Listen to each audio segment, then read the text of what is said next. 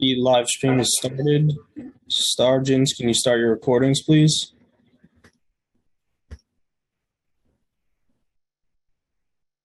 PC recording is up. Cloud is good. Backup is rolling. Sergeant Lugo, if you can give us your opening, please. Good morning, everyone. Welcome to today's remote New York City Council hearing of the Committee on Consumer and Worker Protection, jointly with Zoning and Franchise. At this time, would all panelists please turn on your videos? To minimize disruption, please place electronic devices to vibrate or silent. If you wish to submit testimony, you may do so at testimony@council.nyc.gov. Again, that's testimony@council.nyc.gov. Thank you for your cooperation. Chairs, we are ready to begin. Good morning. I'm Councilmember Marjorie Velasquez, Chair of the Committee on Consumer and Worker Protection. And I'd like to welcome you to our joint hearing today with my colleague and good friend, Councilmember Kevin Riley, Chair of the Subcommittee on Zoning and Franchises. We'll be hearing today a pre-considered introduction and accompanying zoning amendment that will repeal zoning laws and create a new permanent outdoor dining program. Today, we are inviting everyone to have a seat at the open dining table. Before the pandemic, the Sidewalk Cafe licensing system was a bureaucratic maze. Under the pre-COVID system, DCWP, Landmarks Preservation Commission, Departments of City Planning, Environmental Protection, local community boards, city council, and controller all had a role in the approval process for the cafes. An analysis from 2019 indicated an average approval time of 467 days for enclosed cafes and 177 days for unenclosed cafes. Shouldn't take small business owner that wants an enclosed sidewalk cafe over a year to be granted one from the city. The system doesn't need to take this long. And indeed, during the pandemic, it didn't. Under the temporary open restaurants program, restaurants could apply free of charge to serve customers on the sidewalk or roadway. This program bypassed various bureaucratic layers of sidewalk cafe process. Unlike the sidewalk cafe program, restaurants participating in open restaurants could self-certify their spaces. And because open restaurants bypass the normal zoning limitations, far more restaurants could participate. Before the pandemic, only 30 restaurants in the Bronx had sidewalk cafe license. Now, the Bronx has more than 650. The archaic rules and resulting dysfunction of the previous system had real equity consequences that impacted the lives of New Yorkers. Families in the Bronx should have equal access to enjoying dinner outside a restaurant in their neighborhoods, just the same as families living in Manhattan that they have long been able to do. Under the Emergency Open Restaurants Program, over 12,000 restaurants have established outdoor dining on either the sidewalk or roadway. During one of the darkest periods in our city's history, these restaurants provided a space where New Yorkers can go safely socialize outdoors. The program not only provided a lifeline to small businesses, it also saved over 100,000 jobs. And beyond its positive economic impact, outdoor dining reimagined what the city could do with our streets. Welcoming outdoor spaces took over curbs and parks of sidewalks. Instead of just parked cars, creative outdoor dining structures were constructed, adding vibrancy and making the city more livable. In numerous surveys, a majority of city residents have reported supporting the outdoor dining system and the expansion of sidewalk cafes across the city. And while the program has been a success, I do want to recognize some unintended negative consequences of the program. For New Yorkers living in neighborhoods with a high density of restaurants, for example, there have been reports of excessive noise coming from residents eating outside and an increase in trash and vermin. For individuals with certain disabilities, the added obstructions of dining structures on sidewalks can make city streets less accessible. There have also been a handful of accidents where cars have driven into outdoor dining structures, and abandoned sidewalk sheds are more certainly an eyesore on our streets. Our approach to permanently establishing an outdoor program, therefore, must be thoughtful. We must carefully consider all stakeholders. We are not seeking perfection. We are seeking participation and partnership.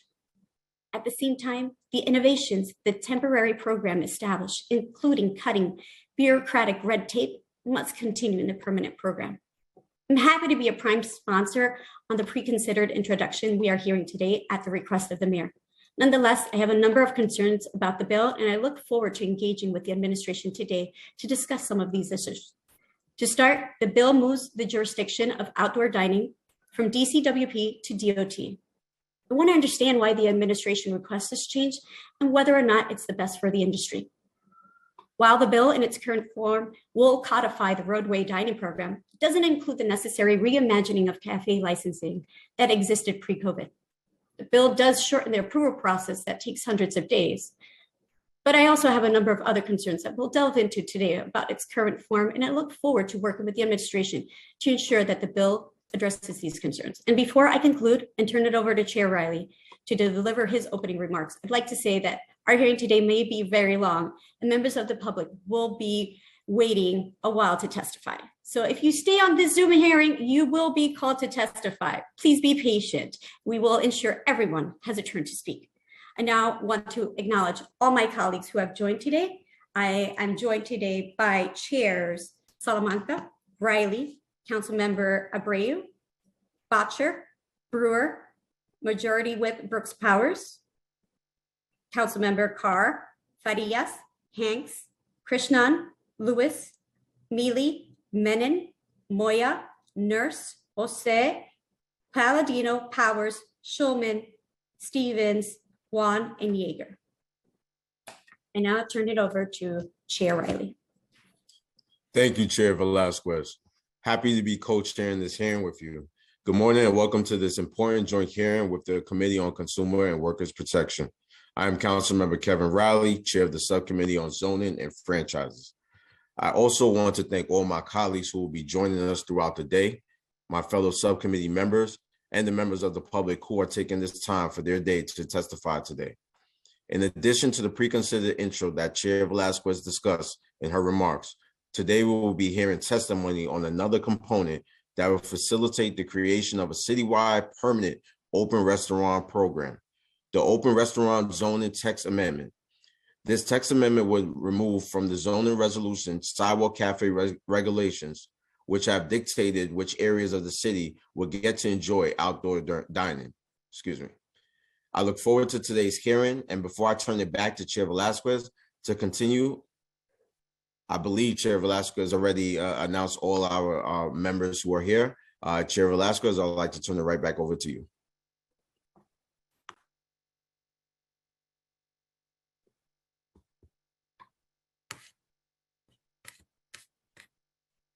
So sorry. Now, Chair Salamanca. Chair Velasquez, I don't think Chair Salamanca is here yet. So if you want to do the portion of the announcements, we can start with that. Okay, well, thank you, Chair Riley. And I'll now turn it over to the committee council to go over some procedural items. Thank you, Chair Velasquez and Chair Riley. Angelina Martinez Rubio, Council to the Subcommittee of Zoning and Franchises, and I will give some brief announcements for meeting procedures today. I will be moderating the hearing with the chairs, and members of the public wishing to testify were asked to register for today's hearing. If you wish to testify and have not already registered, we ask that you please do so now by visiting the New York City Council website at www.council.nyc.gov/testify to sign up. Members of the public may also view a live stream broadcast of this meeting at the council's website. If you need an accessible version of today's presentation, please send a request to testimony@council.nyc.gov. When called to testify, individuals appearing at this hearing will remain muted until one of our staff sends an unmute request. Representatives from the administration will be recognized as a group and called first, followed by members of the public. When recognized to speak, please take a moment to check your device and confirm that your mic is on before you begin speaking. If you're a member of the public viewing this meeting online, please take note with regard to language accessibility. that the council is providing card translation services in connection with the live stream broadcast. For registered participants present within the webinar that need an ASL interpreter video channel during the hearing, we ask that you please locate the interpreter. You can do a search in the participant panel for the interpreter and click the push pin icon to pin that interpreter's video screen. Public testimony will be limited to 2 minutes per witness. If you have additional testimony you would like the council to consider, or if you have written testimony you would like to submit today, you may email it to testimony@council.nyc.gov. Again, testimony@council.nyc.gov. Please indicate the project name in the subject line of your email. And during the hearing, council members with questions should use the Zoom raise hand function. Council members with questions will be announced in order as they raise their hands. Council members are limited to 2 minutes for questions, and a second round of questions will be limited to the chairs.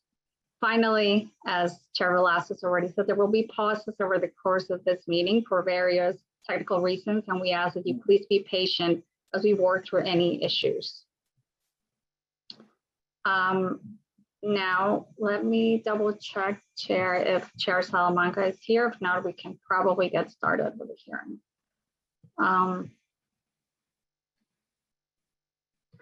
Chair Salamanca is here, so if we can turn over to him for some brief opening remarks. Chair Salamanca.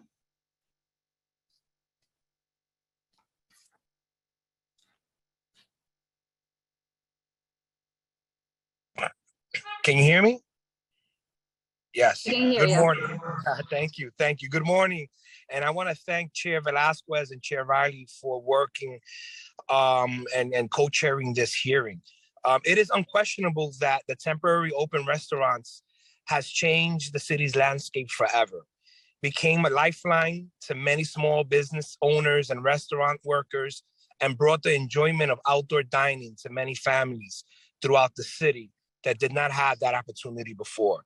The numbers tell us powerful stories here. We started with as little as 1,400 sidewalk cafes throughout the city prior to COVID-19 pandemic, and with over 1,000 of those in Manhattan. And now, thanks to this program, we have over 12,000 cafes, and 659 of those are in the Bronx. And we've saved over 100,000 jobs. While there are successes to be celebrated with the temporary programs, we have heard of many valid concerns from community boards, borough presidents, and those that we will hear from today that will testify. As we approach the permanent program for open restaurants, it is important that we build on the success, but also take into account these concerns so that we can strike the right balance. And I look forward to working with my colleagues. And later on, I'll have a few questions. Thank you.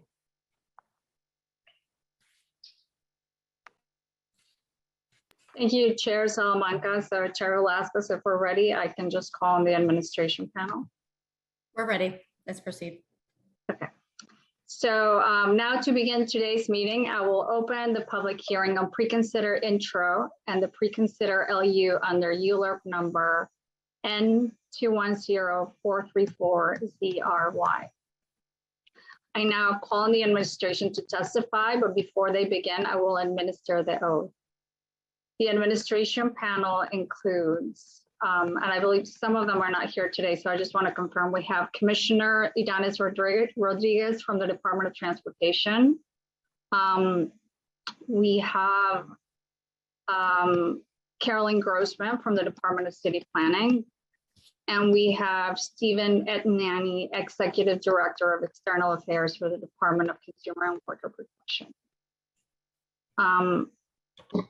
Do we have, I just want to confirm with the panel, do we have Michelle Craven or Julie Shipper who are expected to appear? We're in the same room as the Commissioner Rodriguez. Okay, so we have, sorry guys, I didn't see you. Hi guys. Michelle Craven, DOT Assistant Commissioner for Cityscape of Franchises, and Julie Shipper, DOT's Director of Open Restaurants. The panel, can you please, I will call on you individually for a response. Please raise your right hand. Do you affirm to tell the truth, the whole truth, and nothing but the truth before this committee and to respond honestly to council member questions? Yes, Commissioner I do. Rodriguez, Yes, I do. Director Shipper, Yes, I do. Assistant Commissioner Craven, Yes, I do. Director Grossman, Yes, I do. Executive Director Ednani. Yes, I do. Thank you. You may begin your testimony. And when you're ready to present your slideshow, please say so. It will be displayed on screen and slides will be advanced for you by our staff. Just say next. And for the benefit of the viewing public, if you need an accessible version of today's presentations, please send an email request to testimony@council.nyc.gov.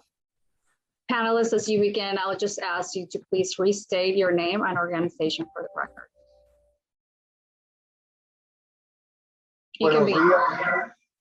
Buenos días. Good morning, Chair Salamanca, Riley, and Velasquez, and members of the Subcommittee on Zoning and Franchises and Committee on Consumer and Workers Protection. I am Danis Rodriguez, Commissioner of the New York City Department of Transportation. With me today are Julie Shipper, Director of Open Restaurants, and Michelle Graven, Assistant Commissioner for Cityscape and Franchises.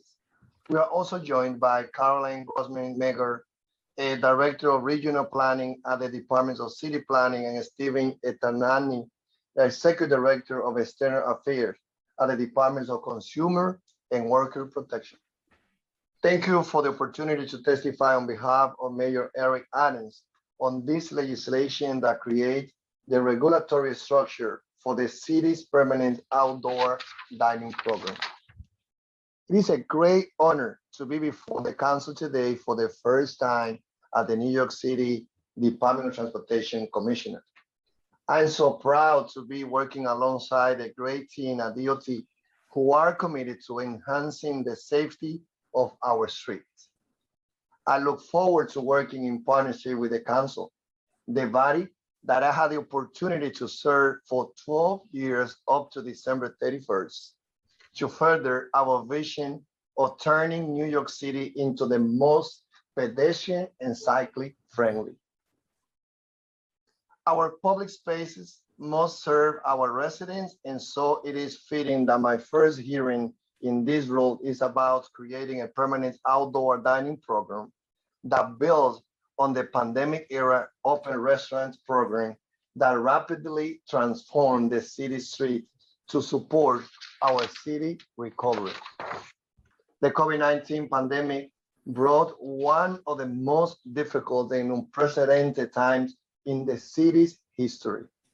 As the city began to emerge from the shutdown and look towards the recovery, the city established the open restaurant program under emergency mayoral executive order to meet this difficult moment. The program enabled over 12,000 restaurants to offer outdoor dining on roadways and sidewalks outside of their establishments. This included allowing over 2,500 restaurants that would not have been eligible or would have been limited due to zoning restrictions to offer sidewalk seating, bringing the benefits of outdoor dining to new areas of the city, such as under elevated railways. This rapid reimagining of a street created a safe way for New Yorkers to share a meal together while indoor dining was banned or limited, bringing us all much needed joy during this challenging time, supporting the city's beloved restaurant industry and saving 100,000 jobs. Now the city is creating outdoor dining program that can live on well beyond the recovery from the pandemic. Doing so requires changes to the zoning resolution, local law, rulemaking, and agency operations and policy. Together, these actions will bolster the intent of local law 112 of 2020, which directed the creation of a permanent program. With this program, the city will be able to better support the restaurant industry in its recovery and provide New Yorkers and visitors alike a new way to enjoy this incredible city. Pursuant to the current state of the zoning resolution, as our colleague from city planning will explain, restaurants are allowed to utilize the space in front of their restaurants for outdoor dining in only certain areas of the city. The zoning text amendment removes the geographic restrictions, allowing restaurants throughout all parts of the city to apply for outdoor seating areas on the sidewalk. The legislation before the council today transferred jurisdiction of the licensing and regulations of sidewalk cafes from the Departments of Consumer and Worker Protection to the Department of New York City Transportation. And for roadway dining, this legislation creates a new roadway cafe program at DOT, establishing a revocable consent and license review process and license fee. These changes will enable a unified outdoor dining program administered under one agency at DOT. The program will be available citywide, but subject to seating criteria, such as minimum sidewalk clearance and design guidance. It will be a simple process for restaurants than the old sidewalk cafe program, but will still require community board review for sidewalk cafes and notification and public revocable consent hearing for roadway cafe. By expanding the program to restaurants in all parts of the city and providing a new roadway seating option, the program will particularly help business in low-income neighborhoods and community of color.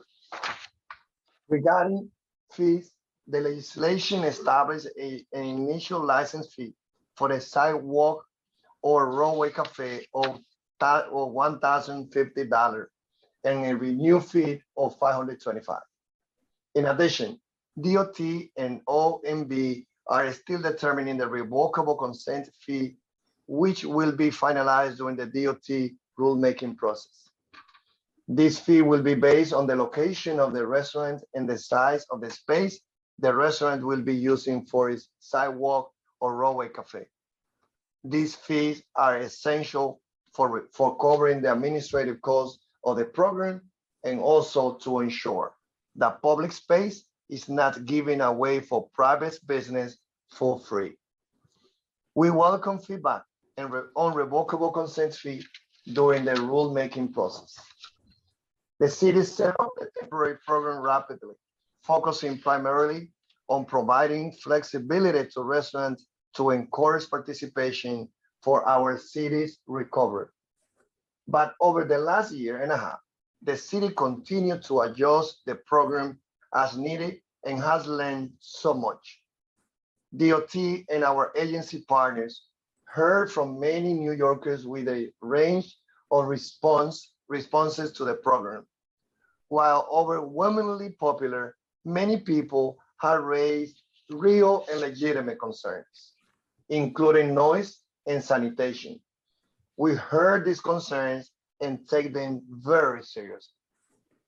Since the start of the program, the city encouraged adherence to the program's requirements. DOT has co-hosted a number of educational webinars on the program for restaurant owners and workers. And DOT and our sister agencies have conducted nearly 60,000 inspections and find and remove restaurants that failed multiple inspections. But now with the change to a permanent program, we will have an even greater focus on inspections and compliance.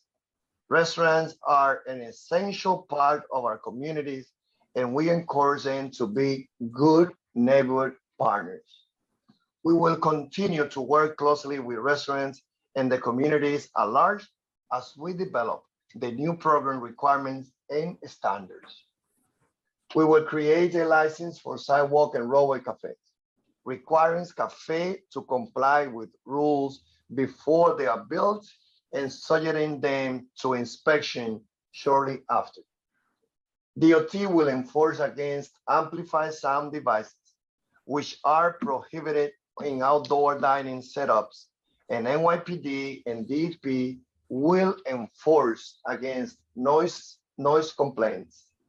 And we are working closely with the Departments of Health and Mental Hygiene on pest management standards, to including the license agreement, as well as other sanitation standards. DOT, along with our sister agencies and design and civic groups, is currently engaging in a process to create new design guidance for the program. This guidance will include detailed information about how the program will work physically, including visualizations, materials needed for setup, and standards on cleaning and trash storage. This public design process began in October, and the guidance will be codified through rulemaking. The design guidance will ensure that our dining setups are accessible to all users, contribute to safe streets, and provide access for emergency vehicles, are flexible and temporary to allow for many activities on New York City streets, from emergency work to transportation planning to maintenance and sanitation. Work well in varying street and neighborhood contexts, and are clean, attractive, and well managed. DOT is hiring full-time staffs dedicated to this program, including our Director of Open Restaurants, a dedicated enforcement team, application and plan reviewer, and corridor and parking planners. This includes bilingual application reviewers and inspectors to ensure language is not a barrier to participation. The Mayor's Office of People with Disability is also hiring additional plan reviewers to focus on accessibility. We are eager to bring on these new team members who will ensure the program's success and increase restaurants compliance. In conclusion, I would like to thank the Council for the opportunity to testify before you today, and for your partnership in creating an outdoor dining program that brings new life to New York City. Hoy estamos en un programa que va a dar la oportunidad de crear permanentemente la opción de que las personas que tengan restaurante puedan usar los espacios de las aceras y de la calle. Un programa que se comenzó temporalmente durante la época del COVID, pero que ahora estamos trabajando para dejarlo permanentemente, para convertirlo en convertirnos en la ciudad que va a tener la mayor cantidad de restaurantes en las aceras y en los sidewalks, pero un programa que va a también tener regulaciones para que aquellos que apliquen tengan que cumplir también con requisitos de tener los lugares limpios y seguros. I want to say that this program will be the largest one in the whole nation. It will be a role model to other municipalities. We will be happy to answer any question after you heard from our city planning colleague.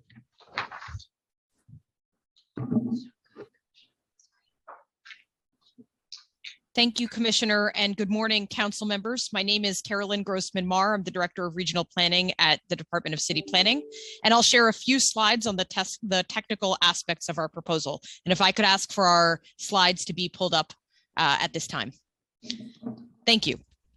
As Commissioner Rodriguez shared, the legal framework that governs cafes is multifaceted. And so in order to make this permanent open restaurants plan a reality, there's 3 legal steps that need to advance, each happening through a somewhat different process.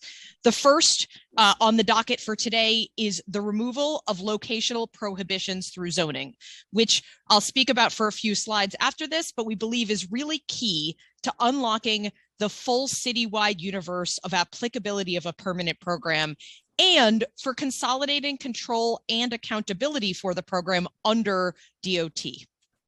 The second, also on docket for today, is the legislative response, which will revise and transfer authority to run a sidewalk cafe program from DCWP to DOT. thus allowing for a unified program, as well as establishing the parameters for the roadway program, which did not previously exist under law. Following steps 1 and 2 and that authorization, the agency rule process would be adopted to address design, operational, and application standards, but cannot proceed absent the passage of the zoning and legislative components, which would authorize DOT to move to have a permanent program and thus make the possibility of establishing rules possible. Over the next few slides, I'll discuss how the zoning text amendment works and why it's important to the future program. Next slide, please.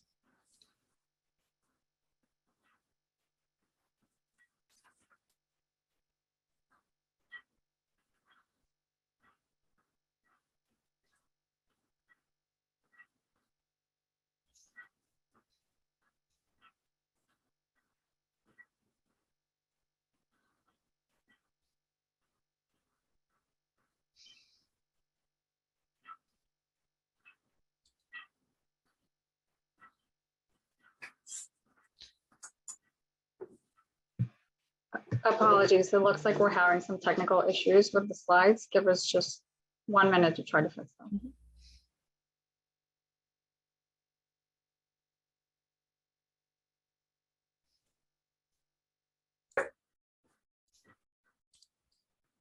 Great, thank you. Under the zoning rules, which are currently suspended by executive order, zoning dictated 3 different kinds of cafes and where in the city they can be located. The most common is a standard unenclosed cafe, which allowed for readily removable tables, chairs, and fencing with very little overhead coverage other than umbrellas and retractable roofs. We had a small sidewalk cafe designation, which is an unenclosed sidewalk cafe containing no more than a single row of tables and chairs. And we had an enclosed cafe, which is an extension of a building into the sidewalk using light building materials and with transparency requirements, similar to what you see here, the classic diner typology. Next slide. Zoning holds the geographic restrictions of where these types of cafes are allowed and not allowed. You can view on our website how the zoning map plays out. We have in yellow areas of the city, primarily in Manhattan, only small cafe types. Purple is where small or regular sized unenclosed cafes are allowed. Green is where any kind of cafe is allowed. And very importantly for our purposes here, you can see a lot of area of the city where cafes are not allowed at all. Even if the sidewalks are wide and conditions otherwise would have been appropriate, the zoning has made these areas prohibited. And there's really 2 kinds. Red is areas that are specifically prohibited and called out in zoning. And you can see here both areas in Manhattan as well as many commercial corridors in Brooklyn, Queens, and the Bronx, long red stretches, as well as blue areas, which are the residential zones of our city. Now, typically, we outlaw cafes in residential areas because we also don't allow restaurants in residential areas, but we have 3,000 restaurants or so across the city that exist in these areas that also effectively cannot access the sidewalk cafe program as it exists under prior law. Next slide. You can see the results of that regime. As the commissioner mentioned, we had just over 1,000 cafes pre-COVID on the sidewalks of the city. Mostly were the unenclosed variety, and the vast majority of them were located in Manhattan. And we believe that that was the reason for that is a combination of all of the restrictions that existed on the program pre-COVID. Next slide. As we can see, over 12,000 restaurants are participating in the emergency program, and you can see that more than half of them are in the outer boroughs. A true success story of the program has been its 5-borough nature and the ability to really extend outdoor dining to all corners of the city. Next slide. So during the emergency program, we estimate that 2,500 restaurants at minimum were permitted in areas that are prohibited or limited under that existing zoning regime. So this proposed text amendment would allow them the possibility of applying for the future program. Looking at the map on the right, we see again in red are restaurants in areas that are specifically prohibited by zoning. You can see some of those red corridors and the significant numbers along those corridors in the Bronx, Brooklyn, and Queens again that are prohibited under zoning. These include commercial mid-blocks, certain special districts under elevated rail lines, and other named congested areas of the city.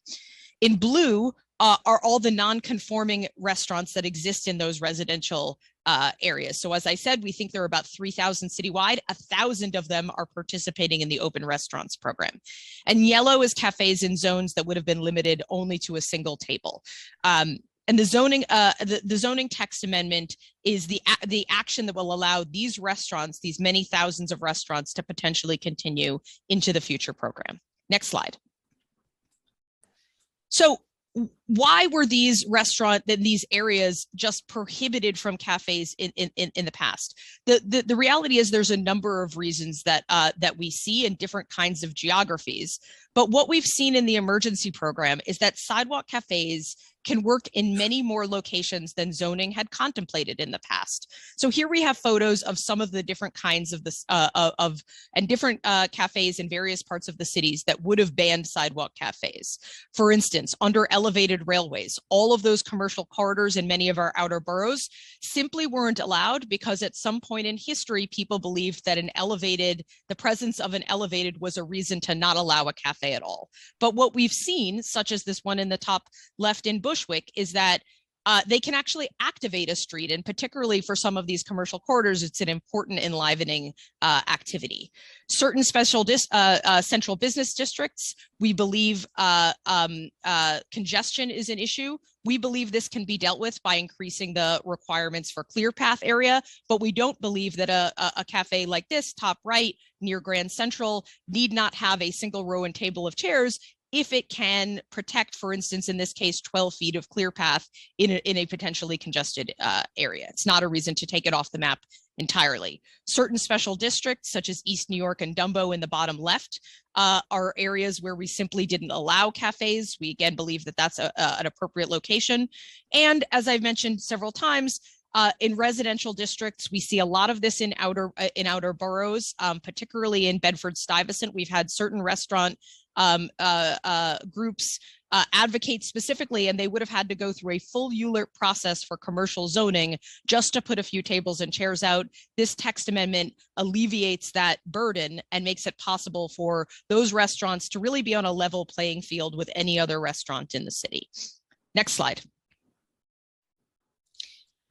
Other cleanup actions that are included in the text amendment. We have a number of removals of definitions and cross references that really get the zoning entirely out of the business of regulating cafes, so that DOT can have that exclusive authority. We have some text that precludes operable windows that would service an outdoor restaurant, so we've allowed for that to continue to exist. There are some parts of the text amendment that ensure that an enclosure provision, so certain areas of the city, we would require a restaurant to be fully enclosed within a building in order to operate. That is inconsistent with having an outdoor cafe. So we've removed those provisions to allow for the use of the outdoor restaurant in those areas. And we've clarified the sidewalk widening text, which is a feature of mostly Midtown, where buildings are required to set back to build wider sidewalks. We've made sure that that does not interfere with the participation in the open restaurants program as well, because we want to make sure that a restaurant who is applying doesn't have to research 40 years of zoning history in order to understand a building line and a curb line and have a lay understanding of the layout of their sidewalk requirements. Next slide. The City Planning Commission voted to adopt the text amendment at the end of last year with a modification. The commission heard much testimony about the importance of quality of life concerns and the importance of getting the details right, not just with the zoning, but with the legislation and rules-based components of the program. So to address concerns that one component be enacted absent the completion of the other components, the City Planning Commission modified the effective date of the zoning to be tied to the subsequent enactment of legislation and DOT rules. So this ensures that all three elements will only go into effect together and not sequentially. Next slide. And to that point, as the commissioner mentioned, DOT, DCP, and our sister agencies made a commitment to public engagement around a design process that will reach the design standards, which ultimately will be codified into DOT's rules. The teams were out visiting borough boards through the end of last year to promote a citywide survey collecting initial design feedback. We are regularly meeting with sister agencies to develop this initial work. We are also partnered with the Alfresco Coalition led by RPA, the Design Trust, and Tri-State Transportation Campaign, who are helping us collect valuable feedback on design ideas. And we'll plan to be out with more public engagement in the coming weeks and months to arrive at those final design concepts. Next slide. So summarizing the complexity of the multiple approvals and developments here with a calendar, the zoning elements which we've discussed are in front of the council on deadline based on the land use calendar, but will remain unenacted pending other adoptions. The legislation authorizing these high-level components is under consideration as well, not on the same deadlines as the land use components. A design development and engagement process is well underway and will run through the spring, leading to draft concept designs and the draft CAPA rules later in the year. Following the adoption of CAPA, the city will work on education and outreach around the new procedures with the expectation of transition into the new program around 2023. All of this being underpinned by the emergency executive order remaining in effect and allowing for that seamless transition. So with that, we can pull slides down and I'll return control to Commissioner Rodriguez and the council for Q&A. Thank you.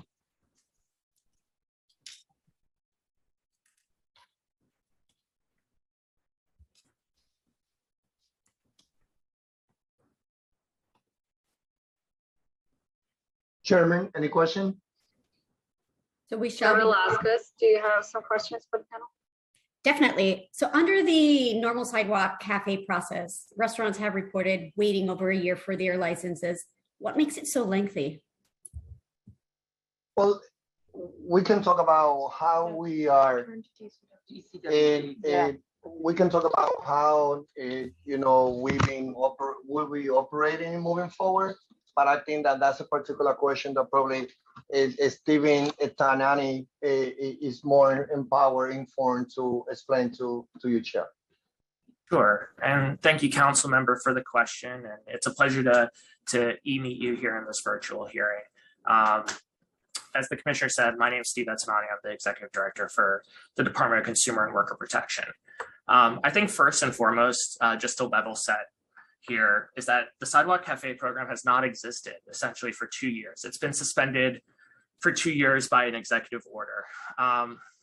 In part, the reason for that is that the Sidewalk Cafe process was not nimble, as you mentioned, Chair.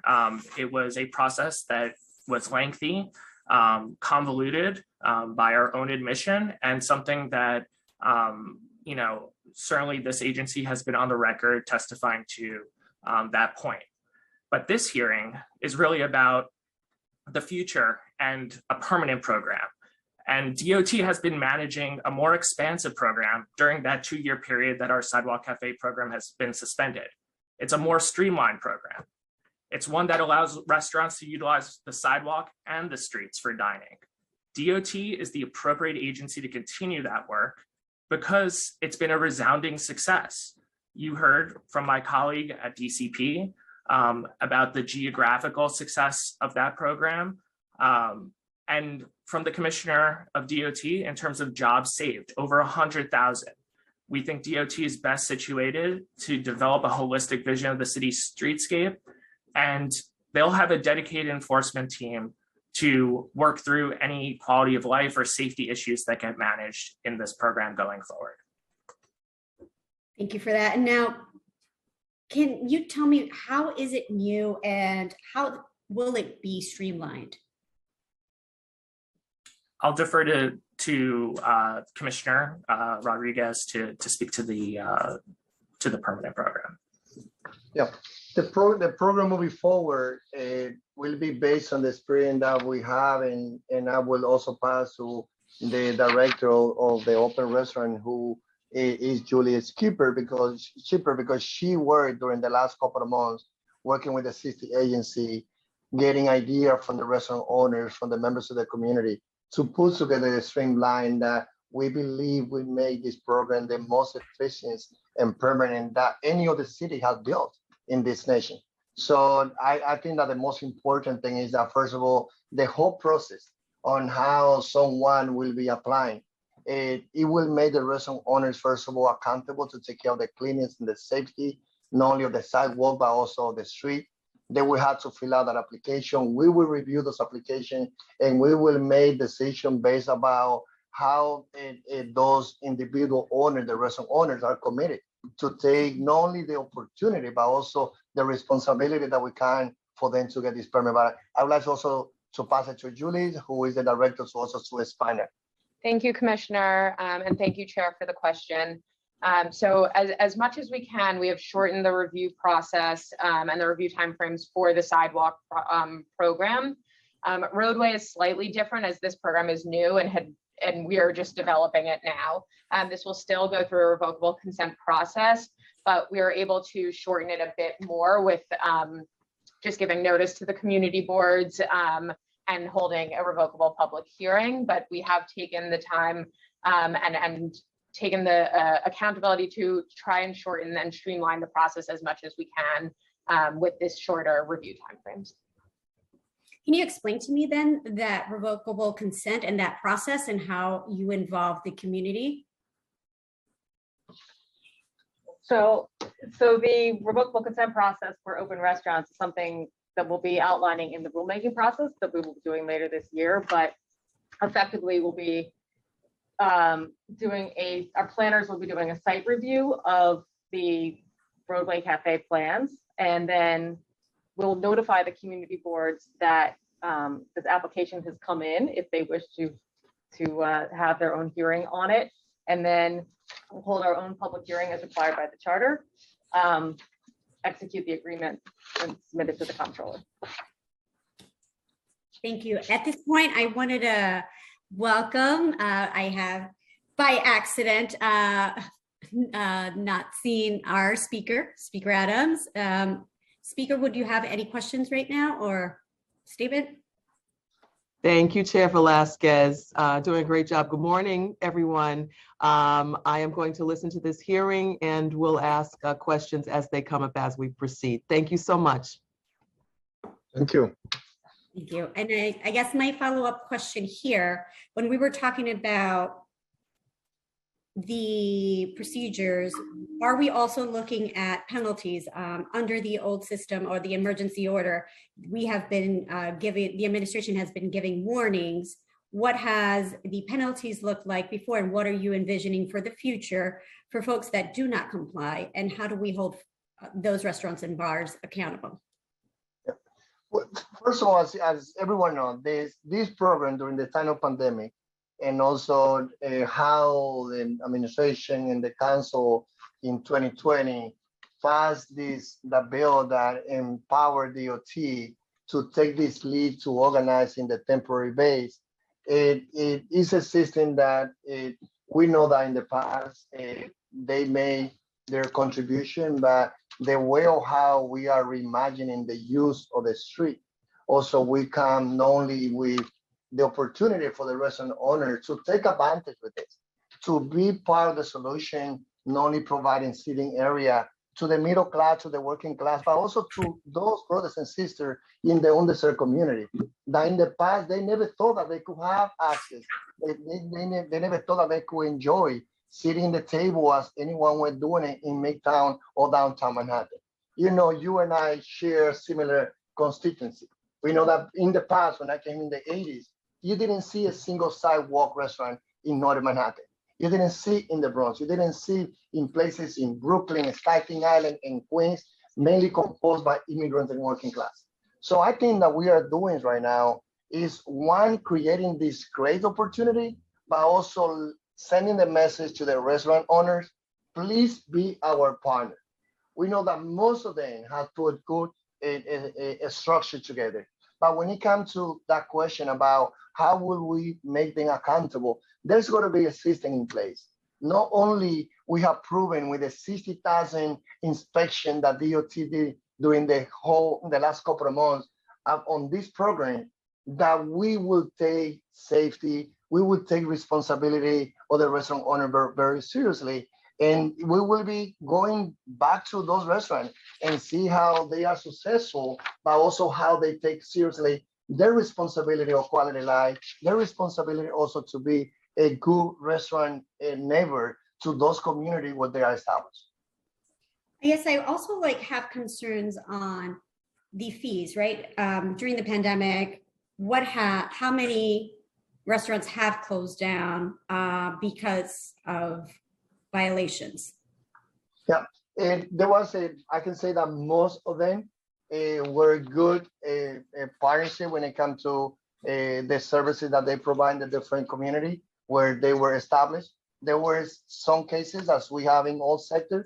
We also had a few by Apple, and we know that those few Apple are everywhere.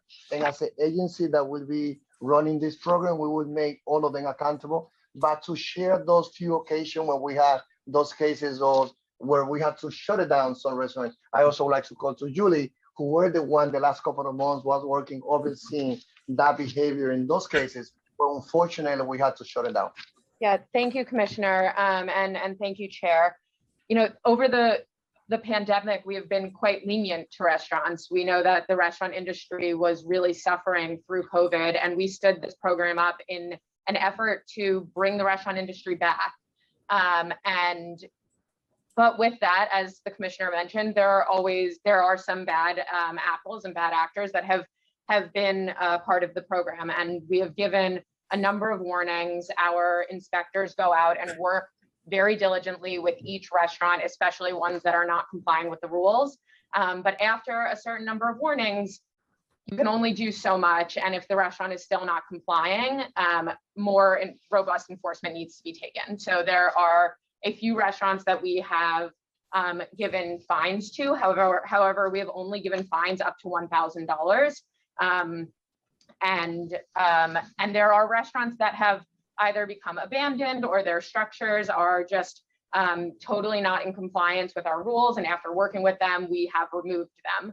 And going forward in the permanent program, that is something that you will see more of. If a restaurant is not in compliance, after we have taken the time to work with them, we will turn to summonses and removals just to make sure that this is a very successful program and a program that can continue on for decades and decades. Thank you so much for that. But can you be more specific? How many warnings? How many fines? Are there any closings? I mean, you should have this data point. We can come back to you with the specific numbers on fines, warnings, and removals. So we're basically discussing how to keep restaurants open, but we don't even know how many you've closed down. Okay, cool. Next, what we're trying to do is, what is the bill purpose moving this licensing from DOT to DCWP? And I know we've kept on talking about this, but explain to me how much more efficient would it be under DOT if you can't even give me data points?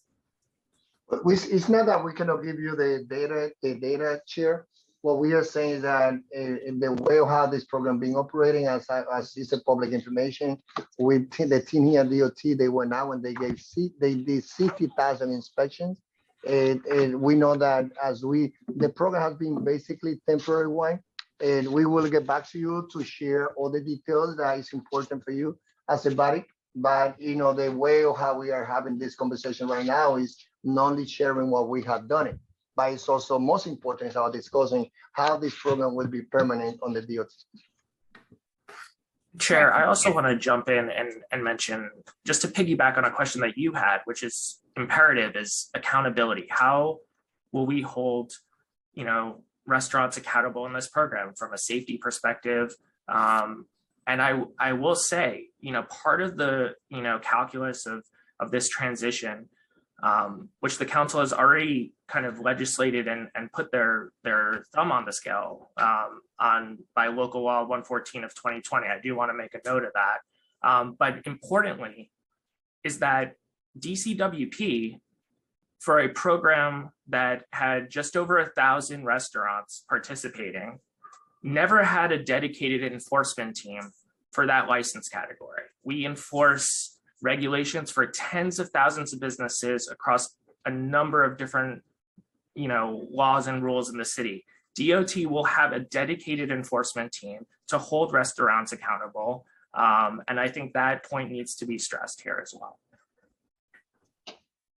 And I guess I also want to distinguish the fact that there are two different worlds that are existing, right? There's the sidewalk cafe, and then there's open dining, open restaurants. So can you clarify how you're going to treat them under your system? What does the approval process look like? And additionally, how do we get community involvement in both? Yeah, you're right. There's going to be, first of all, what we are bringing new to the city is that we will have the DOT as an agency where the restaurant owner, they will come and do the two shop in one agency. So they will be able to apply for the sidewalk, but also for the roadway. There's going to be two different fees that they will pay, but there's some area where we are allowed when it comes to the sidewalk, when it comes to, when it comes to the city charter allowing us to do certain things. And the other part is something that, it is also required some changes, but that's why we are working with the two systems, which is the one related to the sidewalk, one related to the roadway. But I think that our person here from city planning should be the person that also can expand a little bit more on that. Caroline? Apologies, could I ask for the question to be repeated? So for what I was asking is, remember how we had discussed the two different models, right? There's a sidewalk and then there's open restaurants. How did you streamline it? So we're talking about pre-COVID. Yeah. Currently the emergency order, and how do you envision it going forward? I believe that there were 4 slides. Yes, Thank you. Thank you, and apologies, I got lost in the train. So I think as we described, the pre-COVID sidewalk cafe program had so many agencies involved, right? Both on the administration side, DCWP, DOT through the regulation of streets, DCP through the regulation of zoning, as well as the community boards, as well as the council, as well as the comptroller. So what we're trying to do here is, within the constraints of the revocable consent process, remove as many of those elements and streamline the coordination between as many of those elements as we can. One really big part of that is the removal of the zoning itself, right? We think that getting ULURP and all of the sort of heft of that program and how difficult it is to make changes through the ULURP process, just to be able to put a few tables and chairs out, we think is a huge benefit to just the coordination, right? I described restaurants that would come to us, to put a few chairs out in a restaurant in Bed-Stuy, that we had to tell they had to go through a full ULURP process just to do that. So one thing we're doing is just removing our entire agency. We do still believe that that we will have an advisory role, on design issues, but remove that sort of that burden of process. I think the second, as we described, is making it easier to apply in the first place. So removing the engineered drawings, getting something that is more technologically enabled, something that is a little easier for restaurants and easier for the community and the general public to see. We think that could help a lot in terms of just streamlining those elements. We are continuing to require, on the sidewalk cafe side, a community board referral, as is required under the existing revocable consent process. We do think that that's obviously an important way to get community feedback, though it is part of what makes the process a little bit longer. That is true of the council process as well. So we did look at streamlining those just a little bit in terms of the time slots to make it a little bit quicker. And ultimately, we think that combined means it will not be as simple a process as it is under the emergency authority, but it will be easier than it was under the pre-COVID. And so much of this, we also believe, is about the resources and the technical sophistication at DOT to be a good plan reviewer and to be responsive to the restaurants. And as DCWP has described, they were administering a program for the streets when that's not their agency's primary mandate, and they're a much smaller agency. So we also believe that DOT, under this much more resourced body, has the ability to be an efficient processor of those applications, and that they can do that efficiently and transparently, even with those many stops along the process. Got it. Can you tell me an estimate as how long it will take with the sidewalk streamline process, the new one that's proposed, and also the open restaurants? Sure. I'm going to defer. I would expect that Julie would like to answer that. Sorry, we were just unmuting. The sidewalk process will take about 5 months, and the roadway process will take about 4 months. What's the month difference? Why is it a month difference? The sidewalk review timeframes were cut down from the previous sidewalk process, but goes to the community board for approval. The roadway, the community board will get notification, and then a public hearing will be held, but that process is slightly shorter. Can I ask why are you not just notifying? Why are you just notifying when it's a larger space rather than the sidewalk? So we would still be holding a revocable consent public hearing, and felt that was that with the notice to the community boards plus that public hearing, that was sufficient to hear from the community boards that way. However, the sidewalk cafe process, they're in the city charter. This is what is required and what has been approved by the law department. Thank you for that. Also, how are you monitoring the abandoned outdoor dining structures, and how are you working with them, the restaurants, to have them removed? Well, we can talk about what we have done. We will hear from Julie what we have done so far, but what I can tell you is about us moving forward. DOT, as you heard, we have enough resources to be sure that we have an operation overseen by Julie as a director, that we have enough individuals to coordinate, to do inspection, but also to working together with all agencies, such as sanitation, NYPD, Department of Health. So look, what we expect is that we know that the vast majority of restaurant owners are behind this initiative. We expect that they understand that the opportunity that they have. As I said before, we are part of this history right now. We make in New York City the city that will have the largest numbers of restaurants using sidewalk and roadway. We will be the city where working class will be able to enjoy the opportunity to have access to this sitting area. But when it comes to how we will remove starting with inspection, like looking at the application, we will take when the restaurant owner sign this permit. They should know that the signature comes with a responsibility that we will make them accountable. And if they don't comply to everything related to cleaning and safety, we will go there, we will do the inspection. The good one, I know that the majority will be great partners with us. They will have our support. But those that they are not, we will remove their permits. Yes, and as the commissioner said, this process is one that it's a combination of proactive enforcement and response to complaints. So we are counting on the community and restaurants in general. If you are seeing abandoned structures out there, let our borough commissioners know, and we will send inspectors out there to take a look, see what is out there. And if they are ultimately abandoned, we will remove them. We have removed so far up to 40 restaurants thus far, but we have more on our list that are coming, and we want this program to be successful. And in order to be successful, we need to have a good working relationship with the restaurant community and expect that our expect that our inspectors will be removing restaurants when they are not complying. How many of your inspectors are bilingual?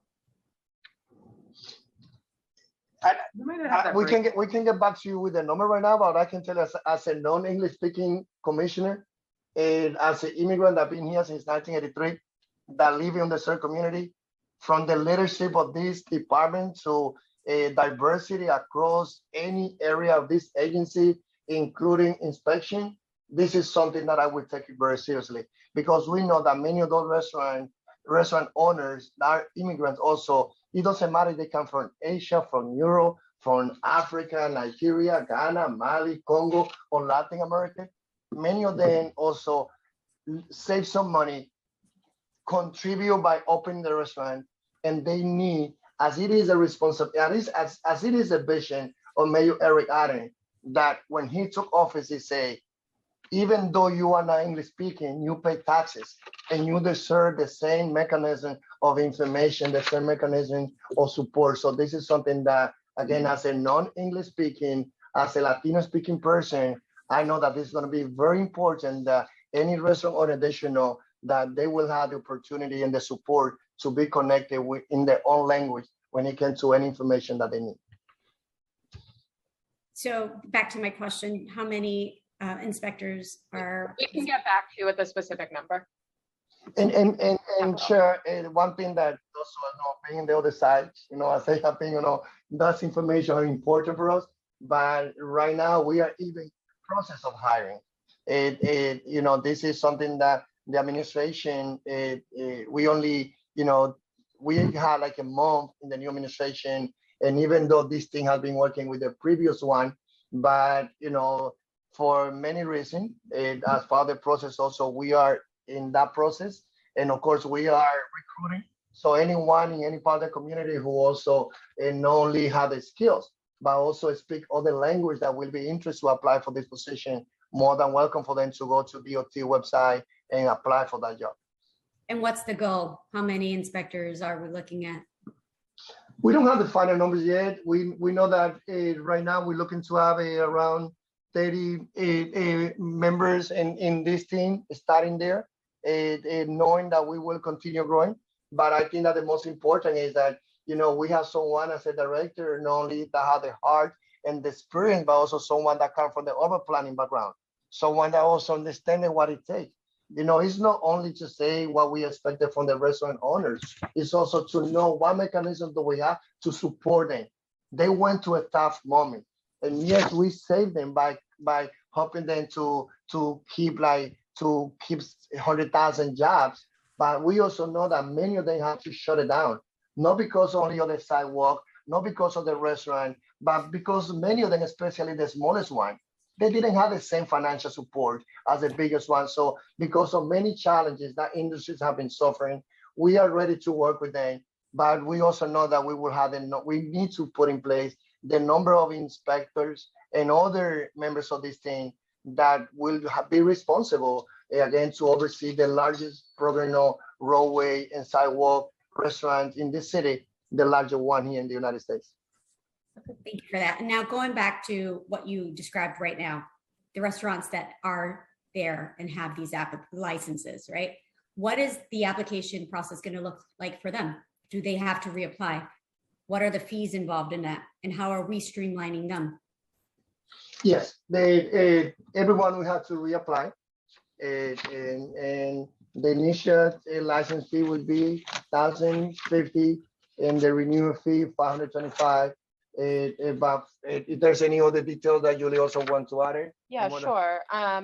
Look, we want as many restaurants who are part of the emergency program to be part of the permanent program. But in order to make this program successful and in order to keep it, flowing freely, we really, and working well, we want to make sure that all of the restaurants start out on the same playing field. And so in order to do that, we will need everyone to reapply for the permanent program. We of course know that there will be some leniency in the beginning parts of the program as everyone gets comfortable with the new rules. But we do want everyone to reapply in order to make it a very even playing field and to make sure that our inspectors can get to each restaurant at least once after they set up and have our plan reviewers be able to work with the restaurants to make sure that they're including everything that they need to include in order to have these safe setups and be able to really operate a very successful program. So you have about 12,000 licenses right now. What are you going to do with that backlog? Well, we have a number of people that are coming we're hiring right now that will be working on those applications, and we're hoping to move it along as quickly as we can. What's that timetable looking like though? Because we got to step up, right? And we got to hire up. So what's the hiring process for that specific piece look like? And how are you going to work that out, especially with a backlog as large as that? So the program won't begin until 2023. Hiring has already begun, and we will continue to work diligently to make sure that we're able to get this program up and running in a timely manner. How many people are you expecting to hire for that specific process? We are starting with around 30. That's the number, but of course, as you heard from the director of this program, we are still operating based on the temporary setup that we have. And as we make the transition to market permanent, so we will have the time to do the assessment, and we will add as many headcount that we need in order to be sure that this program will be efficient, that provide all the support to the restaurant owners, as also to have all the number of men and women who will be in charge to go out and do the inspections. And Chair, we do have the number of fines and warnings that you asked for. So fines, there's been 22 that have been given, 40 removals, as I had mentioned, and on warnings, there's been 4,292. And that is on cease and desist warnings. Thank you so much for that. I appreciate that. I guess my next question has to move with the last session. This committee enacted 2 laws, right? Now, how do we, it was to improve the cafe licensing program. Why were these not incorporated into this bill? So 39 and 41.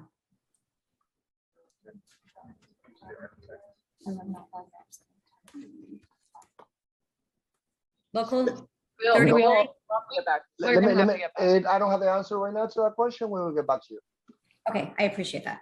Thank you.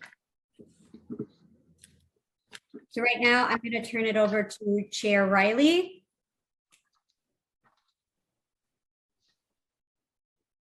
Thank you, Chair Velasquez, for your line of questioning. And thank you to the applicant panel for your presentation. Before I ask some questions related to the text amendment, I would like to know from the DOT, do you have a breakdown of how many open restaurants are operating per council district? And if so, could you provide us with those numbers? We do have it, and we will get it and send it to you, Councilman. Okay, do you have it so you can state it for the record? Yeah, we do have it. We have, as we said, 12,000 so far, an average of 12,000. The breakdown of how many we have per council district, this is something that we can put it together and share with the council. We can give the borough breakdown. And also, let me also hear the thing here to share with you the breakdown per borough. Then. Sure, I can give you the borough breakdown, and we can send you the council breakdown. In Manhattan, there are 5,900. In Brooklyn, there are 3,000. Queens, 2,400. Bronx, 659, and Staten Island, 187. Thank you. The current proposal as modified by the City Planning Commission, as you mentioned in the presentation, and I'm just going to question, I know you went over it during the presentation, but I just want to clarify for the record. The current proposal as modified by the City Planning Commission, as you mentioned in your presentation, makes the text amendment effective only after council passes legislation and DOT promulgates rules. Can you explain why it would be a good policy to remove sidewalk cafes from zoning regardless of these subsequent actions? Sure. Thanks for the question, Chair. And as I think we tried to describe in the presentation, this city planning, I think the emergency program has been a remarkable pilot, right? Only under these emergency necessity conditions would we ever be able to try on such a large change to zoning. And I think what we realized is that all of these areas of the city that over many, many decades had been accreted as off limits for sidewalk cafes are in fact very good locations for sidewalk cafes and have contributed remarkable value to the commercial streets and all of the streets in which they sit on. And so I think being able to see that and understand that that making a sidewalk cafe work is really about the physical controls and the operational controls. And what I mean by that is physically having enough space on the sidewalk and all of the quality of life concerns we've heard around noise and cleanliness and the physical setups. We believe that zoning has been standing in the way where those rules are far more effective at actually creating the kind of street life that we want to see. And so for that reason, we really reconsidered the entire way that the zoning is structured to prohibit and take so many of our neighborhoods off the table from even applying to a program. Now, that has not always been the case. It only goes back several decades that zoning had a role. Prior to that, we had we were in a world similar to the world we're looking towards, where you had a single agency looking at the authority. So, really we're rolling back to that world. And we believe that that's a world that is, levels the playing field for the entire city and every restaurant to potentially be able to apply, but still keeps an agency in charge of the essential controls and application process, and still keeps a role for communities in reviewing that process. We just don't think the zoning is necessary to achieve those very important public objectives. And again, regarding the modification that you mentioned, we did believe, because there are all of these multiple different pieces of process moving independently from one another, the commission believed it was really important to give that assurance that they all become adopted together, because what we don't want to see is the zoning changes become effective but not have concluded a fully appropriate legislative or design solutions for the program. So only once those pieces are fully thought through and adopted into law will these zoning changes actually become effective. Thank you, Carolyn. Some community boards have expressed concerns about the changes to the text regarding enclosure provisions in certain commercial districts that were perceived as potentially increasing noise to nearby residents. Could you explain your thinking behind the proposed new language? Sure. Thank you for that. So, as I mentioned, there are certain districts of the city where the zoning requires a restaurant to be fully within an enclosed building in order to operate. So obviously you cannot have a sidewalk cafe outdoors, that defeats the purpose of being within a fully enclosed building. So we really thought it was important to make sure that we weren't accidentally removing the ability for those restaurants in those particular districts to also participate in the open restaurants program. The change also makes it possible for a restaurant to not fully enclose its interior portion, right? Because once you're saying it's not required to be enclosed, it also means that, for instance, a garage door that could, a very large window can open up in that building. And we have heard concerns about that potentially contributing to noise. As the commissioner said, noise is really an important feature of the operational controls. That's going to be true for any unenclosed restaurant on the sidewalk or on the roadway, regardless of whether it happens to be in one of these particular zoning districts that had this condition in the past. So we certainly believe that making sure that the noise controls and that the whole procedure of the program that creates appropriate checks for quality of life concerns, those remain really important. But what we didn't want to do was penalize restaurants that are in one type of zoning district that wouldn't otherwise be able to operate in the program in a rationalized way. So we really saw this as removing, as again, a leveling of the playing field, making sure that all of our commercial districts are functioning the same way, and that nothing in zoning is creating, a somewhat arbitrary barrier to participation in the outdoor dining that has been so successful. Thank you, Caroline. I know a lot of my colleagues have questions. I just have 3 more questions, and these questions are on behalf of Majority Leader Powers. And then I'm going to toss it back to Chair Velasquez, who's going to kick it off to our colleagues. The 3 questions from Majority Leader Powers were, what are the fees associated with applying? What role, if any, do we need the SLA to play? And do they have a position on propane heaters being part of this program long term?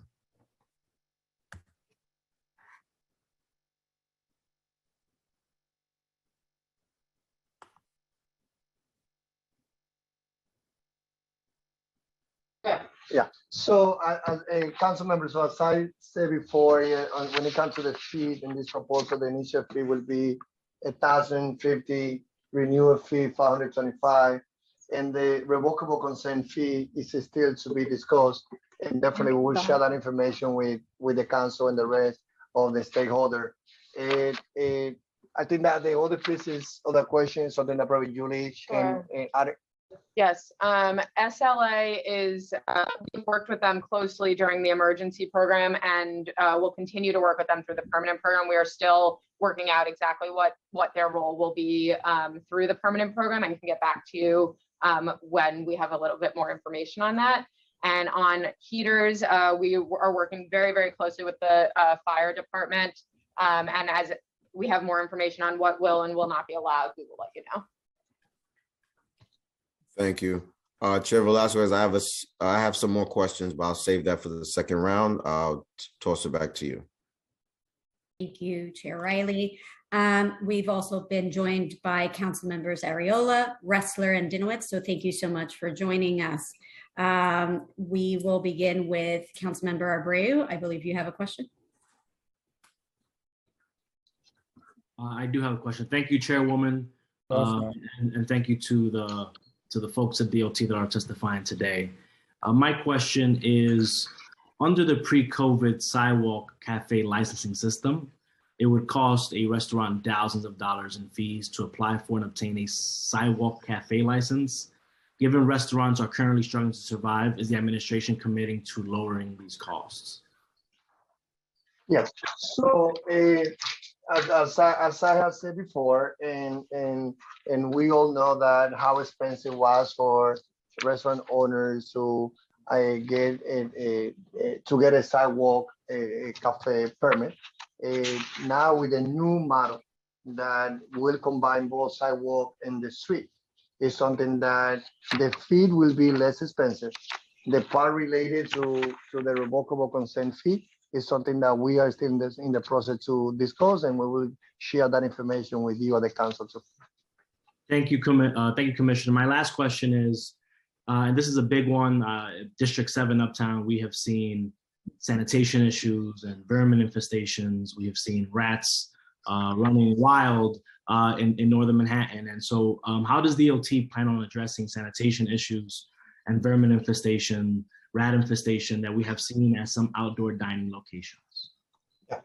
Safety and quality of life are 2 important issues that go hand by hand with this program. And you know that even when it comes to the Mayor Adams' previous role, for him to fight with something that is so affecting our city for decades, right on the ground, in the street, is something that we know that is part of the challenges that we have in the city. We believe that working together with the restaurant owner, we know that this program, we have seen, as you know, we share in my previous role, the border of District 10 and District 7. We know that the challenge in District 7, the same thing that we have in Northern Manhattan when it comes to, residents love to go and sit in the sidewalk, but also they know that cleaning, safety are critical. So we are going to be working with the health departments, with other agencies to be sure that not only we go out and take and do what we have to do, but also we're going to be working with those restaurant owners to bring them as a partner for them to help us on cleaning not only the area in the sidewalk and in the roadway, but also in the surrounding area of those restaurants.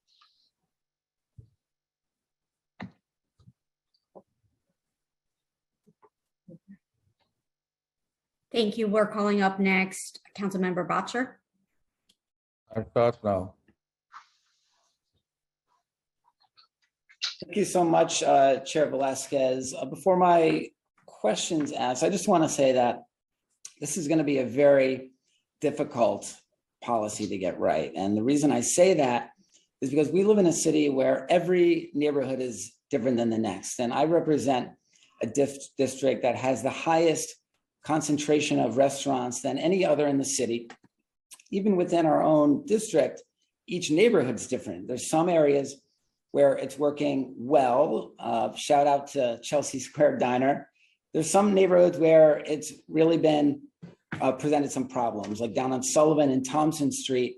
The whole block is just one long shed, tall sheds. So we're being asked to craft legislation that would apply to the whole city. So if we're going to do this, we need a system that works for every community. And it can't leave the important details to be decided by city agencies after the fact through a rulemaking process. So I want to thank, in advance, I want to thank the Speaker's office and Chairs Velasquez and Riley for including me and my other colleagues, especially those who represent districts with a lot of outdoor dining, in the negotiations, because historically, when bills are being negotiated, they're negotiated with the Speaker's office and the bill sponsors in the administration. But I'm really hoping that we could all be included in this, as well as the many stakeholders, because we have to come up with a program that works for all communities. I believe we can. I hope we can. And my question is for the Department of Transportation. Hi, Commissioner Rodriguez, excited to work with you in this new capacity. And my question is about enforcement. Enforcement has been very frustrating the last couple of years. And I know that it's been extreme circumstances, but this is a list of locations in our district that our staff and interns surveyed all the different setups in our district, and they found that 93% were out of compliance with at least one DOT rule, some minor, but some major, like blocking a fire hydrant. It's been very frustrating trying to get the DOT to enforce the current rules. And I mean this in the nicest possible way, but Commissioner, what do you have to say to my constituents who are here on this Zoom that really don't have faith in the DOT to really enforce future rules when you haven't been able to enforce the current rules? Well, first of all, Councilmember, it is an honor to be here, sharing responsibility in different roles. All I have is good experience working with you, in our previous role. And I owe you to, take my time, walk in your district, and be able to spend some time, speaking to the restaurant owners, to members of the community, because as you say, each council district have different, are complex. And I think that we are not here as an agency to dictate. We are here to work together. That's why we have done it. We know that enforcement is something that, we have to step in. And one of the things that we know that we will see under this administration of Mayor Eric Adams is direction to all commissioners to say, focus on enforcement too. It's not only from the NYPD, it's about inspection from the Department of Health, Department of Transportation. So I can tell you that myself and the director here of this program, we're going to be working with the NYPD, with Department of Health and all the agencies, but especially with you. You are our ear. We have great Manhattan Borough Commissioner, a friend of yours too, someone that well, we're going to be working together. So let's take the time, let's work your district, and we are here to do the best we can to balance, what we see as an important, amazing, innovating way of how we are reimagining the street, but also listening to especially quality of life issues that legitimate many people, residents are bringing as part of this conversation. Thank you.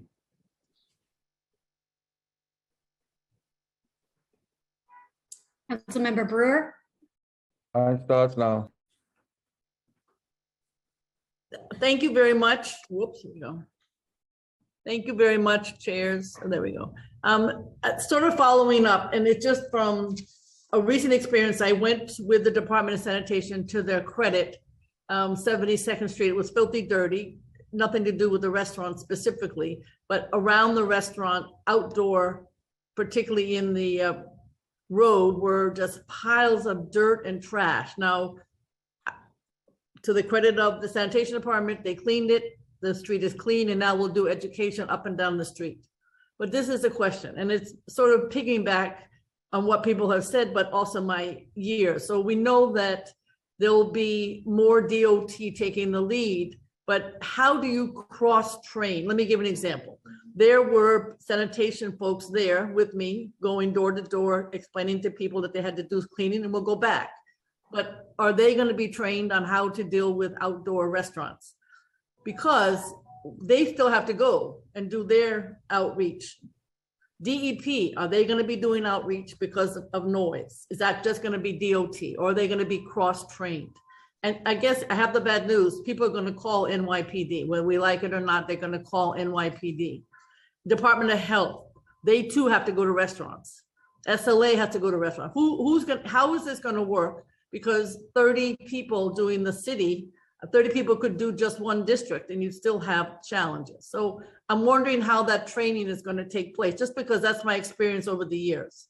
And then secondly, in terms of the community boards, they don't meet often during the summer. And we've had this problem a million times. And what happens, I know, because I was on a community board, I supervised 12 community boards. I know community boards, I love community boards. They don't meet during the summer. And the first thing they do is, can you postpone it till September? So how are we going to do that? Because I do want the program to work, but it's not going to work unless some of these really new issues are going to address. So those are my questions. Well, council member, my borough president, your voice is a voice that, as you know, I will always be listened to, and I will partner with you not only to take care of things that's important, in the district that you represent, but also on advisory. I know that what you say is coming from knowledgeable, and good intention. So the answer to that question is yes. DOT will be leading everything that have to do with coordinating this program. The training that will happen will be led by DOT in coordination with participation with all the agencies that have something to do. One thing that you heard from Mayor Adam is that we bringing the city back. And one of the things that he says about we have to strengthen the mechanism where commissioners and agency has to be responsible. It doesn't mean that there's no level of collaboration, but in this case, we as a DOT, we take our responsibility if the council passes bill to lead and coordinate this program, but all the training that will be providing to the staff here related to the open restaurant at DOT will be training that also we will coordinate with the other agencies, such as those that you mentioned. Okay, and then how about who's going to handle the community boards? I hear you, Commissioner. I do worry about this training only because I've seen it challenged in the past. Because when you have the complaint based, which is the only way we're going to be able to do it, and I just, I don't know how it's going to work. What's going to happen at 3 o'clock in the morning, or because some of the restaurants close at 4? Is that DOT responding? That kind of thing. Who's doing that cross training at that point?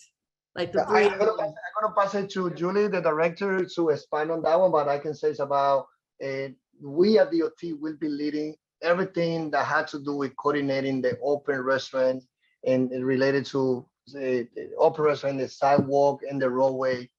We will also be coordinated with the NYPD, sanitation, DEP, and the other agency. But we don't want for this to be, as you know, I had the honor to serve with you in my years as a council and also working around the community board. I appointed 23 of those 50 members that working with you.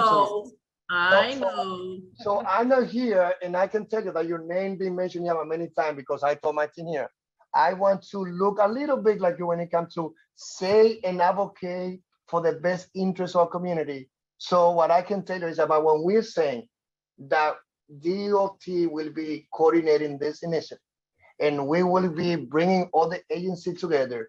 It's not just a word. This is something that the director will mandate it, and she had a great mechanism of collaboration with the others. But this is going to be an area where we're going to be working with the community board.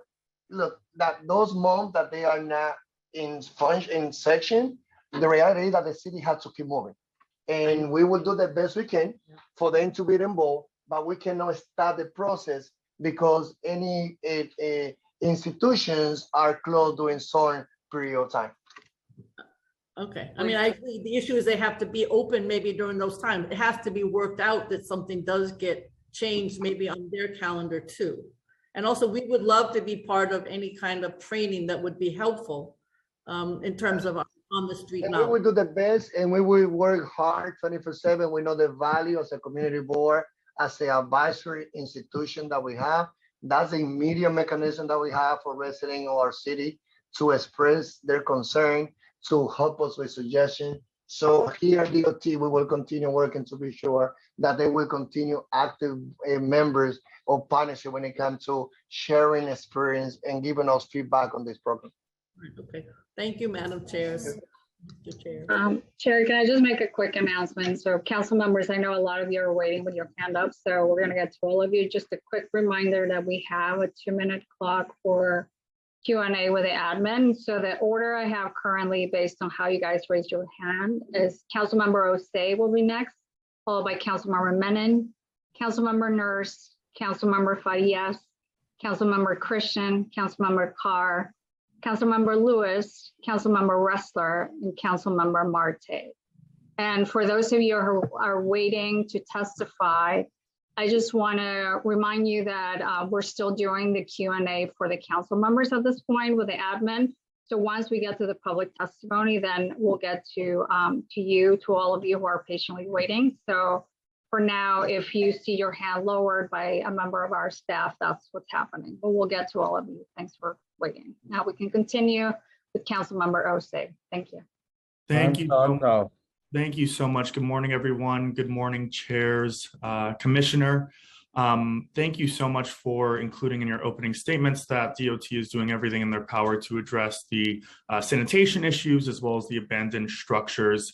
However, yes, I do understand the benefits of outdoor dining and or street dining. However, there are still numerous complaints that I'm hearing throughout my district of Bedford-Stuyvesant and North Crown Heights about the sanitation and abandoned structure issues.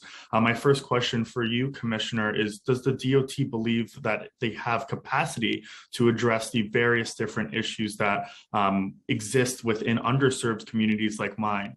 Because even though, I think you gave us a number of over 600 inspections where you found reasonable violations, I'm still looking around my district and hearing from my constituents about the same problems that you say that you are inspecting.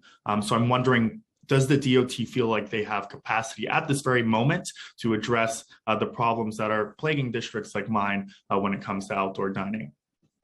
First of all, thank you, Council Member, and congratulations as serving your district. And I know that the voice of leader like you who stand up for your constituency is that will make this program successful. This program will rely on the ear of the 51 voices that we have in each of you. I was there for 3 years, and I know how it's strong advocating. I know the responsibility that I also had there, and when it comes to balancing both, the interests of the restaurant owners, as also seeing the opportunity, I say, as someone that represent a mixed council before, composed by a large percentage of working class. Many of those individual working class, they never knew what it was to be sitting outside in a sidewalk in the street. It's the first time that they experienced what it was. But now we're going to be, really paying attention. So they need that not only the restaurant owners they have, but also the constituency. And one thing that I can tell you is about we have, what it takes right now for the program to work with the dedicated staff that we have. But as more need come to the table, definitely we will share that information with you. Thank you, Commissioner. And just a follow-up question.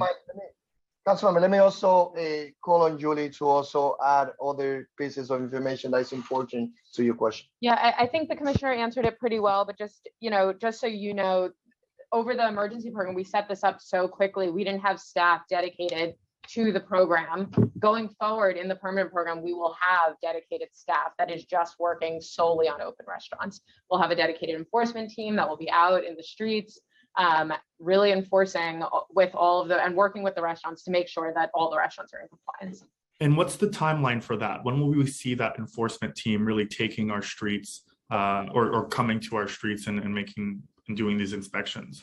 So the permanent program begins in the goal is to begin in 2023, but over this next year, in this interim year, we would really like to start honing in on that enforcement. And so you will see a change over this next year. As we've said, in other questions that have been asked, over the past 2 years, we have been quite lenient to restaurants, knowing that they have really suffered during COVID. But we are now that we are looking towards the permanent program, we do want this to be very successful, and we'll increase our enforcement this year. Thank you. Our next council member will be, apologies, my video was off. Councilmember Menon. Time starts now. Hello, hi everyone. Hello, Chair. I've got two questions. So as the former commissioner of the Department of Consumer Affairs, I dealt firsthand with the Sidewalk Cafe license structure. And as the commissioner testified, the revocable consent fees were incredibly bureaucratic and cost prohibitive. So I'm concerned that once again, the agency, this time DOT, is going to be doing revocable consent fees. So I think, again, we're adding more bureaucratic red tape. So I'd like an answer on that. And I also would urge the agency to focus on a fee structure that frankly is not punitive to small businesses, so that smaller mom and pop businesses are not being penalized and that there's equity in the system. And then my second question is, I'm deeply concerned about sanitation issues, emergency vehicular access, rat infestation, design issues, and noise, and that frankly involves many city agencies. So I would suggest that the administration appoint an interagency task force that involves all these city agencies so that there's actually a master plan and accountability for how community concerns will be addressed. Thank you, Councilmember. And safety, is a key issue for this administration led by Mayor Eric Adams. And nothing that we will put in place will compromise access to emergency vehicle to be in our street. So we are definitely looking at all aspects on how this program will be running. And as a former council member, or other council member has said, different communities have different challenges on the street where those restaurants are operating. So again, emergency access to emergency vehicle will be key for us. But also the other challenges that you say, sanitation. This is something that we are taking very seriously. And as a former commissioner you were, the importance of working in collaboration, doing the interagency planning. And this is what we are, so where the difference is going to be. Not the difference, what we are bringing is like a process where we are letting all New Yorkers know that DOT will be on this program. We're going to be leading this program, but DOT will be also sitting together with DEP, sanitation department of health, the fire departments, police departments, to put together a holistic plan on how to respond to those questions related to quality of life. So I don't know, Julie, there's something else? Or... The only other thing I would add is we already do have an interagency working group that is set up that we have begun working with to really come up with the guidance for the permanent program. And all of the departments that you mentioned are part of that. That group will continue working as we come up with the guidelines, but then also once we're in the permanent program to make sure that everyone is aware of the different issues that are existing, and we can work to mitigate them.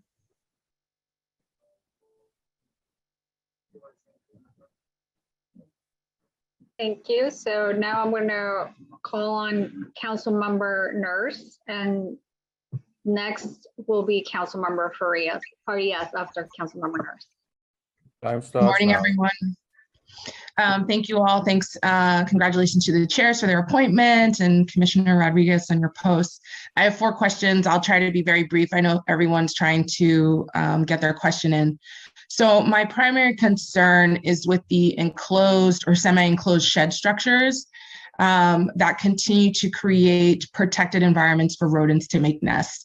And specifically where the sheds are, those subfloors that are made to raise the shed floors to the curb level, that creates a haven for the rats under it. And as we know, rats chew through everything that isn't steel. So I'm just curious what standards will be required for ensuring these sheds are rodent proof.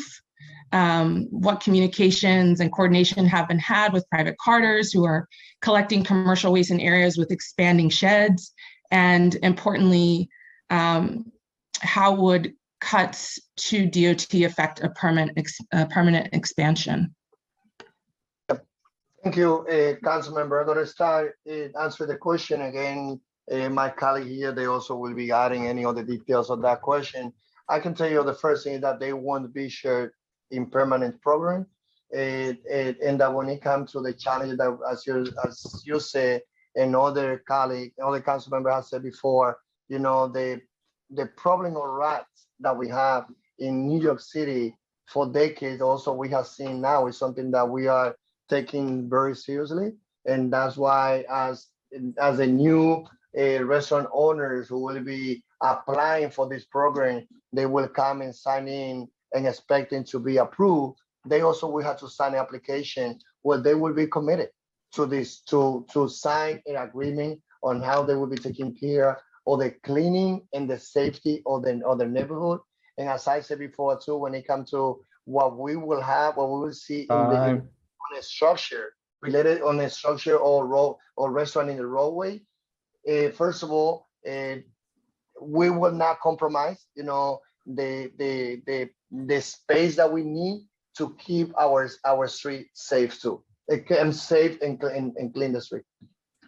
Yes, sure. Thank you, Commissioner. And the last point I would add there is that we don't envision sheds in the permanent program. We are not planning for that. What would be in the roadway is barriers and tents or umbrellas, but not these full houses that you're seeing in the street. You know, one of the main goals of this program is to really have a program that can last for years and years. And you know, something we saw over COVID is you could not eat indoors, and so you had to eat outside in all weather. But that won't be the case going forward. And this program is really being planned for a post-COVID scenario where you can dine outside when that feels nice and comfortable, but you won't need to be in a house on the street.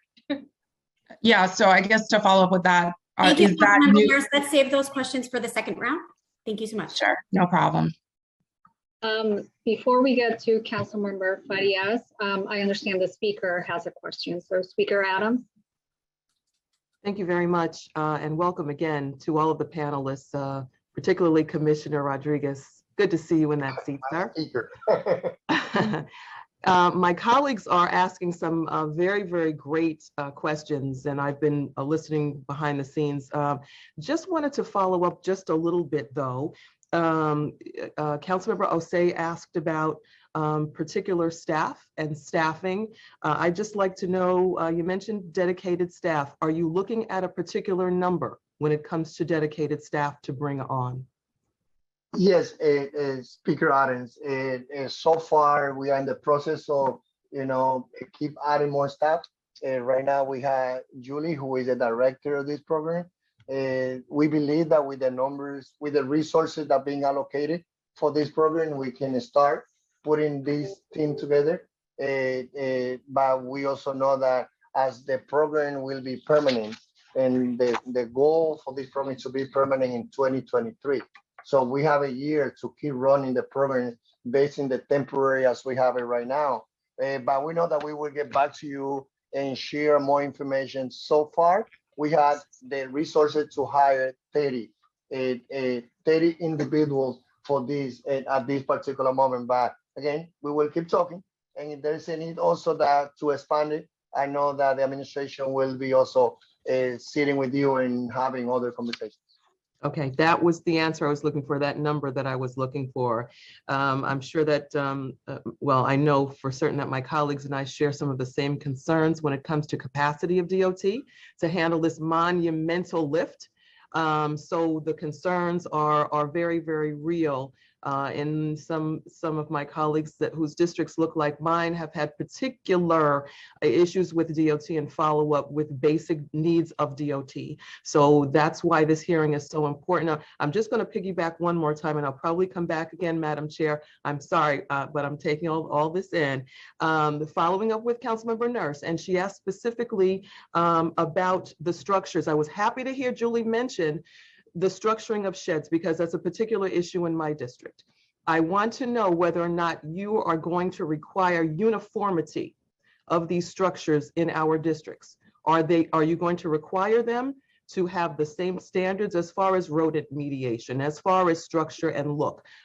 Is that going to be a requirement of the DOT and your practice and practices going forward with these structures?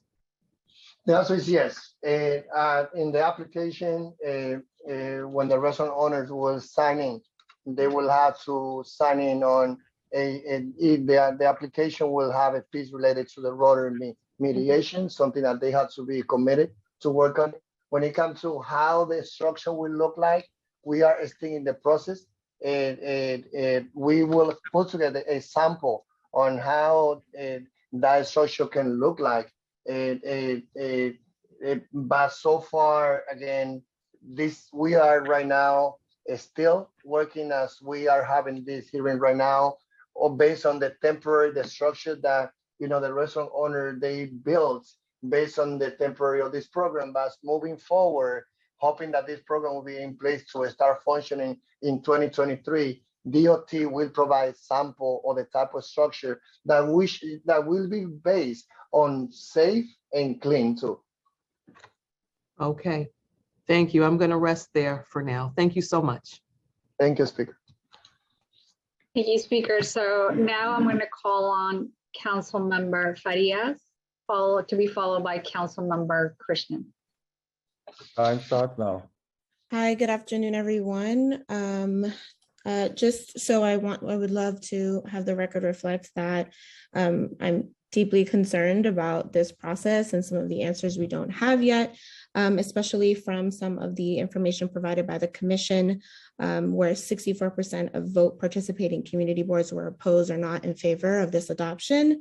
And with some of the info like 4,000 warnings and only 22 removals, we definitely have to dive a little bit deeper into some of that in additional hearings. The speaker actually took my first question, so just to piggyback off of that, I'd like to also know, will we be, with the current structures that are in place, will we be grandfathering any of those structures in, or will each of those structures actually be re-reviewed for compliance? And then the follow-up question I have that I would like to be answered is in reference to the street seats program and seating being open to the public around 311 complaints. Are we going to have a designated section within 311 on enforcement and the complaints that will be issued either against the businesses or public use of the space?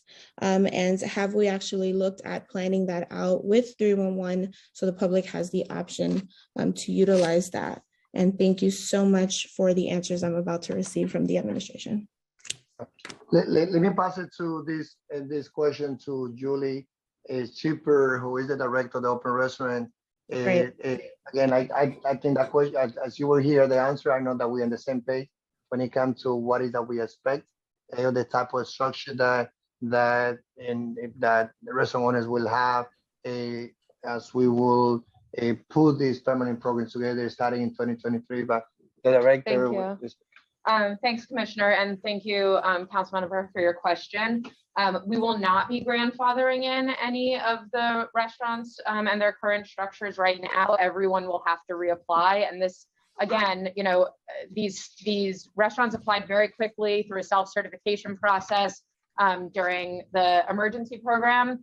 Going forward, there will be full review, so they'll have to submit their plans that they plan to include. We will review them And then if everything is in compliance, then grant permission for that restaurant to set up. But we do want to level and even that playing field. So we will have everyone apply at the start of the program.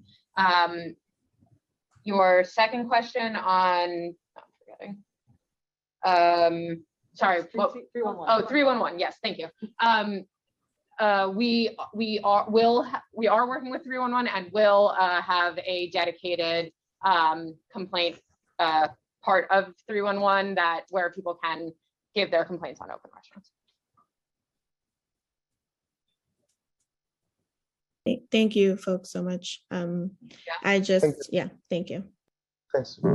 Thank you, council member. The next council member will be council member Christian, to be followed by council member Carr. I start now. Thank you so much. Thank you, Chair Velasquez, Chair Riley, for today's important hearing.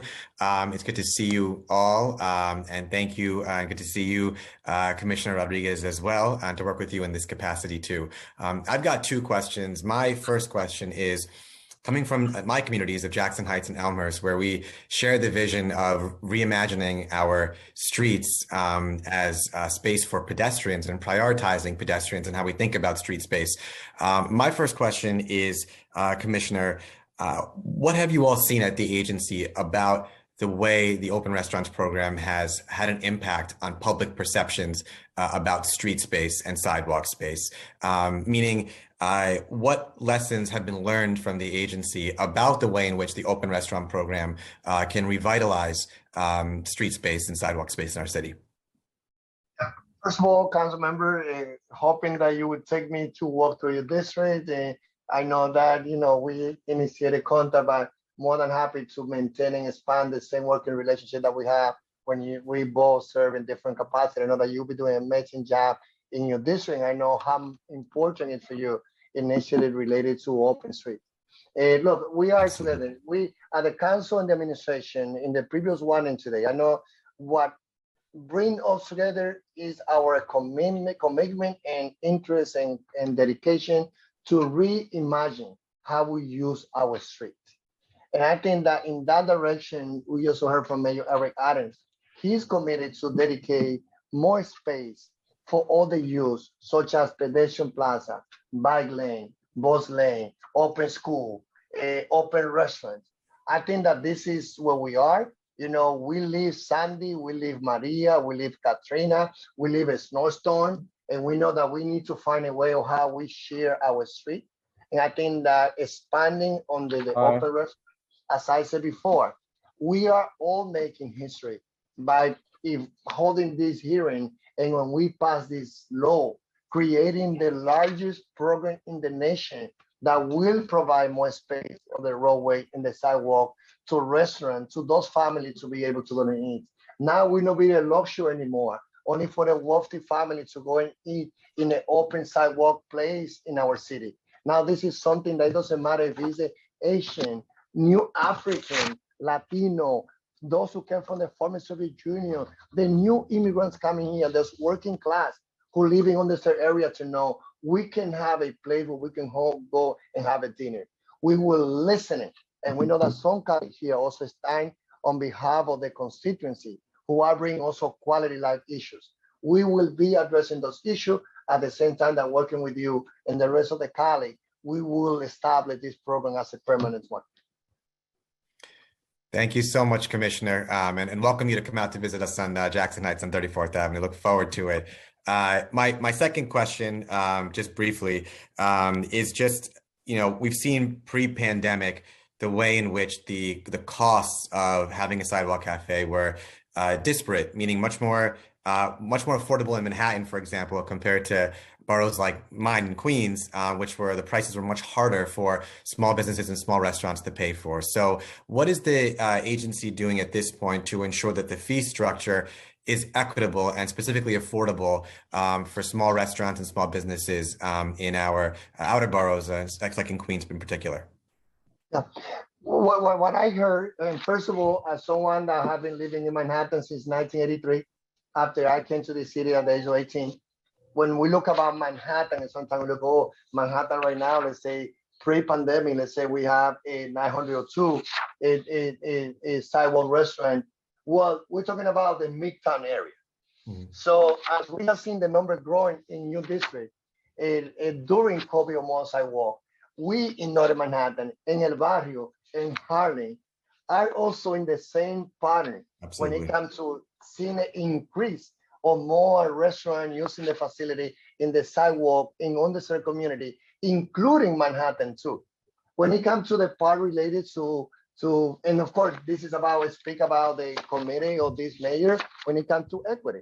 We want to streamline, we want to bring it to level the playing field and to be sure that every single community, we have the same opportunity to think and look at this project. Each communities are different. And at DOT, we will listen to those restaurant owners. We will listen to the community. We will address the concern, knowing that we live in a complex city where what it can be good for one colleague and council member, it doesn't mean that that's the same thing that other neighborhood support. So we will be working with everyone. When it comes to affordable, you know, we heard from many, I heard from many restaurant owners. They know that, you know, the administration and the council were able to work and come out with this temporary program. We saved the restaurant industry. We saved 100,000 jobs. This is a program that is more than the restaurant owners. This provides opportunities to so many families who live in fear, who were not comfortable to go inside a restaurant, to now say, I want to go and sit outside in an open area. So we're looking at as what have happened in any health crisis. Members of the society, they work or reinventing themselves. We are not going back for pre-COVID.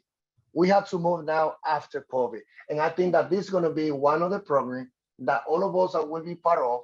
Of course, working together, we need to listen to the concern, including the parts of making affordable to those who live in different communities. And that's why we're also looking at the revocable concert permit, revocable permits. Know that they can be even different prices depending on where those restaurants are located to. Thank you so much, Commissioner. Thank you.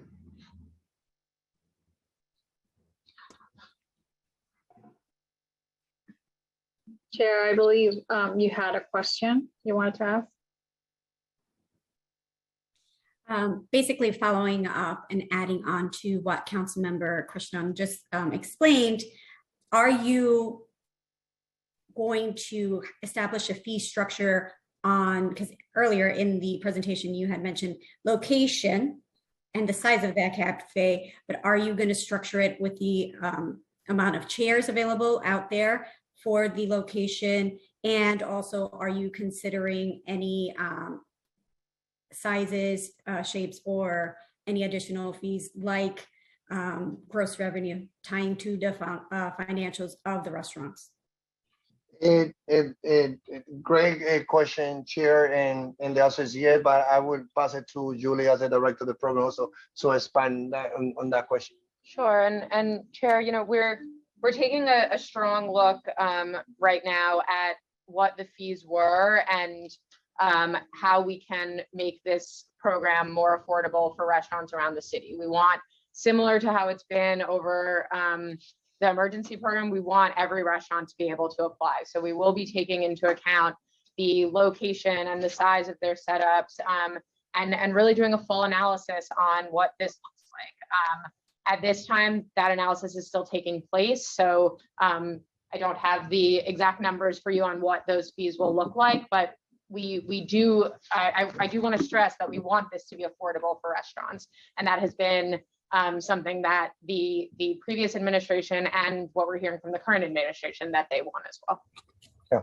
And Chair, it's not that we don't have to say the numbers, that we are taking the time as we are structuring this program because this program has been based on temporary.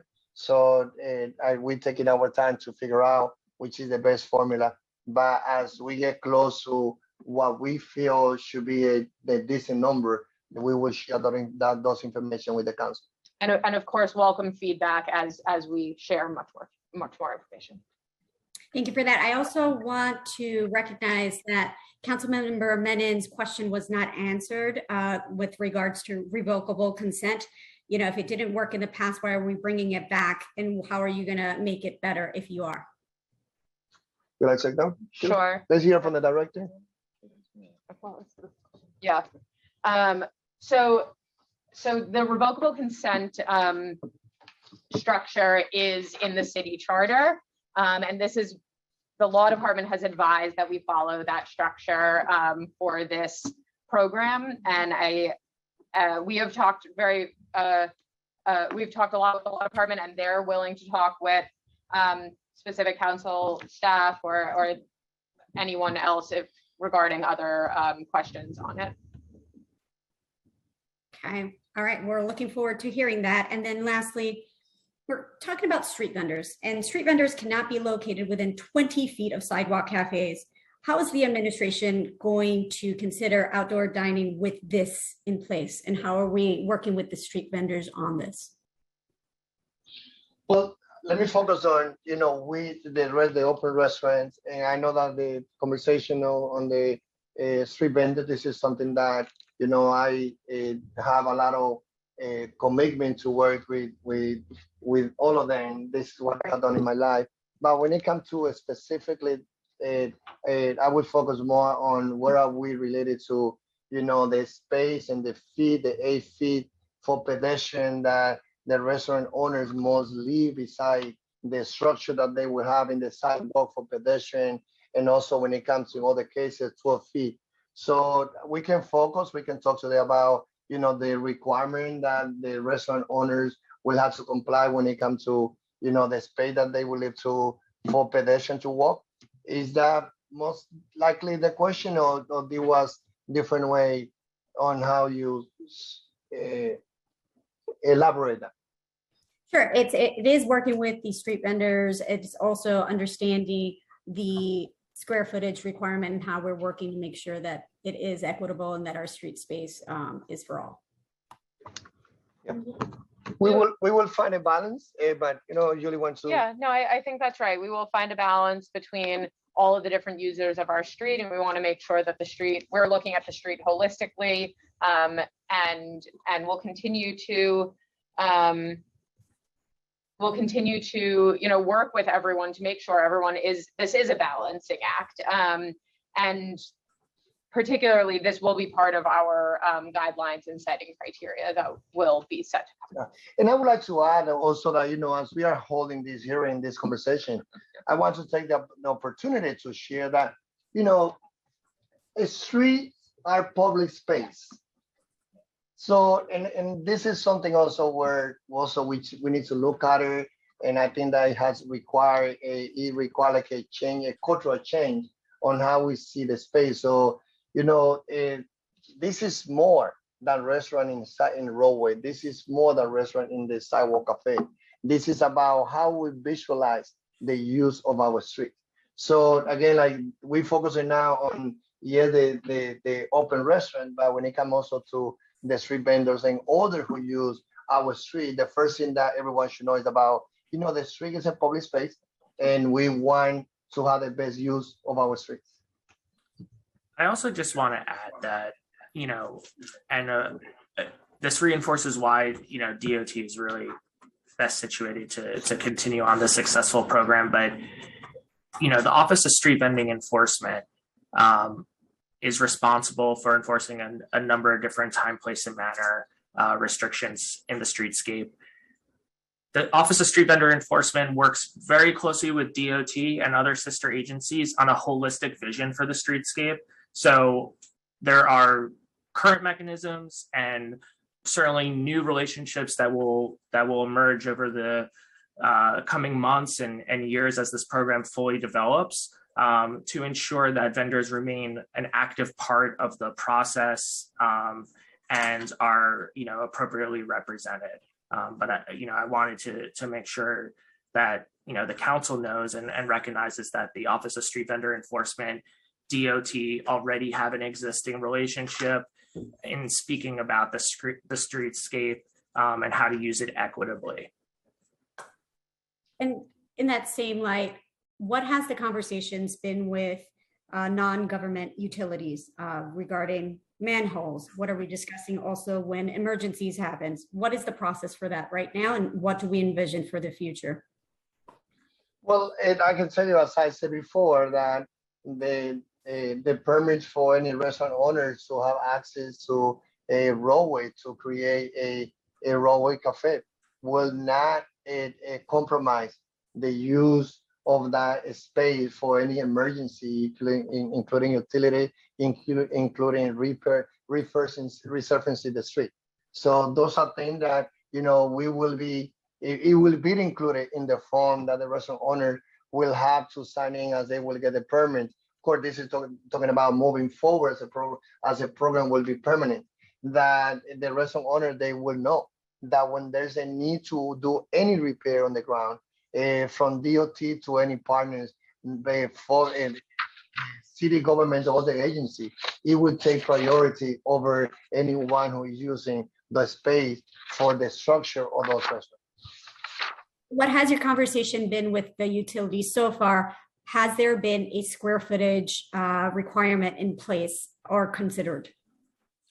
We're working with the utility companies now to as we develop our design guidelines. In the temporary program, we've been working with them, but there was not a strict requirement as we just set it up very quickly. But that is something that, you know, we've seen has been an issue throughout the past, throughout the program. And so we will be addressing it in the permanent program. Okay, so discussions have happened, but nothing set in stone. Yes. No, but we're saying that we are, yeah. But we are saying that during the temporary program, we were able to see a numbers of restaurant owners, you know, taking advantage of this opportunity where they didn't have so many requirements. However, moving forward and making this program permanent, the utility sector is playing an important role as they will be sharing their experience and the feedback, and anyone who will be using the space in the street to bring a structure for a restaurant, they would know that they use for emergency vehicle, they use for repair, they use for a utility will be taking priority in our city.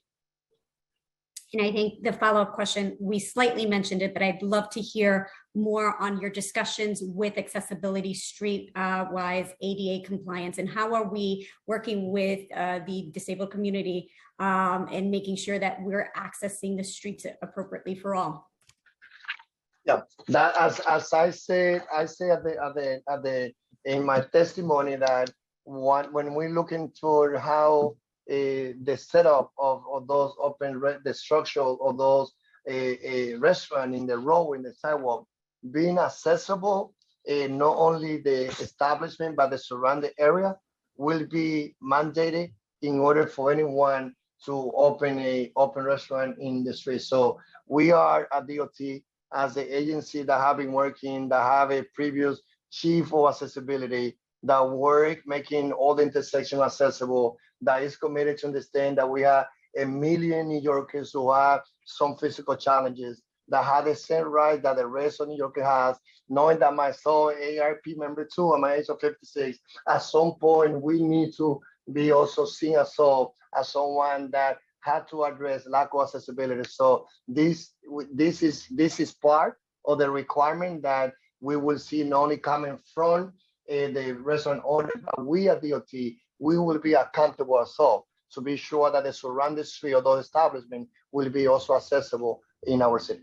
And just to add, the Mayor's Office for People with Disability was funded for 2 staff for this program. And so we'll be working very, very closely with them to make sure as we review and as the applications are reviewed, to make sure that the setups are accessible. Thank you so much for that. I really appreciate it.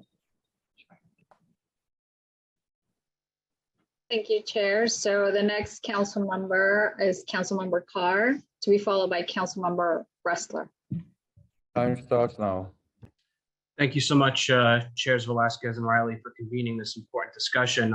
I have a number of concerns about the bill as envisioned currently, but I want to focus in on process if I can.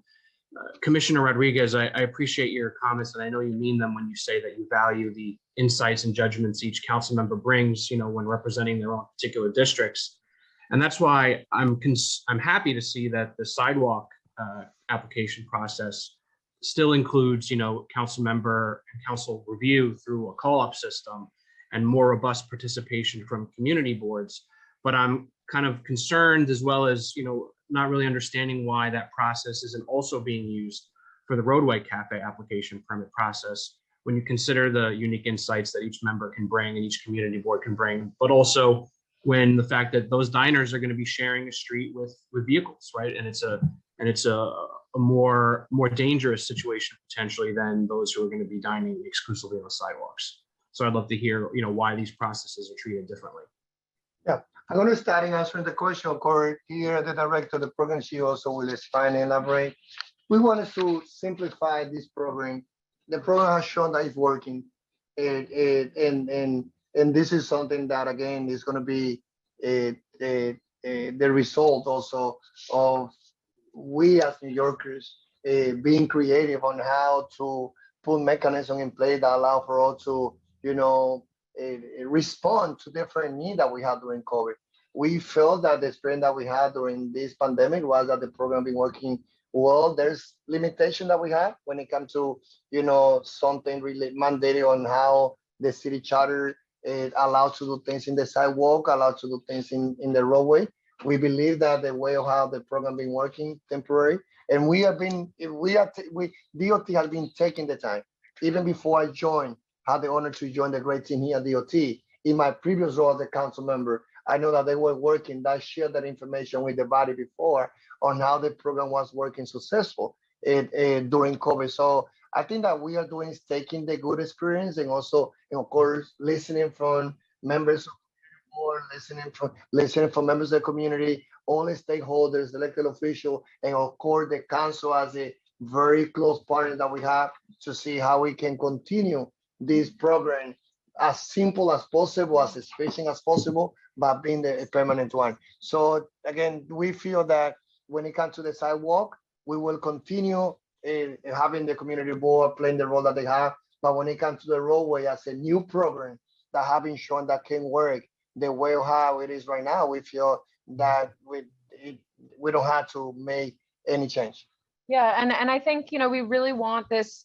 What we've heard is that the ease of the application process during the emergency program is part of the reason why it's been so successful. And while there will be, there's some limitations due to the city charter, with creating this permanent program and changing that process, there will still be a revocable consent public hearing for the roadway. So we will still be able to gain input from community boards, from council members, from the public, for the roadways, but we want to keep it as streamlined as possible. And this is the way that we are able to do it.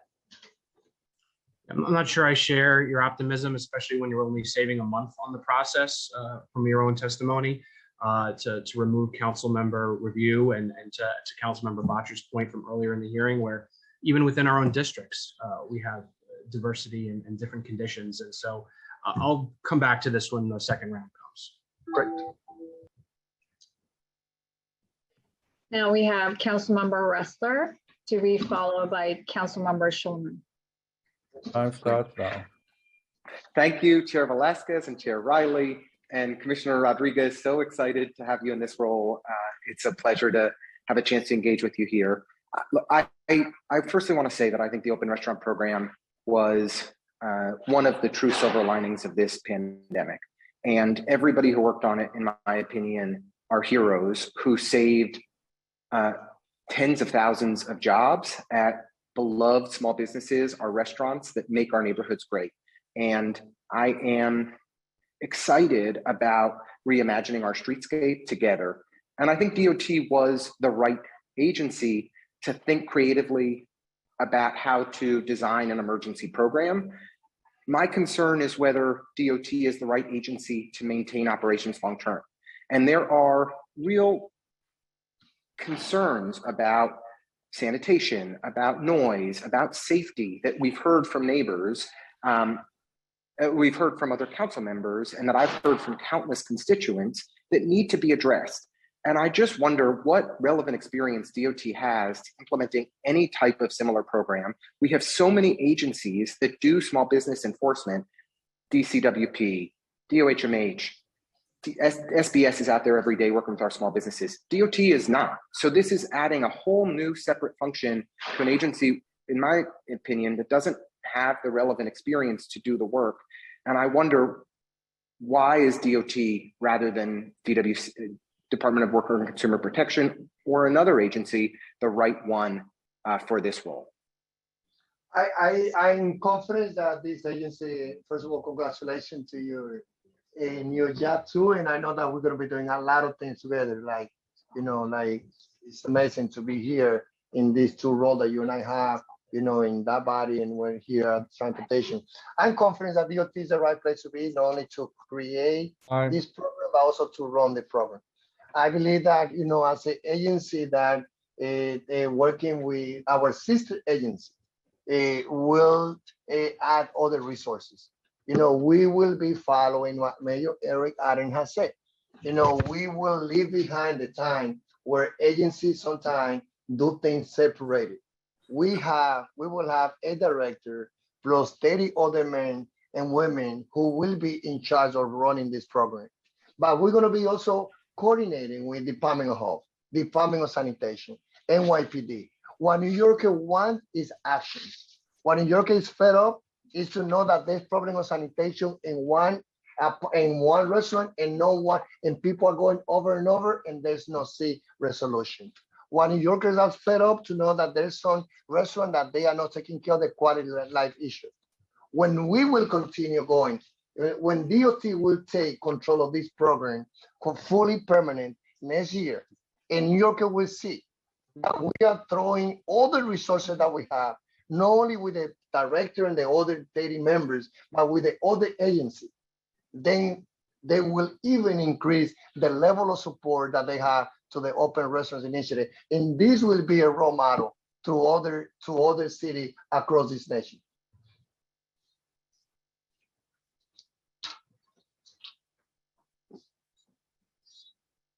Thank you, Council Member.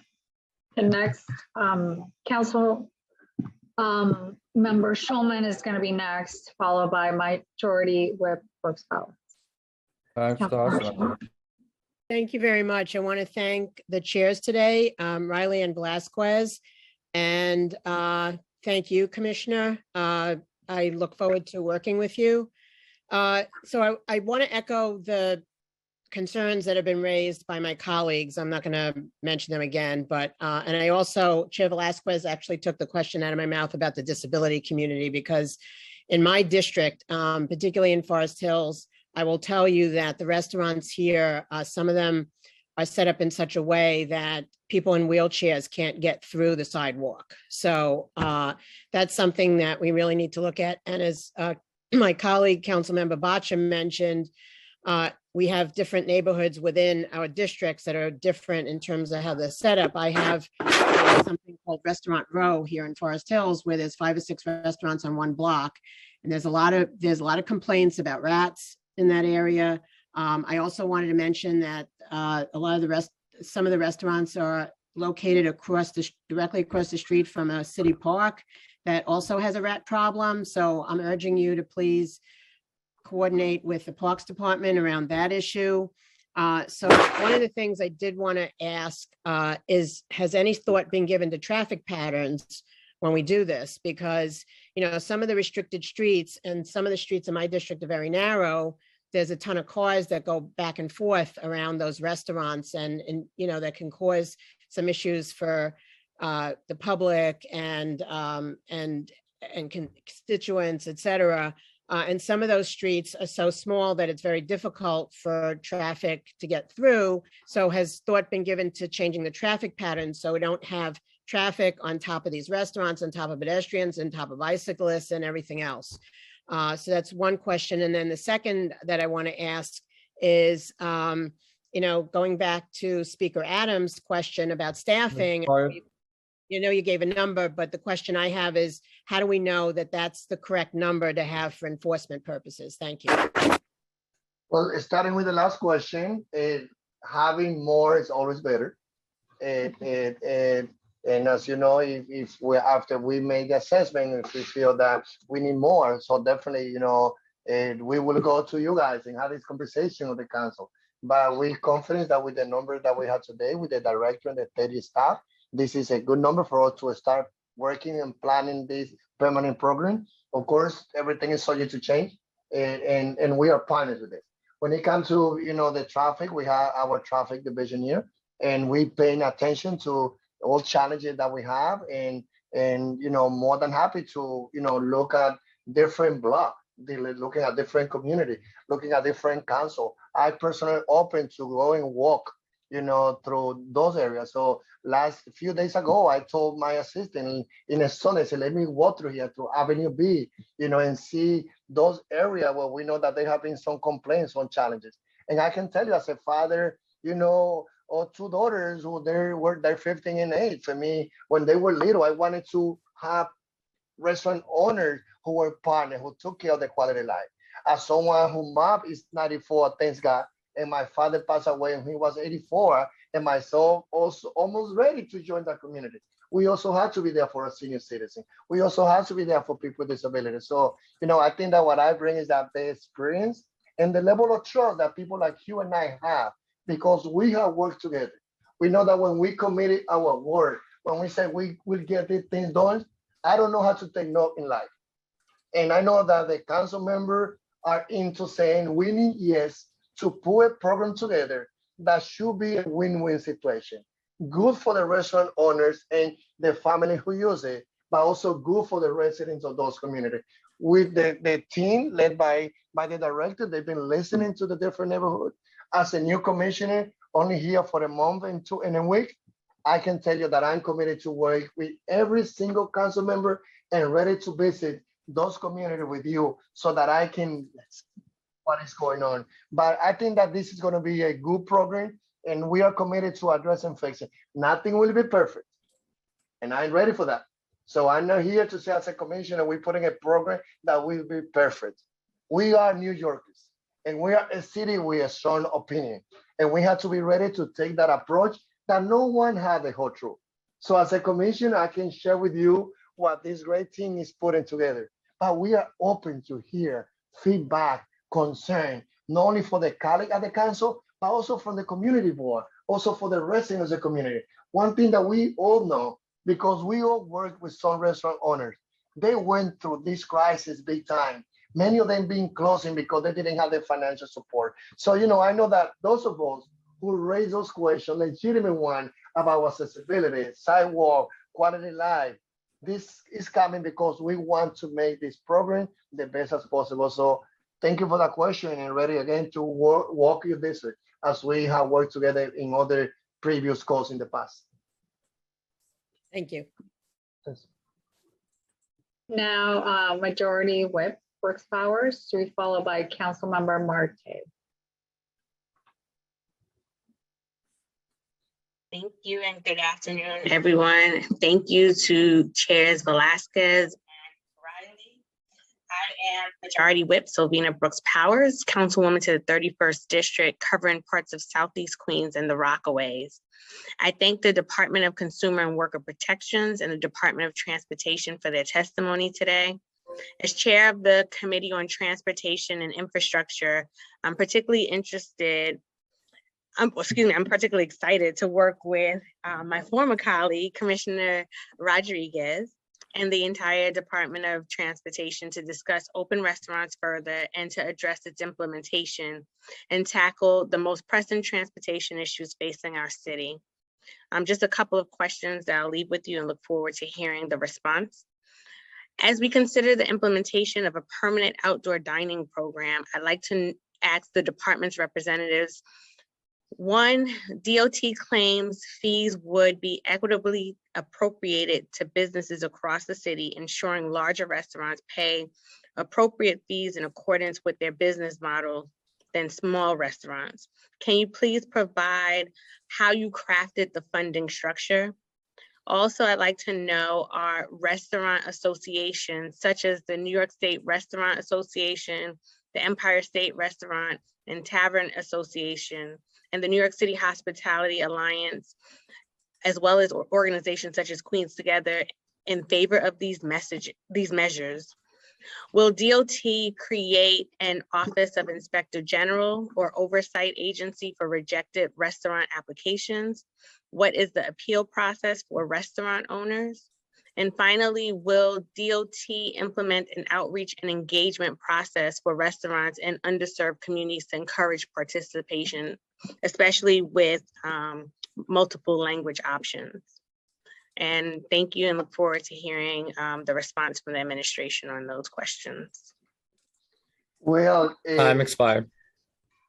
Chair and leader of the council, as you have said, for me, it's a great honor to work, with the rest of my colleagues, those that I served together, and the new one, and also with the speaker also Aaron and you as a chairman of this committee. And with the formula on how the different tier that we can put in place on how much the restaurant owner will be paying. This is something that we are still in the process to figure out. So we will share that information. And as I said before, it's not, but that we don't have it, is that we are taking our time. And we're trying to figure out how that decision will be based on where those restaurants are located, how much space will they have, how many shares will they be having in those establishments, and other aspects that can influence, the value of the space that they're going to be using. I will pass it now to Julie to complete other part of the question. Sure. I think you asked about an oversight committee. It's good feedback to take back, and something we can look at and consider. And then on the fee structure, I think the commissioner, has said we are still working to determine what that will look like. But again, we do want this to be a program that is accessible for all. But those fees are still being determined. And the part with the related to the question to the outreach and how to connect with those community. I said before, I'm a Latino speaking commissioner, a commissioner that my story, as I told many of my colleagues, is the story probably of the grandfather. It doesn't matter the great grandfather came from. I am that person. So I am the person who understands how important it is, to inform, educate, and support individuals who are working so hard that they came here. For some of them, they were washing dishes in a restaurant and saving some money. They opened a restaurant, or they were driving a taxi and they save some money. Sometimes some of those restaurants, it's a family investment together. It's like 3 or 4 members that they chip in some money and they they took the risk. So as we have the big restaurant that, it's a result of some hedge fund and we need to support them too. We also have the Map and Pop who are the first business owner in the community. And some of them, they could be, from Nigeria who live along Sheridan Avenue in the Bronx. They can be Garifano, Honduras in the Bronx. They can be other, coming as I said, from the former Soviet Union, Italians, Irish, Afro-Americans and Asians. So Mayor Eric Allen has said for months that when we pay taxes, it doesn't matter the language we speak, we have the right to be informed of everything, all services, all information that they need. And this is what we're going to be doing. We're going to be going also after, and we're going to be going to different communities doing the outreach. And we will have also members of the staff led by the director here, who also will be speaking the language of the different community that we also want to do our outreach. We're going to be also using the social media to inform and educate a different community about this opportunity. I just want to add that as you're exploring what that business model or funding structure is going to be, that you engage with key stakeholders around the space in addition to community, so that you're taking into account some of the hurdles that they already face and what challenges this could potentially pose to these small business owners. Yeah, thank you for that feedback. And we're constantly interested in engaging with new folks. And we have already been engaging with community boards, the Hospitality Alliance, and restaurant communities in general, and we are excited to continue that process and continue that outreach. So thank you for the feedback, and we'll continue coordinating with as many folks as we do. And one last thing, I'd like to add a couple of organizations that you should also include in addition to the larger ones. Queens Together, the Black Resource Network, those are organizations, REMA, which is the Rockaway East Merchant Alliance. We have hyper local organizations, and I'm sure my colleagues have a number of them in their own districts that you should probably do some outreach to the members to understand that as well, so that it's not just this overarching policy that's being put in place without taking into account the people most impacted. And that's what that I was going to say, that those of you who know any particular small association, regardless on the large, a big, middle, or small, but they are in your own community, please, help us also to connect with them, because, one thing that I have shared, here at DOT is that sometimes in my own experience, in my previous role as a council member, I know that sometimes we know that the largest state citywide organization, they play important role. But also sometimes there's some disconnection with some small group. Like here in where I live, we have like Sherman Creek, which is an association that only is composed like by 7 or 10 restaurants. They are not part of any citywide. But now I'm also working to be sure that I do my part connecting those organizations to this network. So if any of you, as you have mentioned, the rest of the council member has access or are related or know any blog or restaurant in your community that they are not necessarily part of those cities statewide, please share that information with us, because we are ready to hear the feedback and to make them part of this process. Thank you. Thank you. The next council member will be Councilmember Marte. Starting time. Thank you for having me today, and I really want to thank Councilmember Velasquez and Councilmember Riley for not only hosting this meeting, but taking my calls the past few days in regards to this legislation and the zoning change. And as Councilmember Batro, we hope to have a seat at the table as this progresses through the council, because our districts have the more heavily used outdoor dining compared to the rest of the city. My main concern is so many of my residents in my district are really concerned about this program, particularly at the heels of this temporary program. In the shift to DOT from the current zoning requirements for sidewalk cafes, DOT is entirely recreating how outdoor dining exists and how is it regulated within our city.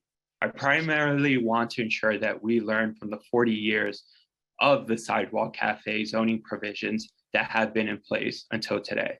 The current process is long and is technical, but for very good reason.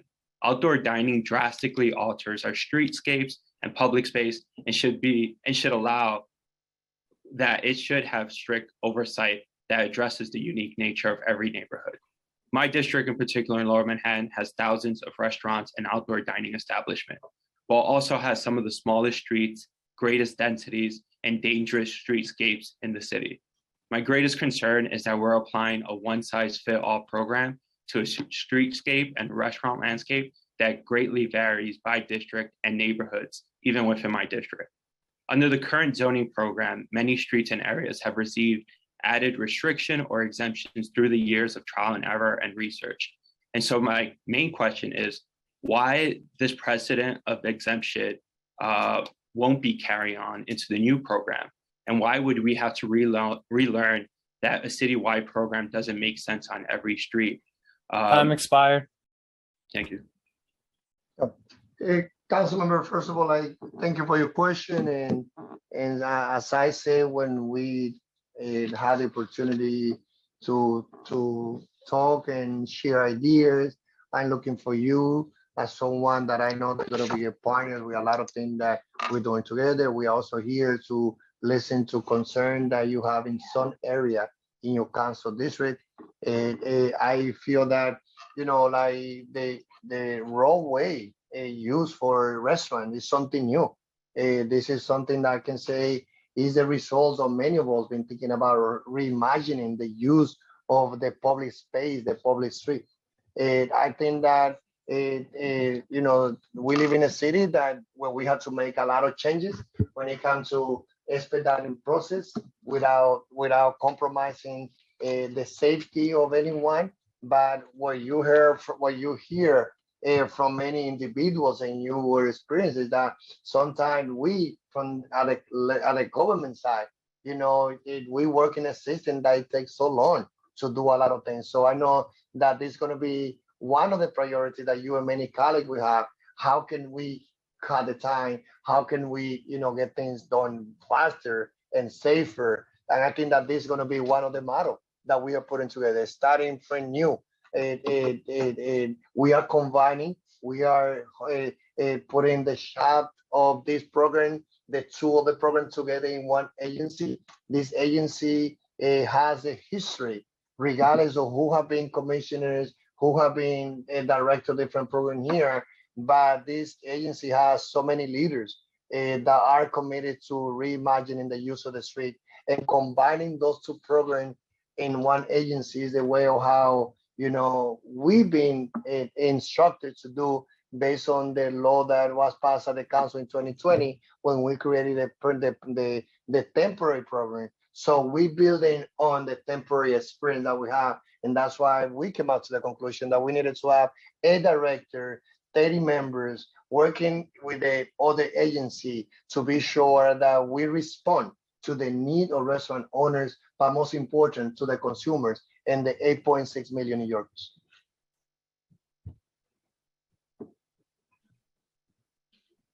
Thank you, Chair.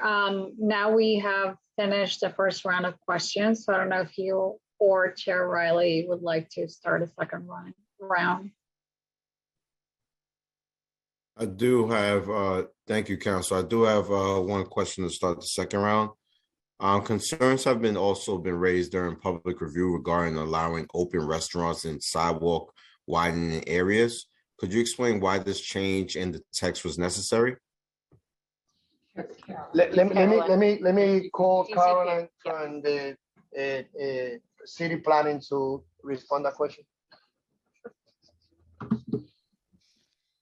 Thanks, Council Member, for the question, and thank you, Commissioner.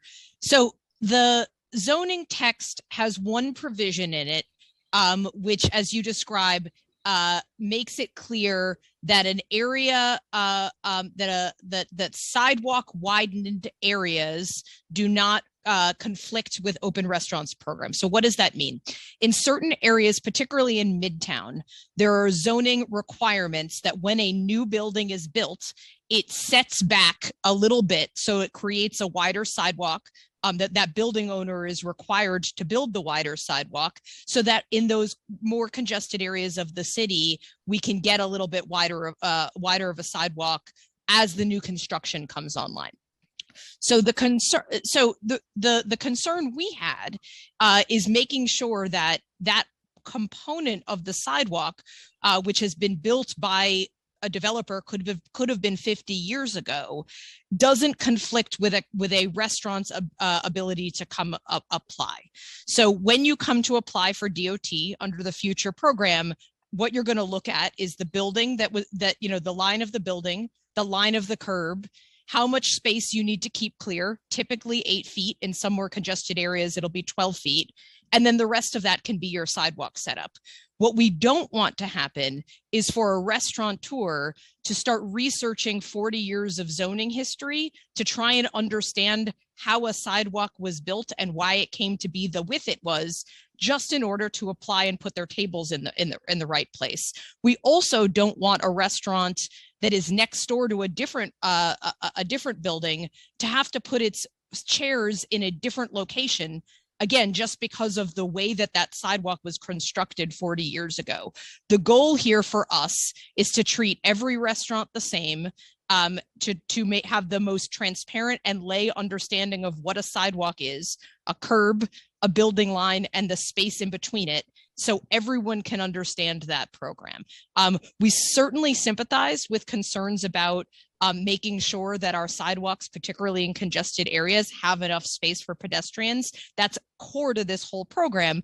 As the commissioner described, we think that can get addressed on a universal basis by going to 12 feet requirements in very limited circumstances. We obviously want to use that designation judiciously, because the more requirement we make, the less restaurants will be able to apply for the program. But we think it makes sense in some circumstances.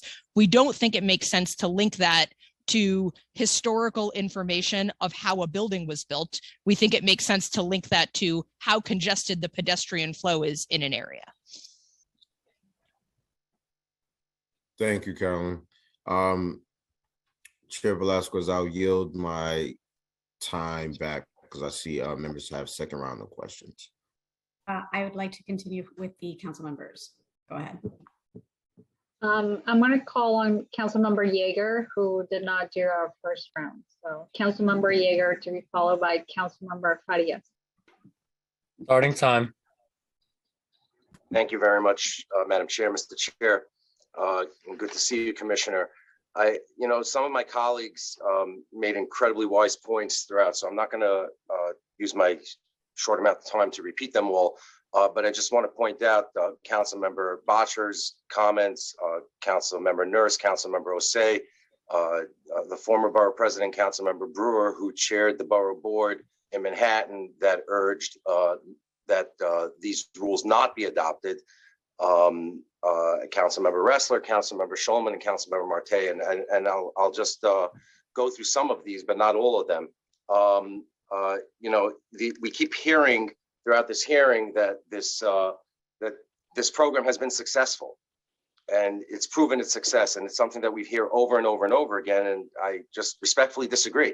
I think it's been successful for the restaurateurs for sure, because they've been able to increase the size of their space, not pay real property taxes on it, not pay rent on it, and have the ability to get free space courtesy of New York City.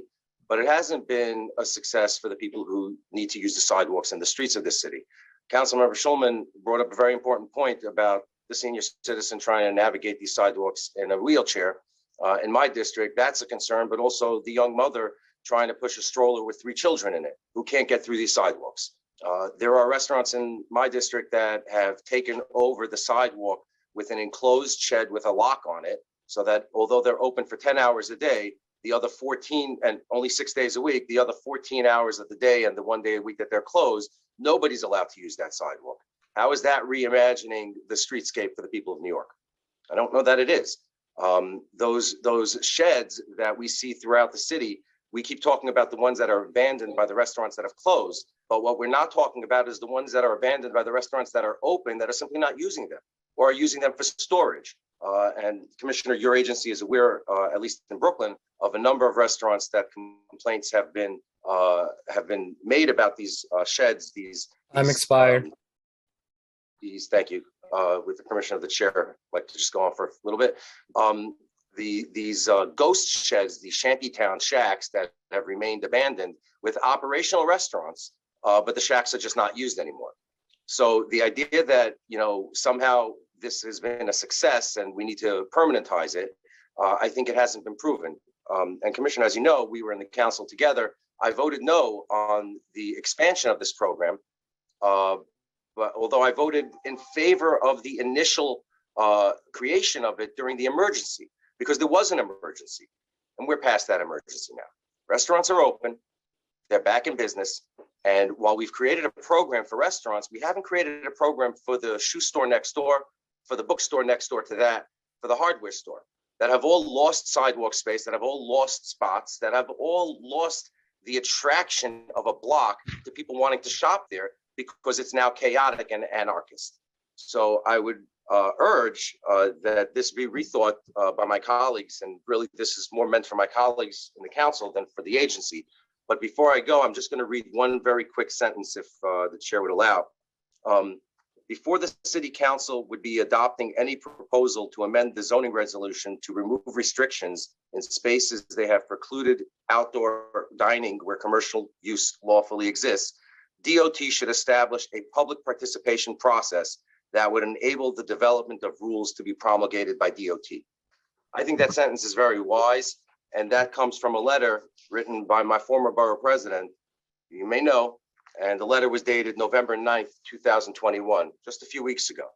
And when then Borough President Adams wrote that sentence, it was wise then, it's wise now, and I think we ought to be paying attention to it before we move this forward. Thank you very much, Madam Chair. Thank you. Thank you, Council Member. I heard Gerd Brewer now speaking against this. And most of the council members who have addressed this, including those that they have shared how they have a district that they have different experience when it comes to the open restaurant. I can say that it has been a very positive conversation where we are listening to all the feedback. So your feedback are also important. Thank you. I appreciate it. What I would just urge, Commissioner, is that particularly the line that Councilmember Marte said, this one-size-fits-all rule, you've heard me for 4 years talk about that we can't govern the city with one-size-fits-all. It's just too big and too different. And our city is not just one city, it's many, many hundreds of neighborhoods that are very, very different. Some of these neighborhoods are hundreds of years old. And I think we really need to look at it, not just holistically as an entire city with one new program, but individual neighborhoods with what works here and does this really work there? And I think if we do that, we'll come up with a very different answer than the one we see right now. Thank you, Councilmember Yeager. Thank you, Madam Chair. Thank you, Council Member. Thank you, Commissioner. Chair Velasquez, I believe Chair Riley has an additional question he wanted to ask before I move on to Councilmember Faria. Yes, thank you, Council. I just have one additional question from Councilmember Nurse. She had to leave. It states her previous question wasn't really answered, so she's just trying to clarify. Will the new design structures be required to have a subfloor for accessibility or not? Can you share if the barrier systems will require rodent-proof materials? And what engagement has been had with the commercial carters to get their input? So let me pass it to the director of the program. Thank you. So the structures, I want to make one thing clear. We will not have enclosed structures the way that you're seeing on the street now and on the sidewalk now. That will not be allowed. We are working with the Department of Health right now on pest management systems that will be included in the application. They were previously included in the former sidewalk, the DCWP Sidewalk Cafe program. And so we're looking to include those in our application as well as working with the Department of Health on other standards on trash storage, the Department of Sanitation as well, to make sure that all of that is included within our guidelines so that these restaurants are following safe and clean protocols. And also, what engagement has been had with the commercial cars to get their input?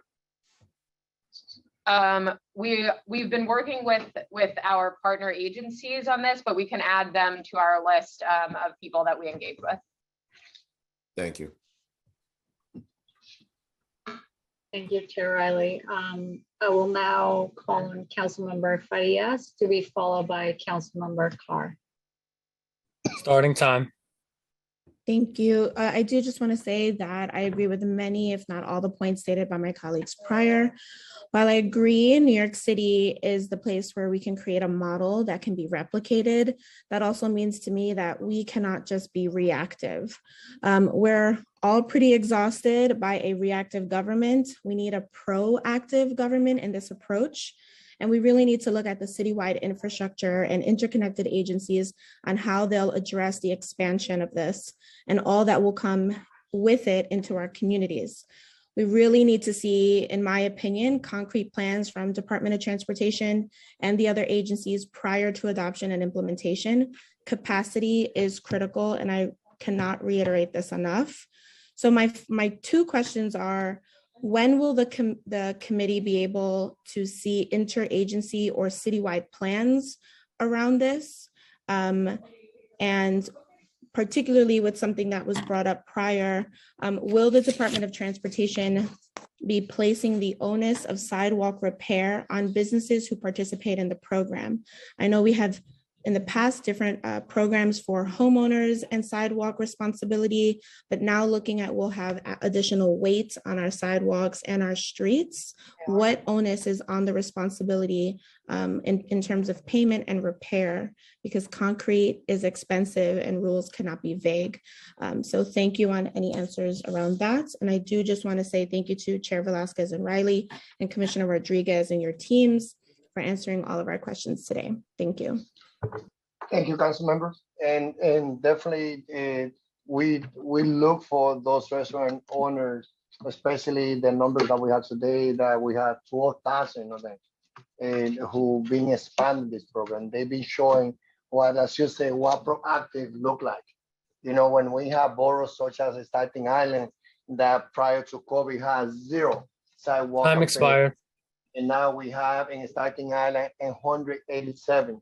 When you have places such as the Bronx that before COVID, we only have 28 a restaurant in sidewalk cafe, mean the only opportunity for the restaurant owners to be able to expand and be able to keep some of those workers, but also it provide the opportunity to the resident, especially the working class resident of the Bronx, to know that now they have 659 restaurant with seating area in the roadway and the sidewalk. And then you look at places, we look at Manhattan, we say 902 before COVID. Today we have 5,900.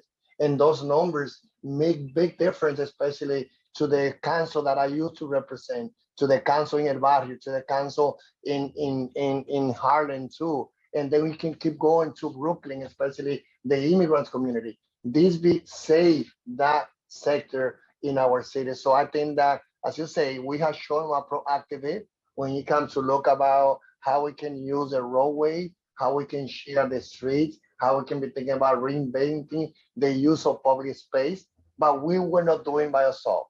You know, we operated with the bill that the council passed in 2020 that create this temporary program, and we feel that based on that experience, now we're ready to say, let's make it permanent. When it comes to the sidewalk part, I think that you know, definitely that's going to be the responsibility of the property owner. But also we want to be sure that the property owners are not passing the cost to the restaurant owners.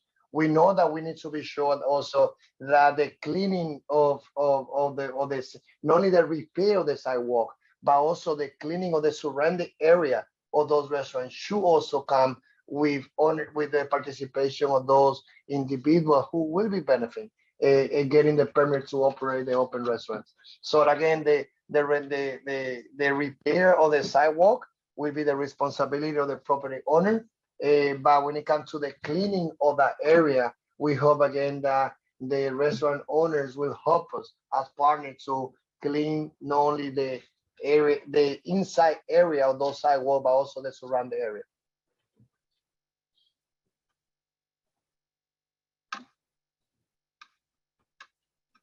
Thank you, Commissioner. The next council member is Council Member Carr, to be followed by Council Member Osei.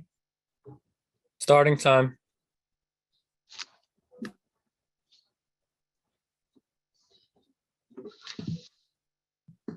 Thank you so much, chairs, again.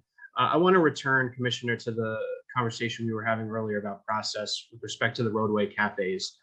You know, unlike when DOT considers converting a road available to general traffic to, say, a pedestrian plaza where you're essentially exchanging one public use for another, you're now, as I think Councilmember Yeager was alluding, you know, converting public space to the private benefit of one particular entity, which is the restaurant in question or the bar in question. And so even though we may be resolved as to not treat it as a capital LU land use matter, it very much is affecting the way public land is being used in this city. And so for DOT to take all the leverage in this particular discussion onto themselves, right? There's going to be a hearing, like you're saying, but at the end of the day, it's a venue for many voices, but there's only one decider, and that's the agency. And that's why I'm concerned that the way that we're treating roadway cafe applications is different from the way we're treating sidewalk cafe applications. I understand that there's a pre-existing process being modeled here for the sidewalk side, but we really need to carry it over to the roadway side, because otherwise it's just potentially a DOT hearing that's a venue for voices to be heard and then potentially ignored. And so I'm concerned that if DOT is going to change the way it allows people to use our public roads, then that decision-making, that power needs to be shared with the community and the council, particularly if we're going to do, as you say, reimagining how we use our public spaces. It needs to be a situation where folks don't just have a voice, but they have a say. And so I'd love to get your response to that. Well, yeah, I think that we do believe that DOT have the experience, and we believe that what we want to see in our city is agency being efficient. We feel that what they have been proving during this time after we created this temporary program, that the agency has the capacity, have the knowledge, have the leadership to run efficiency in a permanent program when it comes to open restaurant. We're confident that we will do the job. And at the end of the day, I know that that's what the council members, that's what the elected officials, that's what the community board and the resident would like to see. Running programs that are efficient, being sure that we reinvented the use of a common space, which are our street. And that's what we are, but we will continue listening all the feedback from you and all the colleagues, and not only at the council, but also in the different communities.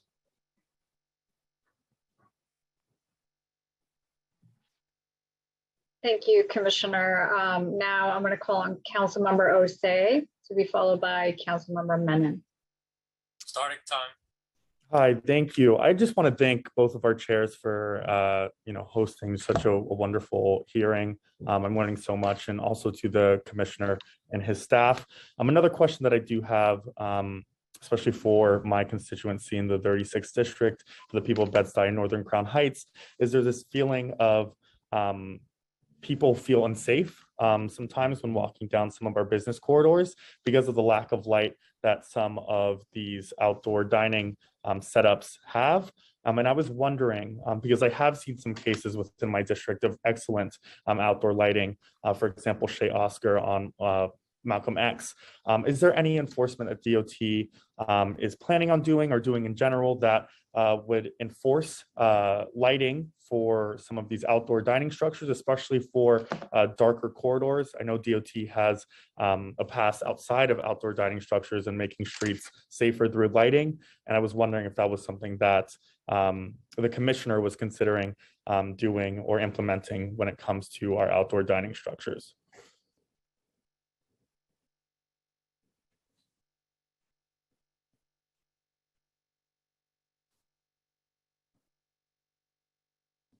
Can you hear me? Did we lose the commissioner?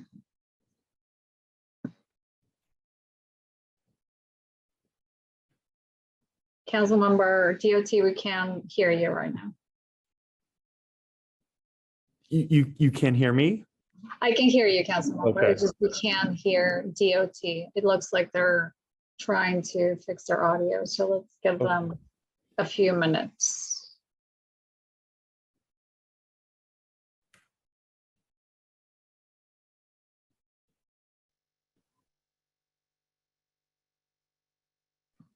We still can't hear you, DOT. They need a few minutes, so.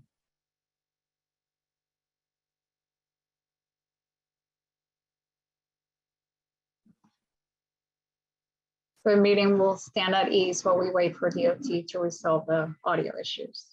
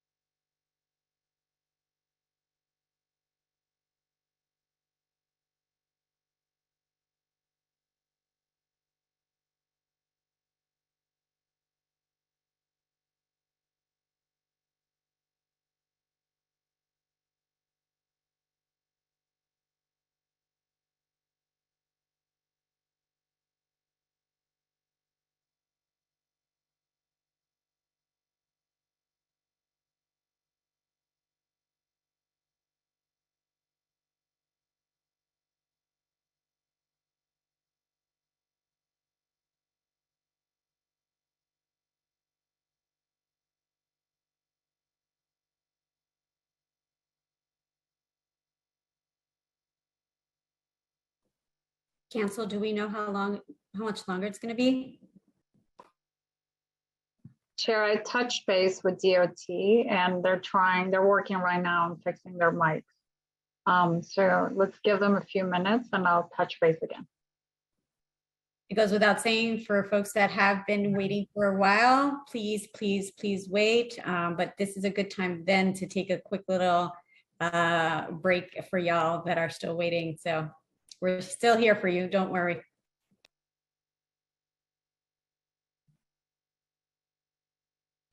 It looks like somebody take DOT off mute. They're trying to test their mic right now. Can somebody do that?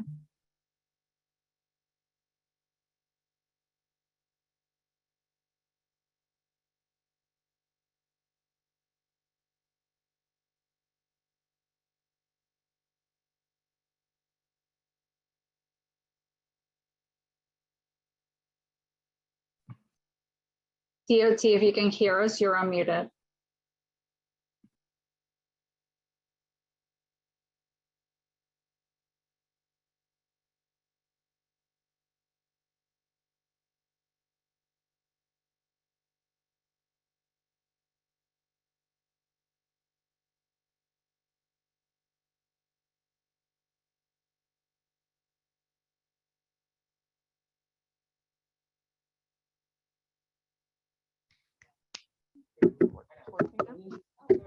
Oh wait, it's working.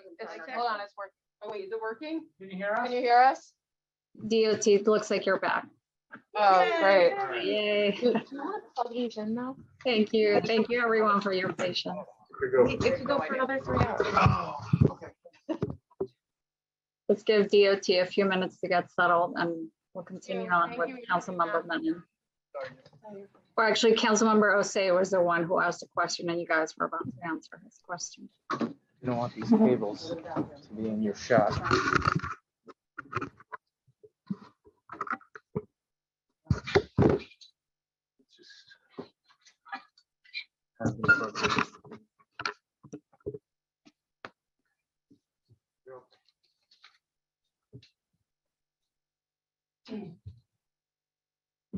You have water, Councilmember? I'm fine. I got it. I got it, right? I swear. This is the first time Tomaco. No. Tomaco me guys like council member. Oh wait, can you, Angelina, can you hear us still?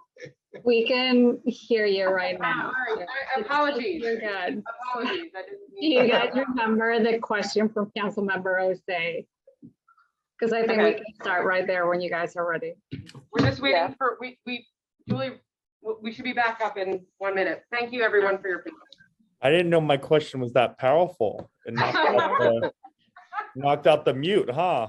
I know the full agency council member went down. You know, if the city has power, we're all good. If it wasn't that powerful. It's a good question. Good. Do I need to ask it again, or are we? It probably wouldn't hurt after that. Okay. I don't want it to knock the lights off again. Yeah. So I did ask, and I'm sure that some of my colleagues that are on this call may be dealing with a similar issue, but a lot of my, seniors and, women that are part of my constituencies feel unsafe sometimes in some of our business corridors because of the lack of light that some of these outdoor dining structures provide. There are some great outdoor dining structures that do provide essential light to our communities. And again, I know DOT has, a past of working on making corridors safer when it comes to lighting prior to outdoor dining. And I was wondering what the operation looks like, within the DOT, if it exists already, or if it's going to, come into fruition in the future when it comes to lighting enforcement, especially in communities like mine where, crime does exist. And how can we make our constituencies or my constituents in Bedford-Stuyvesant and North Crown Heights feel safer? Yeah, so let me start. I'm ready? Yes, I can hear you. Okay. So I started saying that if there's one thing that I know that will define, Mayor's honor is safety. And safety is not only related to, addressing violence in different shape, and form is about improving safety. So I want as a commissioner to be accountable too when it comes to be sure that we have light in all communities, regardless if they have an open restaurant or not.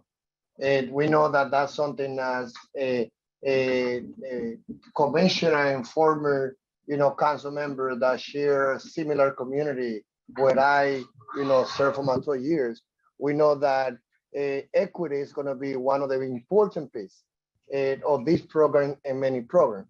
So we are committed, as we will have Julie and the rest of the team to do assessment, myself, walking through your community, your district, and all the council members to see how we have to improve lighting, not only around a restaurant, but also in any part of the community where people should feel that they say that there's enough light. So yes, we will take that into account. But what I can add is, for me, it will be important, not only when Time it comes expired. to light around the restaurant, we open restaurant opportunity, but in any part of the district council that you represent. And if I could just jump in, council member, if you have concerns about specific locations that you think need lighting, like please reach out to us, reach out to the borough commissioner. We'll happy to do a survey of the location and we can, look into it. Thank you, Commissioner. And before, and this is not related to Council Member Osei, promise, but we need to pause for a second so we can switch our closed captioning. So this has nothing to do with DOT, but thank you, DOT. Good to see you guys. We're going to pause for a moment. Angelina. Commissioner, you have a great team over there. I'm glad I still have your number. I know. Thanks for calling me. We'll pause for a moment just while we switch the closed caption person. We'll be right back. Great.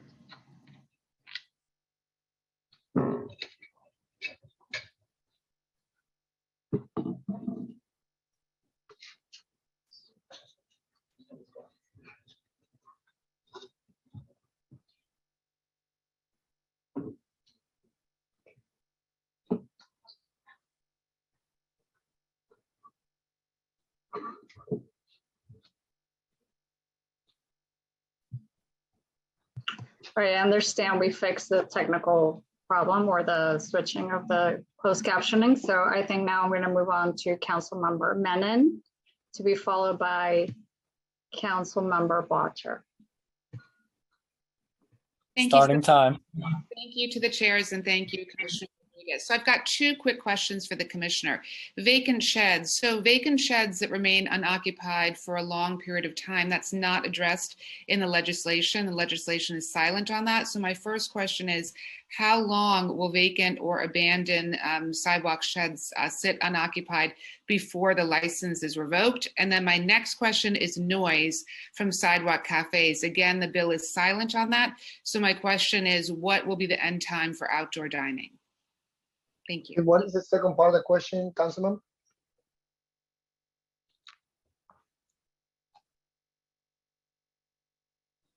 Sorry, it took a minute for them to unmute me. So the second part, Commissioner, is about noise. Is again, the bill is silent on noise. And so I have heard from residents that are concerned about late night outdoor dining going on to very late hours. Will there be an end time for outdoor dining? Because the legislation doesn't give an end time. Yeah. Look, I again, I'm going to be starting, I know that the director of the program, she also will add other things.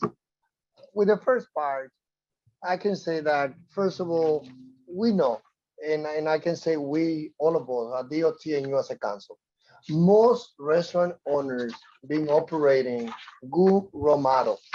They've been good actor when it comes to the type of structure that they've been putting in place throughout the whole city. Knowing again that each council member also can also hit the rock with some area, with some particular block where there's more challenges. When it comes to the part related to, if again, first of all, I recognize and thank the restaurant a community for the great job that they provide to our city. And as you know, your previous role as a former, commissioner of consumer affairs, you know that most of the small business, the map and pop, including restaurant owners, they are great contributor to our city. However, those few cases where those were the few bad apple, will not maintain a clean and safe structure, and inspection go there, and the place is shut down. Our plan is to remove it immediately, knowing that if you hit any limitation, we will deal with. We will talk to you as a council member, and if you see that it takes longer than it should be, please feel free to let us know. When it came to the quality life, the noising, as I said before, I used to live, in an apartment where above a restaurant, and I know that having at that time, my 3 years old and my 8 years old, who I had to wake up early to take into school. I want to be sure that I support the restaurant owner, but I want to be sure that he or she have invested the best they have to do in the good soundproof system, so that I would not have to listen to, the noising that they were making. So for me, I know how important it is to control noising, how important it is to take care of the quality of life issue. And this is something, again, that I know that is important, not only for me, but also it's important for the whole team here at DOT. Thank you, Commissioner. Specifically on noise and the hours of operations, currently our hours match the state hours, which means a restaurant can stay open as long as their indoor hours are. But what we're proposing for the permanent program is that it goes back to what the DCWP Sidewalk Cafe hours were, which is ending at midnight Sunday through Thursday and ending at 1 a.m. Saturday and Sunday. Friday and Saturday, sorry. And we think that would be that those hours worked previously, and so that is what we are proposing for the future. And on abandoned structures, the commissioner has already said that he is, we are committed to enforcing this. Currently, restaurants have, if their seating is not used within 30 days, they are considered abandoned. We are working to, enforce that. But again, as we have a dedicated team set up for this, we will be able to better enforce those.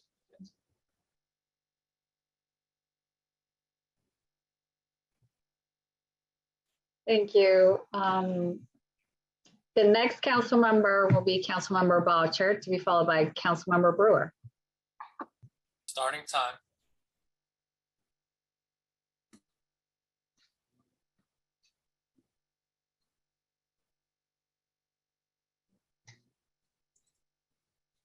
I'd like to follow up on Councilmember Menon's questions, and I'm looking at the Department of Transportation's website, the FAQs for outdoor dining. And the question that asks, how late can I remain open? What are the daily hours of operation? It says the open restaurant seating may be used as directed by state order. Please visit the New York State Liquor Authority's website. When you click on that, you go to a page where it says, we are sorry, but this page isn't found. And this sort of speaks to what we hear a lot from our constituents who are really worried that the Department of Transportation, who historically hasn't had this kind of issue as part of your mission, how can folks be sure that you're going to really make a high priority about things like quality of life? And regarding the closing hours, before, 1 a.m. may have worked when you had one restaurant on a block, two restaurants on a block. In this new world where we could have 8, 9, 10 restaurants on a block, do you think that keeping restaurants open when that long with the combined noise could really create a whole nother environment on a block? What do you think the appropriate hours really should be in this future program? Well, first of all, I know that, again, in your experience, in your experience that you have as a council member, in the previous experience that you have, that we always had to be also, you also have, as I have been also involved on helping be mediator between, the restaurant owners, the community boards, and the resident of the community. And I know that when it comes to the, the whole process, which was brand new, the one related to, the restaurant owners also to be able to apply for the legal Time expired. with the roadway, because at the beginning, as a new project coming in place, they were having some issue on how to get the same liquor license that they have permit to operate inside the restaurant to also use outside in the roadway area. So as a process, as a learning process that we are, I know that, if there's any information that has to be more accurate, we're ready to look at it and fix it. But what I can tell you is about, we can share our experience based on how we have done right now, based on how they had not been a process in place on how the liquor license will allow the restaurant owners also for them to be able to serve alcohol in the roadway cafe. So I think that, this is something that we have been able to see, being able to play a role when it comes to our, the future of on how this will continue working. I will pass it to Julie, but I can say it's about, we will take your feedback. We know that different communities have different even, existing in place. I know that in Community Board 12, they have some agreement there where when there have been some, not all restaurants close at the same time. So we are ready to take your feedback, but let me pass it to the director of the program. She would like to add anything else, but when it comes to that part related to how we were able to support the restaurant owners and those New Yorkers that wanted to have a food and having a drink in the roadway area in the street of New York City and be able to be served alcohol, because we try something new on how the liquor license allow them also to serve alcohol in areas separate from the other part of the restaurant. Yeah, thanks, Commissioner. I think your point about feedback is the biggest one here. Those are the hours that we're proposing based on what we've seen has worked in the past, but we're open to the feedback. We're open to hearing what you think are the hours that it should be, and part of the hours will go into the rulemaking process. So your feedback is welcomed, and we're here to take it.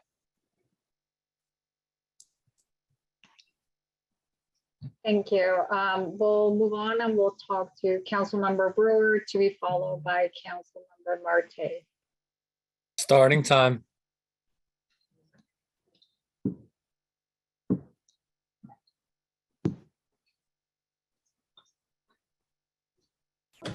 Thank you. Just somebody was calling about restaurants. Oh my God, all day long. They're even coming by the office to complain. So quick question. The issue is for those restaurants that are longer in the roadway than the restaurant streetscape itself. I assume they've made some kind of a deal with the building next door. How does that get implemented or not? And then along the same lines, there are houses. So are they going to take them down, and how will that work? In other words, will they then conform? Is that what your expectation is? Because in Manhattan, we have houses and we have, which they've done well. They've provided opportunities during the COVID, et cetera. So I just want to understand that, because that's a lot of what we have. Those two questions. Let me say a little bit about the structure, and then also if the director also can take on the first part. We are, again, like as you heard before, we are putting a system in place where everyone is seen as starting in zero next year in 2023. And we at DOT are taking feedback when it comes to designing, and the concept of designing has to be based about safe and clean. And I can say that like our idea is that not to continue having those structures that, as you mentioned, we have seen right now, but for the purpose of the information to anyone that had invested huge amount of money to build safe, clean, and beautiful, and in that structure that they are there, are also working. I'm not saying that we are planning to maintain those structures, but what we are saying is about we are still are taking idea, we are taking opinion, and in some cases we can take one case at a time. Like our main concern is that the structure will not compete with the work that we have to do to resurfacing the street, taking care of utility, taking care of all the emergency work that we had to do in our street in New York City. So again, the purpose, the general idea is that those who will apply for the permanent structure, we most likely look at this structure being seasonal, temporary, so that they can remove. But we are still in the process to take ideas, to take suggestions, and as we will complete that process, then we share that not only to the stakeholders, our colleagues, elected officials, and also to the other members of the community. Yeah, thank you. And on your point about adjacent properties and businesses, expanding to those properties in the permanent program, that will not be allowed. And so the only space that they would be permitted to use is space right in front of their property or in the roadway right in front of their restaurant. Thank you. Thank you. Before we call on Councilmember Marte, I know Speaker Adams has another question. So Speaker Adams. Yeah, thank you so much. Thank you, everyone, for hanging out and hanging on for as long as you have. I just wanted to follow up on Councilmember Bottcher's question, the first part of his question, which I thought he delivered very well. I didn't really hear it addressed maximally. So if we can just get an understanding of how those FAQs are handled and how today that particular issue is going to be handled, the one that he brought up, where a website was directed to another website and there is no such space, there's no such place. So how is that going to be addressed today? So that when someone else goes to that, ask that question or goes there, that will no longer, that there will no longer be nothing, for that person or people. Who's going to follow up on the FAQ issue today? Speaker, we are following up as we are speaking right now to see what is the lack of accuracy with that part. So, it is important for us, and it's important for you and the body that you lead. Okay, thank you. And then it was the first part of the question? That was it. Yeah, okay, thank you. Thank you, Speaker. Now we will call on Councilmember Marte. All right, starts now. Thank you. I just want to reiterate Councilmember Bottcher's and Councilmember Menon issue with timing. A lot of those establishments that get liquor license approval to midnight and 1 a.m. is because they have shown a commitment to contain a lot of the noise and activity that happens in those locations. However, this is a whole nother animal, right? Where if you allow them to extend to midnight and 1 a.m. to be on the street, I think it doesn't really work in the same way, especially when you have multiple outdoor restaurants on the same block. And so I hope DOT really takes a hard look at that and doesn't leave it at midnight and to 1 a.m. And going back to my first round of questioning, would there be any exemptions that will be adopted from the current use of the sidewalk cafe? I think the last time I asked, I didn't get a clear answer of whether anything is going to be carried over. I know the landmarks provision was carried over under the zoning in the new legislation. I wonder if the exemptions that list certain types of streets because their narrowness or certain types of zoning areas are going to be carried on into this new program.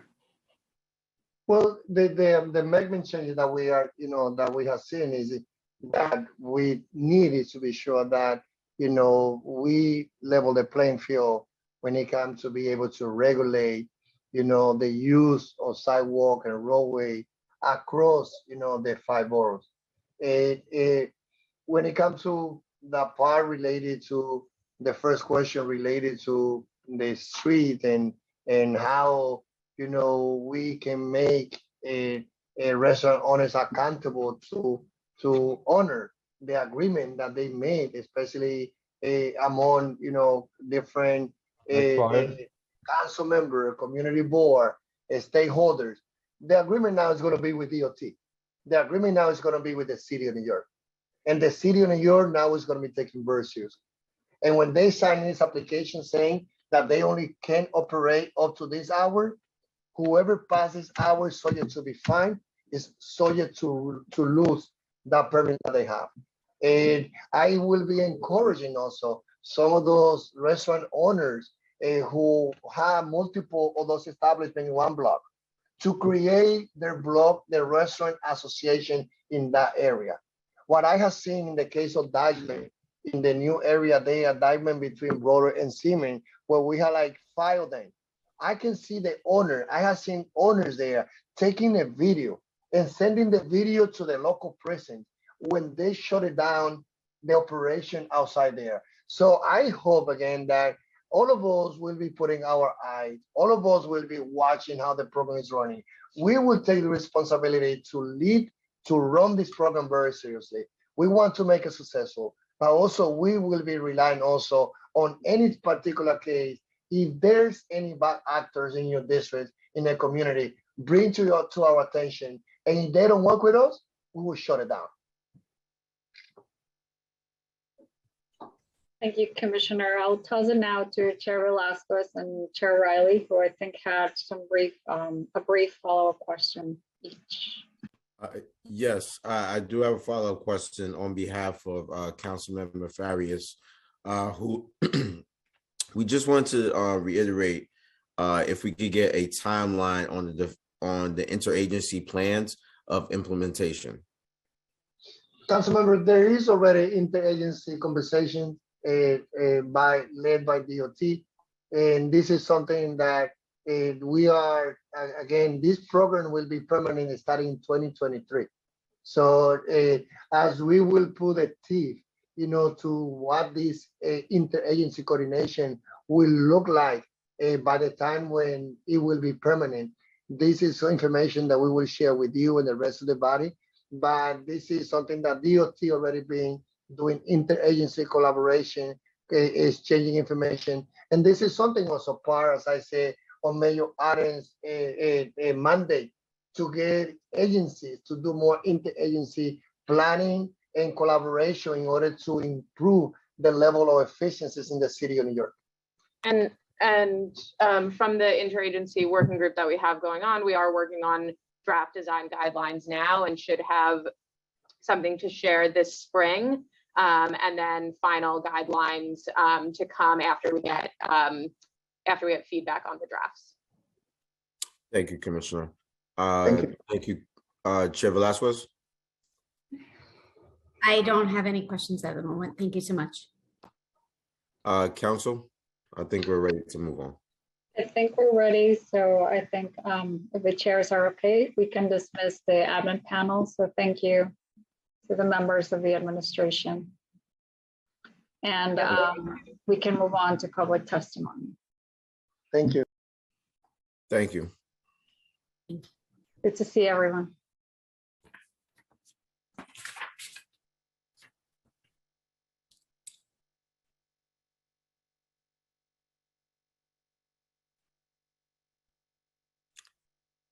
Council, I believe you're on mute.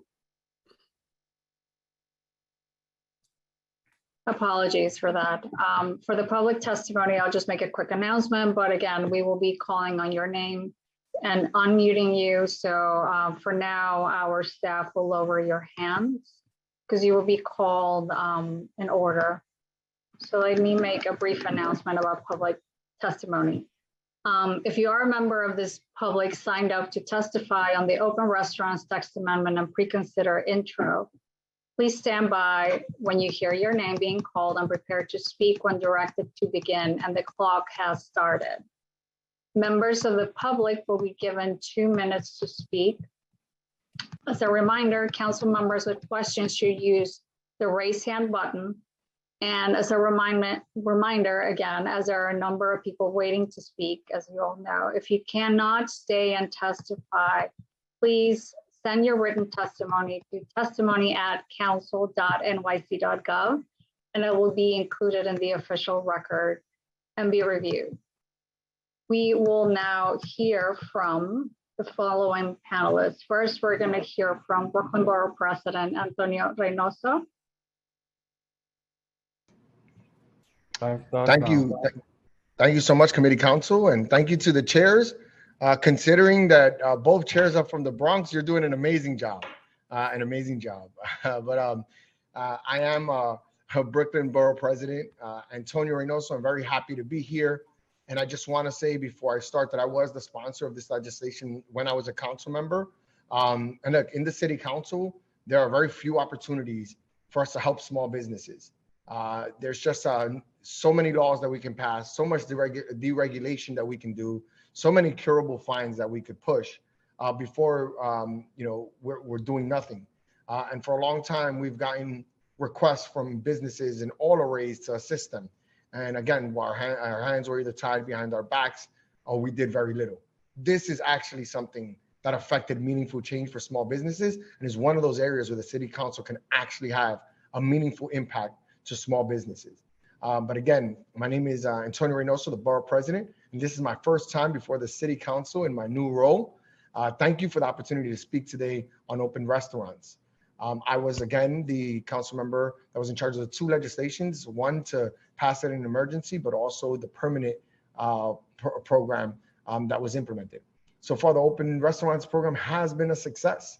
It's been a lifeline for small restaurants, and more than 100,000 jobs have been created specifically because of this program. I mean, it's helped New Yorkers reimagine what this public space can be used as. I want to continue to be a partner in this effort and want to support these mostly immigrant-run restaurants in the outer boroughs that have the opportunity to participate in this program without a major cost burden or too much red tape. I strongly support the zoning changes that would allow restaurants in a much broader geography to legally participate in this program. That said, there are a few concerns, and I want to share them. We have to talk about regulations and making sure that the outdoor dining is safe, clean, and unobtrusive. I guess I would close it out because I do have a long testimony, and I want to make sure that I present that to the City Council, and want to thank the chairs for the opportunity to be here. But let's be proactive, let's be targeted, let's be smart about how we make this program better and not pull a lifeline away from these restaurants that have shut down at a high rate. So again, thank you so much to Chair Velasquez and Chair Riley. Much love to the Bronx, but don't forget to spread love. It's the Brooklyn way. Thank you, Board President. The next few speakers, I'm going to announce a few of you so you know when you're coming up next. So it will be Andrew Ridgey, Robert Bookman, and Jean Ryan will be our next speaker, starting with Andrew Ridgey. Time starts now. Thank you. My name is Andrew Ridgey. I'm the Executive Director of the New York City Hospitality Alliance. I certainly want to say thank you to the Brooklyn Borough President's sentiments and the chairs of the committee. You know, we need to put this in perspective. Our city's restaurants were devastated when the city was in complete chaos. We were out there feeding frontline workers, feeding other New Yorkers, and this program was a lifeline. Thousands of restaurants saved, hundreds of thousands of jobs, and we were an emergency program. We are not saying make every single aspect of this temporary emergency program permanent. We're saying we need to create a more standardized and sustainable program. And I think we need to look at two different issues. One is the sidewalk cafe, and that's the text amendment before the council. This will do exactly what so many council members have been talking about: equity, providing small business owners throughout the 5 boroughs an opportunity to have a sidewalk cafe. And one of the things we also need to do is remove the requirement for a consent from that process, as my colleague Rob Bookman will mention next, to allow the process to be streamlined, to reduce the fees to participate, because it used to just be cost prohibitive for restaurants. And generally speaking, people say, members here, that the sidewalk cafe law pre-pandemic was not a big problem. People loved it, it worked. So let's expand it to more restaurants, because what we saw in this emergency is so many restaurants could participate when the barriers for entry were lowered. The second part is Roadway, which is a new program. It's helped save jobs. It's helped bring people back together. Of course, we need to do things to address the different challenges, but it doesn't mean blow up the system. It means come together and work constructively to address the standards, the design guidelines, the regulatory framework to make it work. This is an incredible opportunity coming to our city that came out of all the doom and gloom of the pandemic. So let's get it right. We shouldn't be so much focused on what didn't work, but we should focus on what is going to work in the future. And I really hope we can make this work for people, both the restaurants, the workers, and the communities that they serve, because we're all in this together. And we submitted testimony with very detailed comments on the different provisions. And my colleague, Rob Bookman, as I said, as a regulatory expert, will get into some of those provisions and amendments. But I'd urge the council members to work with the community on these, not as an obstacle, but as an opportunity. Thank you. Thank you. Next, we will hear from Barack Bookman. Time starts now. Am I unmuted? You hear me? Can you hear me? Yes, we can hear you. Okay, great. Thank you very much. Thank you, Chairs Velasquez, Riley. My name is Rob Bookman. I'm not only counsel to the New York City Hospitality Alliance, but in my private practice, I have been dealing with representing this industry and been working with this law for more decades than I can remember, ever since I was counsel in the New York City Department of Consumer Affairs. It's important for you to understand two things before you today. First is the zoning, then is the amendment to the Sidewalk Cafe law. When sidewalk cafe laws were first licensed, you didn't have this zoning overlay. That was added in 1980. And as a result of that, it significantly restricted where restaurants anywhere outside of Manhattan could apply for a sidewalk cafe. Prior to COVID and the emergency, there were only 1,200 sidewalk cafes throughout the city, and it was all centered for the most part in Manhattan. There were over 10,500 restaurants that got sidewalk cafes, not roadside, sidewalk cafes during the emergency, showing this broad need. So we urge City Council to approve the zoning text amendment, Chair Riley, immediately, so that could move on. Nothing happens until we deal with the second part, which is the laws and rules and regulations. And there, it's important to take a look at a once-in-a-generational opportunity that we have to amend the old sidewalk cafe law. There is no reason it should take 5 months to get a sidewalk cafe seating approved. No reason why you should have to hire an architect to do a simple layout drawing. No reason why a new owner of a restaurant shouldn't be able to operate on a pending status when they're simply taking over a restaurant that previously had a cafe approved. Yet that is what the proposal before you does. It doesn't change anything significant from the old sidewalk cafe law to the new sidewalk cafe law. And so we could talk all we want about lowering fees, which we need to do, and getting rid of the zoning, which we need to do. But unless we amend the sidewalk cafe law, which this doesn't do, we're not going to be helping anybody, especially small mom and pop operators. And that's mostly because of the requirement for a revocable consent. I submitted written testimony. I'd be happy to answer questions to help educate everybody on the difference about why this commercial use of the sidewalk takes 5 months, and that's because it has a consent and a license, as where other commercial uses of the public sidewalk just have a license. And it's because of that consent that we must get rid of, that we have a complicated, expensive process. Thank you, Mr. Bookman. Just for the sake of time, I just want to let everyone know we have over 250 people who want to testify. So we want everyone to please stick to the time that's permitted, and you'll be able to submit written testimony as well. And we have, thank you. And we have, thank you very much. Look forward to working with you. Thank Just you. to piggyback on Chair Riley's announcement, just remember that your testimony can be submitted at testimony@council.nyc.gov. I see Councilmember Botcher has a question for Robert Bookman, and if we can unmute Andrew Ridgey, please. Yeah, a question for the panel. I'd like to know what you think the appropriate hours are for outdoor dining to end at night, and also I'd like to have your views on a seasonal program. You want to go first, Andrew? Or you want me to? You can go ahead, and then I'll jump in. So we are flexible. We understand outdoor hours, especially in areas like yours, Councilman, where there may be a lot of restaurants. That outdoor hours are a sensitive issue. The 12 p.m. during the week, the 1 a.m. on weekends, that's what the hours have always been for licensed sidewalk cafes for 30 years now.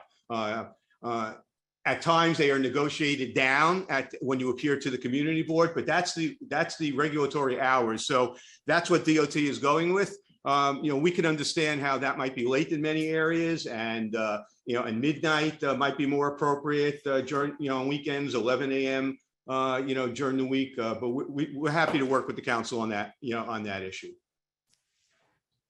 And as far as seasonal, sidewalk cafes by definition are seasonal and always have been, unless it's an enclosed cafe, which we're not talking about. It's tables and chairs on the sidewalk with umbrellas. You weren't allowed to enclose them, so they were seasonal. One of the reasons why so few people had it, because it was so expensive, given how few days it was really good, when it wasn't too hot, wasn't too cold, and the rain, etc. The same could be discussed for roadside dining. There's no reason that the emergency program has to be the permanent program. That could, and DOT has mentioned that today. It could also be seasonal, and I think there's a lot of room to reimagine the sidewalks, have a little less parking of cars, help restaurants and people who want it, without necessarily having a 12-month a year structure out on in the roadside. Yeah, I would just add to that. I think the big thing is we have to recognize these evolved. When the program was first launched, it was hot out. Then it got cold. Then it got hot. Then it got cold again. And business owners had no money, no resources. We were in a crisis. So this evolved. I think the city needs to come up with very clear guidelines on what kind of structures are going to be allowed and be approved. They need to be standardized. They need to be sustainable, but they also need to be permitted to be creative. So restaurants can show their own spice and their own flair, and it's not just the same sterile looking thing everywhere. And I think as long as there's good guidelines that are clear, that restaurants know will be allowed for years to come, they'll make the proper type of investments. And I think these are the types of conversations. In some places, certain structures may work well, others they may not. And that goes back to different members' comments about different needs in different communities. So I think we need flexibility, we need standardization, we need to allow for creativity, and we also understand the limited financial resources these small business owners have to always be putting something out, putting it away, schlepping it. But we're very open to a reasonable conversation about what it should ultimately look like. And I think this is part of the conversation. Last thing I'll just say quickly is I'm working with the Regional Plan Association, the Architects of America Association, and others that are really trying to come up with good recommendations and guidelines based on expert input.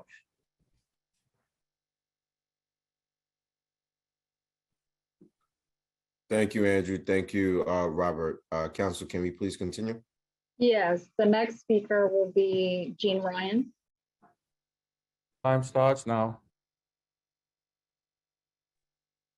Hi, can you hear me? Yes, we can hear you, Jean. Thank you. I'm Jean Ryan. I'm president of Disabled in Action of Metropolitan New York. We're 52 years old this year. We have two main concerns: accessibility to eat at the outdoor restaurants, as well as accessibility to the sidewalks and streets. People with all types of disabilities want to participate in dining al fresco in any and all restaurants we are interested in. One of the benefits is that we can patronize restaurants that may not otherwise be accessible to people with mobility disabilities, which is good for us as well as the restaurants. However, many times we cannot get into the outdoor restaurants at all, especially the ones that are fully enclosed or have a step up or down to get into them. At times, a ramp is available to a roadway restaurant, but we do not know there is a ramp.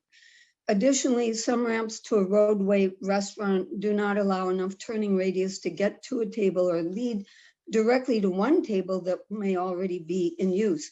There's an inaccessible restaurant near me that built a sidewalk cafe attached to the building that is raised up a step. There was absolutely no reason for it to be raised up. It appeared to be a whim. Lately, they totally enclosed it too, limiting who can actually get into it. Restaurants that totally enclose their outdoor restaurant have become inaccessible to us too. We are against grandfathering inaccessible outdoor restaurants. They were supposed to be accessible before, and they should be accessible now. Our other concern is obstruction of the sidewalk when we are pedestrians or when we need to get out of accessoride. We cannot get around a physical structure if there's not enough room. A system for people waiting for a table should be figured out so the sidewalk is not totally full of people standing around. When there are poles for a canopy or expired. an awning, people with impaired vision or no vision are in danger of not seeing them and running into them. Lastly, we want to have the plans checked, I'm almost done, in advance for accessibility, not rubber stamped, as has happened with many projects. And we want effective and vigorous complaint and enforcement procedures. Accessibility affects us, people with disabilities, but it also affects parents and caregivers with strollers. Restaurants should want to have as many customers as possible, not keep us out. People have money and we want to enjoy restaurants with our friends and families. Thank you. Thank you. Our next three speakers will be Monica Bartley, Michael Brady, and Ryan Monell. So we'll start with Monica Bartley. Time starts now. Hi, good afternoon, Chairs Velasquez and Riley. I am Monica Bartley and am the Manager of Community Organizers at the Center for Independence of the Disabled, New York. Sydney, one of Sydney's goals is to remove barriers to the social, economic, cultural, and civic life of the community. The expansion of outdoor dining during the pandemic allowed people with disabilities to eat at restaurants that were inaccessible to them before. However, there was still the problem of no access to restrooms. It was easier to access restaurants with a limited number of the tables on the sidewalk, as many of the sheds were not accessible. People with disabilities mobility disabilities experience problems navigating the sidewalks because of the narrowed sidewalks and people converging at the restaurant. For example, servers and patrons, which force wheelchair users to travel in the street. Also, many of the sheds that were constructed were not accessible to people with disabilities for one reason or another. There were gaps between the sidewalk and the shed or a step up to enter. The electrical wires extending across the pathway also pose a tripping hazard. There is a need to standardize the design and instructions for placement of the sheds. The path of travel should not be obstructed and consideration given to drop-off points for access a ride and taxis. As we plan to go forward with outdoor dining, it is important that the structures meet the ADA accessibility requirements to make sure there are no obstructions that will pose a hindrance to people who are blind, such as poles and canopies that extend into the pathway, as well as some of the decorative elements used around these sheds. These objects prevent one from accessing the shed, and people with disabilities would also like to enjoy an outdoor restaurant. As patrons, we spend money too. We urge you to consider the needs of people with disabilities in the planning and design of outdoor dining facilities, that every effort should be made to make it accessible for people with disabilities and not create additional problems for them to navigate the streets of New York City. Thank you.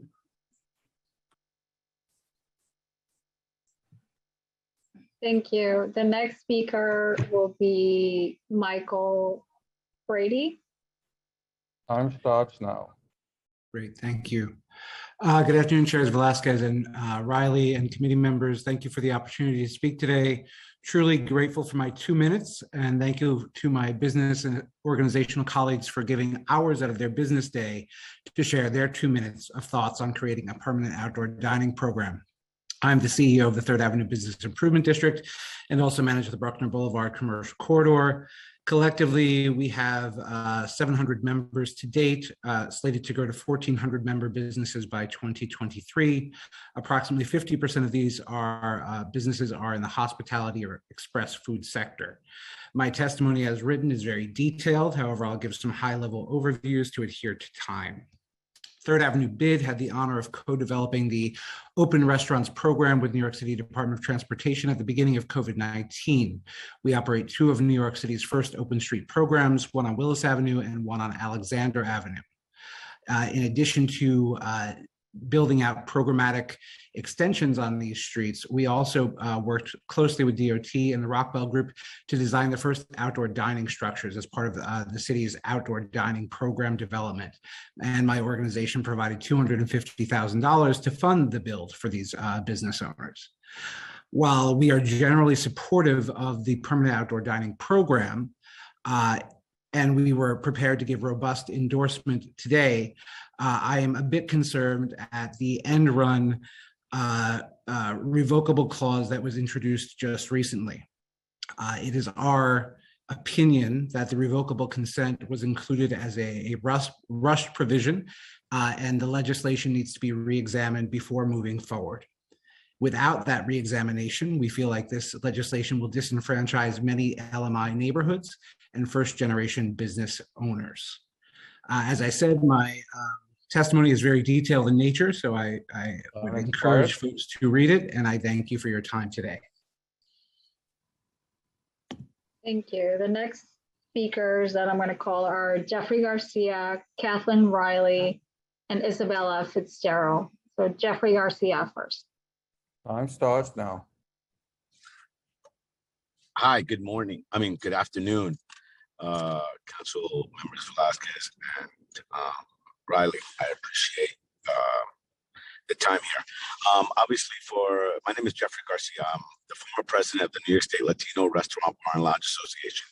So I worked closely with Councilmember Reynoso when this was introduced during the pandemic, and this was a very, very important lifeline for many of our Latino and minority restaurants in our neighborhoods. It continues to be. And it just feels that a lot of our members are, little by little, things are just keep taken away from them. The possibility of things keep taken away from them, like liquor to go, the way it has been, like the way this program may affect them. And these are all intricate parts of their daily business. They need this to be able to survive. Many of our restaurants, I think as we see only 35% of our restaurants, and even a smaller portion of those received RRF last year. So they didn't get the help necessary from the government to really be able to sustain themselves. And this was the only program, along with others, that really helped them get through this. So it is imperative that we allow this program to continue. One of the council members mentioned, lighting. The only light, the best light to really light up our corridors are open restaurants, not shuttered venues, not shuttered bodegas and restaurants, that really darken our streets. These open restaurants program give a lot of vibrancy to our neighborhoods and makes it safer for people to come out. So we understand that this will help keep our neighborhood safe. My other point that I wanted to make, my apologies here, was the noise. Well, you know what? The noise that can be mitigated. We can avoid the noise by limiting and the guidelines when they come out. We cannot let the perfect be the enemy of the good here. Thank you. Thank you. The next, speaker is Kathleen Riley. Time starts now. Good afternoon, everyone. My name is Kathleen Riley, and I'm the New York City Government Affairs Manager for the New York State Restaurant Association. And we believe that the recovery of New York City itself depends on supporting the recovery of the struggling restaurant industry. Restaurants really are continuing to struggle and therefore rely upon outdoor dining to drive additional revenue and protect jobs. And in addition, the reliance on outdoor dining has intensified due to the implementation of vaccine mandates, which made outdoor dining the only remaining sit-down option for unvaccinated locals and visitors, and the emergence of the Omicron variant. To put the need for a permanent accessible restaurant outdoor dining program into clearer context, we want to share some information we gathered from a January 2022 survey. 74% of operators said their sales volume in 2021 was lower than 2019. 81% of operators say the restaurant's total costs as a percent of sales were higher in December 2021 than December 2020. And over the past few weeks, due to the Omicron variant, a number of different adverse actions had to be taken, where 55% of operators had to reduce hours of operation on days that they did stay open, 40% closed on days they would normally be open, 26% reduced seating capacity, and 7 changed to offering only off premises for a period of time. So with that kind of hurt and damage still so widely being felt by operators, it's critical to support our restaurants' recovery so we can support our city's recovery. Under the Open Restaurants program, businesses across all 5 boroughs have been able to participate in public life, provide safe public spaces to gather, and bring new life to the storefront space. That goes hand in hand with saying we recognize there's room for improved community relationships in certain neighborhoods. We are dedicating more resources towards sanitation and cleanup for trash and pest prevention. And we think it's beneficial to everyone to have cleaner streets. We also agree that there are reasonable noise parameters that we can come to that are sustainable for restaurants and residents alike. Again, the Open Restaurants program has been immensely popular, not just with operators, but with the public. And it's the #1 thing that people from outside the industry, thank you, have cited as a pandemic era change for the better. I have additional comments to provide in writing, but our #1 priority is that the program remain accessible, easy to use, and streamlined for our operators. Thank you. Thank you. The next speaker is Isabella Fitzgerald. Time starts now.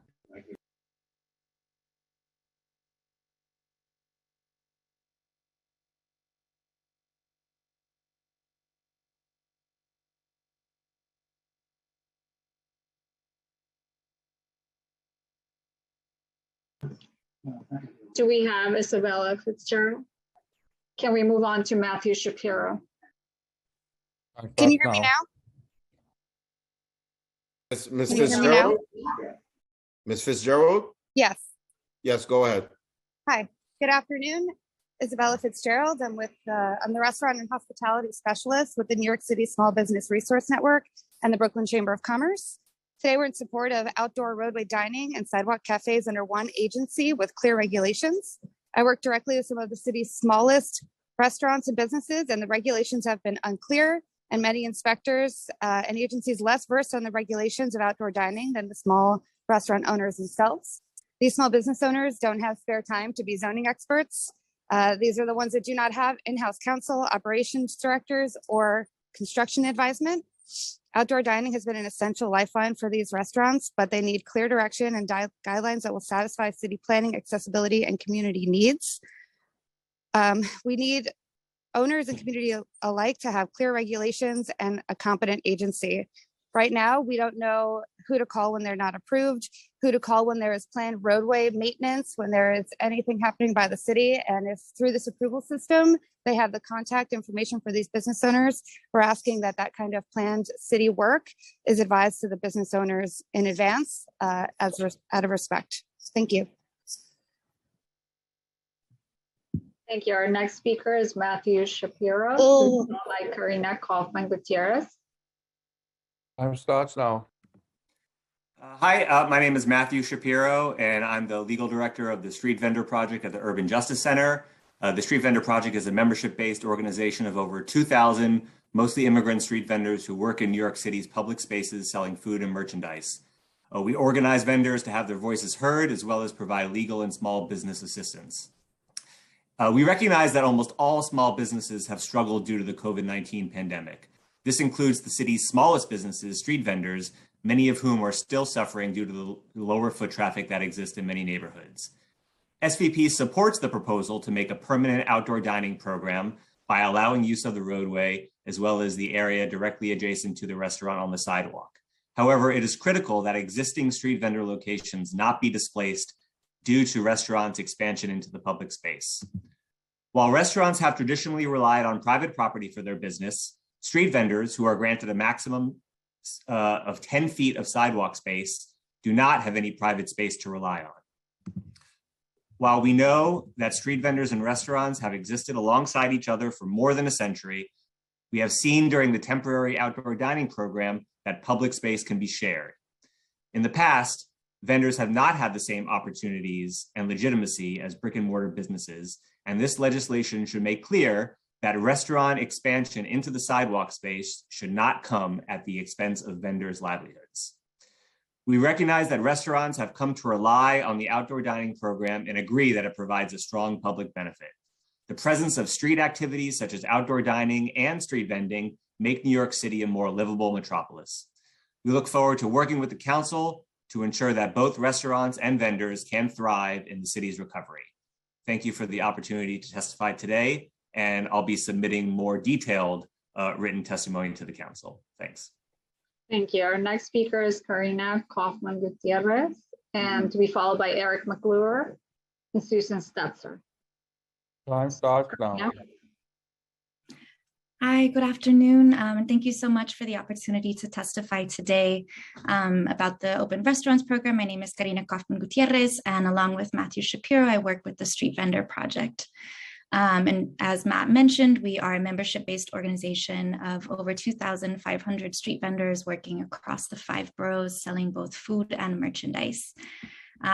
Members of our organization are in favor of permanent open dining program and support our public streets in general to be utilized in a way that is serving all New Yorkers. Restaurants and vendors have existed alongside one another for centuries, complementing one another in activating public space, drawing increased economic activity in commercial corridors, and benefiting brick and mortars and vendors alike. And we're very excited by the interest in City Council to reimagine our public space. However, a permanent program must include design guidelines that ensure on-street dining is part of a cohesive streetscape, inclusive of all small businesses, and ensure that no unintentional harm is done to our city's smallest businesses. And so we're excited to work with City Council to develop an inclusive permanent open restaurants plan that allows for both vendors and brick and mortars to continue working and contributing to our city. Unfortunately, over time, though street vendors and restaurants have existed alongside one another, we have seen that historically vendors have not been treated with the same legitimacy. In fact, have been criminalized for their work to feed our city for being even inches out of place of city regulations, without the opportunity to either fix their situation or for those who do not have permits or licenses to enter into the regulatory system. And so we're here today in support again of the Open Restaurants Program and for the opportunity to work together to ensure that both brick and mortars, storefronts, and restaurants and street vendors can support Expired. Thank you. Thank you. The next speaker is Eric McClure. Time starts now. Good afternoon. Thank you, Chair Velasquez and Chair Riley, for the opportunity to testify today. Chair Velasquez, very nice to see you in this capacity. My name is Eric McClure. I am the Executive Director of Streets PAC, and I wanted to say something that's been acknowledged many times over is that the New York City's Open Restaurants Program is responsible for having saved hundreds, if not thousands, of the city's restaurants and tens of thousands of the attendant restaurant jobs connected to those restaurants, and has proved overwhelmingly popular with diners who have voted convincingly with their cash and credit cards to make the program permanent. That isn't to say that the program is perfect, nor that some of the criticism of the program isn't valid. There are legitimate concerns about noise on blocks that mix commercial activity with residences. Many outdoor dining structures are flimsy or sited haphazardly, and more than a few pose a hazard to safe cycling. But these are fixable flaws. Ideally, as a long-term goal, the city should expand the width of sidewalks in places in which outdoor dining has proved popular, allowing for expanded cafe space immediately adjacent to the storefronts of participating restaurants. In places where that's not possible, restaurants should pay a fee for using street space, or the city should create communal spaces open to anyone along the lines of the Street Seats program. In the shorter term, however, there are a number of things we can and should do to improve the Open Restaurants Program. These include shifting more from fully built structures to movable tables, chairs, and umbrellas, like those in the Meatpacking District or in Bryant Park. Situating seating immediately adjacent to the curb with physically protected accommodations where possible for existing curbside bike lanes rerouted between restaurant setups and motor vehicle lanes. Imposing strict design guidelines that limit the heights of restaurant structures to allow for better visibility and to ensure that sidewalks are fully and easily passable. Establishing well-enforced rules regulating hours of operation and noise levels to control negative effects in places with adjacent residences. And reducing speed limits on smaller streets with curbside dining and implementing physical safety barriers on larger streets and avenues where speed limit reductions are impractical. A group of more than 36 elected officials, including Speaker Adams and Council members Ayala, Brannon, and Rivera, wrote to then Mayor de Blasio in September of 2020 asking for such measures which have yet to be implemented. Finally, we must view the open restaurants program in the larger context of how the city manages curb space. Open restaurants, open streets, and other pandemic-era efforts to increase access to street space have demonstrated the public's overwhelming interest in allowing curbside uses beyond the storage of private cars. The curb has tremendous value and should be managed in a way that reflects that. To that end, we urge the creation of an Office of Public Space Management or the public realm to oversee such efforts. Thank you very much for hearing me. Thank you. Our next speaker is Susan Stetzer. Time starts now. Okay, I am Susan Stetzer, District Manager for Community Board 3 Manhattan, which covers East Village, Lower East Side, and Chinatown. We have the second highest density of restaurants and bars of the 59 boards, 674 eating, drinking locations, 191 of them non-conforming on residential side streets. And I would like everyone to note that currently there are no, under the pre-COVID regulations, there are no sidewalk cafes allowed there, so there are no 12 o'clock or 1 o'clock hours. Regulations that may work for communities with commercial strips will not work in CB3. The text amendment would have a disproportionate and inequitable impact on our residents. Residential street after street are rows of sheds that block the light, change the streetscape to dark canyons. Worst is the noise. We have been a nightlife destination area for years and coexisted by keeping the noise inside the businesses. Zoning protections prohibited outdoor backyard or sidewalk use, and we stipulated best practices from the hospitality industry with doors and windows closed at 10. Now this has all been turned inside out. We have drunk people under our bedroom windows. 12 o'clock and 1 o'clock is not acceptable for people that need to get up in the morning and go to work and put their children to bed. The number of commercial noise complaints on the street for fiscal year 21 was 6,165 for our community, an increase of 169% from pre-COVID. This does not include commercial noise from inside the businesses. Community boards were created to give residents a voice in planning for their communities. They know their needs. To not have community boards have a role in approving roadbed dining, a use of our public space, is against all land use practices of New York Time City. expired. We invite the city council, DOT, and the Hospitality Alliance to do a walkthrough in our community with us. Thank you. I see that Councilmember Yeager has his hand up. Do you have a question, Councilmember?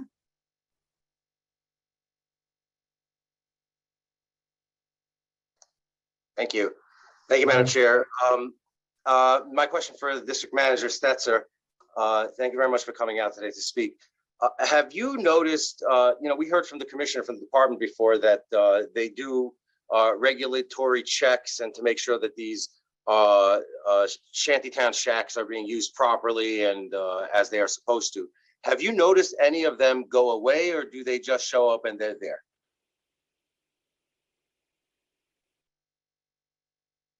If the council can unmute the. Thank you. So this is something we deal with almost daily. They give the owners cease and desist letters. The owners do nothing. They give them more cease and desist letters. They do nothing. This goes on month after month after month. No, they do not disappear. I had one 2-story shack that disappeared quickly. So it shows they can do it.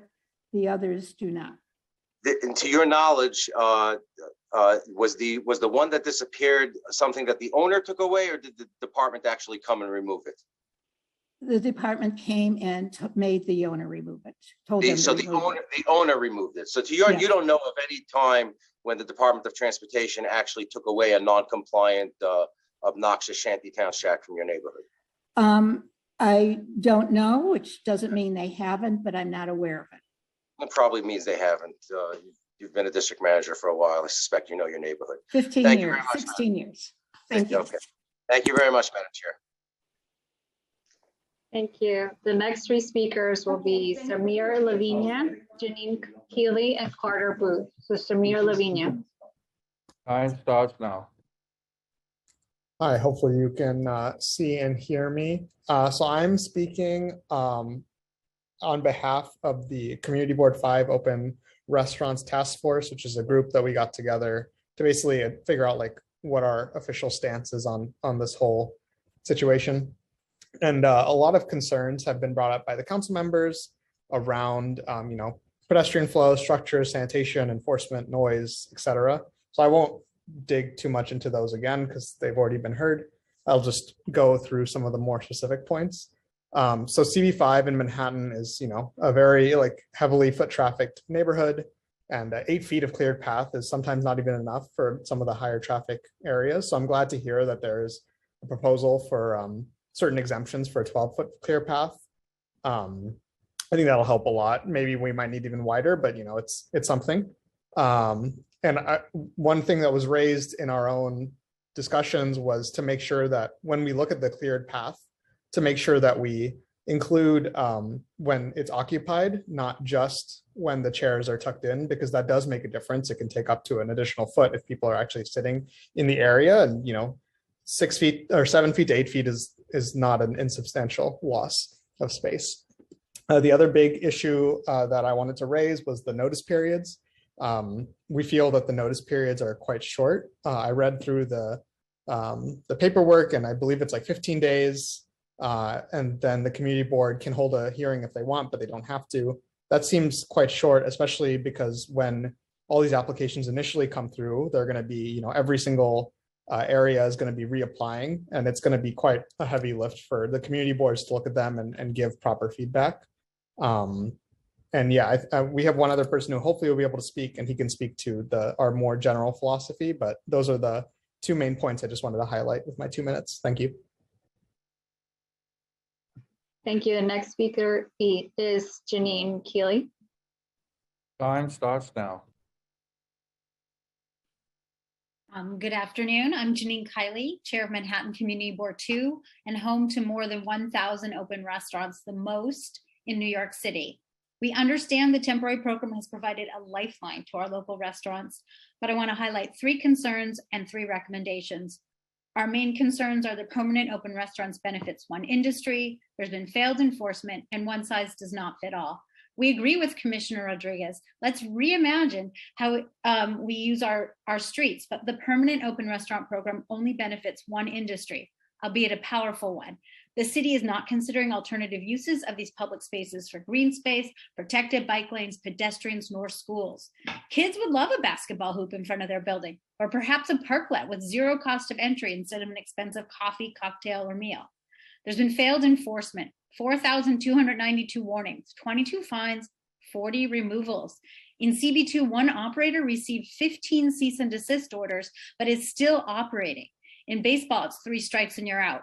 Not New York City with open restaurants. The city has a terrible track record enforcing concerns about noise, trash, rats, safety, ADA accessibility, and density of open restaurants in residential neighborhoods. And finally, one size does not fit all. CB2 has seen a nearly 500% increase in open restaurants from 217 pre-COVID to more than 1,000 today. So our 3 recommendations are: 1, include Councilmember Christopher Marte in Council District 1 and Councilmember Eric Botcher in Council District 2 in City Council negotiations and discussions.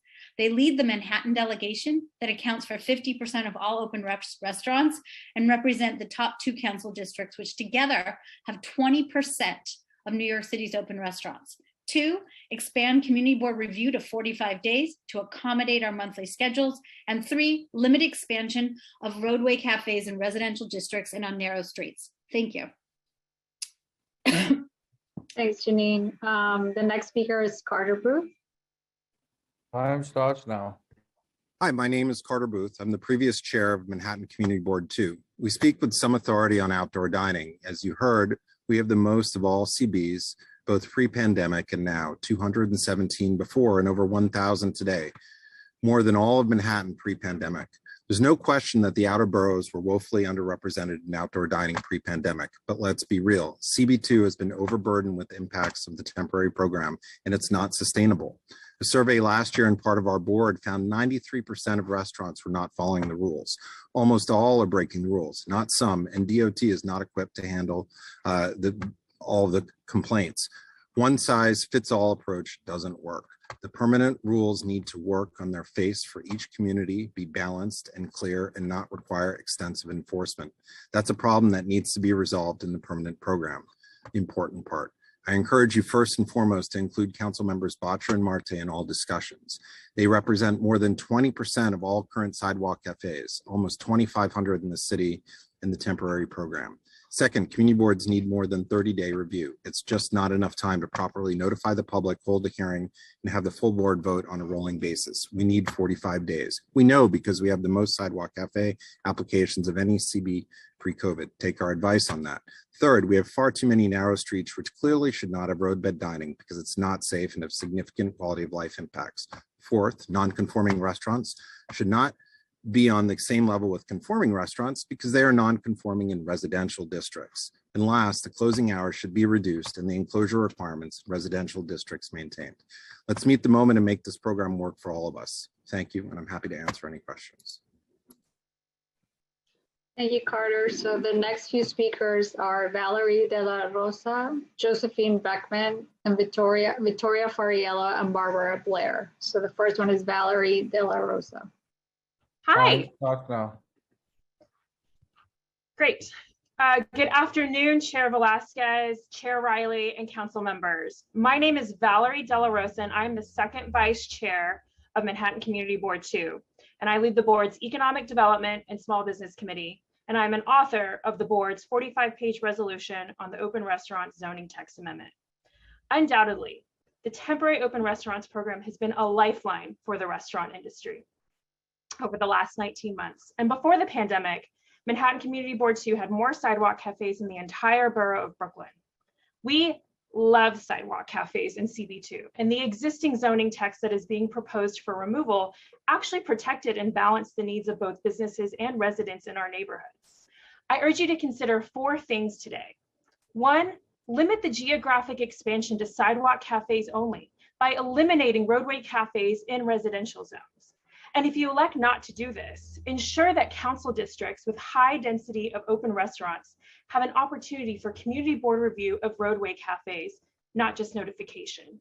2, limit the geographic expansion of roadway cafes to wide streets only, not on narrow streets.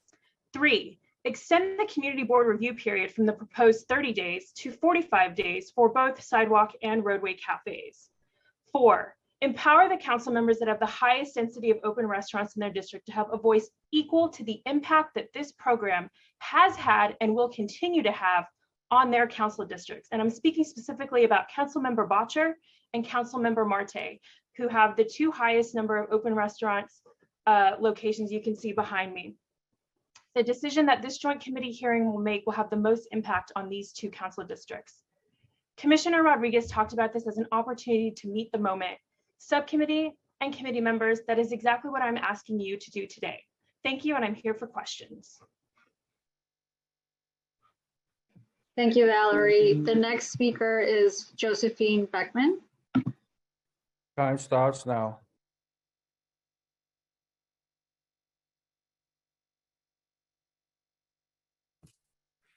Hi, good morning, good afternoon.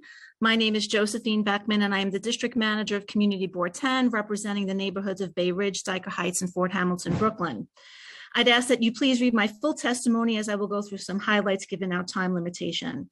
Community Board 10 members voted overwhelmingly in opposition to the proposed citywide open restaurant text amendment during its lengthy review in September of 21.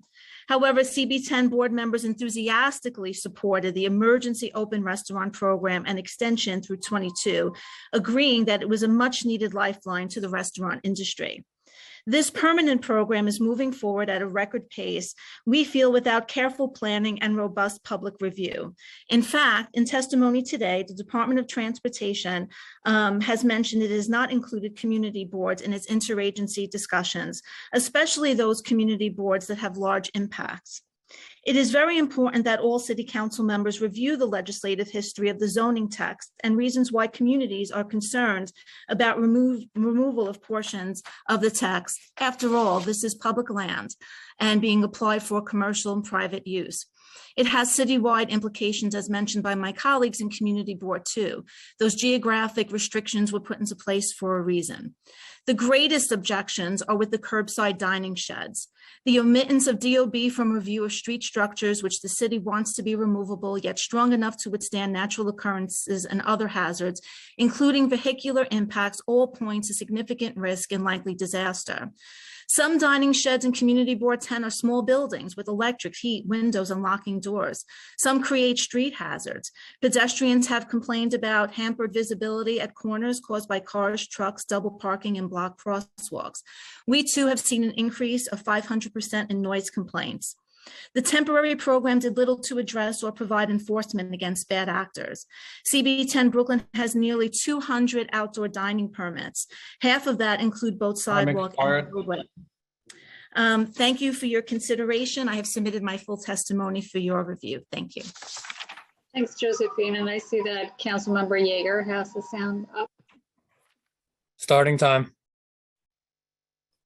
Thank you. Good to see you, District Manager. I just wanted to ask you the same question I asked the District Manager from Manhattan. Have you ever seen the DOT remove one of these shantytown shacks that were non-compliant, illegal, a nuisance, empty, unused, or anything of the like? We had one council member. Did the DOT, I'm Yes. sorry, I didn't cut you off. Did DOT actually come and remove it? Yes. Okay. How many have you asked or complained about during this time? Dozens, perhaps, dozens. Okay. So out of dozens, you have one success story?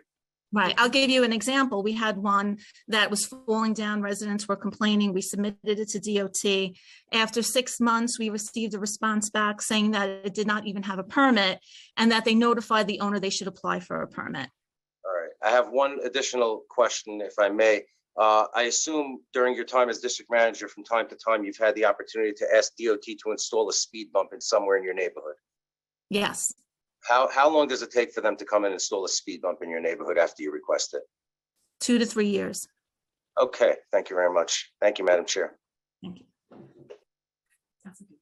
Thank you, Councilmember. The next speaker will be, hold on, let me make sure it is the right speaker after Josephine.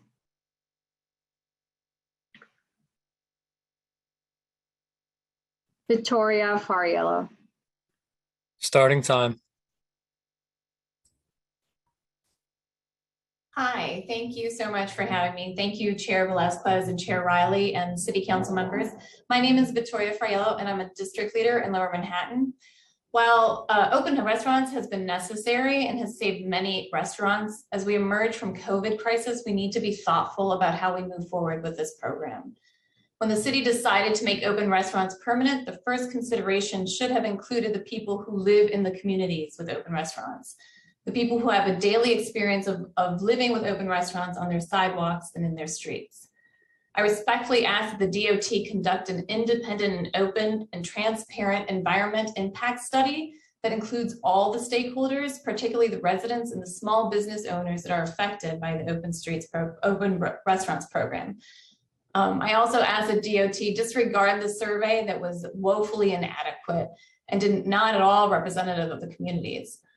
I ask the City Council and DOT to truly engage our residents, to meet with them and listen to their concerns before proceeding with such a drastic change to our laws. Thank you for your time and consideration. Thank you. Our next speaker will be Barbara Blair. Starting time.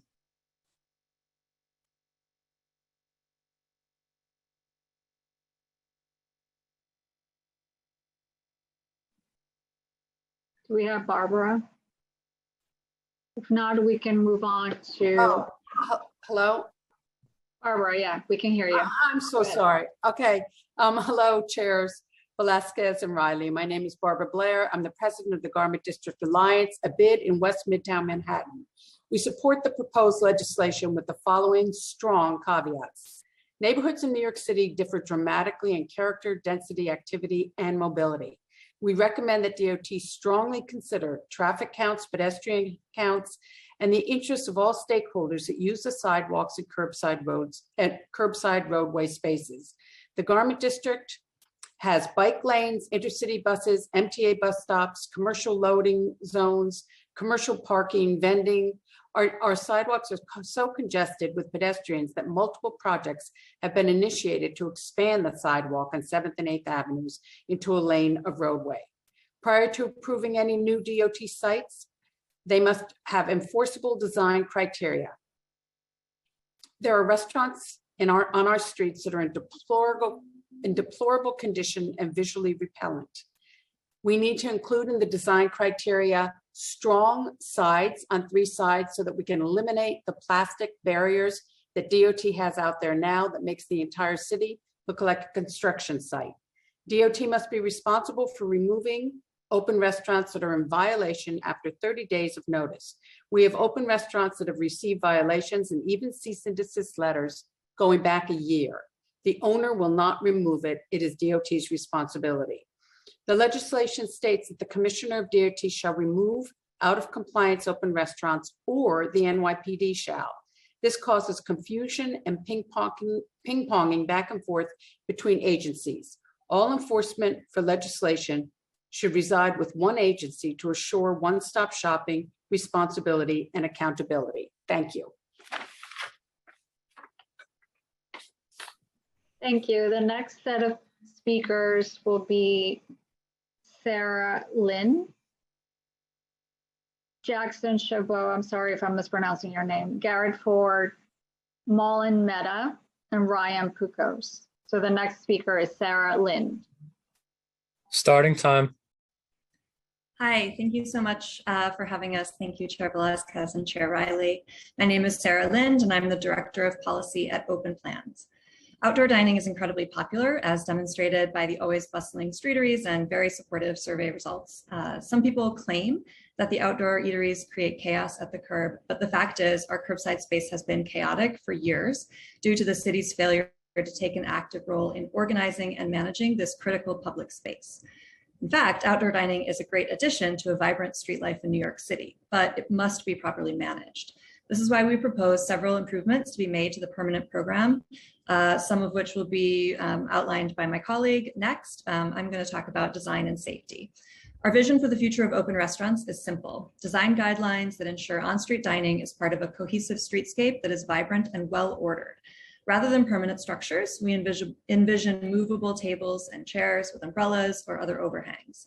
If flooring exists, it must be easily movable for street cleaning and maintenance. Standards should provide guidance for design while still allowing room for creativity. Safety is critical as well. The conflict at the curb between restaurants and bike lanes must be addressed. Seating should be directly at the curb or on widened sidewalks, with physically protected bike lanes outside of the seating area. This protects riders, patrons, and restaurant staff. Any enclosed walls should be no higher than 30 inches to avoid hindering visibility. Similarly, seating or other obstructions must not be allowed in daylighting zones, the spaces immediately adjacent to crosswalks at intersections, to avoid limiting visibility and pedestrian safety. Outdoor dining has revealed what we've known all along. The curb is incredibly valuable public space, and there are numerous better uses for it than the free long-term storage of private vehicles. I support outdoor dining and encourage this council and administration to make it permanent. Thank you. Thank you, Sarah. The next speaker will be Jackson Chabot. Starting time. Good afternoon, and thank you for hosting this meeting. My name is Jackson Chabot, and I'm the Director of Public Space Advocacy at Open Plans. I'm also a Brooklyn resident who lives above 2 restaurants participating in the Open Restaurants program. I'm here today and I unequivocally support the permanent Open Restaurants program, and I would like to highlight 3 recommendations to build upon the program. First, as many of the council members stated earlier, they've got concerns with enforcement. We envision consistent and transparent enforcement of updated siting and design regulations will be paramount to ensure outdoor eating spaces and the spaces around them are safe and accessible. We recommend the updated enforcement process is corrective rather than punitive because the restaurant industry is still recovering. We want safe environments and the ability for businesses to thrive. Second, as many council members have also talked about today, for fees, we envision curbside space is valuable and should be priced as such. We recommend comprehensively pricing the curb for restaurants, vehicles, and other uses. The fees collected from all of these can be used to manage and care for the public realm and provide resources to the agencies that need to verify restaurants are following the guidelines, as council members have asked about earlier today as well. We hope that, as Streets PAC and Eric McClure outlined earlier, that many of the structures do not impede sightlines and otherwise do not inhibit walkers and cyclists, making them unsafe. Finally, from a management perspective, we know that open restaurants are a great addition to vibrant street life in New York City. However, the open restaurants program must be managed as part of the public realm ecosystem rather than in a silo. The entire curbside and street space needs to be holistically and managed effectively. We support widening sidewalks, widening lanes dedicated to micromobility devices like electric scooters, and expanding loading zones, and more. Time expired. Thank you for your time. Thank you, Jackson. The next speaker will be Garrett Ford. Starting time. Hi there. Thank you, chairs, and thank you for a very informative morning and afternoon. I've learned a lot. I am in because I work at a bar in the East Village, and this program has saved my livelihood. It has saved everyone that works there. I keep hearing this narrative about 100,000 jobs saved, which I find completely believable. And it's also addressed one problem that we've had of underemployment. So by expanding to the roadside and the sidewalk, I've been able to give additional hours to people that benefits their livelihood, their family. And speaking from someone on the business side of it, I know that there are a lot more of us good actors that with enough knowledge, we would be happy and thrilled to make any investment necessary. And these are jobs that are held by artists and people that improve the cultural landscape of New York City. So I think the benefits far outweigh the negatives that we would all mitigate with its good faith. Thank you. Thank you, Garrett. The next speaker is Mullen Mehta. Starting time.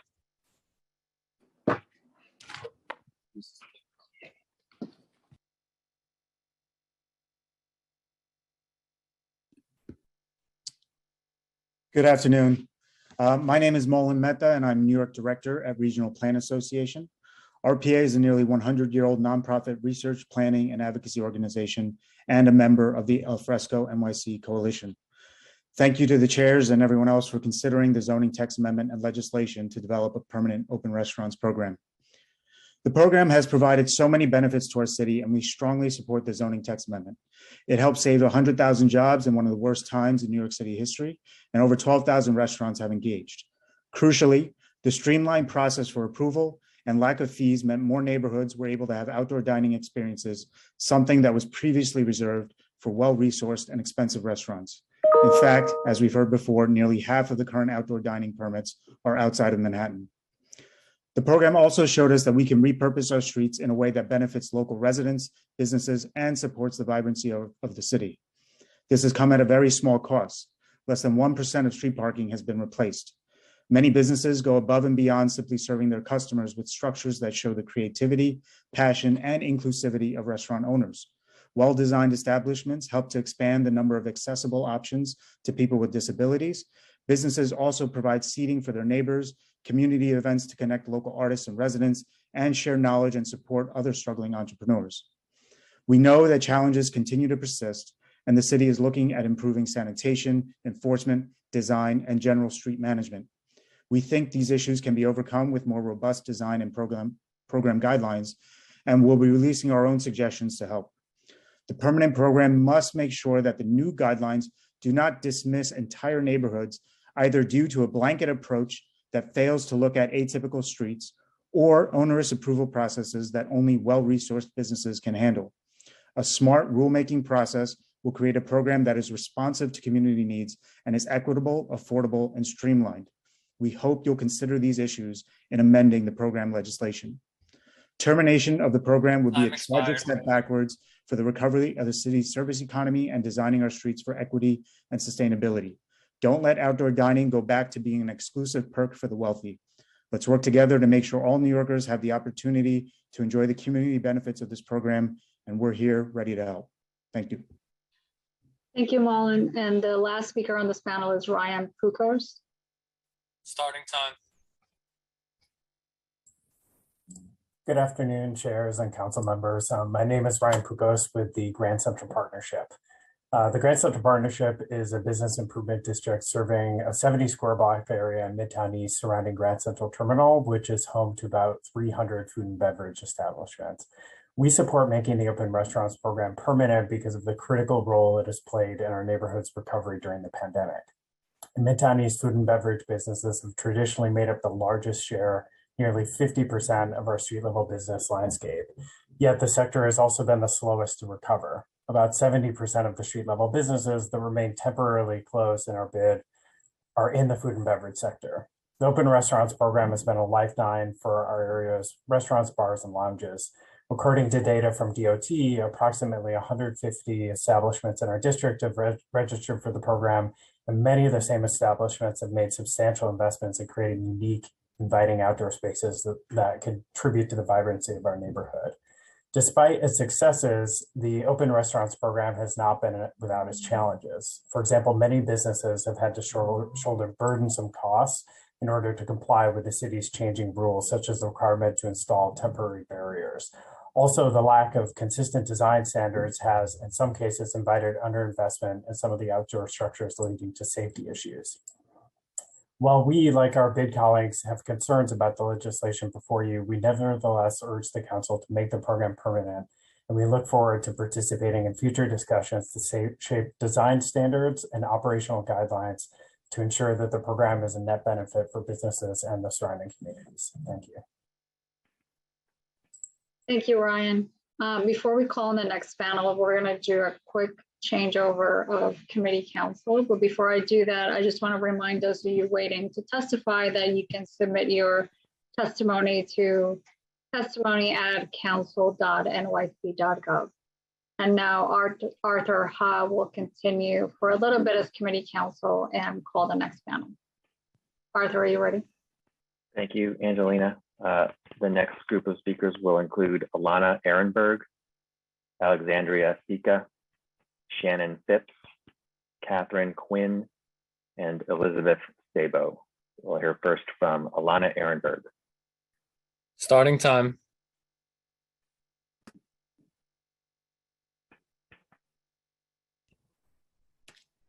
Hello, thank you for the opportunity to speak today. My name is Alana Ehrenberg, and I'm the Senior Policy Manager at Design Trust for Public Space. Design Trust for Public Space is a 27-year-old nonprofit dedicated to enlivening New York City's shared civic spaces to create a vibrant, inclusive, and sustainable city. This past year, the Design Trust has been working with Regional Plan Association and Tri-State Transportation Campaign through the Alfresco NYC Coalition. Specifically, we have been working to ensure that open restaurants and the open streets programs are accessible to all New Yorkers, beneficial for the local communities, and sustainable in the long term. Alfresco NYC supports the zoning text amendment as a necessary step for removing barriers to outdoor dining in neighborhoods with unique typologies previously excluded from participating in the Sidewalk Cafe program. However, we're concerned that this proposed legislation will replicate an onerous permitting process from the previous program, which will limit participation. The self-certification process in the emergency program allowed greater equity throughout the city for outdoor dining, a lifeline to businesses who were struggling at the time. The flexibility of this process is one we hope we will continue to be used in more programs requiring complicated permit processes to access public space.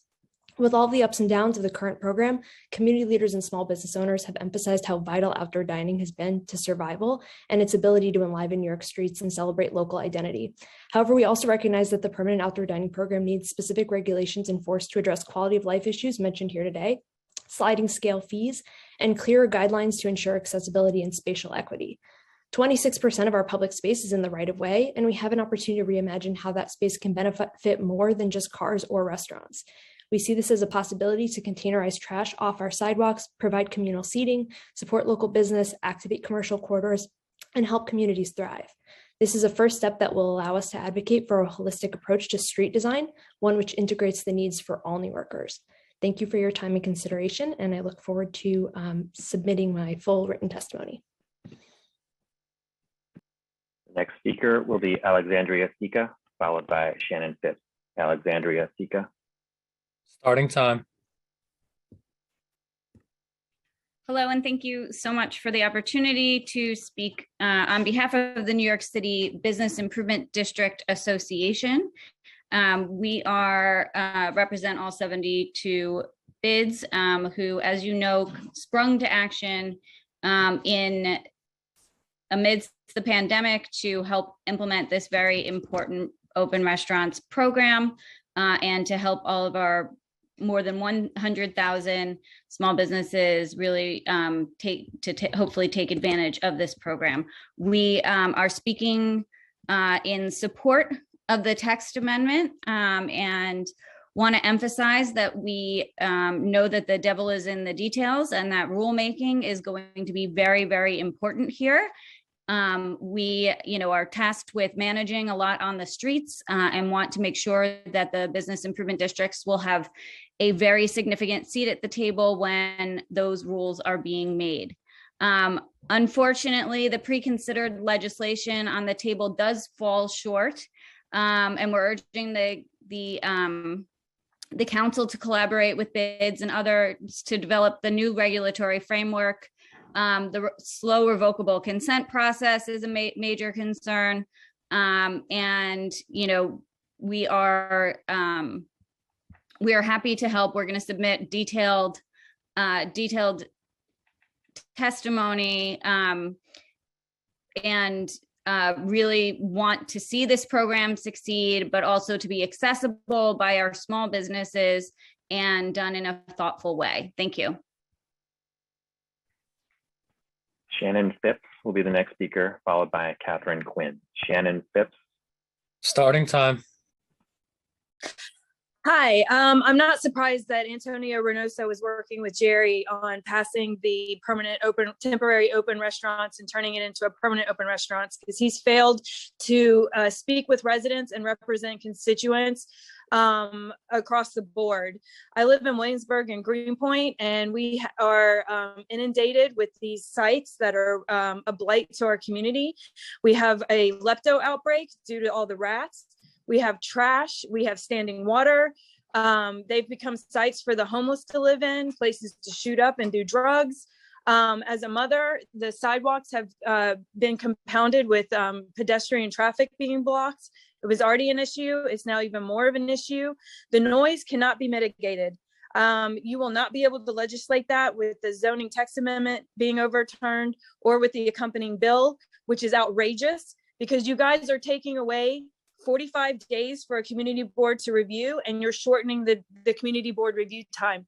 Not all community boards are equal. Some of them are very under-resourced and understaffed. And this is clearly an aggressive act by the government, the city agency of DOT, to take over our community boards and our communities. Each block of New York City across all 5 boroughs are different, and that should be acknowledged. Also, the DCP's disingenuous map that says that there is a difference between residential areas and non-residential areas. Let me tell you something. Every square inch of New York City is a residential area. And who are you to tell me that I can't sleep at night, that my family doesn't deserve to have peace and quiet and enjoyment of our home? We all work hard to pay our rent, to pay our mortgages, and it's the people that are being left out of all of this. You're hearing from lobbyists that are paid to say 100,000 jobs. I challenge you to show me, what's the 100,000 jobs? I want to see the data behind that, because you all seem to think that's a real number. It's a fake number. It's a nice round magic number, and it's fake. Thank you. Time expired. Speaker will be Catherine Quinn, to be followed by Elizabeth Sabo, to be followed by Aurelia Savaro. Catherine Quinn. Starting time. Thank you for allowing me to speak today. First, I want to clarify some information that was given earlier about the amendment to the zoning, the addition to the zoning that it deals with the enclosure of buildings. It was mentioned that there were some districts that were involved. The language of having to deal with commercial overlay districts and residential districts that are the home to, we understand, something like 3,000 non-conforming restaurants. As referred out by City Planning Commission, if City Council were to vote for this, these two sections would become effective immediately. They require every other business in commercial overlays and residential districts to have totally enclosed buildings, except, I'm reading now, except for storefronts or store windows associated with eating and drinking establishments, which may be opened to serve customers outside the building. Those provisions would go into effect immediately. Secondly, I want to point out to the council that I believe that the review of these proposed changes are premature. There is currently an outstanding Article 78 where 22 petitioners from all over the city have pointed out that DOT has not complied with the requirements of SECRA and other environmental requirements, in that they have not done a competent and complete environmental impact statement. This Article 78 has survived the attempt by the City of New York to dismiss it. A New York State Supreme Court judge has— Time expired. The next speaker will be Elizabeth Sabo, to be followed by Aurelia Tavares. Elizabeth Sabo. Starting time. Thank you to the chairs and the agency reps for this hearing and the opportunity to speak. My name is Elizabeth Sabo, and I'm a member of the West 10th Street and the, okay, am I unmuted now? Yes, we can hear you, Elizabeth. Now you're muted. If you see a request, there you go. Messages that I'm muted from Zoom. Anyway, I really appreciate all the council members, and especially my CB2 Manhattan reps, for their comments about the residential needs, about compliance, enforcement, and most certainly that one size does not fit all here. I share these concerns. But I have additional concerns, and please bear with me, about the very premise of this program and what's been repeated over and over here and throughout, such as that this program has been a resounding success, and that more outdoor cafes are actually better for the city. According to who? That advocates for the program keep repeating these statements does not make it true. I think that if we were to do an actual comprehensive verifiable poll, which truly has not been done, most residents would not prioritize the wishes of the restaurant industry. Most residents can't even afford eating out in restaurants. Most residents don't even have affordable housing or a living wage. As you almost know, the recently raised minimum wage yields just $2,600 per month. These people are not celebrating the expansion and revamping of the sidewalk cafe program. I ask the council, please put a pause on this rushed process. You're attempting to make very dramatic changes to the landscape of our city and to the quality of life for our residents. Complete, please, a full environmental impact study before you make these sweeping changes. Thank you. Thank you. Next, we'll hear from Aurelia Tavares. Starting time.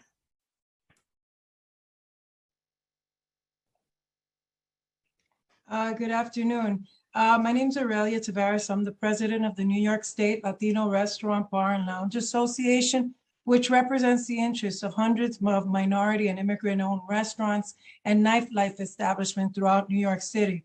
First of all, I want to thank you, Chair Velasquez, Chair Salamanca, and the rest of the committee members for the opportunity to testify. Particularly thank you, Borough President Antonio Reynoso and Commissioner Idani Rodriguez.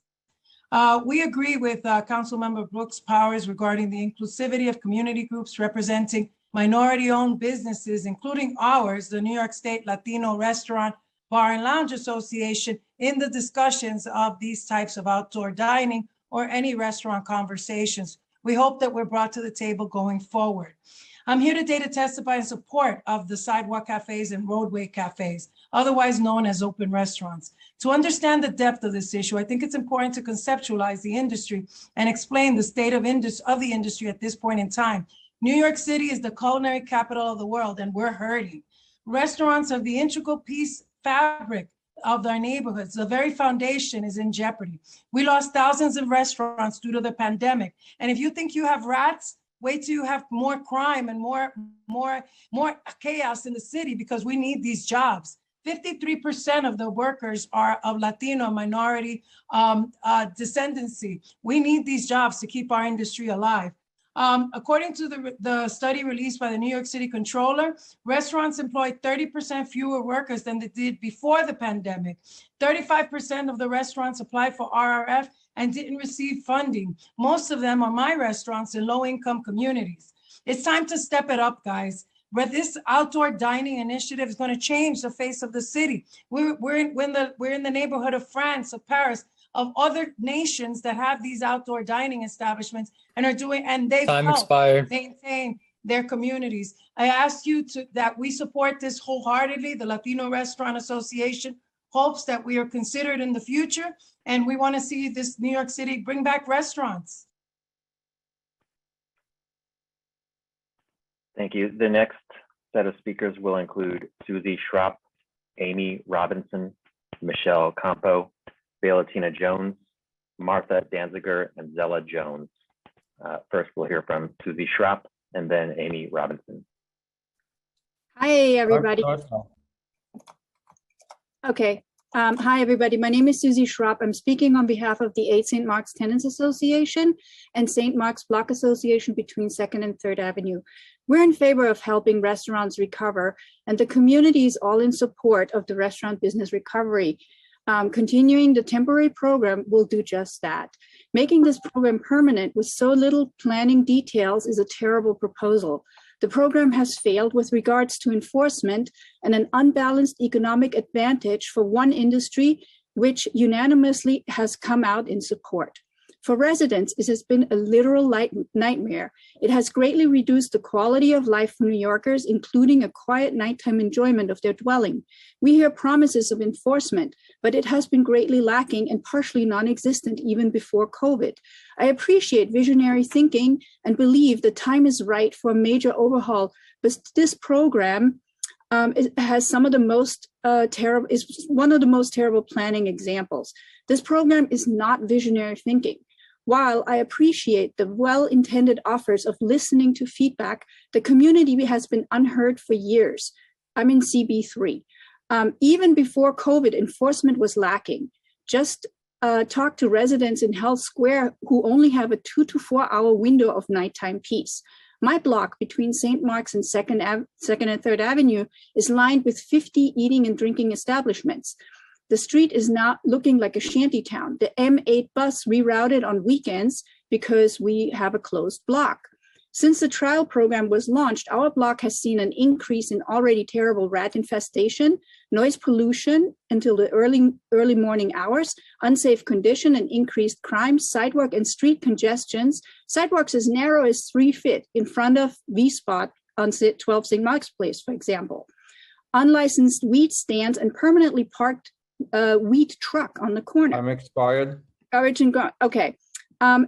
I see the program benefits landlords. The next speaker will be Amy Robinson, to be followed by Michelle Campo. Amy Robinson. Time starts now.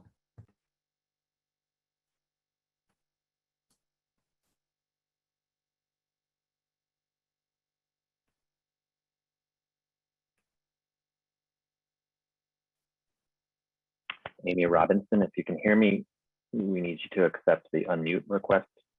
Hi, my name is Amy Robinson. Can you hear me now? Yes. I've lived in New York City since I was 18 years old. I love New York City.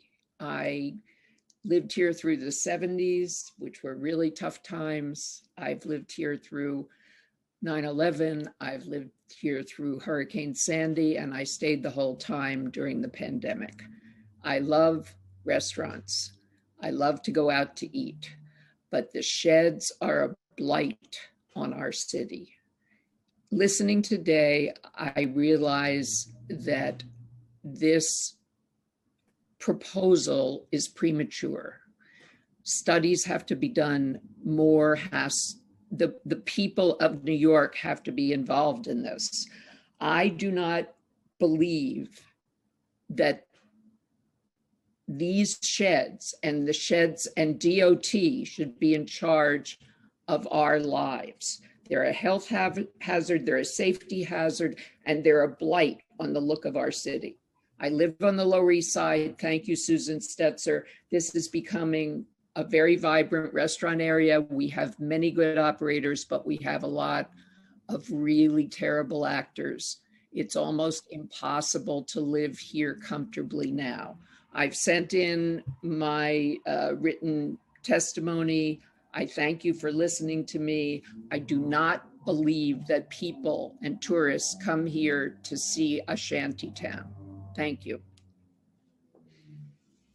The next speaker will be Michelle Campo, followed by Valentina Jones. Time starts now. Can you unmute me? Am I muted? We can hear you. You can hear me. Good. I'm glad. Good afternoon. Thank you for the committee. I just want to say something about it seems a little arbitrary, the actual cutoff time for certain people and not for others. So, you know, that's a little concern. I'm a native New Yorker. I was born here. I continue to live here. I love New York. The Hospitality and Restaurants Association have not included restaurants as stakeholders in this process. Residents are rarely mentioned. We support the open restaurant program during the emergency and as a temporary policy to help bars and restaurants during the pandemic lockdown. We were also involved in that. Shuttered restaurants and bars needed help. We needed to and wanted to help. This has not been a resounding success, as has been mentioned by several people. And I don't know also where the $100,000 figure came out of thin air, or its term of lost employees. This has not been a resounding success, but rather a chaotic, filthy, noisy mess. How can hours be regulated when the input of the community boards will be restricted? I speak in opposition to the two actions being considered by the City Council that would make the temporary pandemic emergency outdoor dining program permanent. That means forever. T 2022-0092, the zoning tax amendment that will change the New York City zoning resolution to make the open restaurants program permanent. 2, T 2022-0088, that would repeal Department of Consumer and Worker Protection sidewalk cafe licensing provisions in Title 20 of the Administration Code. These two pieces of legislation. Expired. Excuse me, I can continue. Thank you. No, thank you. Sorry, ma'am. Excuse me. The next speaker will be Valentina Jones, followed by Martha Danziger, and then Zella Jones. Valentina Jones. Time starts now. Hi, my name is Valentina Jones, and I'm here on behalf of the Lower East Side Power Partnership, and we're advocating that public health be a major consideration for the open restaurants program. Ventilation and coronavirus, COVID-19, by the United States Environmental Protection Agency states an important approach to lowering the concentration of indoor air pollutants or contaminants, including any virus that may be in the air, is to increase ventilation, the amount of outdoor air coming indoors. The Lower East Side Power Partnership advocates that Environmental Protection Agency be consulted. We also advocate that outdoor structures that are enclosed where there's more than 3 walls in use, that they not be part of the permanent open restaurant program. We also advocate that restaurants already certified as part of the open restaurant program be required to publicly post notification which clearly states indoor for those current structures that must comply with indoor guidelines so that people understand that they are not really in an outdoor space. They're not getting outdoor ventilation. It is not a safety, whatever. According to the New York City Department of Transportation, if 3 side walls or more are in use, the occupancy limit may not exceed indoor dining capacity for the New York City restaurant reopening. But they do have like guidelines if 3 or more walls are used, which means this is enclosed, which means that you're not getting outside ventilation as the Environmental Protection Agency states. So that's our thing, is that I think residents need to be considered. I think what I've heard all day is very much about the industry, and I wish the industry well, but I also like my relatives, my friends, my family, and myself alive, not ill, not in the hospital, and especially not where it's intentional, where somebody is telling folks that an outdoor restaurant that has no done. Thank you. Thank you. Next, we'll hear from Martha Danziger and then Zella Jones. Martha Danziger. Time starts now. Can you hear me? Yes. Okay. I'm Martha Danziger, and I'm a 40-year resident of the Lower East Side, and then also a member of my block association, First Street Block Association, First and Second, and I was former district manager community. So I've seen a lot of changes. And when this, and we are opposed to the zoning change that would make outdoor eating areas in the street legal. While it was popular during the lockdown, it has caused nothing but problems on our street.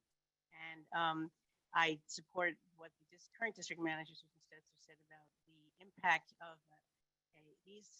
anything like this happening where an area already saturated with SL licenses would have all those problems that are now hopefully, confined in spaces are now out on the street.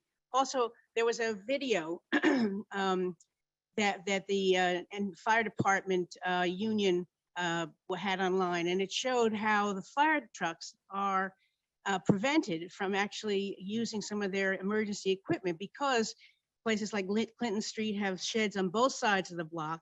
It is a very narrow road bed. My block has 50 bikes and a bike lane, but the bikes don't use it. The bikers don't use it because the roadbed is too narrow.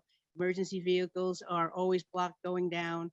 It is not a safe situation. And I ask that this be just one of many, at least one more hearing where our questions are answered. And I thank the council for holding the hearing. Thank you. Thank you. Next, we'll hear from Zella Jones. Time starts now.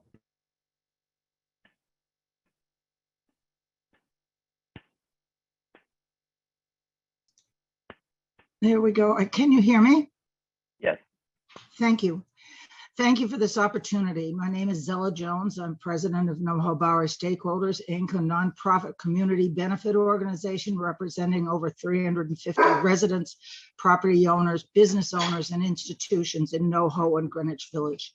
We're proud of our restaurants and continue to support their success in compatible ways, but we raise objection to the permanent open restaurants program across all neighborhoods without further consideration of the food and beverage densities inherent in community districts, particularly Lower Manhattan, and the negative impacts upon residential, office, and retail properties.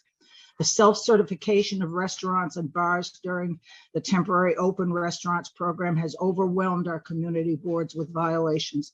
As a former chair of CB2 Sidewalk Committee, I can attest to the many flaws with self-certification that had finally had to be corrected by City Council.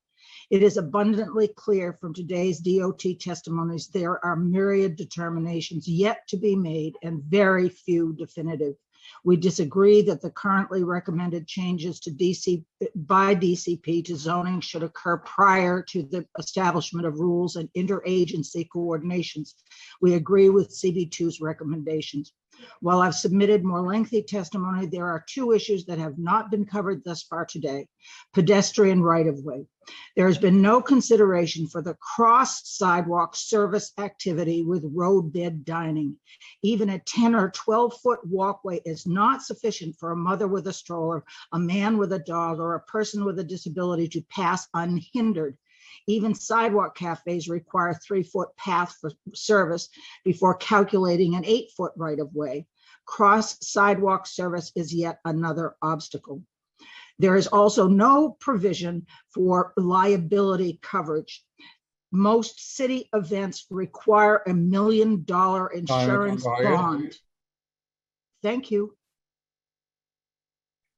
The next set of speakers will include David Mulkins, Laura Sewell, Ian H. Boyd, Ben Prosky, Leslie Clark, and Bob Gormley. And we'll first hear from David Mulkins, to be followed by Laura Sewell. Thank you. I'm the David Mulkins, president of the Bowery Alliance of Neighbors. While the emergency establishment of outdoor dining sheds during COVID was understandable, they should not be permanent. With some shed networks stretching across 5 or more buildings, they are a dangerous obstruction for firemen, ambulances, and snowplows. Recently, the president of the Firefighters Association of New York has said that the sheds endanger lives. He was especially alarmed by the narrowing of streets by these sheds, which he said makes it sometimes impossible to get the trucks or the ladders set up. A neighbor of mine, Janice Wild, wrote recently, "As I write, there is an ambulance and several police cars unable to get down my street due to a restaurant shed that leaves no room for them with the snow. Our streets are not wide enough for it. I live on 5th Street, which has the 9th precinct on it. There's congestion all the time due to the sheds. Sometimes I can't exit my building onto the narrow street as the space is obstructed by these sheds. It's a fire hazard. It's not a safe situation. These sheds also make our sidewalks unsafe because they reduce our ability to see and be seen when walking down the block. During off hours and when businesses fail and sheds sit empty, they become a safe haven for thieves and rapists.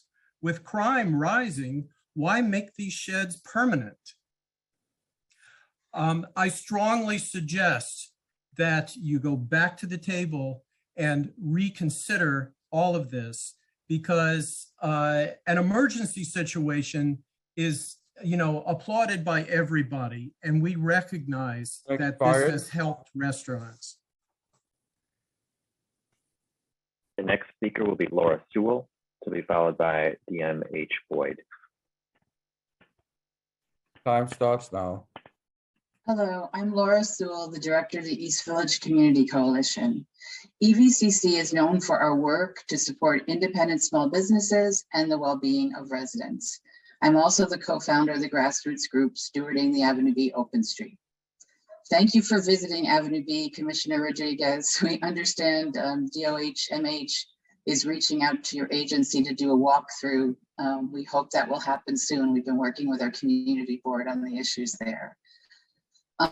Unfortunately, EVCC does not believe a one-size-fits-all neighborhood zoning policy is right for the East Village. Much of the commercial space on our residential side streets is grandfathered non-conforming, meaning it was never meant to be commercial space. It can remain as long as it's consistently leased as such, but it cannot expand. Business owners understand this when they sign a lease, and homeowners or renters do when they buy or rent a home. The proposed ETA would change that by allowing sidewalk seating on these blocks. Suddenly there can be a cafe outside your ground floor bedroom window. We believe the proposed citywide text amendment would drive out other business types in favor of food and beverage establishments, accelerating the documented loss of retail diversity in our neighborhood. A thriving retail corridor like East 9th Street hosts clusters of independent daytime businesses whose clients patronize other businesses when they visit. As soon as this ratio shifts and a boutique finds itself the only daytime business on a block of restaurants that open at 5 p.m., that business's days are numbers.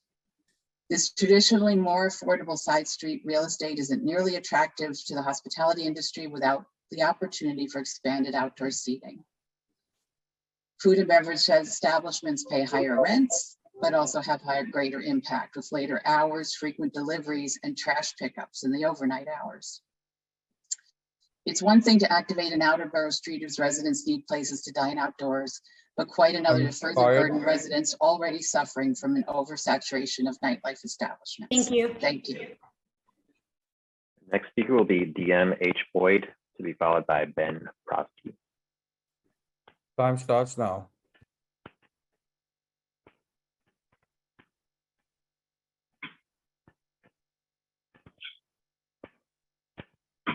DM H. Boyd, if you see a request to unmute yourself, please do so.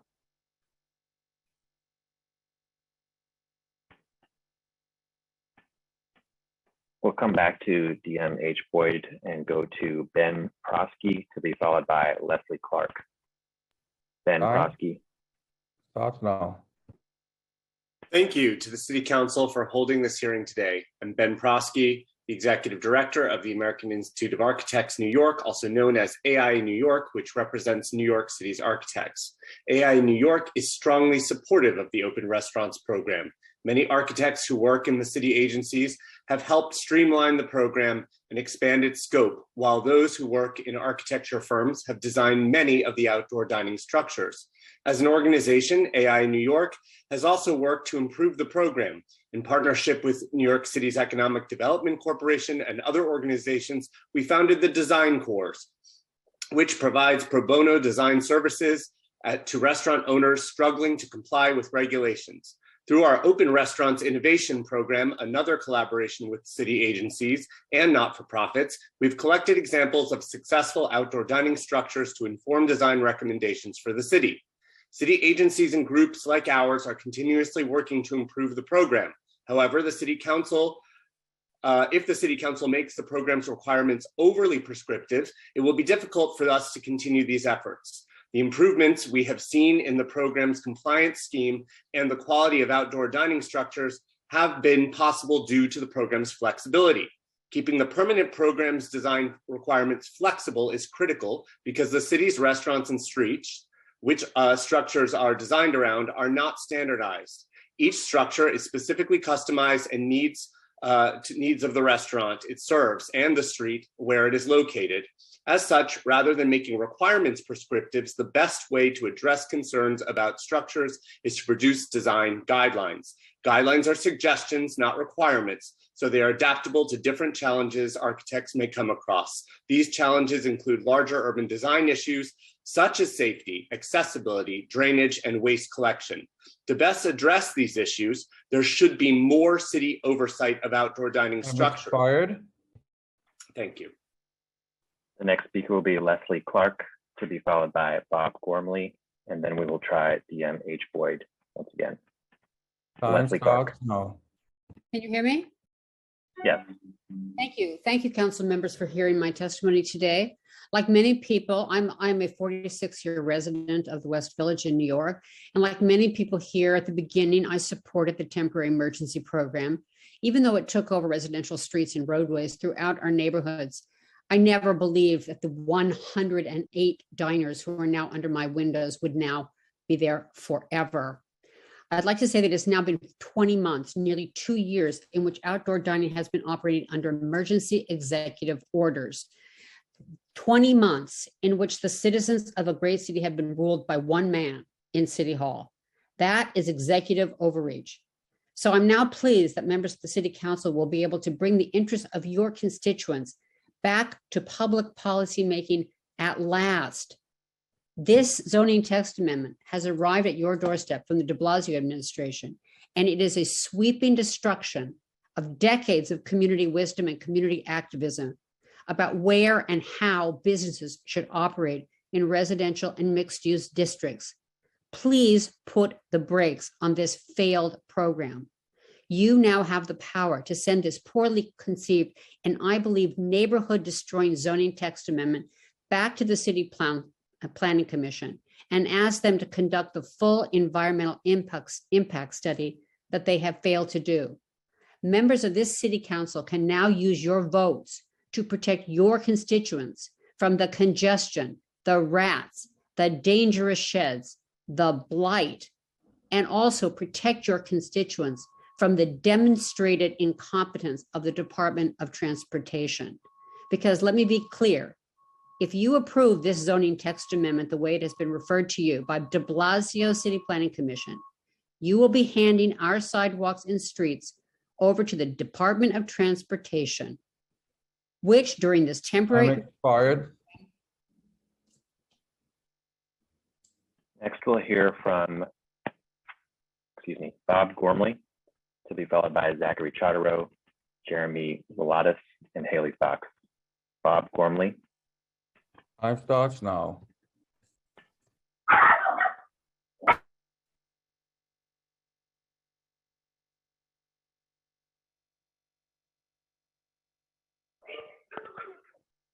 Bob Gormley, we need you to accept the unmute request in order to begin your testimony.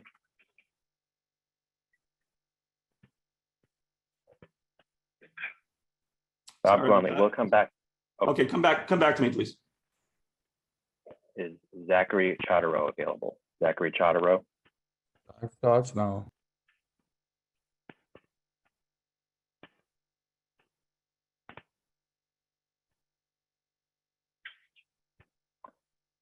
Do we have Jeremy Wilatis available? Jeremy Wilatis.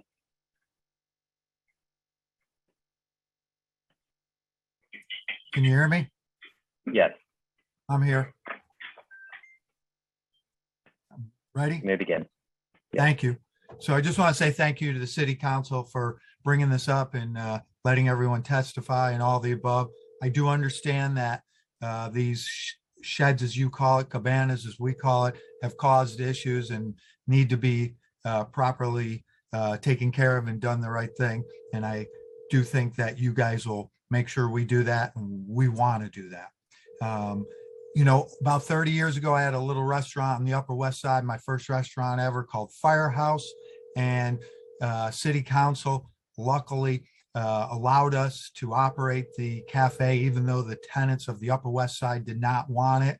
Later on, they put some legislation in to allow us, and we were then thanked for improving the quality and the safety of the neighborhood because of the cafes outside, the regular sidewalk cafes.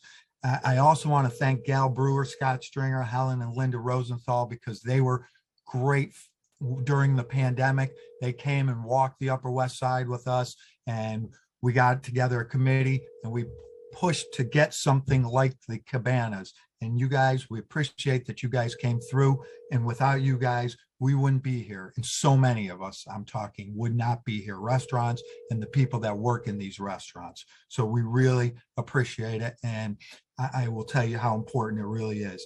We stayed open almost the entire pandemic for the team, the neighborhood, and me. And it probably saved my marriage that I wasn't home all the time. So I thank you guys for all that. And it saved our business for sure. It's a matter of survival. Our business is not at 100%, and even at 100%, our profit is roughly 10%, and 10% is not even there anymore because the cost of everything has gone up. The team members all deserve more money, and we've been paying them more money, and the cost of everything's up more. We cannot survive. Time expired. Thank you. Please, please, please help us. We really. Thank you. The next council, just a reminder to everyone, we want to stick to the time allocated, and you can submit your testimony, written testimony, to the council as well. Just wanted to reiterate that. Thank you.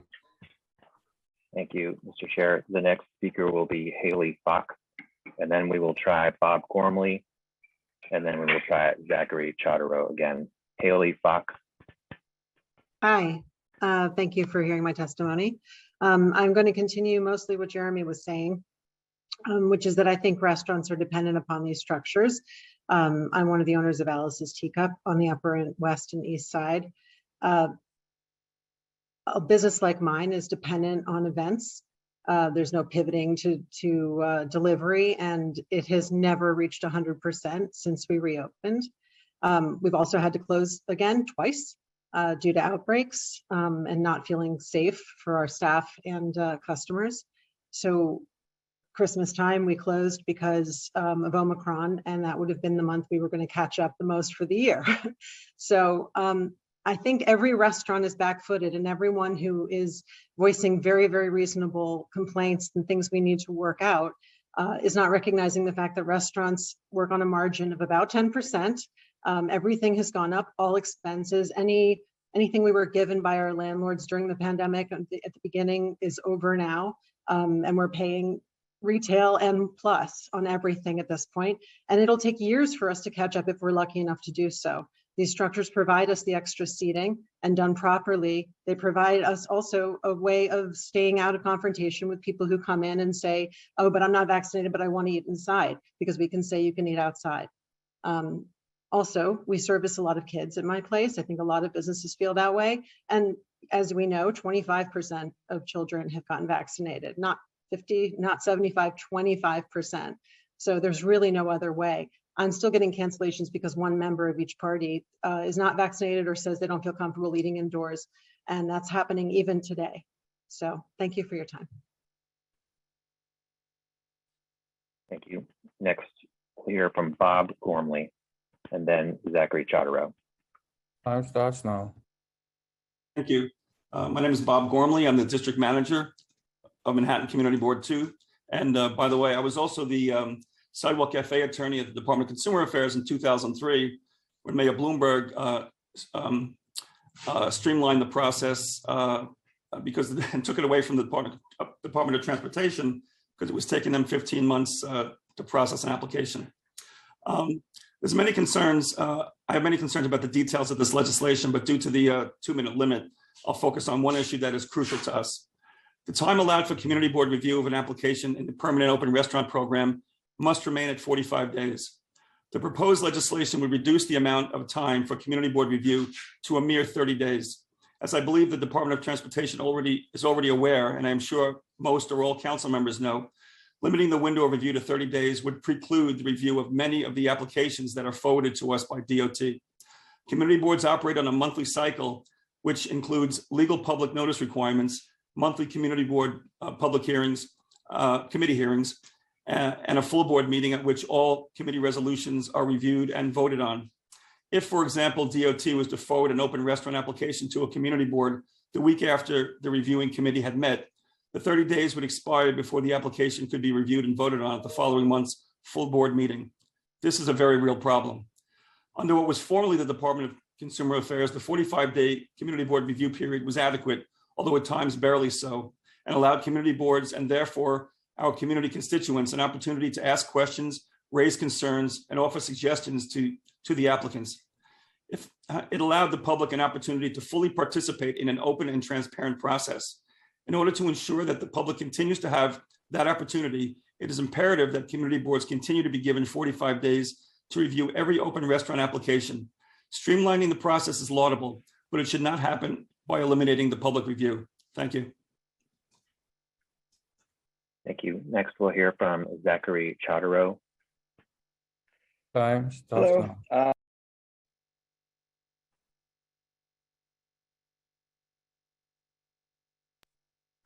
Can you hear me? Zachary Chodorow, yes, Am I still on mute? I can hear you. We can hear you. Zachary Chotter. I'm one of the owners of Red Farm in the West Village on the Upper West Side, and have various restaurants throughout the city over the years as well. And the Open Restaurants program has been an absolute lifesaver to me and our industry, and not just as a restaurateur, but also as a resident of New York City, Manhattan, and the parent of a small child who's not yet old enough to be vaccinated, as well as the parent of a dog. Outdoor dining has improved the quality of life, I think, in many ways for the city, especially for young parents or parents to young children. And the old process was just too time consuming and expensive. When I applied for my sidewalk cafe on the Upper West Side, even though we had a relatively easy experience, it still took 6 months and cost us over almost $7,000 in filing fees, which would certainly be higher today. And then an additional, $15,000, $16,000 in other upfront costs, which for a lot of restaurants is just, out of the question. I imagine that's seen such a big increase in the number of people doing outdoors, not just because of the pandemic, but because they were just never able to do it before, but they would have. Yes, there's many things I'm sure that need to be figured out, but I think it's important to support the restaurant industry and support the activity on the streets by making the open restaurants program permanent. So just want to give my full support as both a restaurateur and a resident. Thank you. Thank you. The next group of names will include Elizabeth Bluen, Paul Italia, Cindy Stanimiroff, Susanna Coteen, and Barbara Silvey. Elizabeth Bluen will go first, followed by Paul Italia. Time starts now. Hi, thank you for the time to testify. My name is Elizabeth. I'm the general manager at Sarah Beth's Park Avenue South. During COVID, all Sarah Beth's locations, including 2 sister restaurants, were closed, and one of them was permanently closed. Some of our locations were able to reopen because of the expanding seating open restaurants provided when indoor dining was not possible, and many people did not want to dine indoors. My location in particular was closed for what was days short of an entire year due to our location relying heavily on business clients who weren't working in the city at that time. We reopened in March 21, and having the ability to expand our outdoor dining when we were just coming out of the winter months was critical to building our business back, as there was still many people who did not want to dine inside for various reasons. We were able to onboard new employees to cover the demand of outdoor dining, even with the times we are currently in due to the latest surge. We have retained many of those employees, but it's still been a challenge. As much as the program helped our company, I can imagine how critical the program was and continues to be for small business. Many of us, big and small, are still trying to get through the pandemic and continue making it through and the aftermath. To keep our employees working, many of them who were waiting by the phone, waiting for the call that they were going to be coming back to work. My company has invested thousands of dollars to build out roadway seating and sidewalk cafes while being compliant with rules and regulations that have been provided to us, creating ambiance, maintaining and updating our sheds for colder months, all while maintaining our commitment to running a respectful outdoor operation, which our guests enjoy. Many people are still not comfortable indoors, and the reasons vary, but are all due to health concerns. The latest surge of COVID knocked us back to reopening in March 21, when we waited months for our business to regain some of what we lost. Time expired. Thank you. The next speaker, thank you. The next speaker will be Paul Italia, followed by Cindy Stanimiroff. Time starts now.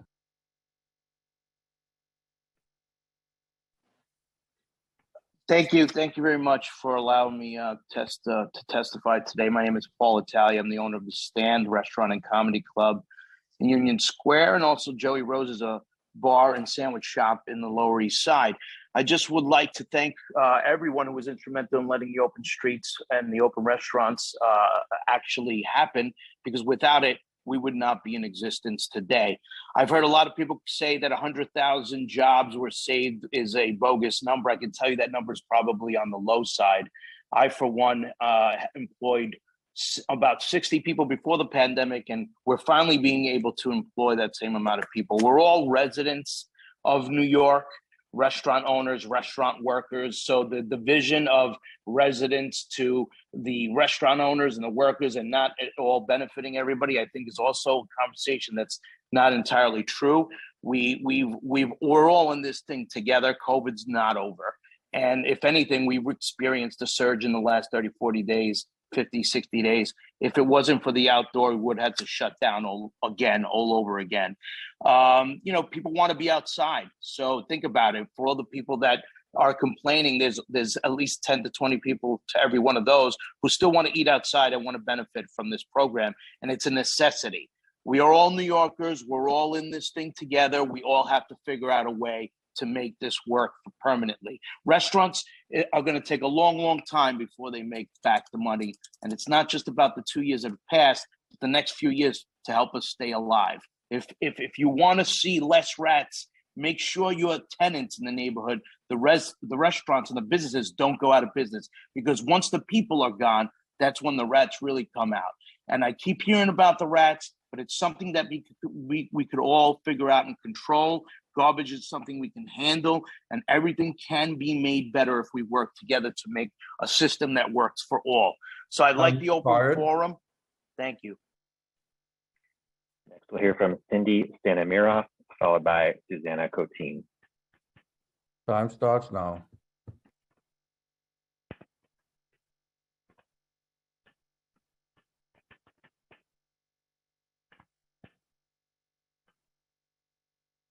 Cindy Stanimiroff, if you can hear me, we need you to accept the unmute request in order to begin your testimony.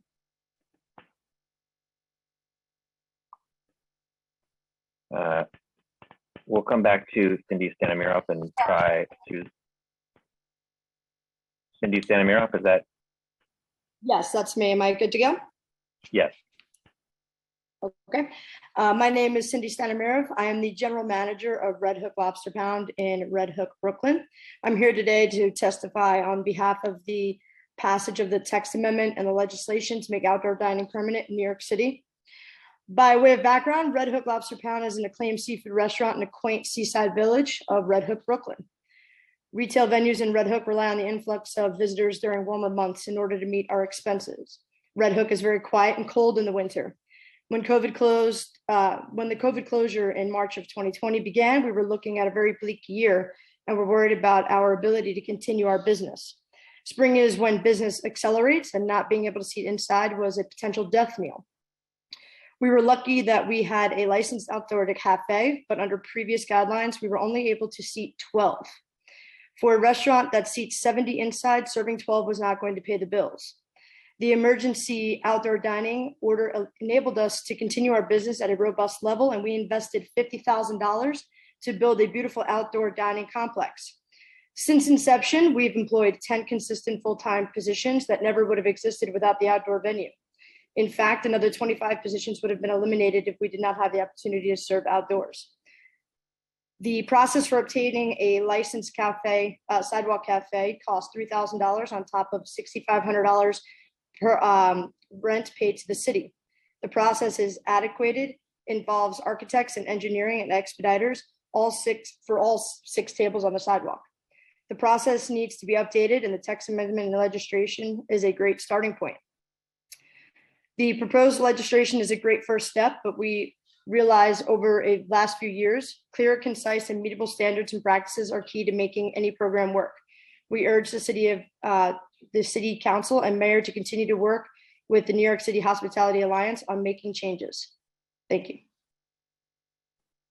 Next, we'll hear from Susanna Coteen, to be followed by Barbara Sylvie. Time starts now. Hi there. Thank you so much for having me. You can hear me? Yes. Okay, my name's Susanna Coteen, and I own 3 restaurants in Harlem. And the simple fact is the outdoor dining has been a lifeline and has allowed us to survive. I know that I speak for many of us when I say that. And absolutely, it has saved jobs. It expands our capacity to seat people. And without that, we wouldn't be able to keep the same number of people employed. I know that a lot of people are concerned about garbage and rats, as am I. I live a few blocks away from my own restaurant. We sweep up tons of garbage on our tons of litter on our block every day. We have a commercial carton company, as we're required to do by law. We power wash our sidewalk. And this is because we want to create a welcoming environment. If we weren't able to survive, our restaurant goes dark and who's cleaning up this corner? I mean, I think we all are concerned about rats. That's been a problem in New York City probably since the beginning of time. And restaurants are something I care about deeply. They're a huge part of our quality of life. New York City is special because we have independently owned restaurants from everywhere in the world, whether it's from high end to your diner or your, favorite hole in the wall bar. And they employ tons of people. They employ artists, they employ students, they employ people who don't necessarily need a college or don't have a college education, and they provide good paying jobs, and they supply a lot of tax revenue for the city, which the city is during the pandemic. We're in dire need of jobs, tax revenue, and life in the streets. And having more people out about and eating and drinking is I think a great thing. So if there's problems, then we absolutely can look at those and solve them. But this is a very, very important part of our city, and I think it should absolutely become permanent. Next, we'll hear from Barbara Sylvie. Time starts now.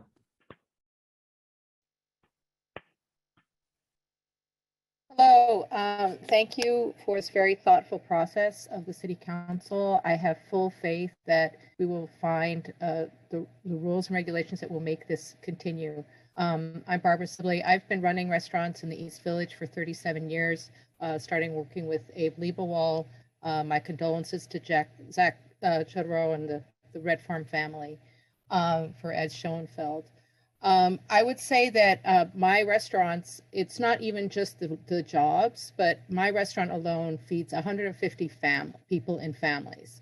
So it's children, it's not just the employees. You're also thinking about all of their families as well. We were able to support our butcher, the paper goods. I mean, it's really a deep, deep web. And having the open restaurants has been key to us keep staying in business. We really are the living room and the community center for our communities, being able to provide normalcy, being able to provide a reminder during the pandemic that things could continue and that New York would come back. But regardless, every time the weather is cold for the foreseeable future, we will have to deal with COVID. There's a reason why New York State has introduced the key to New York. I mean, there has to be, every business has to have a pandemic plan. And having open New York, the City Council focus on open restaurants means that the City Council also is recognizing that as a city, we need to have a plan. We need to have it rational, equitable, because the old sidewalk cafe process was not equitable. Process where every restaurant in the city has a place for their community if we need to be outside. I still have guests that really feel much more comfortable sitting outside. So we really, really appreciate the time, and we have full faith that this is really a great step for the city. It really allows for equity, community, and thank you. Thank you. The next set of names, the next set of speakers will include Michelle Birnbaum, Michael Marino, Augustine Hope, Gabriel Stulman, Darlene Lutz, Pauline Augustine, and Stuart Waldman. The first speaker will be Michelle Birnbaum, to be followed by Michael Marino. Hello, thank you, chairs and council, for hearing my testimony today. Prior to rules being loosened because of the pandemic in an effort to help restaurants survive, the laws governing the use of sidewalk space and sidewalk cafes were clearly enumerated. Those rules remain necessary to prevent street overcrowding, impeding the pedestrian way, maintaining sanitary conditions and rodent control, parking availability, and respecting current sidewalk cafe license holders and the current zoning resolutions. Prior to the pandemic, a prospective restaurateur did his due diligence as to demographics and possible locations of his new restaurants. He prepared a business plan, consulted professional, and after his research and preparation, he made a decision to sign a lease and open. Under normal circumstances, those businesses thrived, and there's no reason to think they will not thrive again. To make this temporary program permanent would be to throw out all the tenets of entrepreneurship and infantilize a community of business people who are more than capable of playing under the rules which guided them at the start. Continuing the open restaurants program on a permanent basis would line the city with unattractive, uninspected structures, which should be approved and monitored by the DOB for safety and compliance, thus adding another layer to bureaucracy in the expansion process. It would diminish the property rental market as restaurant owners would rent less square footage than they need, thinking they have inexpensive additional street space. To be useful all year round, space heaters and propane tanks would be used, putting everyone at risk. Those who already paid for their cafe licenses would have paid for something others will get at little cost. Parking will be significantly reduced, which will inconvenience customers and other small businesses that depend on available parking spaces for their customers. There are many reports of the abandoned structures being used by the homeless on a regular basis after hours. Keeping programs in place long after their benefit or usefulness is bad policy. Continued unemployment insurance or rent subsidies or any financial programs put in place to help us through the pandemic, while being a good idea, make this with increments on a 3-month basis where you review it in increments and then decide when all. Next speaker will be Michael Marino, to be followed by Augustine Hope. Time starts now.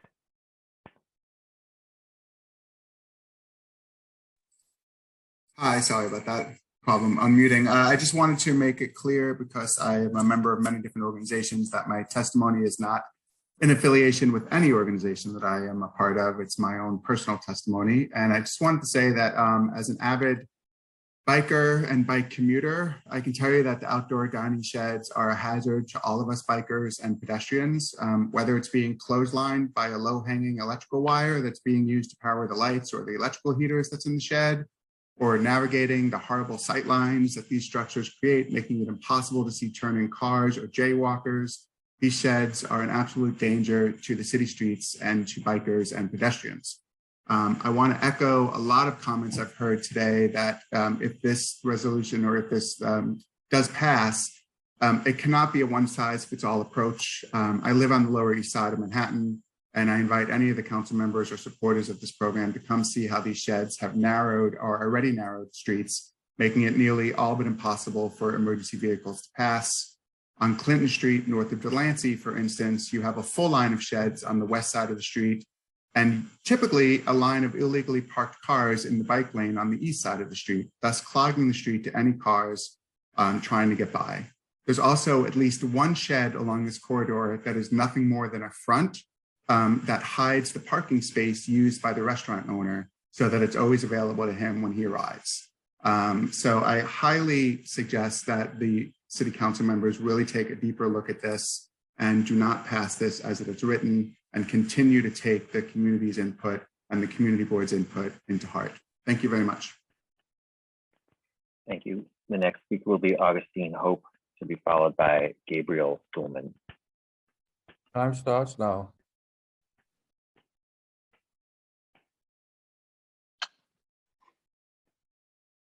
Hi, can you hear me?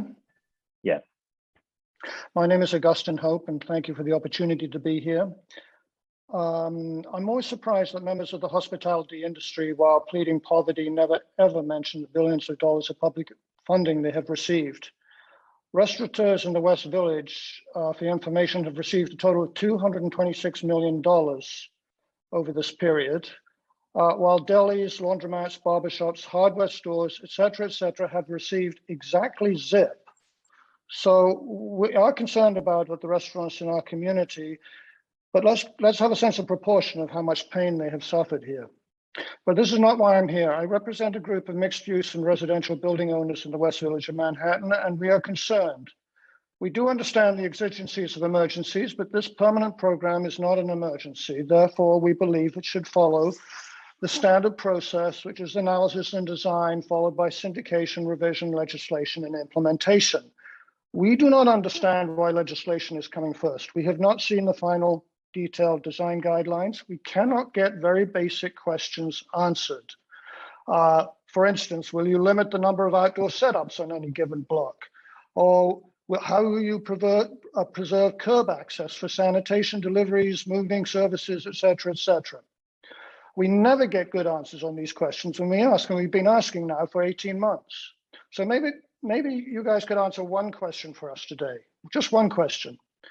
Are you familiar with Paris's Terrasse Estivale program, which is their version of outdoor dining? And have you considered implementing it here in New York? Thank you very much. And I will explain that if you want me to, what that program is. I don't know how much time I have. 10 seconds. Hello, sir. I would like do you it. to very briefly explain that program. Okay, it's broadly equivalent to the New York City Open Dining Program, and it was set up for exactly the same reason. But the difference in Paris is they're very much focused on resident rights and resident quality of life. So they put some very strict controls on it. The program Estival means seasonal in effect, or annual, and it's seasonal only. It runs from April the 1st to October the 31st each year. The outdoor roadway sidewalk setups have to close nightly by 10 p.m. Interestingly, absolutely no electrical installations are allowed. So that's kind of a damper on people causing trouble to the community. They have to have see-through barriers, so sight lines are not prevented for people who want to look down the street. Furniture must be removed after hours, and there must be absolutely no music of any kind at all outdoors. This was absolutely the bare minimum of making a program like the Open Dining Program work. Have you considered it?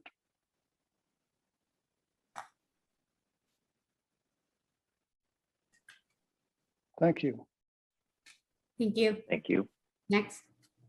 The next set of speakers will include Gabriel Stolman, Darlene Lutz, Pauline Augustine, Stuart Waldman, and Megan Rickerson. Gabriel Stolman first, followed by Darlene Lutz. Hello, is my audio clear? Yes, we can hear you. Hello, my name is Gabriel Stolman. Thank you to all council members and commissioners for having me today. Pre-COVID, I had 9 restaurants and 350 employees. Today, I have 4 remaining and 150 employees. I've lost over half of my company and my colleagues. Without outdoor dining, it is likely I would have lost everything. Many of the arguments against this are site, noise, trash, rodents, etc. It is important to acknowledge that although some of these issues may have been exacerbated by outdoor dining, these issues have existed long before outdoor dining. I think those in favor and those opposed are more aligned than we are acknowledging. As an owner, it is literally in my interest to have clean and rodent-free cafes. I don't want abandoned or janky-looking sheds either, and I don't like bad operators either. I do want to make it fair and equitable. I want to level the playing field and eliminate arbitrary barriers. And the old system and zoning language is inequitable, unfair, and arbitrary. It must go. Why in the West Village can my neighbors in both directions have sidewalk cafes, but I couldn't? Because they were grandfathered in and I wasn't? Because the sidewalk narrows by 2 inches at my end of the block. I have previously been prohibited from having a cafe where my neighbor can have one. How is that fair and just? It's not. It's that way because of outdated laws written by people who don't represent the community of today. Outdoor dining may alter our sidewalks, but it also supports the continued existence of the restaurant industry. Coinciding with the use of sidewalks has been skyrocketing of costs to run a restaurant. Labor, sick pay, cost of goods, and everything is up 30% or more. Outdoor dining helps provide extra seats, which provides the opportunity for extra revenue to balance these rising costs. Without outdoor dining, I predict 2 certainties. More restaurants will close because of the loss of revenue from not having those seats, and those that survive will be forced to become more and more expensive, making dining in a restaurant something for the rich. Time expired. I have 2 sentences, if I may. Can you submit your testimony, your written testimony, please? Thank you. I absolutely will. Thank you for having me. Thank you so much. And for everyone still waiting, we'll just remind viewers that testimony may be submitted to testimony@council.nyc.gov. Testimony council.nyc.gov. The next speaker will be Darlene Lutz, to be followed by Pauline Augustine. Time starts now. Thank you for the opportunity to testify. My name is Darlene Lutz. I am a 42-year resident of Manhattan's Community Board 2, the vice president of the NYPD 1st Precinct Community Council, and a 9/11 breast cancer survivor. I stand with Community Board 2 in opposing the radical bills, which if codified into law, and that's what's on the menu today, will ensure the death of my community. The fact is, our city institutions haven't saved their residents thus far. Those of us living in ground zero are bracing for the months yet to come in 2022, and we know what's in store. The transient masses will return, the booze will flow freely on our streets, and the pounding music invading our homes for hours on end daily will be ignored. The city noise code is archaic. Cheap and powerful sound systems and the bass-heavy music are a real pandemic. The New York State Liquor Authority Commissioner Greeley Ford, a bass-playing musician, recently went on the record stating that windows and cement don't mitigate pounding bass. The current bills on the floor today don't come close to addressing the noise.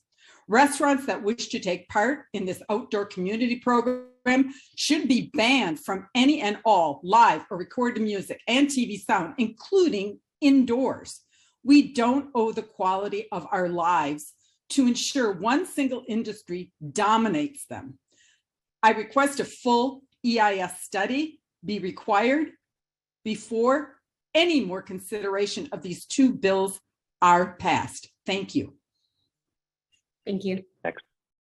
Next, we'll hear from Pauline Augustine, to be followed by Stuart Waldman. Time starts now.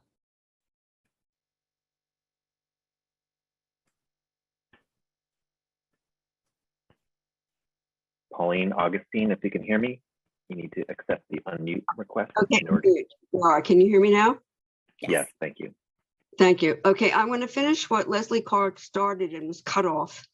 City council members, be aware that this law is written so that you are handing over the entire city to the DOT and only the restaurants in perpetuity.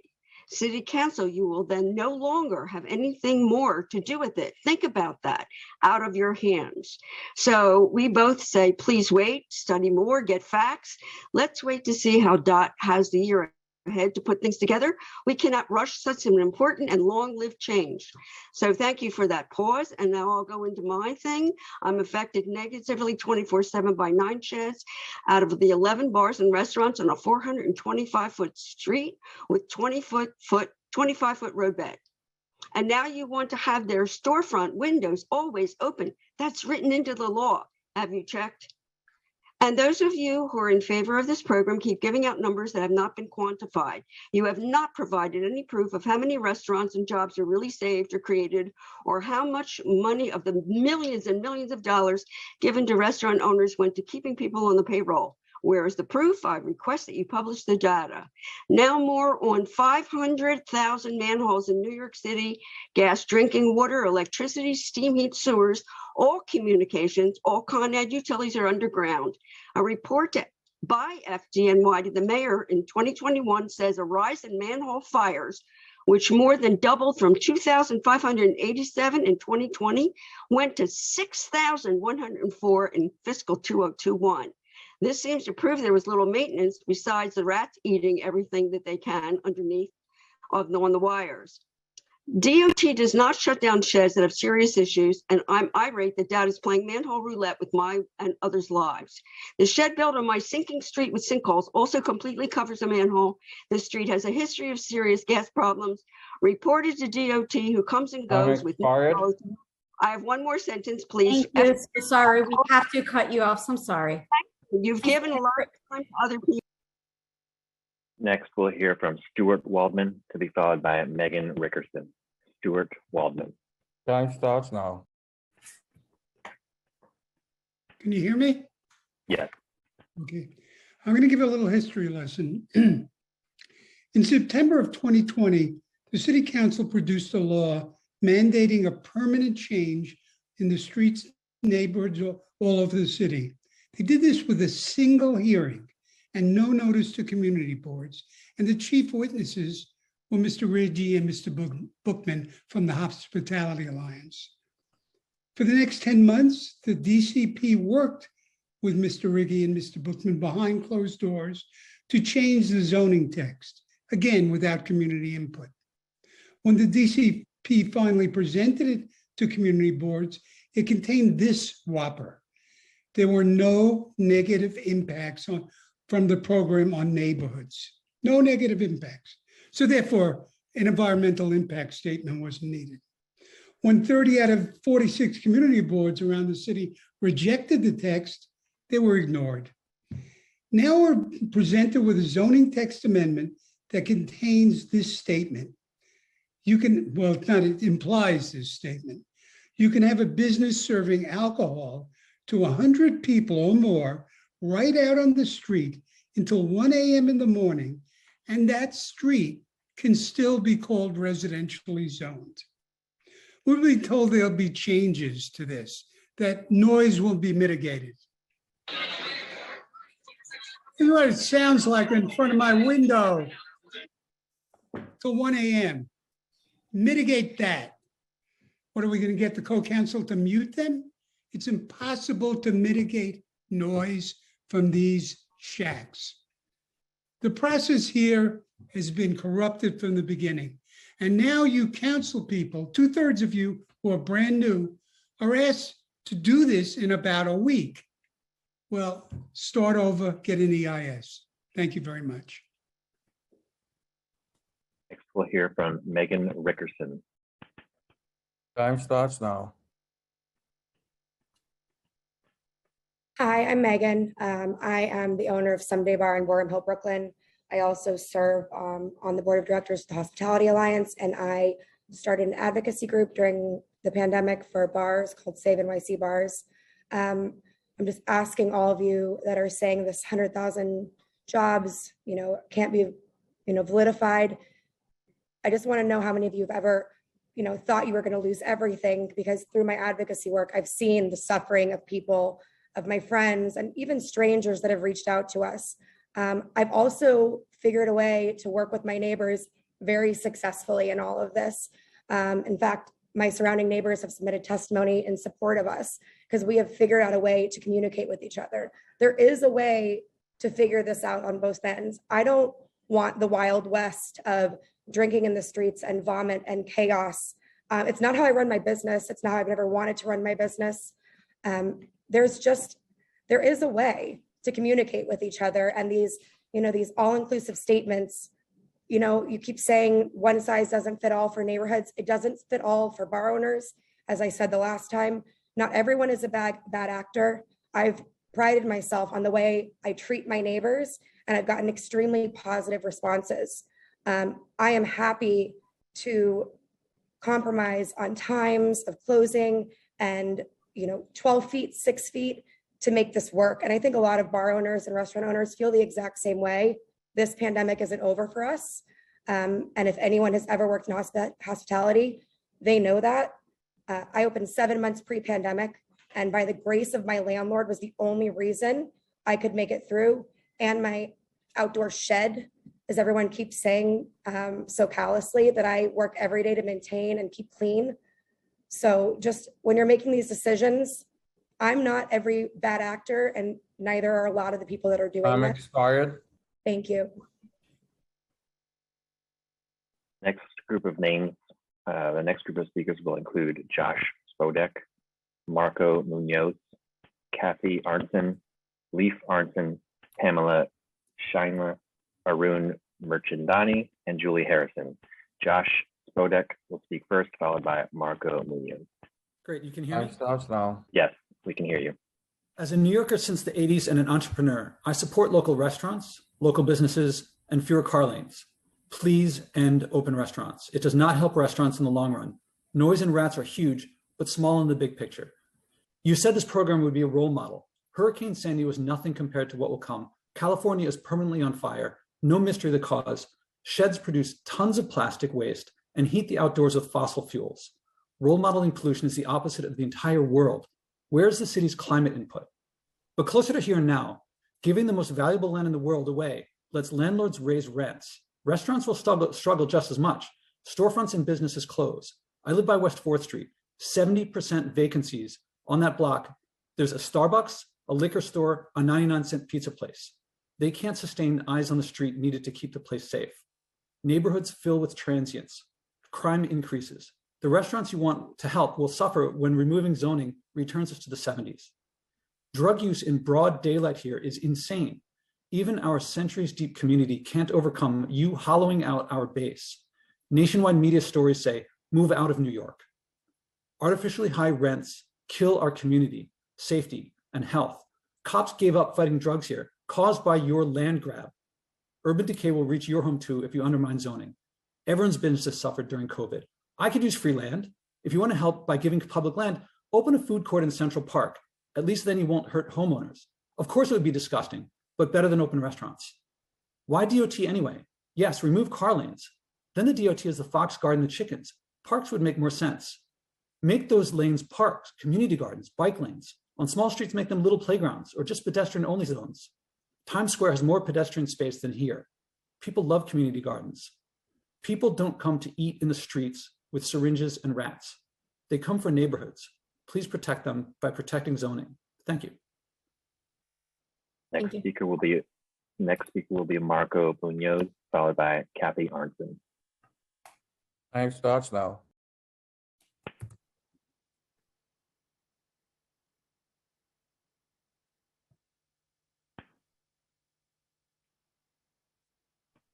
Marco Munoz, if you can hear me, I need you to accept the unmute request in order to begin your testimony.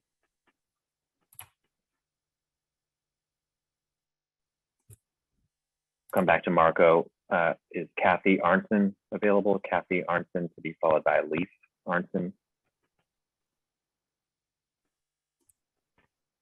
Yes, can you hear me?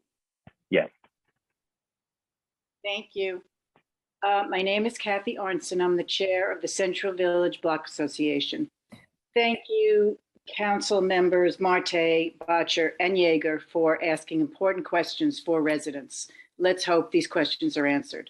I have lived in the village 30 years. I do not understand giving our streets and sidewalks away in such a haphazard manner, and especially to the DOT. Many restaurants in our area are past their emergencies, and many admit they have doubled their size now because of outdoor structures. And the roadway space is public space that can be an opportunity for other things. Come downtown, walk on Cornelia, McDougal, Ludlow. These streets are being destroyed. We have so many quality of life issues. We need an environmental impact study. Do not rush to pass the zoning text amendment and bill creating a new program for roadbed dining, which is a disaster for many neighborhoods. Thank you. Next speaker will be Leif Arnson. On time.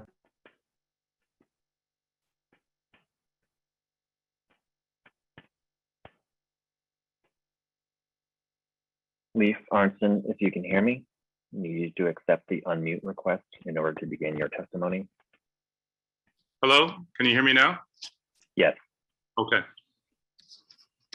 Thank you.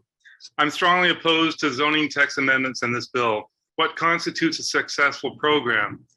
Our neighborhood quality of life is in disarray, unrecognizable from any reasonable norms. We have chronic issues of noise, vermin, overflowing trash, and raw garbage due to doubled and tripled restaurant volume versus curb space that no longer exists. Obstacles to mobility for elderly and disabled, parking for deliveries, pedestrian congestion. Perhaps most alarming is the reduced emergency access for fire truck operations.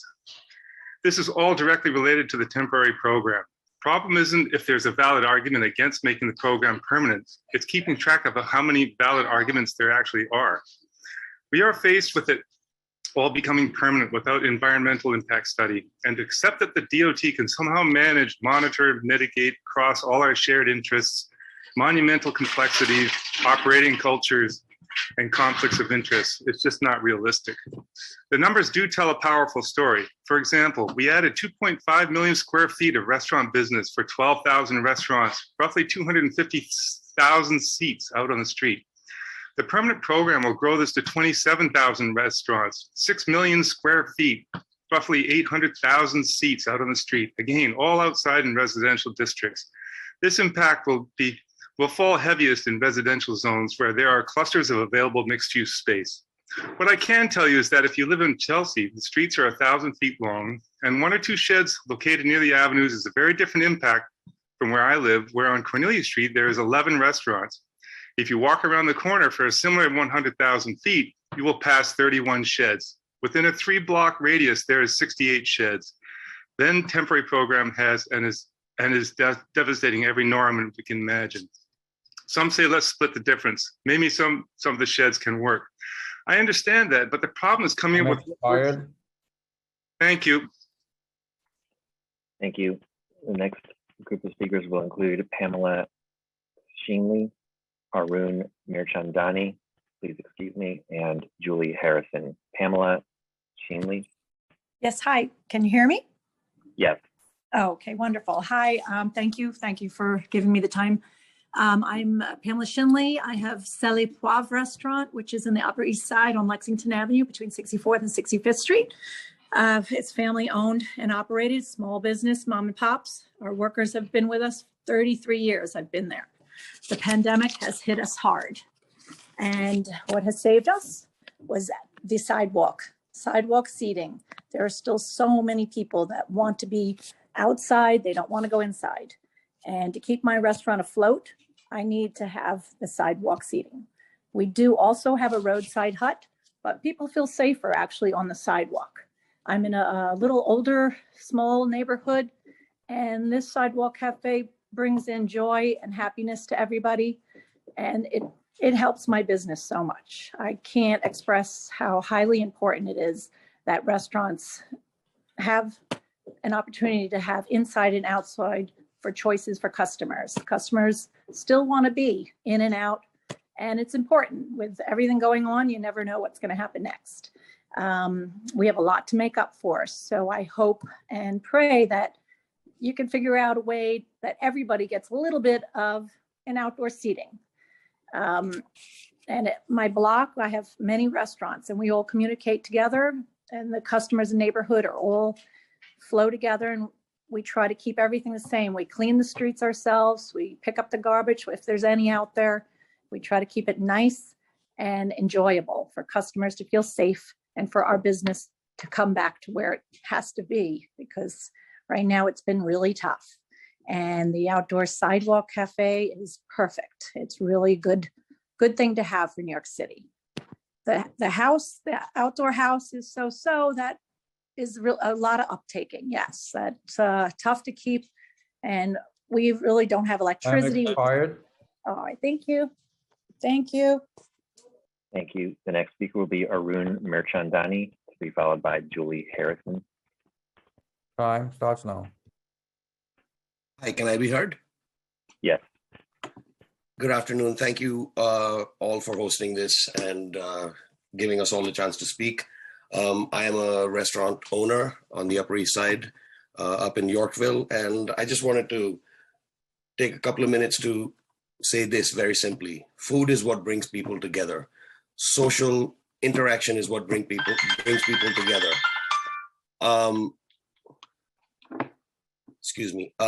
Social interaction is what brings people together and keeps neighborhoods vibrant.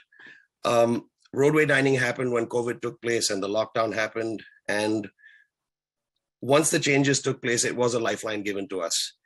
As you all know, I'm sure each of you all eat out in New York City. You've seen how the culture has changed. The whole dining culture in New York City has changed. Indoor dining has been on and off with the different variants of COVID.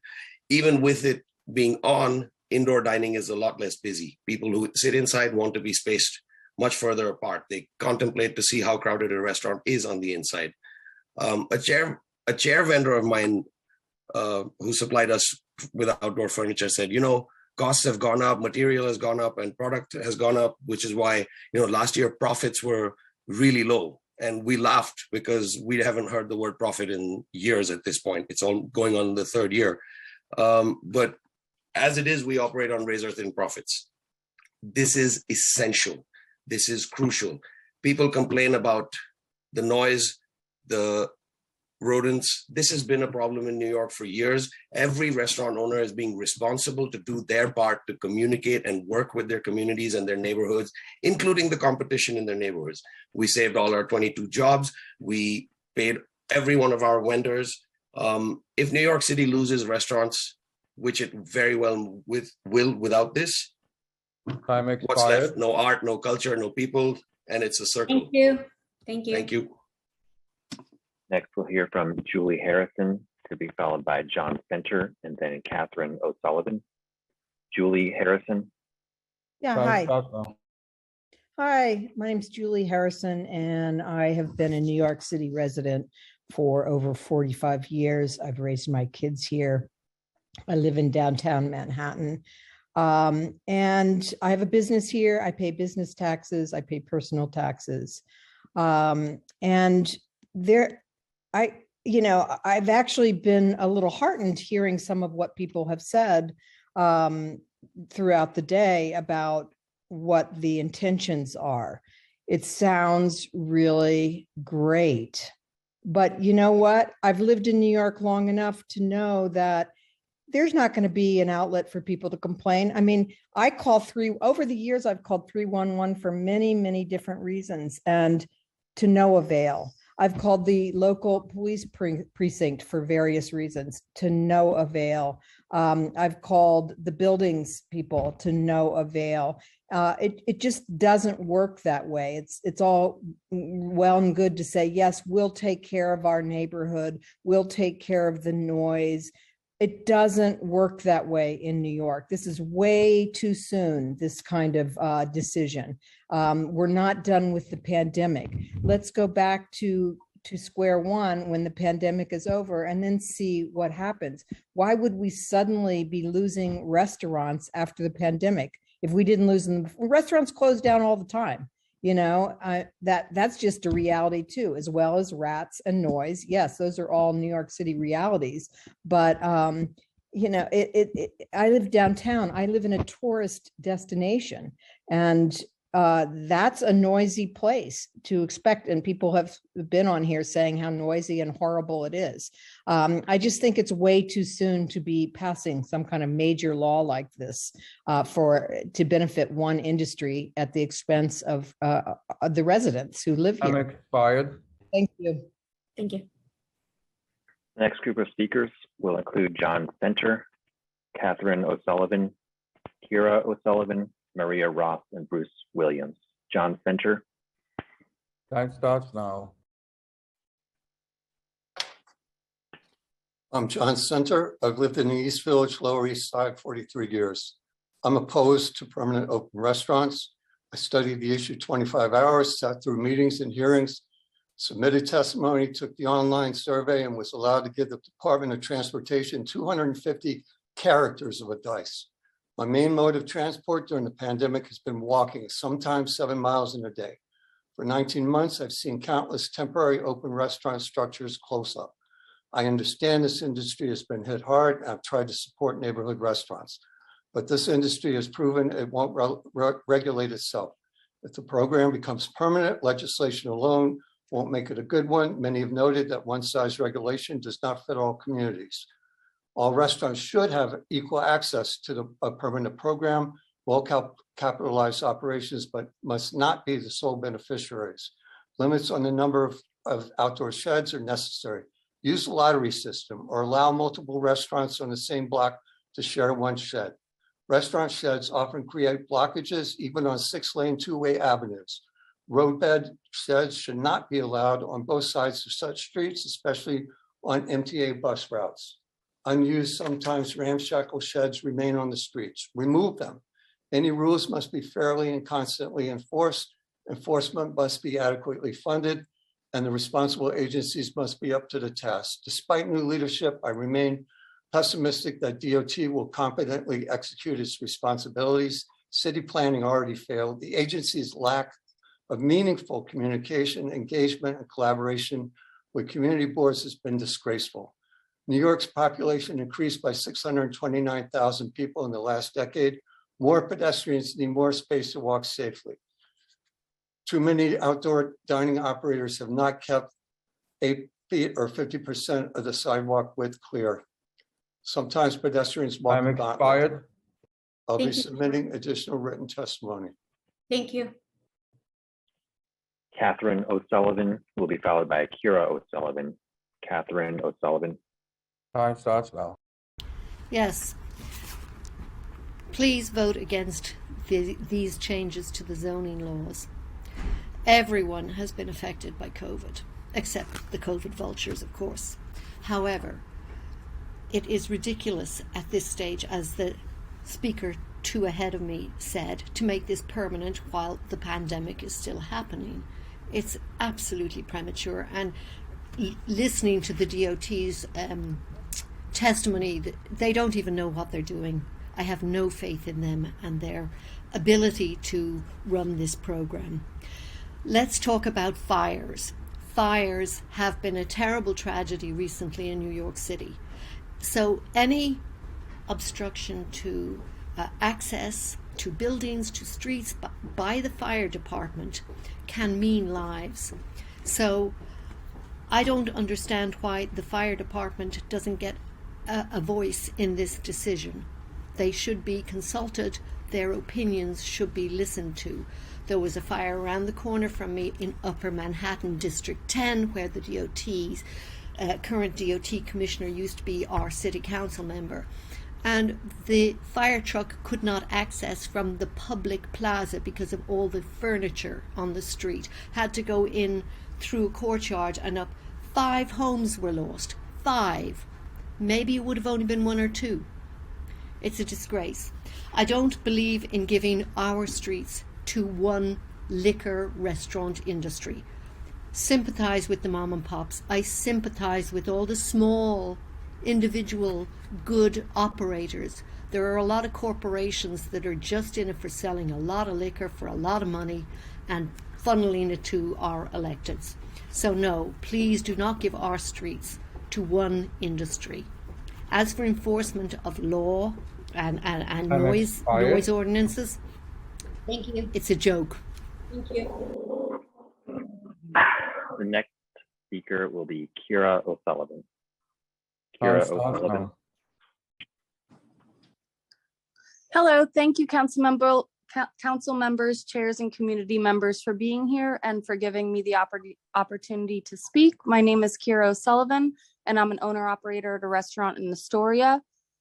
Since the pandemic, outdoor seating has been vital to our restaurant and still continues to serve as such.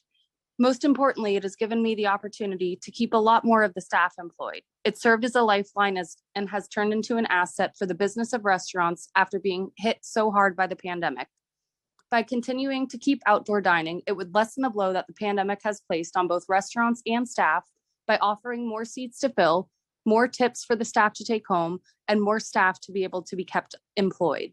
It could also give the opportunity for some restaurants to make up for some of the debt that they may have accrued during the pandemic.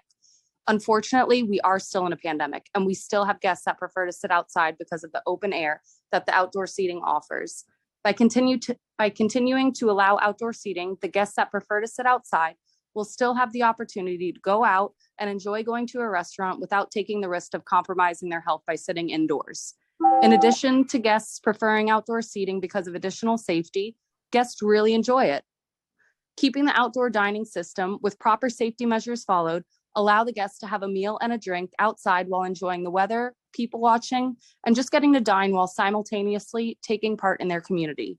New York has been hit hard during the pandemic, but it will always be New York. Let's keep our local guests coming out to enjoy the city by dining al fresco.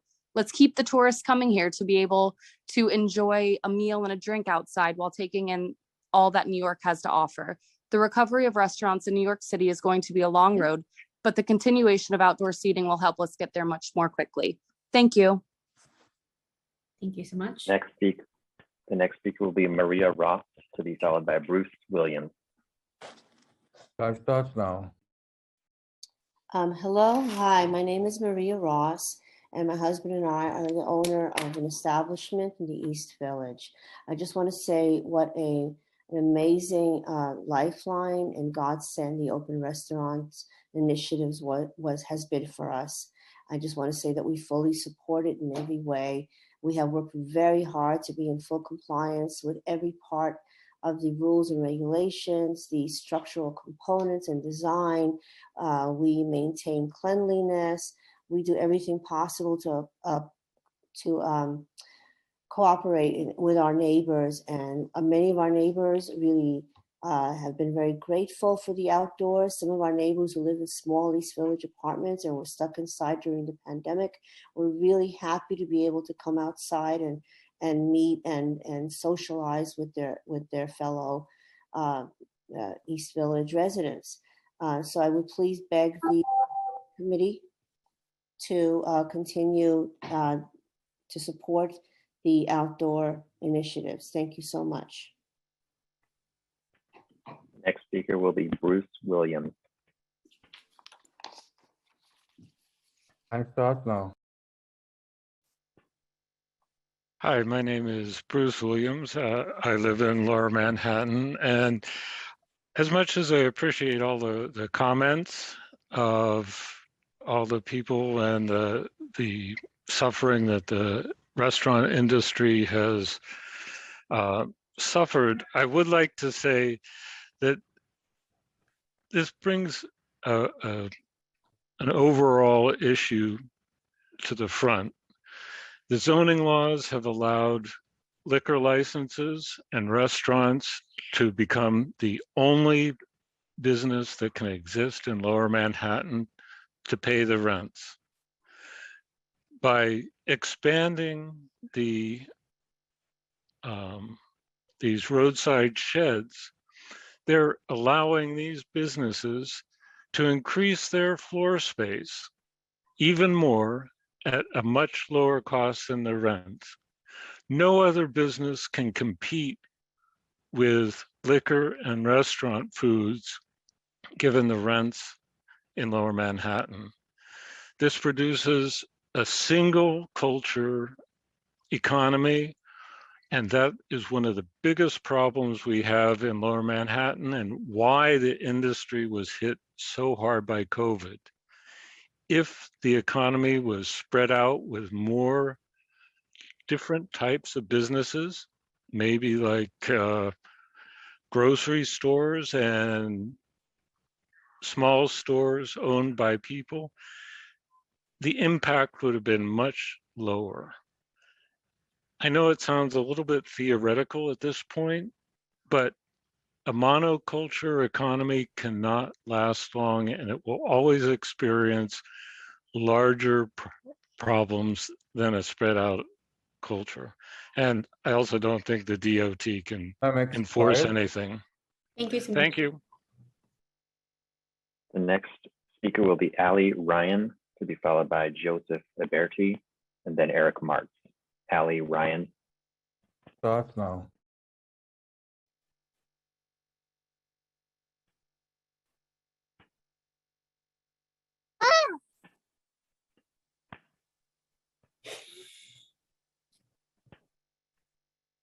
Ali Ryan, if you can hear me, you may begin.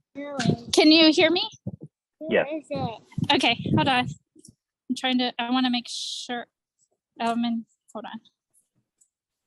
Okay, unfortunately, driving. My phone won't let me show you where I'm at. I'm actually on I live in East Village Council District 2, Community Board 3. I'm on 2nd Avenue, and I wanted to show you what the restaurant shacks look like in my neighborhood. But unfortunately, technology won't let me do so. My name is Allie, and I'm with my daughter. I want to thank Susan Stetzer, the Community Board 3 manager, and other residents of my neighborhood to speak how the open restaurants have affected our community's quality of life over the past 20 months.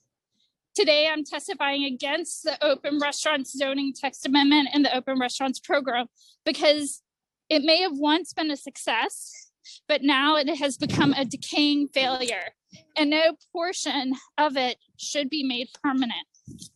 Indoor dining has reopened. It is time for New York City citizens to regain our streets and sidewalks, not restaurant landlords. Hold on, I'm talking right now. If the last 2 years have inspired some restaurants to add some small footprint of sidewalk dining, let them apply through their local community boards. Today's political focus may be on public safety, specifically gun violence and subway safety. I like to add restaurant sheds. They make our public streets less safe. In my neighborhood, myself and my 2 young children are surrounded by abandoned graffiti structures most of the time, and thus invite illicit activity, rats, flooding, and many promote the image of urban decay. None of our elected officials nor Commissioner Rodriguez discussed when the city will remove all the existing sheds and resume cleaning our streets every day to reduce the standing water, litter, and rats. Time expired. Thank you. Next speaker will be Joseph Eberti, followed by Eric Martz.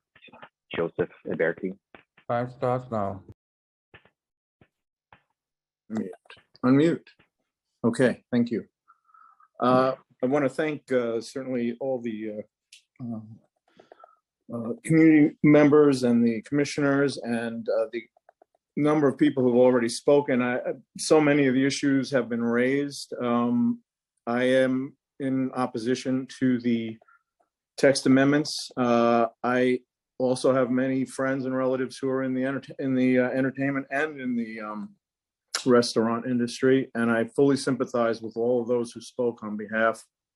It has been a very difficult time for them. It's been a difficult time for all of us, and I think we're all dealing with that. And quality of life really comes down to, how do you deal with it?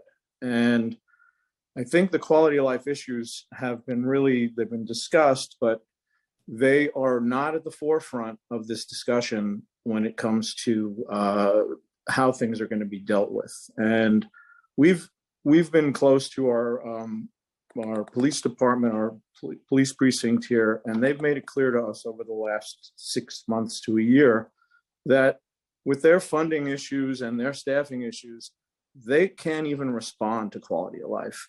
And what's going to happen if this permanent thing were to go into place? All the complaints are going to go to the places where nothing can be done. 311, NYPD, they will not be responding, and it will be in the hands, which is frightening, of DOT. I've lived in this city since 1975. I have the least respect, and I hope Commissioner Rodriguez has the ability to turn it around. But the DOT is probably one of the worst agencies that this city has ever had.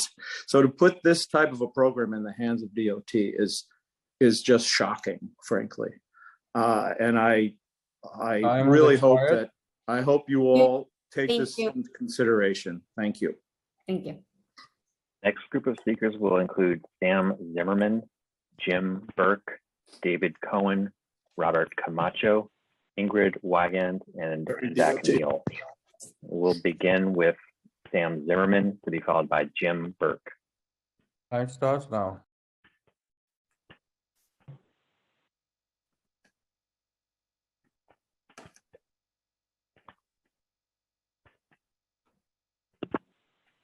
Sam Zimmerman. We'll come back to Sam Zimmerman and try Jim Burke, followed by David Cohen. Jim Burke. Jim Burke, if you can hear me, we need you to accept the unmute request. Thank you, I just did.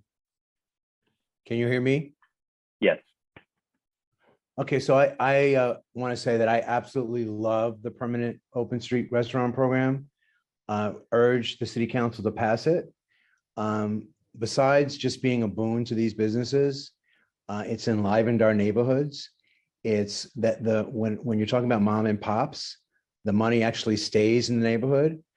You can't say that about many businesses, but like walking with this program, now in Queens, whether you're Rockaway Beach, whether you're Jackson Heights, you see the streetscape in the evening, and it's absolutely wonderful. And everybody's talking about, oh, we have to check this, we have to check this. Right now, a big SUV could park up in front of one of those restaurants, take up the same amount of space. We're not collecting anything from them. This can be done right. And I have a big confidence in Adonis Rodriguez. He's a big Safe Street champion. So he's going to make sure that it's not blocking sightlines, that pedestrians and bikes have always the right of way. But this is just really a boon to these businesses. And besides wanting to support them, it makes our neighborhoods a lot nicer. And any complaints people have about noise and those kind of issues, this is New York City. And obviously, depending on where you live, there can be some concession to making sure that that noise is not carried into the midnight, into the late night. But this is a wonderful program, and I want to thank everybody in the City Council who supports it. And I would urge you to think about how wonderful it makes these neighborhoods and lively. And I'm 100% for it. And thank you. Thank you. Next speaker will be David Cohen, followed by Robert Camacho. David Cohen. Time starts now. Hi, thank you, everyone, and thank you, council members. It's great to be here. I think it's important to remember why these sheds and this program was started in the first place. And it's COVID, and we've heard that from shockingly few people, right? The idea was sitting outside in the open air was more healthy and people could feel safe. I now see these sheds on the street that are fully enclosed on four sides. These are indoor buildings. These are not outdoor seats. These are nothing. And look, I'm someone who doesn't want to eat indoors, and I don't feel safe in those outdoor sheds for that reason. These are no circulation indoor buildings. This is a private taking of public land for free. They're worried about profit, not public health. And I feel for these people. I understand they've been hit hard. But the other thing that I haven't heard anyone recommend is why not just keep this temporary? We're not done with COVID. We're not done with the pandemic. So let's roll this forward, try to make it better. But to just make it permanent based on what I heard today from the DOT, that's frightening. They have not thought clearly about the obvious questions that were asked by Councilman Marte and others. They didn't have answers to the most obvious questions. They're not ready to handle this. I have no confidence that they can do it right.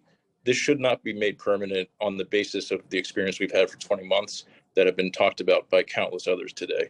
It's clear this is a money grab and not a public health thing that started this very program, and one that I loved in the beginning for the reasons to be safe from COVID. That's not what this is about anymore.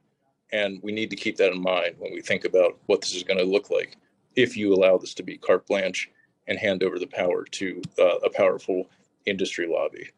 Thank you, and I hope you vote against this. Next, we'll hear from Robert Camacho, followed by Ingrid Wiegand. Robert Camacho. Time starts now. How are you, Chairperson? My name is Robert Camacho. I am the chairperson of CB4 in Brooklyn, Bushwick, the forgotten borough. This is the forgotten borough. This is where everybody wants to come and party and drink and dump their garbage all over the place. The various quality of life issues we have, the lack of oversight enforcement, commercial sanitation management issues, the loss of parking weigh heavily against the potential program benefit, also benefit the establishment owner and the commercial landlords. I am 60 years old. My grandmother lived here. She was 103. 103. I lived. My whole family in Bushwick. To see this is disheartening. They're giving away our land. They're giving away to the development as of right. The bike racks. Where's the Q&A to see if it's working? What's not working? The bike lanes, they're not using them. They're going the wrong way like I used to. Let's stay on topic. Huh? Let's stay on topic. Oh, exactly. It is because they're giving away our space. And that's what it is. They're giving away to private entities, to the real estate to the restaurant. And I own a home for 40 years. I clean 18 inches over the curb. I take the snow out, but you don't give me my parking space for a residential parking. Can I pay $1,600 like they do and join the program? We really need to focus on if it's going to work, if it doesn't going to work, and also enforcement and making sure that we all benefit from these programs, not only them, the community, especially the people that lived here all their lives. And guess what? Antonio Reynoso, council member. Thank you. Next speaker will be Ingrid Wygand, followed by Zach Neal. Time starts now.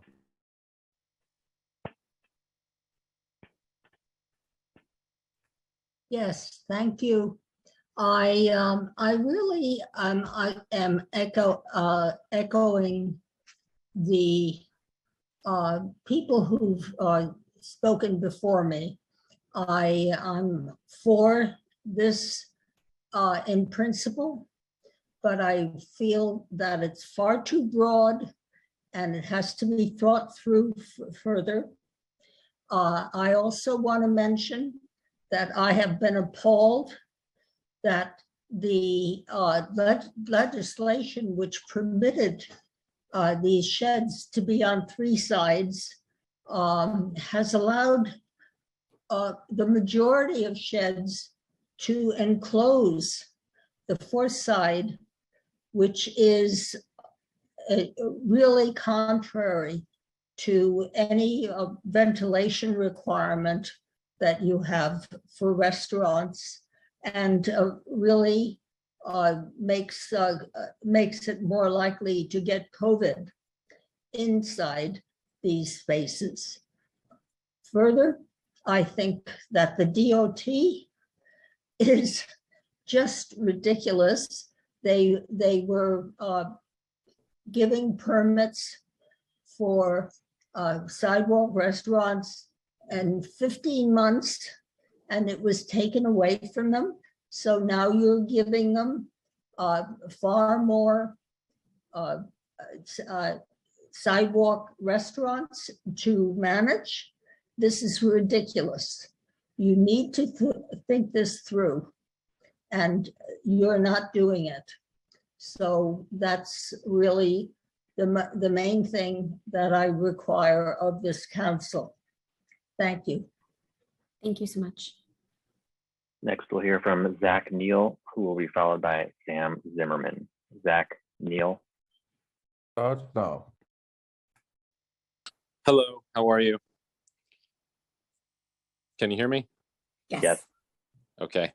Thanks for the time. I'm going to be quick. I don't really have any questions, just a statement. I'm a multiple business owner in New York City in the East Village. I'm also Native American by descent. And so I find it kind of funny hearing a bunch of elderly white women talking about land rights and how this is their neighborhood and everything's bad, and a little bit offensive since the entire city of New York is built on stolen land. But we'll move beyond that. This program, a lot of people are disputing the 100,000 jobs. Well, I employ 260 people, all of which lost their job and then regained them because of outdoor dining programs during the pandemic. Our businesses wouldn't exist without them. I do see a point in unifying the structures. There are a lot of structures that are definitely unsafe. You're seeing tents and things that are dilapidated. So I'm not completely in disagreement with the opposition on some of those issues. There needs to be a uniform standard way to build these structures so that they're safe and so that they can hold snow loads and things like that. But the idea that everyone's constantly disparaging them, calling them sheds or shacks or shanties, that's the same type of language that white people used in the 60s and 70s to keep people of color out of their neighborhood. Putting a disparaging mark on something that is someone's life work, that they've spent all of their time and money trying to survive to build, and reducing it to a shack. I think that that's a little bit disrespectful, and we should try to change the narrative on how we're referring to people's businesses, not calling them shanties and shacks. I think the main thing is that this is going to pass. This is the future. This is called progress, and progress is happening whether you like it or not. So from what I've heard today from the council, you guys seem like you're doing a great job in keeping the former mayor's promise and the governor's promise to make this a permanent program. So I'm very happy to hear that, as New York has a long history of taking things away from my people. That's all I have for today. Thank you. Thank you. Next, we'll hear from Sam Zimmerman. Sam Zimmerman. It starts now. Hi, thank you. My name is Sam. I live in the Lower East Side. I'd like to thank the council committee for the opportunity to testify in support of the open restaurants program. Since the program has started, it's been obvious that it's overwhelmingly popular with people in this city. All you have to do is walk around and see all the folks eating outside to know how popular the program is. In CD3, where I live in the Lower East Side, although the community board ultimately voted against the program, it was a highly divided vote with almost even numbers on both sides. And every public poll on the issue, including the city's own, shows that the people in this city overwhelmingly support it. And one of the reasons I support it is because it showed how we can unlock the potential of our streets to create a more vibrant community. In that vein, I wanted to comment on something I heard this morning. I've tried to follow while I've been working throughout the day, but I heard council members Carr and Yeager say that open restaurants gives away public space to one industry. And I just couldn't disagree with that more. Before open restaurants, roadbeds were used for private car storage. And most New Yorkers do not own cars. In some neighborhoods like mine, ownership's as low as 15%. Using roadbeds for dining is a great step to create more space for more people to use the roads in a way that is better for more and reduces conflict on the sidewalks. Making the sidewalks pedestrian friendly is great, not just for restaurants, but for all businesses. And I heard somebody say earlier that the open restaurants and the sheds or whatever we're going to call them dissuade people from coming. And I just don't think that's true. Most people travel to retail businesses on foot, and increasing foot traffic is going to be better for everyone. There's obviously some aspects of the program that need to be worked on, particularly surrounding enforcement and, of course, safety. We need other things like containerization of trash is a major thing that needs to be done as part of this. And so, look, to sum it up, open restaurants is a good thing. It needs to be part of an overall reimagining of our street use. In that regard, I hope that Commissioner Rodriguez follows through on his commitment to protect 50% of cities' bike lanes within the first 100 days. I'm quiet. Thank you. Thank you. Just to make a reminder to everyone waiting and listening that written testimony may be submitted by email to testimony@council.nyc.gov. testimony@council.nyc.gov. The next group of speakers will include Stephen Olson, who will be followed by Melanie Frost. Stephen Olson. Hi, good afternoon. Can you hear me? Yes. Great. Thank you for the opportunity to speak today. My name is Steve Olson. I'm the general manager of 2 restaurants, one located in Midtown East and one in NoHo. And our restaurant group consists of 6 restaurants throughout the city. Over the past 2 years, we have spent thousands of dollars in construction, the outdoor dining sheds, and in the outdoor equipment and furniture for all of these restaurants.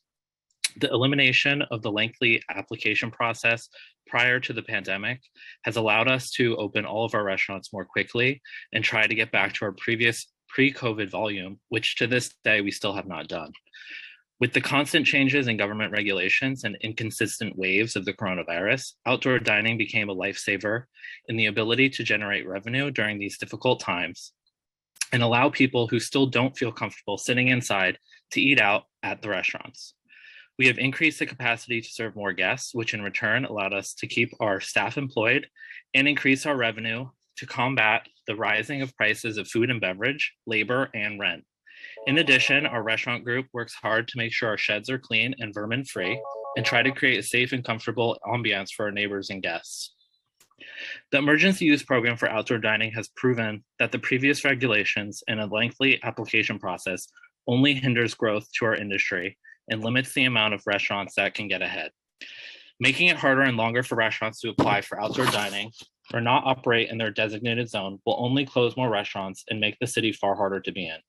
I understand the concerns that our neighbors are making, but like some previous speakers before, the problems of trash, rats, and overcrowding sidewalks was an issue before all of the outdoor dining. I think we need to work together to make this program successful for all of us. Thank you. We'll hear from Melanie Frost, to be followed by Ryder Kessler and then Ned Shalansky. Melanie Frost. Time starts now.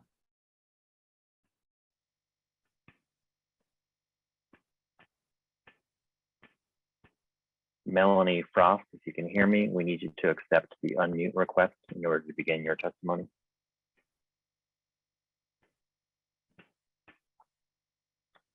I'll come back to Melanie Frost and try Ryder Kessler. Ryder Kessler. Ryder Kessler, Hello. if you can hear me. Yes. Yes. Can you hear me? Yes. Great. Thanks so much for having me. My name's Ryder Kessler. I am a lifelong downtown Manhattanite, 36 years.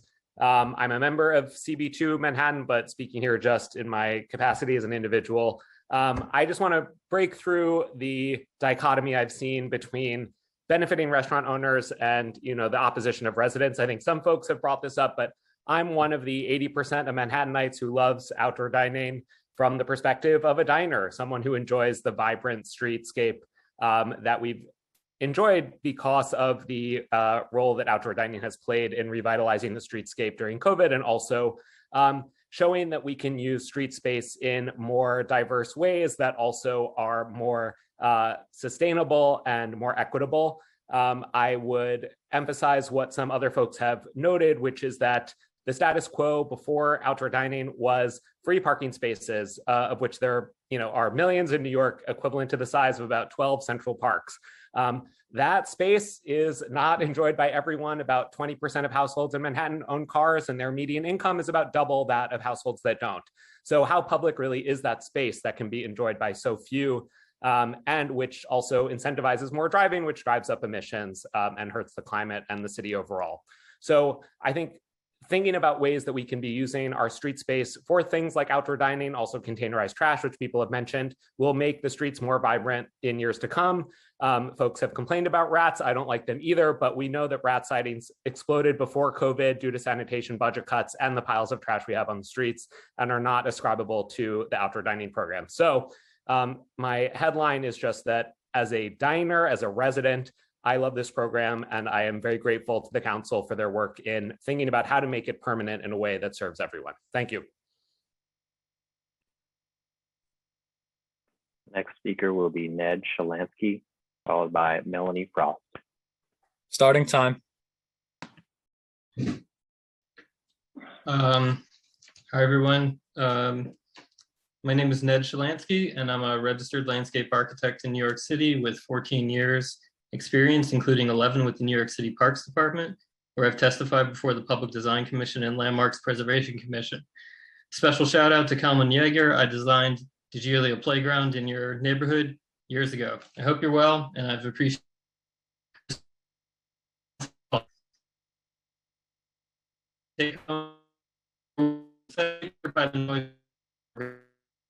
I've learned recently about a provision in the new legislation called the enclosures provision, which allows restaurants to leave their windows open during business hours. This provision is a clear violation of neighborly respect. It permits private establishments to broadcast loud music and entertainment onto often, sometimes small, neighborhood blocks. For restaurant-dense neighborhoods like my own in the Lower East Side, this program has a disproportionate effect. Disproportionate, that's my take-home point, and my second big point. Small-scale neighborhoods like mine are overwhelmed by the negative aspects of this program. The neighborhood is a composition of unlike people with interests living in harmony and at times sacrificial mutual interest. I'm glad that we're getting through this together.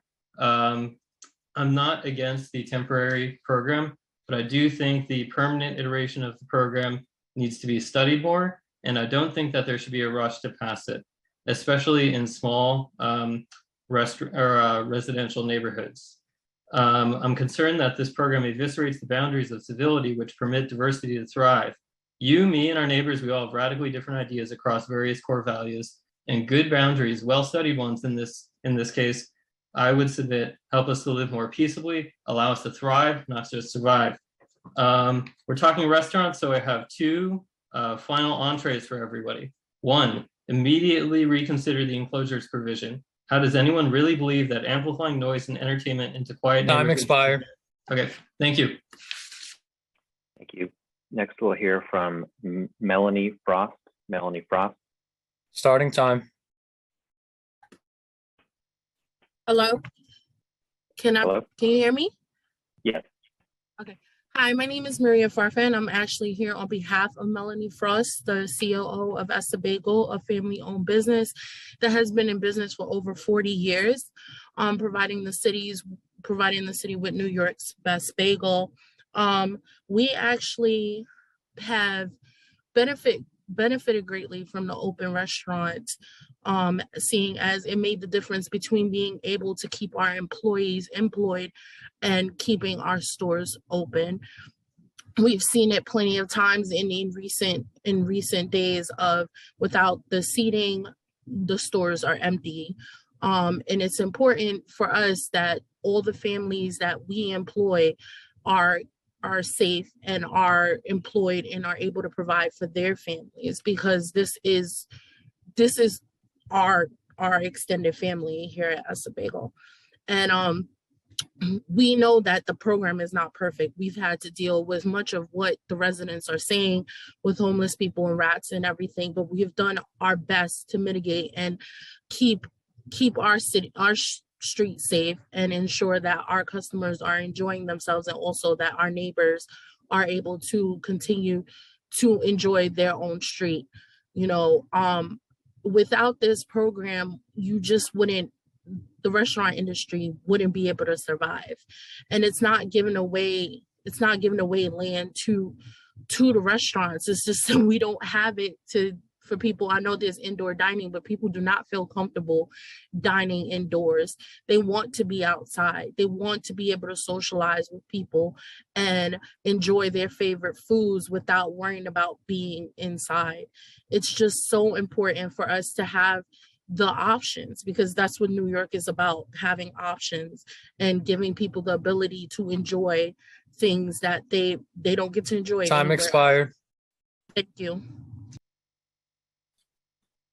Thank you. The next group of speakers will include DM.H. Boyd, Fanny Ip, Alida Camp, Fazad Hossein, and Dale Goodson. We'll begin with DM.H. Boyd. Starting time. Oh, sorry. Thank you, chairs and council members. Just for the record, I want Zach Neal to know that I am not white, a rich old white woman. So I think that was not very kind. There's a lot of people of color on this call. I would like to answer Councilman Yeager's question. I just left a news interview in front of a fully enclosed outdoor shed that is being used as a coat check. It is February. DOT was first notified on December 2nd. It determined the business had 24 hours to cure. The latest determination on February 1st determined the items had to be removed immediately. Numerous press outlets also covered this fiasco. The illegal unsafe structure is still standing and being used as a coat check. Doesn't matter how many complaints or inspections. My neighborhood is known as Hell Square because of the sheer number of late night liquor licenses. It is one of the hardest hit by the emergency program. The conditions here went from bad to unbearable. In Hell Square and most of the Lower Side, we live in low-rise tenements where what happens on the street also invades our homes. The streetscapes created by the emergency order has created an open-air nightclub and drug market where anything goes and everything is for sale. The bars, clubs, and restaurants have tripled in size and brought thousands of more people to our streets. The crowds roving the area have grown bigger, rowdier, and more aggressive. Our homes are occupied by people screaming, smoking, fighting, pissing, vomiting, and blasting music. NYPD is incapable of dealing with it. It's a simple question of physics. You cannot invite 10,000 people to a small space, add alcohol and a circus atmosphere in the street. We have 80% increase in major crime categories, with robbery up 350%. With all due respect, DOT can't fix potholes for years, yet we are asked to blindly believe that DOT is equipped to manage and enforce open restaurants and ensure our quality of life. I think the capable hands of DCA should go back to sidewalk cafes with some regulatory tweaks. This should not be passed, so please don't pass this. It is common sense to conduct an EIS, please, and please allow Councilmember Marte and Councilmember Botcher to be at the table. I will add, I didn't finish, I will submit, but please, this program needs to be rethought. Thank you. Next, we'll hear from Fanny Ip, followed by Alida Camp. Starting time. Fanny. Yep. Hi. My name is Fanny Ip, and I grew up in the Lower East Side where I continue to live today. I am a cyclist, a pedestrian, and a driver. I am here today to ask the council members to not change nor remove the zoning text that will further expand and allow the sidewalk and roadway cafes to become permanent. The text is there for a reason. If the zoning needs to be amended, go through the ULURP process so we have real answers, details, and the real impacts of this change can be studied, not empty promises that we heard today. The restaurant sheds and other outdoor dining structures that came out of this emergency program during the pandemic are dangerous and a nuisance to our neighborhoods and residents. They create dangerous blind spots for everyone. I've seen quite a few of these accidents caused especially by the ones that are located at the ends of the block. Many times people are not paying attention or the drivers are coming down too fast down the street and cannot stop in time. As a cyclist, I've encountered on numerous occasions where these structures are blocking the bike lanes or that new bike lanes are created to go around them where I have to weave in and out of traffic dangerously. It's bad enough cars were already blocking the bike lanes before, but now with these structures taking up more road space, cars are blocking the bike lanes even more than ever. As a driver, these roadway cafes cause more traffic congestion, which then creates more noise from frustrated drivers honking. The way these structures are encroaching the already narrow streets is a nightmare in the making. Add to that entitled drivers who double park with a FedEx truck coming down the street, you will have a situation where drivers with road rage are ready to explode. As a pedestrian, I'm constantly on guard when I walk past these empty sheds and structures that are not being used. Will I see rats scuffling around the garbage, or will there be a drug user lurking about and ready to scream obscenities or racial slurs at me? It is very tiring from the fear that I now have from just walking down the street. We now also have to bob and weave or do a little dance with the wait staff who are going back and forth from the restaurants with food and drinks in their Time hands. expired. Next speaker will be Alida Camp, followed by Fazad Hossein. Starting time. Thank you for hearing my testimony. My name is Alida Camp. I co-chair Community Board 8's Small Business Committee, although I'm speaking individually. First, DOT should not be writing rules on any program aspect alone. DOT is not accountable to the communities that are New York. Community boards and council members are accountable. They hear their constituents. They are community voices and must have a say. DOT is not the right entity to enforce all compliance. Many restaurants do not comply with sidewalk access, DOT's responsibility. DOT failed at enforcement. How can it handle all of the other compliance areas with only 30 inspectors for 12,000 restaurants? DOT came to CB8 Manhattan and told us that residents must call in with specific complaints. We asked that they walk along an avenue where we noted failure to comply, but it wouldn't. That more than 3 hours of council member questions preceded public testimony demonstrates that there are too many questions to jump to permanency without a fuller understanding of all program aspects and answers to the many significant questions raised. To the council, why not create a program with mandates for periodic review and subsequent implementation of changes necessitated by altered conditions and manifestations of unintended consequences? Community boards must be part of the review process for the same reason they must be part of the rulemaking process. How can you know that a program designed during an emergency will be the right program in a few years and that it will accommodate not just restaurants, but other small businesses, residents, street and sidewalk users, and disabled New Yorkers? There will be unintended consequences from this program. Neighborhoods need more than restaurants to be viable for residents and interesting to visitors. Public space is being ceded for private use. Landlords may be an unintended beneficiary by allowing increased rents from use of public space. Is this what the program intends? Is there a mechanism to provide equity for restaurants unable to participate in the program because they are behind a bus stop or fire hydrant or the like? I support restaurants. Having grown up in the Bronx, I'm thrilled that Bronxites are able Time to expired. enjoy outdoor restaurants. Thank you very much. Fazad Hossein will be the next speaker, followed by Dale Goodson. Starting time.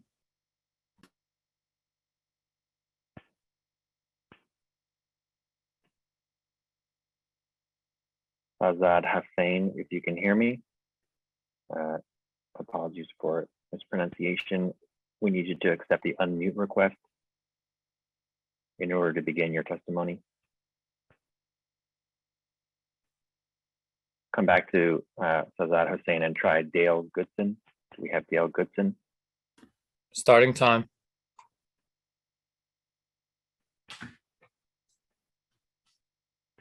Dale Goodson, if you can hear me, Yeah, you can begin your testimony. okay, thank you. Yeah, my name is Dale Goodson, and I'm against the, I don't see my video. Am I up? We can hear you. I guess it's running. I'm against the text amendment and making open restaurants a permanent program. I've lived on Avenue A and 12th Street in the East Village for 25 years, and the noise from outdoor seating that has come with the program has ruined my quality of life. There are 5 bars and 4 restaurants between 12th and 14th Streets, none of which previously had outdoor seating. Since the program began, there's been a sea of noise with yelling and singing and chants of chug, chug, chug that rolls up and down the avenue. The noise outbursts are like whack-a-mole. The noise from outdoor diners has been disruptive, but the noise from bars is off the charts. They should be dealt with separately. The only effective way to deal with the noise would be to have a cop on every corner, and that's not going to happen. The only way the noise problem does get dealt with is if residents do the policing and residents make the 311 calls. And that's a burden and partnership that has left us exhausted and burnt out. Bars, restaurants, and DOT must come up with an effective standalone method for policing their noise that does not involve residents as the first responders. And making the problem worse is the fact that Avenue A and its sidewalks are very narrow, and the addition of tables and chairs and sheds has made an already crowded situation much worse, especially for wheelchairs, strollers, and seniors. I'm angry, I'm frustrated, I'm losing sleep, but I can't afford to move. My quality of life has been hijacked and sacrificed, and I feel trapped. I was in favor of open restaurants as a temporary solution, but making it permanent will be a disaster. Please do not pass the text amendment, and please don't make open restaurants permanent. Thank you. Thank you. We will try again to hear from Fazad Hossain. Fazad Hossain, if you can hear me, please accept the unmute request to begin your testimony. Starting time. Okay, we seem to be having some issues with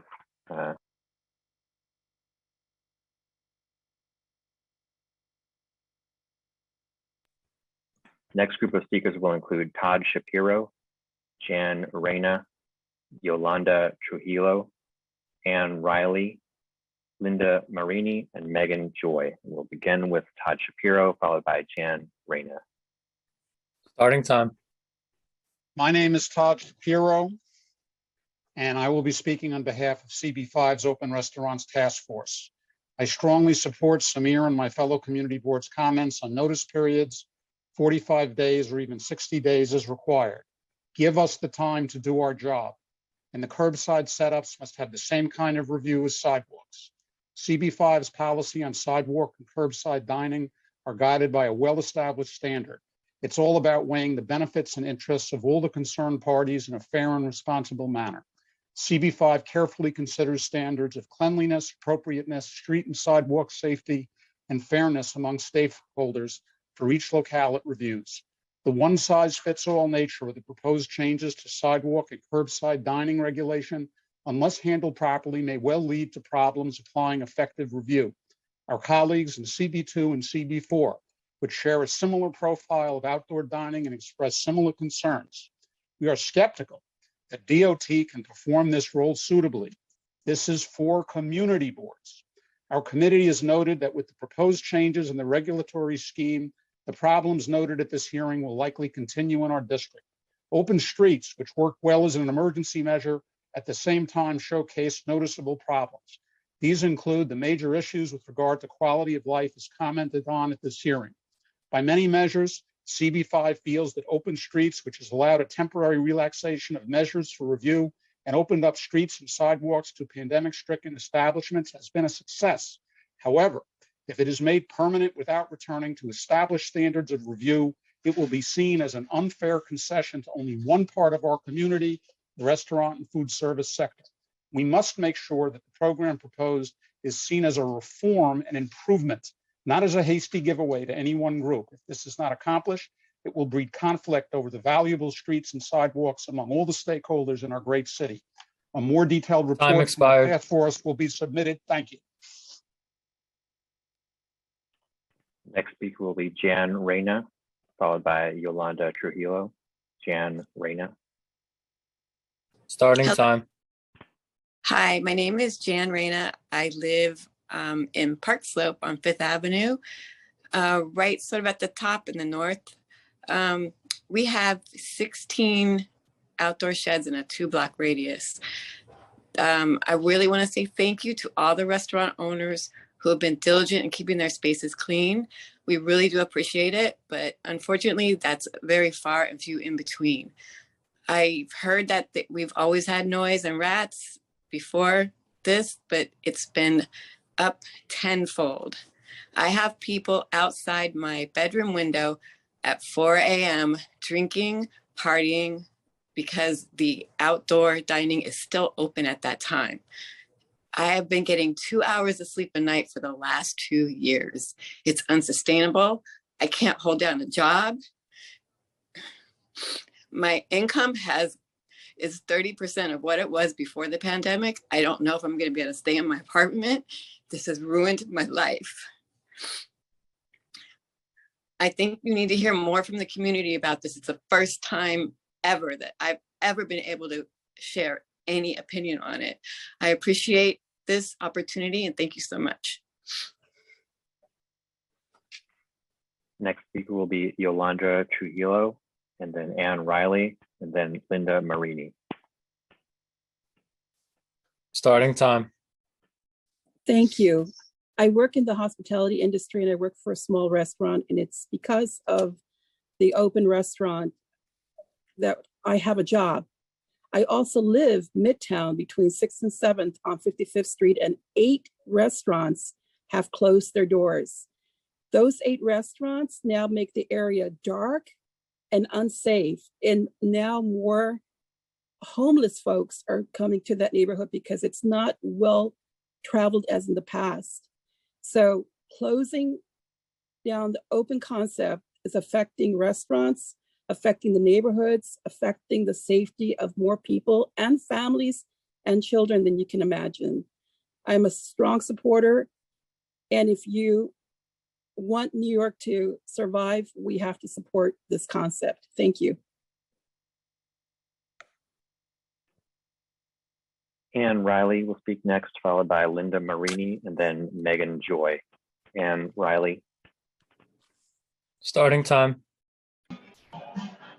Good afternoon. Thank you to everyone who's remained on this call for the better part of today. My name is Ann Riley, and I am the Executive Director of the New York City Brewers Guild, which is almost 40 breweries strong, representing literally countless jobs who have all been directly impacted over the last 2 years. Our industry ran into unparalleled hurdles in taking part in the outdoor seating programs and truly needs this to continue. In addition to the manufacturing jobs and the hospitality jobs that New York City Beer employs, it directly impacts several jobs throughout the city at our restaurants, bars, and shops. I understand many people on this call have had issues with how it impacts their neighborhoods. However, part of a neighborhood is businesses that keep it thriving. And in all instances, all of our member breweries have gone out of their way to ensure that they have working relationships with those neighbors. Some of my colleagues have also spoken on this call. It's imperative that we move forward with a permanent solution to outdoor seating. And I give my time back. Thank you. Thank you. The next speaker will be Linda Marini, to be followed by Megan Joy. Starting time.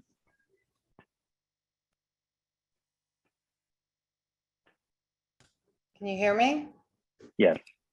Okay, my name is Linda Marini, and I am the owner of Duck Claudio, a family operated restaurant located on Ann Street in the financial district. We were grateful with the Open Restaurants and Open Streets programs. Unfortunately, not all restaurants, including us, fit the guidelines to operate under the current program. Ann Street is a narrow 2-lane street that is just 3 blocks long. It was only due to support from our community, our elected officials, the Downtown Alliance, along with the DOT, that we were permitted to operate under a temporary open street solution until December of 2021. We could not have survived without the option of outdoor dining. This is a fact. Presently, while we do not have an option for outdoor seating in the horizon, we strongly believe that outdoor seating is still critical to ensure the continued recovery of our business and that of many others. We would like the City Council to consider the needs of all restaurants as they consider the transition to a more permanent program.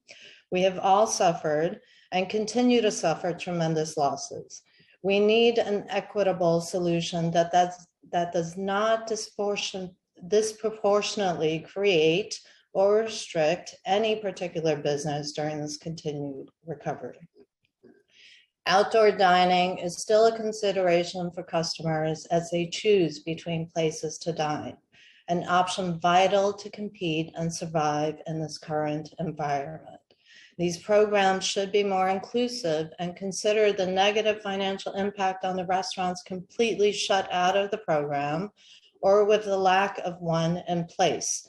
Outdoor dining should be an option as long as the public continues to have reservations about indoor dining, if not permanently in some. Time expired. Thank you for your time. Next, we'll hear from Megan Joy. Starting time. Hi, my name is Megan Joy. I own 5 bar restaurants in Manhattan that all have outdoor seating. And I'm not going to reiterate all the benefits that it had outdoor seating had during the pandemic, but suffice to say that we would not be here without it. So thank you to Councilmember Reynoso for that one. And look, I get it. This is not a perfect system by any means. Rats and vermin are a huge problem. Noise is a huge problem. Safety in the middle of the night is a problem. But I think we'll be able to address all these together. When we take out right now, all of these outdoor barriers are filled with sandbags, which is like the perfect environment for rats to burrow in and make their nests in. Once those come out and you replace them with steel barriers, the rats will be less of a problem. The garbage on the sidewalk, we have to figure this out. It's such an antiquated system. Let's get the garbage into rat-proof bins that are on the street where different businesses are sharing 1 or 2 bins on the street, and you've got one carting company coming and picking that up. The decks, they need to be removed. They're trapping water and they're trapping food scraps. All of this will help with the rat and vermin problem. Let's get rid of outdoor speakers. That will help with the noise problem. We can close earlier, especially on side streets that are residential. All of these, this idea that bar owners versus residents is just not a thing. One, I'm a resident of the neighborhood that I own bars in, and I work with the community all the time. And I think most bar and restaurant owners are like me and are willing to make concessions and work with the community. My last thing is community boards. You got to give them 45 days. It's not enough time for them to review on the schedule. Either you're going to use them or you're not going to use them. That if you are going to use them, let's give them time to review. Thank you for your time.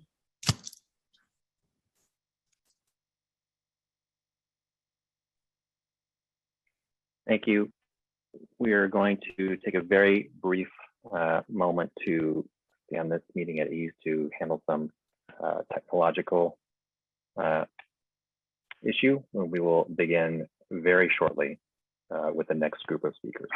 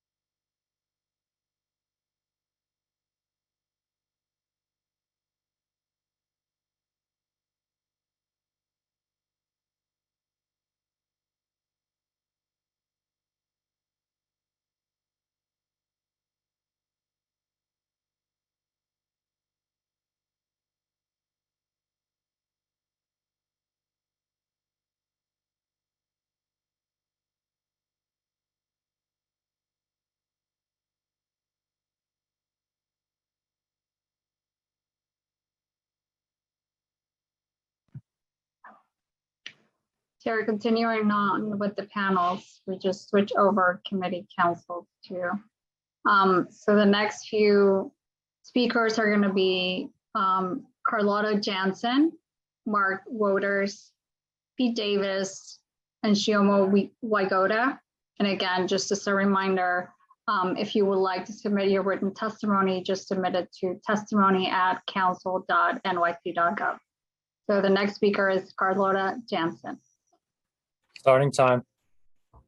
Hi, Charlotta Jansen, Shea Oscar. Outdoor dining saved my business of 23 years. COVID-19 shut us down without warning, no plan. April 2020, I rallied over 20 weary Bed-Stuy restaurants to fight for outdoor dining. Commercial sideworks were a thing of the past, taken away so big developers could declare blight and with low interest loans and tax breaks, tear it all down. Until COVID, outdoor dining was an exclusive club. That all changed. We and many others could hire back staff and more. We could serve our community safely and survive. The RRF never reached us. In 2021, I wanted to build something beautiful. While wood was skyrocketing, I found an affordable modular steel system that I bent and curved, transparent for street view, tapered for tree pits, and because it's modular, easily winterized. By now it's been through hurricanes and winter storms. We built it to re-social and it worked. One wing is even landmark approved. Now is the time to make equitable and inclusive laws and to allow for better designs. Ugly and abandoned structures need to go, but don't kill all structures over them. Good ones even mitigate sound. Covered roadside and sidewalk dining are the Marshall Plan. We need dialogue. We are all still COVID broke. Make outdoor dining inclusive, equitable, affordable, and beautiful. I want you to protect even the most vulnerable small businesses among us. A swift, affordable process, well-built all-year-round structures that respect and protect pedestrians, servers, and guests alike. A minimum of 10 seats outdoors, fair pricing for the first 24, adjacent space for those blocked by fire hydrants, bus stops, city bikes, removal of abandoned shacks, and curbing back actors. I am submitting images of built and to-be-built structures, some with a fiscal sponsor. We, the small businesses, need you, and New York needs us. Don't make New York affordable to box stores and food chains alone. Thank you for your time. Thank you, Charlotta. The next speaker is Mark Woders. Starting time. Thank you so much, Chair Velasquez and Chair Riley for this meeting. My name is Mark Wooters. I'm an urban planner and architect here in Brooklyn, and I championed the outdoor dining program in April 2020 when the city was locked down as a way to support our small businesses, but also to bring life back to our commercial streets.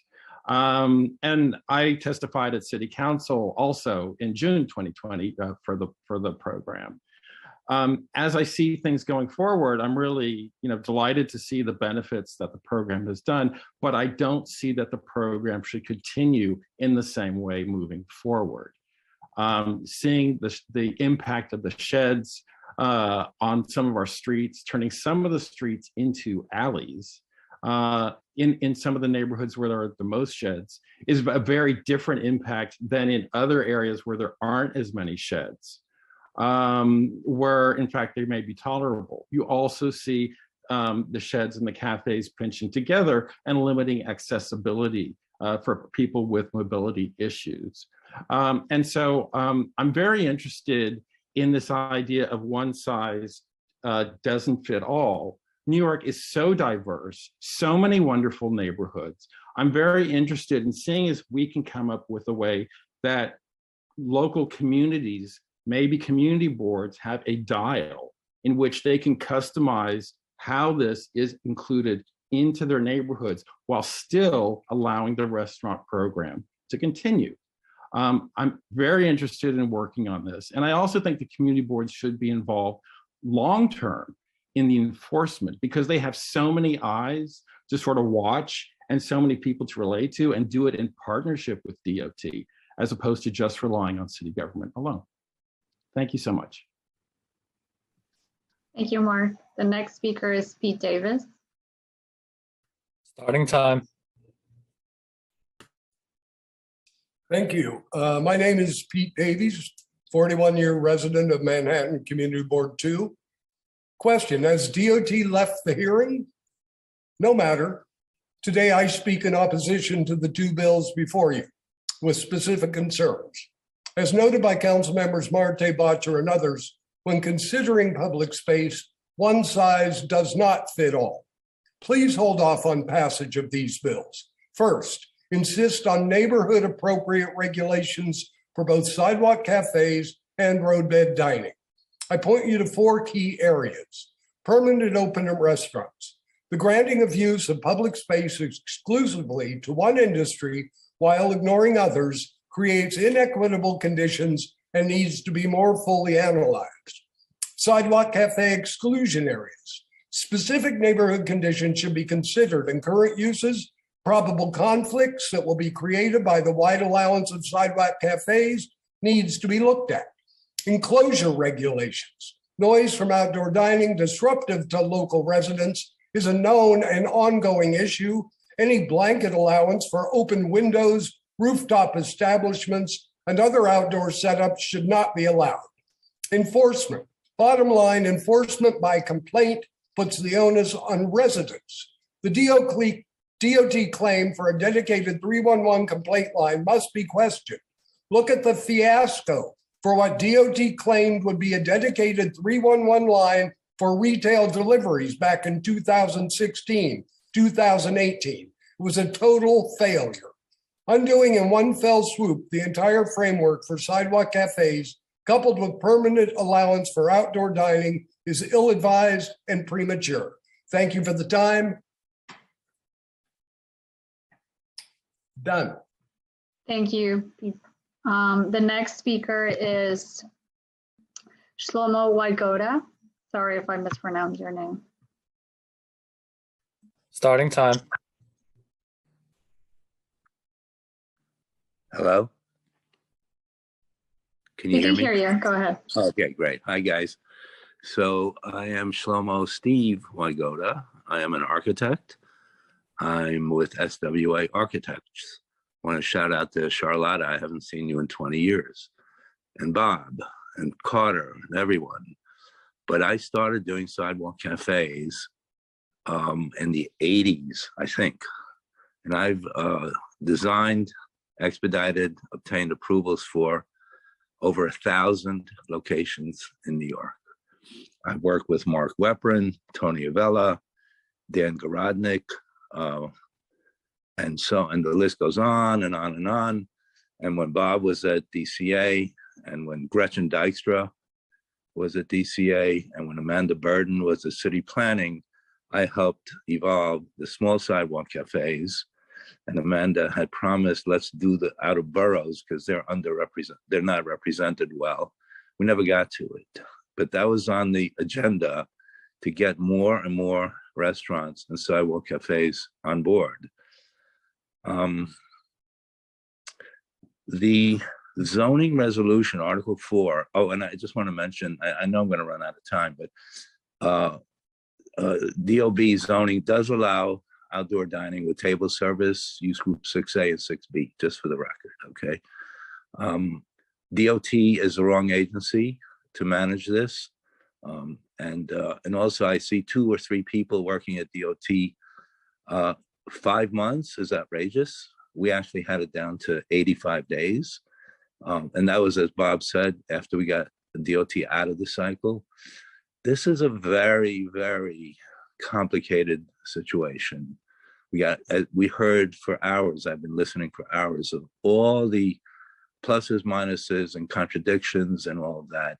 I'm willing to donate my time towards making Time this. expired. Thank you. Thank you, Shlomo. The next set of speakers will be Andres Saluri, Joseph DeRosa, Elizabeth Bluen, and Gretchen Connolly. So Andres Saluri is the first speaker. Time starts now. Good afternoon or good evening.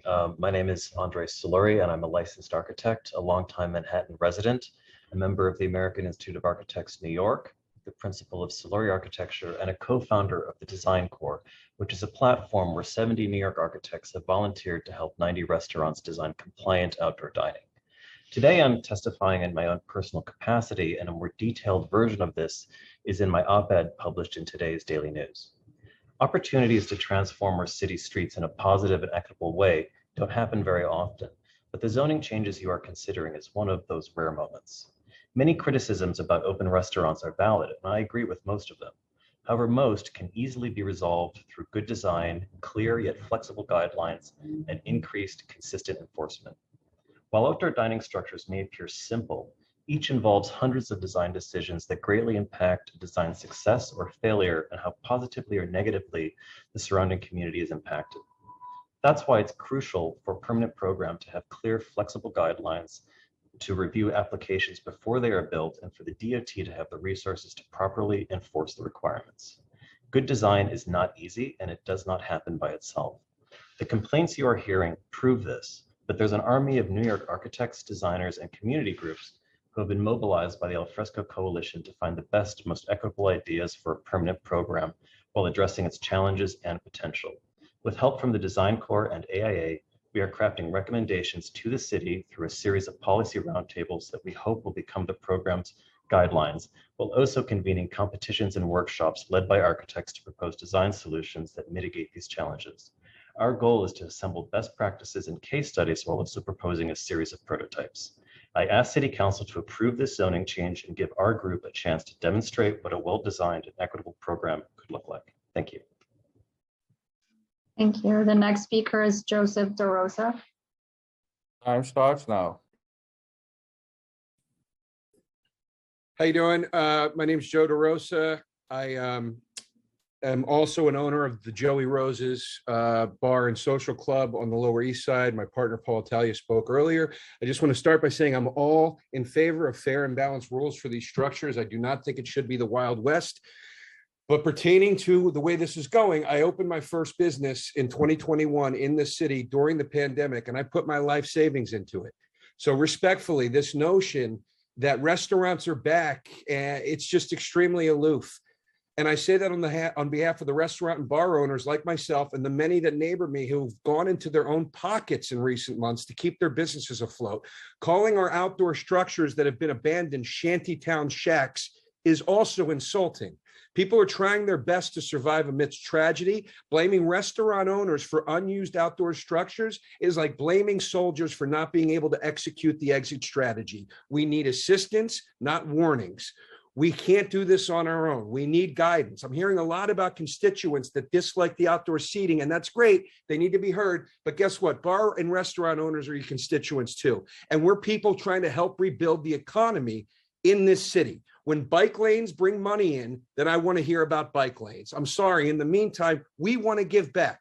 I want the chance to recoup the considerable money I've invested in my outdoor seating. But more importantly, I want a fair chance to help rebuild in a city that has lost so much. I mean that. New York City is not easy to subsist in, but it's a city I believe in and I support. And I ask that you please show that support mutually. Thank you. Thank you, Joe. The next speaker will be Elizabeth Lewin. Time starts now.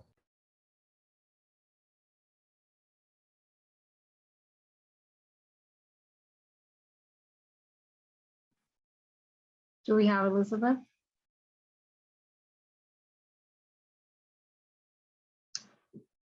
It doesn't seem like we do, so I'm going to move on to Gretchen Connolly.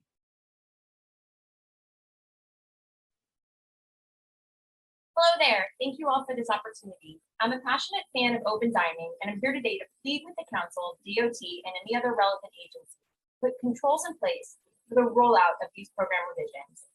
Specifically, if a currently participating restaurant either does not apply or is not approved in the new program, what measures are in place to ensure an open and fair process to determine the future of that space to best serve the community?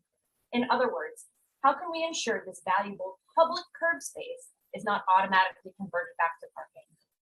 I would also ask that the outdoor dining structures be permitted to stay with clear guidelines and ongoing inspection.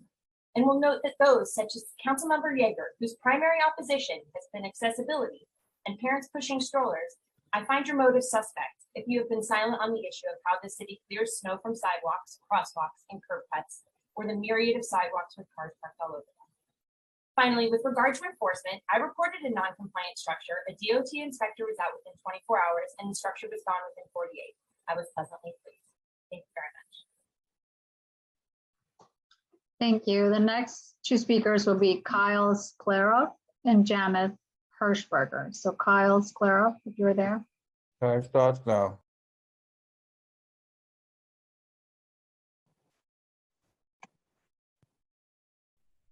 Yes, hello. Can you hear me?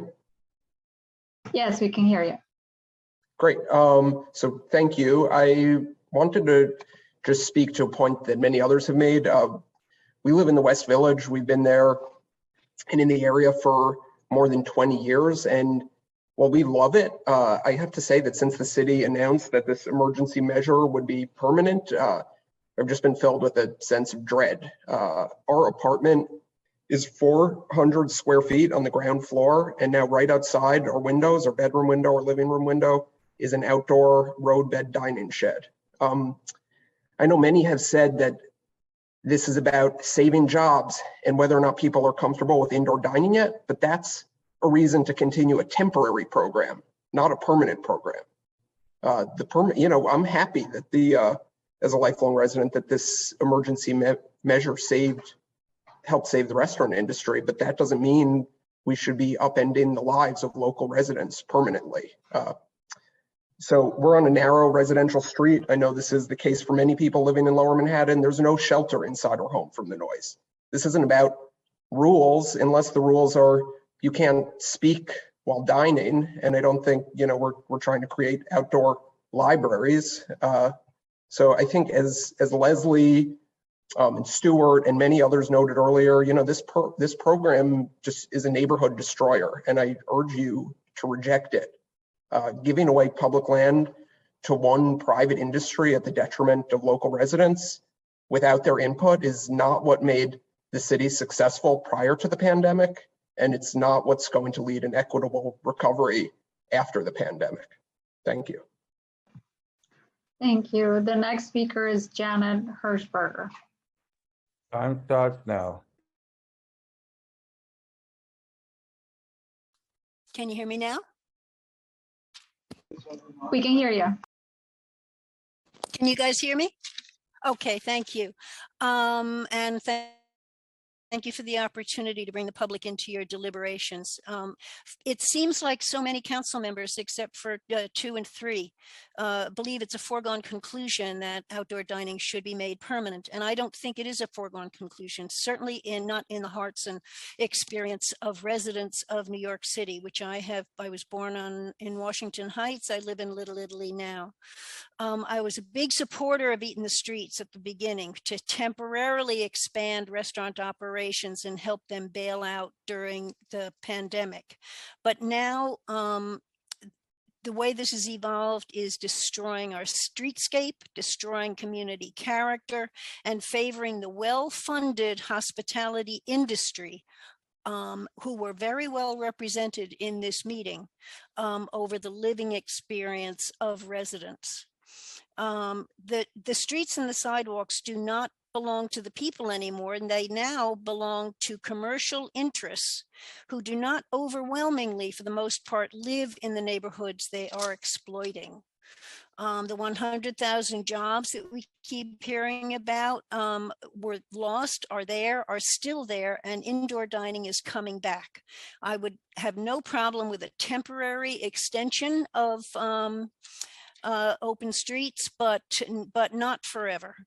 And I think this should be a ballot referendum. Let the people speak. Let the people of New York City speak. Put it on a ballot referendum in November of 2022. And let's hear from the people as well as their well-paid consultants of the restaurant industry. Thank you. Thank you for this opportunity. And good luck in what's going to be a bumpy road ahead for all of us, no matter what. Thank you, Janet. The next few speakers are James Villani, Norma Cody, and Mandy Oser. So the first speaker is James Villani. Time starts now.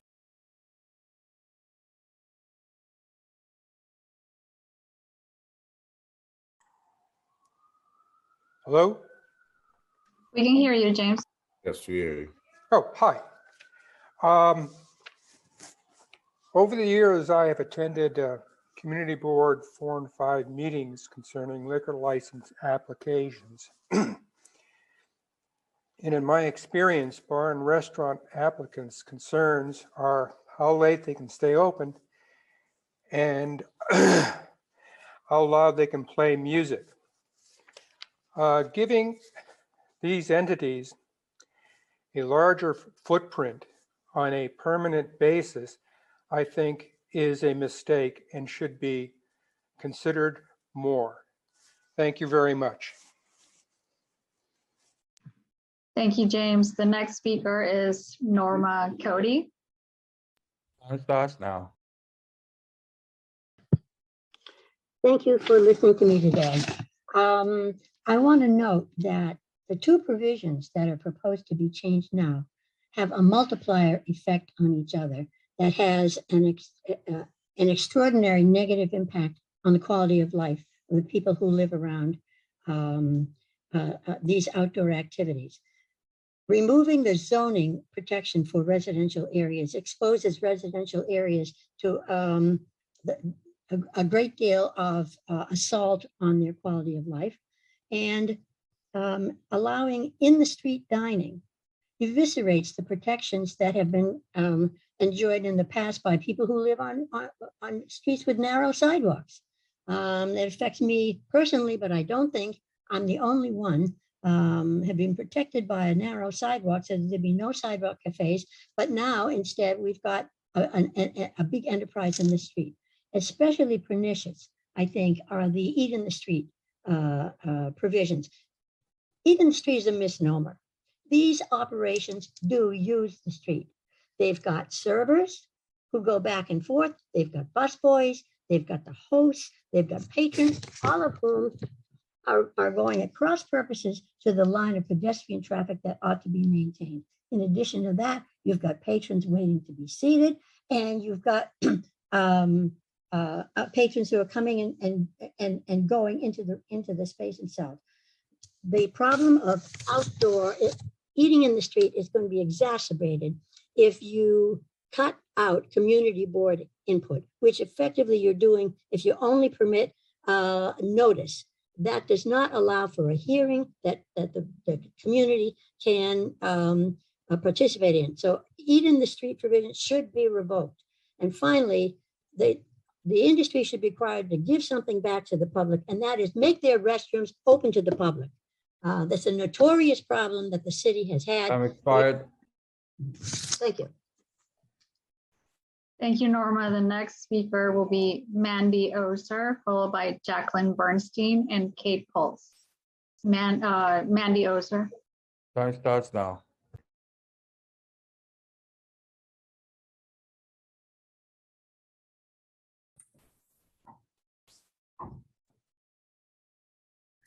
This is Mandy. Mandy, we can hear you. Go ahead. You can hear me? Hi, I'm Mandy Ozer. I'm the owner of Ardisha Wine Bar, which is located in Hell's Kitchen. And I'm speaking on behalf of, or in support of open restaurants. Just to give you an idea, during the pandemic, we actually closed for only 48 hours and we were able to continuously operate and survive through all of this. And one of the main reasons was the open restaurants program. And obviously I've heard the testimony throughout the day and heard of the opposition and the problems, but just to give you an example of someone where this program has allowed us to keep people employed and actually increase the number of employees throughout the pandemic and now after, as we're getting out of the pandemic. And, let's also be clear that it's not over. I think a lot of people have also said this, the economic challenges continue, and having this program will allow us to not just survive, but maybe thrive. I think a lot of us came through the pandemic and yes, we survived, but we are by no means thriving. And this program will be a lifeline. It also, again, has been said many times, but especially in our neighborhood, which has the benefit of wider streets, it's created like a really lovely vibe. Our neighbors support it, and it's actually created a sense of safety, especially later in the evening when there's just more activity on the block. So we'd like to add our voice to those supporting a smart and organized, fair program that we will happily participate in, and meeting the concerns of the community around us as well. Thank you so much. Thank you, Mandy. The next speaker is Jacqueline Bernstein. Time starts now. Hi, and thank you. As a kid from Brooklyn who grew up on welfare and food stamps, I am so honored to be here. I'm Jacqueline Bernstein, owner of Empire Force Events, and we're a corporate event production company. And during the pandemic, I co-founded the Live Events Coalition of New York, representing the 12 million affected nationally in the gathering business. You know, events, meetings, travel, etc., at all kinds of venues. And just like restaurants, events were the first to shut down and still drastically affected. In addition, we work with the New York Governor's Office on reopening guidelines for events. I'm also a board of director of NYC & Company, the city's marketing, convention and visitors bureau, and a board of director of the New York City Hospitality Alliance. I'm sort of like the Andrew Ridgie for events. Those of us in events provide corporate and social group hospitality, especially in restaurants, and we are not financially recovering yet. Therefore, I present another perspective why we need this program. As my advocacy rallying cry has been, how does a business stay in business without doing business? And out of adversity does come some good. Those of us in event production have and still do provide design and infrastructure, build outs, furnishings, barricades, tents, decor for outdoor dining. I myself consulted complimentary with the Mayor's Office of Citywide Events and Coordination, providing resources that are still online for the outdoor dining program. This is not only keeping restaurants alive, however, those of us in events working in them. These outdoor spaces also give added and differential event venues in addition to being for those that still want and need to event outside. This helps all of us financially. And alongside events, travel and tourism has been positively affected as the outdoor spaces have given so much to look and feel of our city. NYC & Company promotes us as a new tourist attraction, and it's made the restaurant community innovate these dining experiences. As a live event and hospitality professional and champion of New York City, let's ensure the outdoor program continues to service all of us in all these exciting ways. L'chaim and cheers, and thank you. Thank you, Jacqueline. The next speaker is Kate Pulse. Time starts now.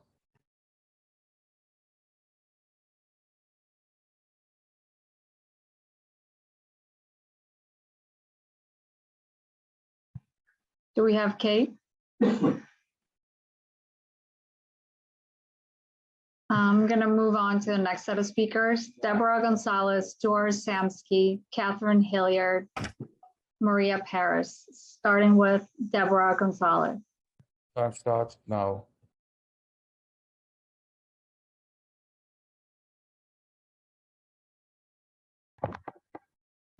Can you hear me?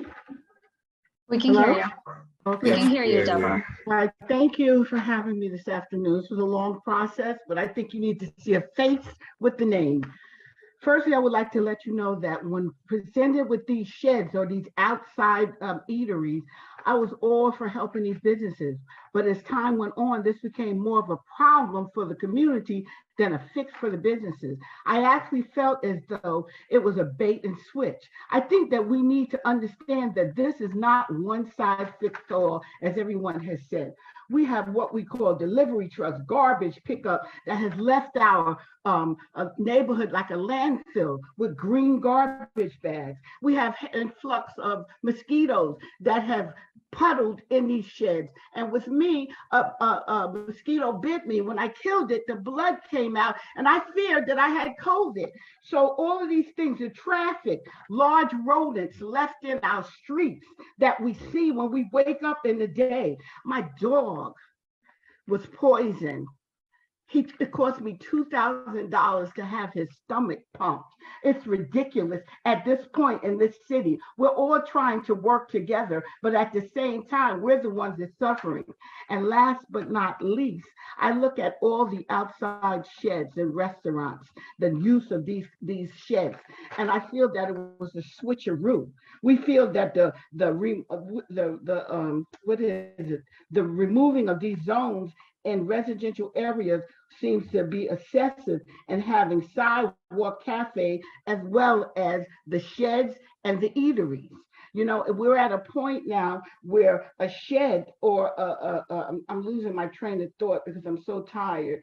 it feels like it was a switch to benefit the restaurants in the community.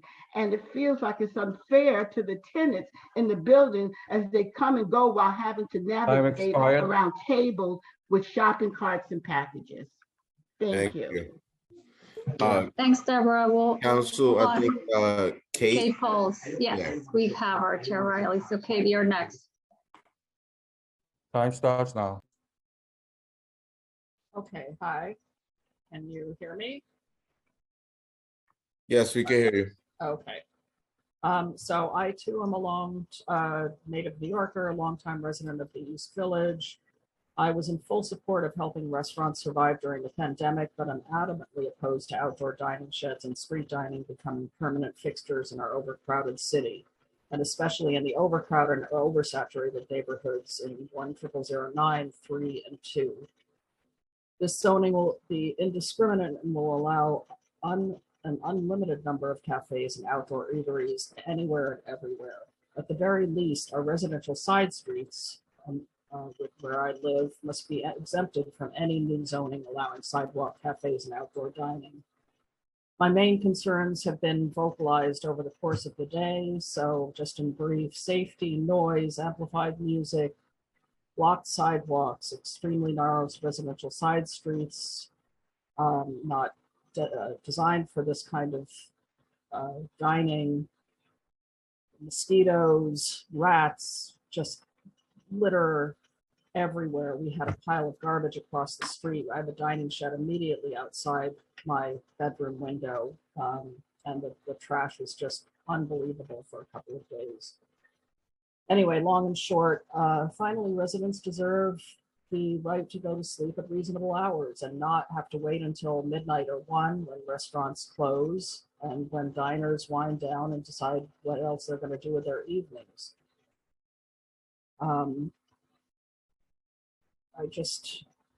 This seems to be bent to the nightlife industry and not to the residents of the city.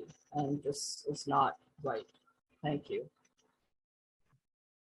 Thank you, Kate. Thank you for your patience with the audio issues. The next set of speakers will be Stuart Samsky, Catherine Hilliard, Maria Paris, and Renee Monrose. So Stuart Samsky will be our next. Time starts now. Hello, thank you very much. I am a long-term resident of East 5th Street, and I have run a small business here for the last 27 years. We've survived 9/11, Sandy, blackouts, massive changes to the neighborhood, and now COVID-19. But the thing is, I don't know how my landlord can possibly renew my lease for a 300 square foot space on a small side street when, if these measures are passed, they can rent that space plus 600 square feet of street and sidewalk space to a restaurant or a bar or a cafe. I believe my city council member, Representative Carolina Rivera, stated the ethos of a council member's decision-making process beautifully when she said she wouldn't support a bill that isn't tenant-led and community-driven. Council members, this process has not been tenant or neighbor-led. This proposal serves a single industry and patrons that have enough disposable income to take advantage of it. More than 60% of New York City's community boards voted against this proposal.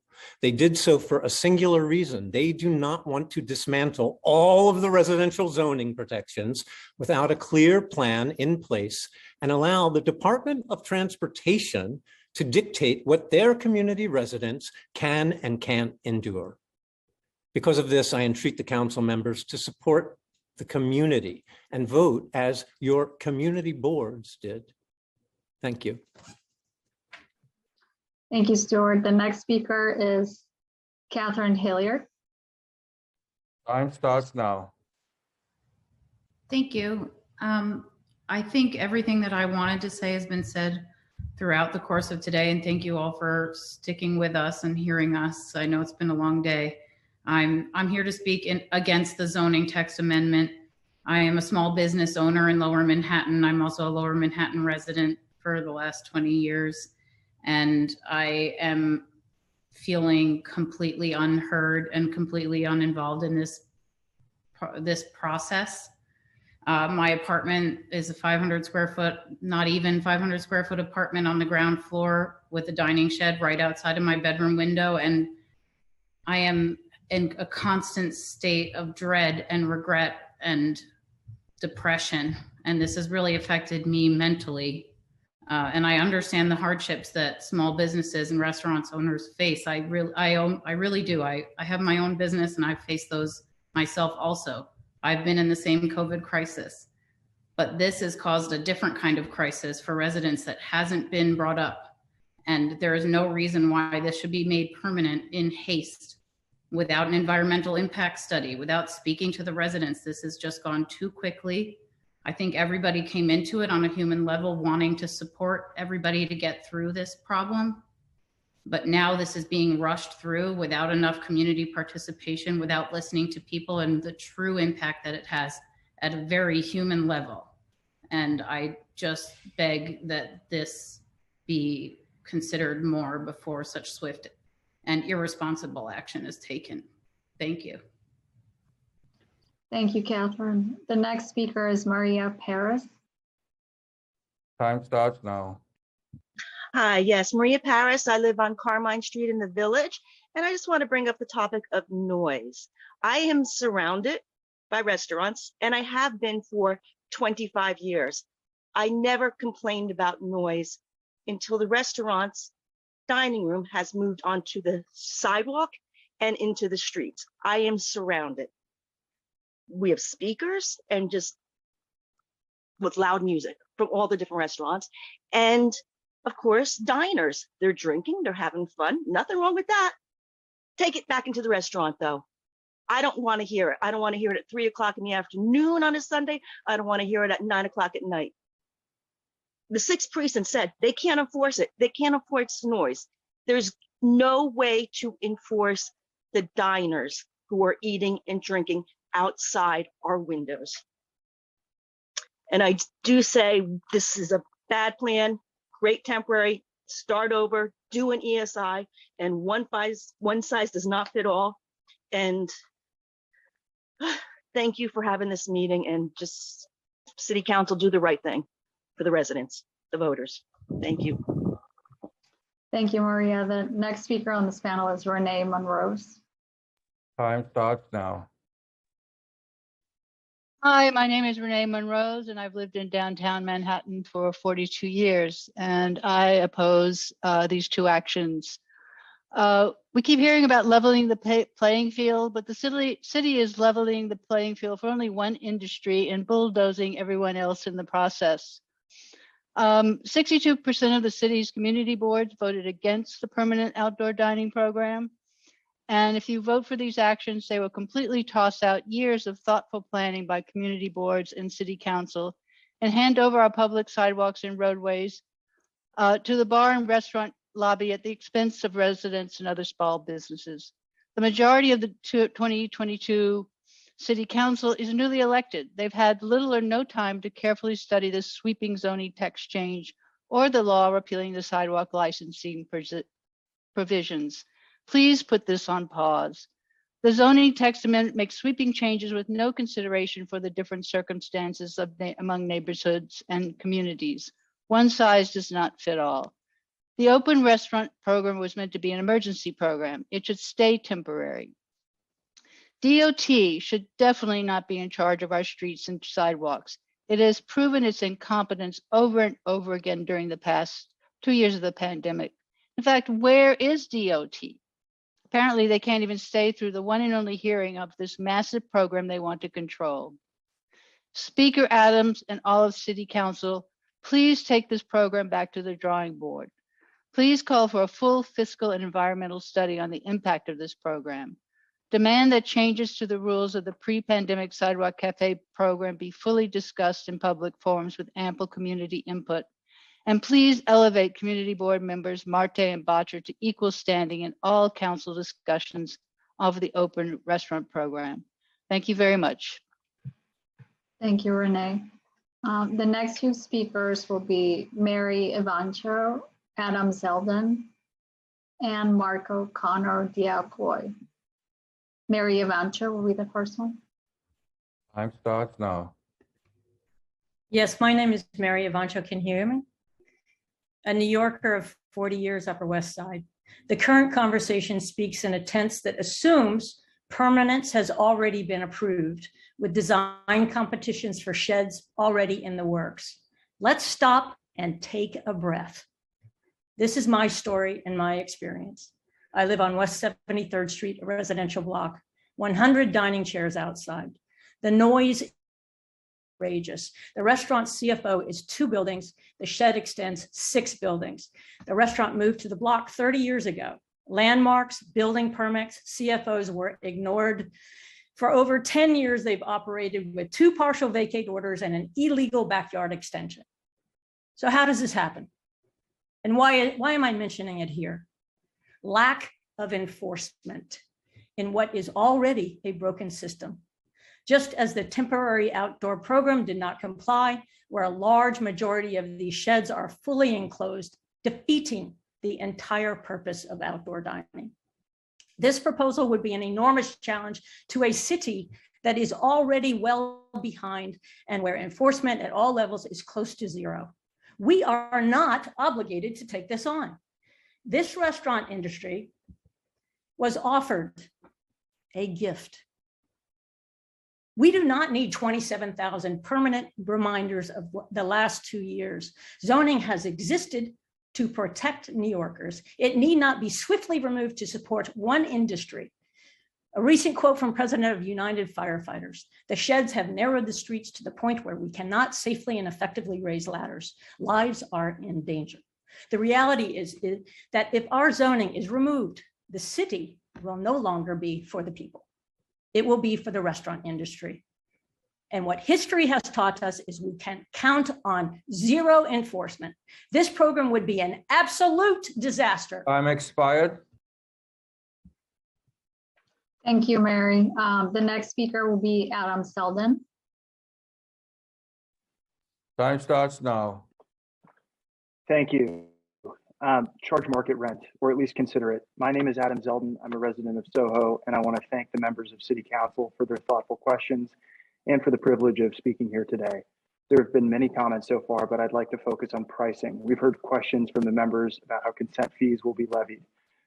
Councilmember Krishnan asked about how neighborhood will impact pricing. Councilmember Velasquez asked about how size will impact pricing. These questions teed up my prepared comments nicely. The city should consider how charging market rent will solve many of the issues discussed here today. Without a doubt, outdoor dining should be made permanent, 365 days a year. It's a great program, popular and enjoyed by New Yorkers and visitors alike. It has overwhelming public approval and support. The program itself replaces some of the free car storage that is afforded to the few New Yorkers who still decide to drive. The outdoor dining program itself is a no-brainer, but charge market rent. Those who are categorically opposed to the program have brought up at least one very good point.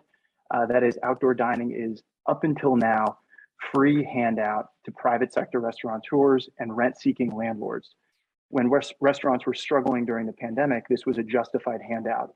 But now, as we look towards the future, the proposed pricing scheme might be too low in light of other public benefits and goods that could leverage this space. Examples of that would include parklets, containerized trash, loading zones, etc. Given this is public land, there should be a significant return to the public. There is a simple solution: charge the tenants market rent.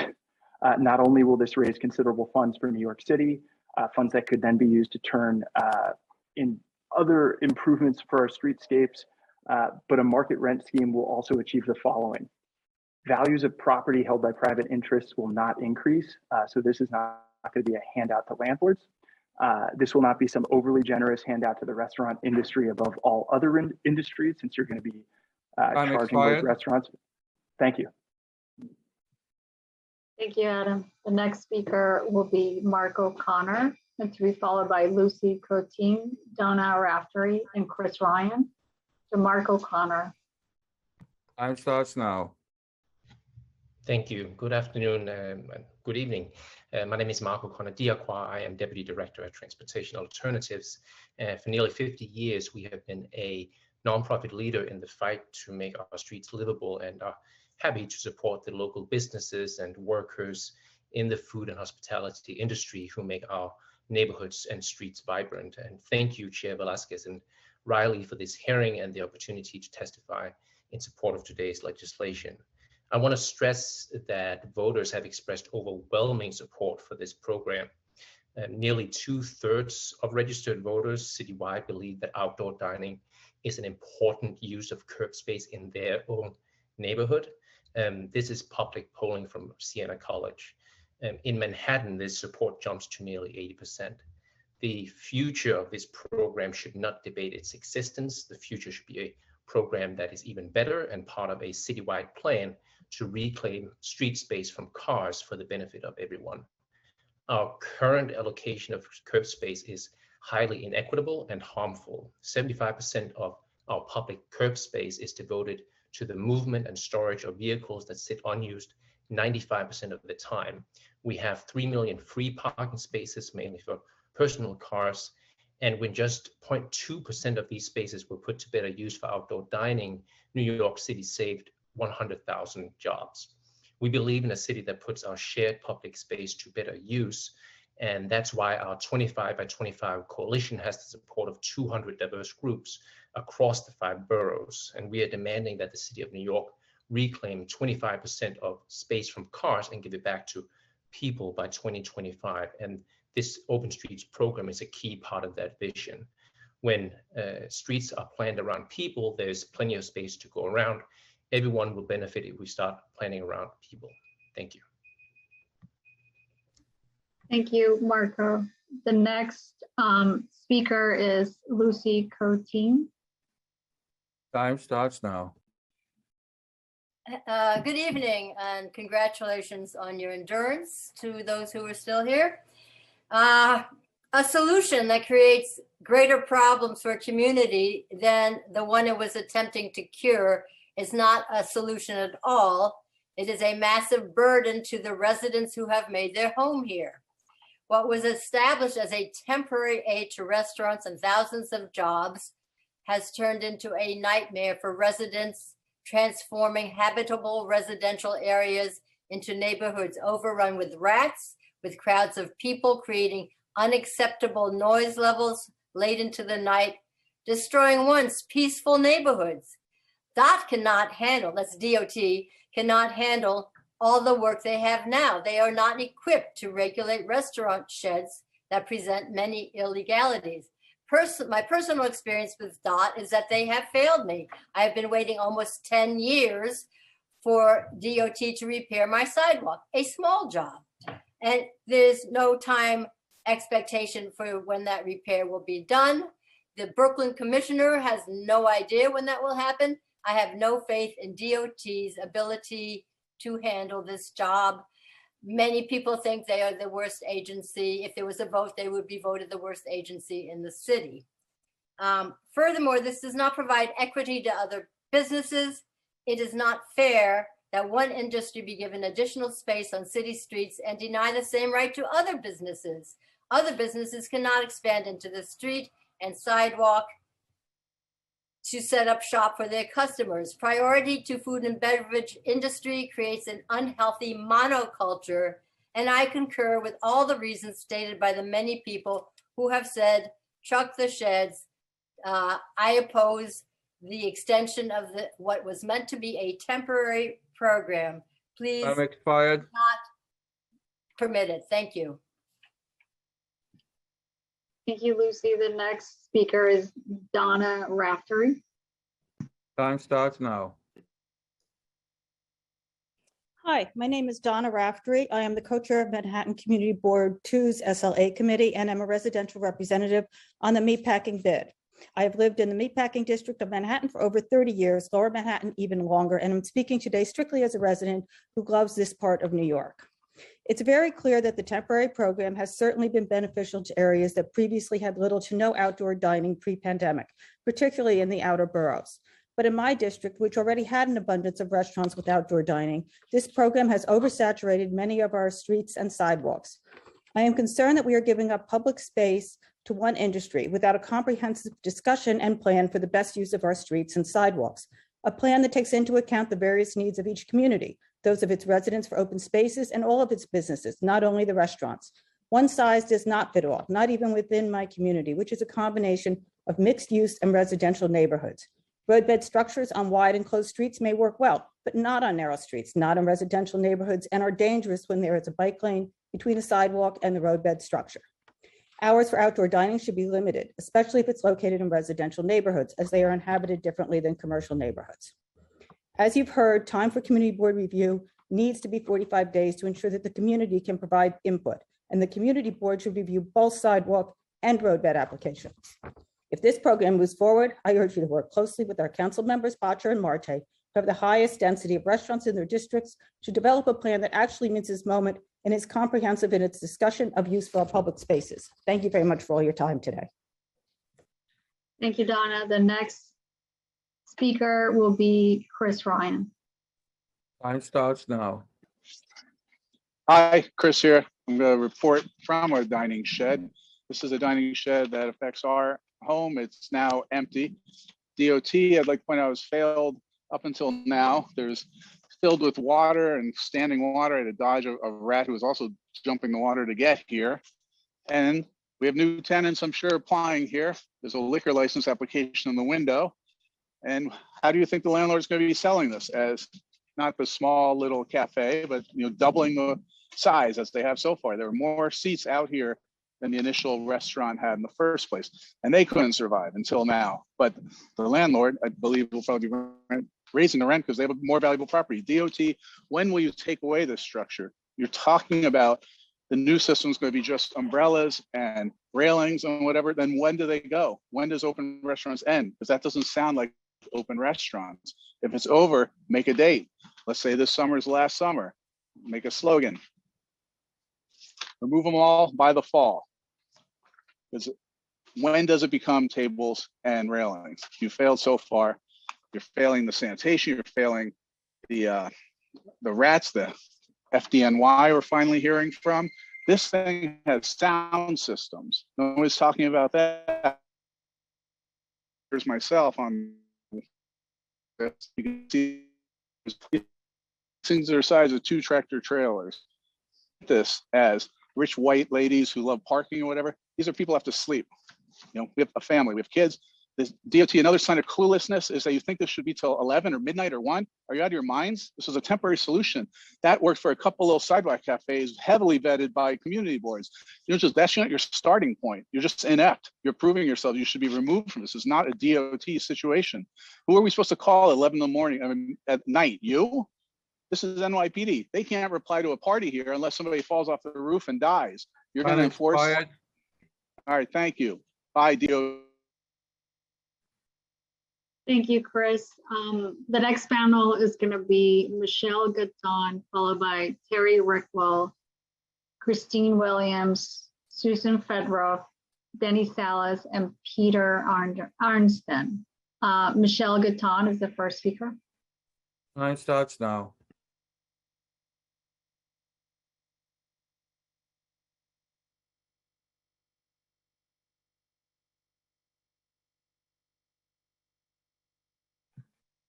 Do we have Michelle?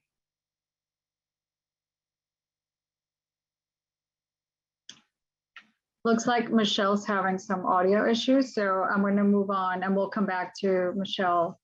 I'm going to move on to the next person, who is Terry Rickwell. Time starts now.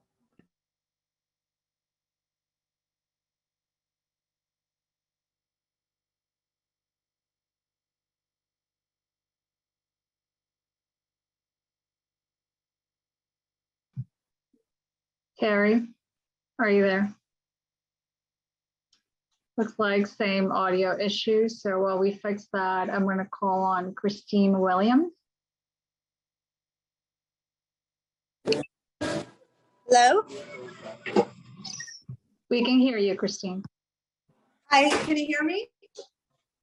Yes, go ahead.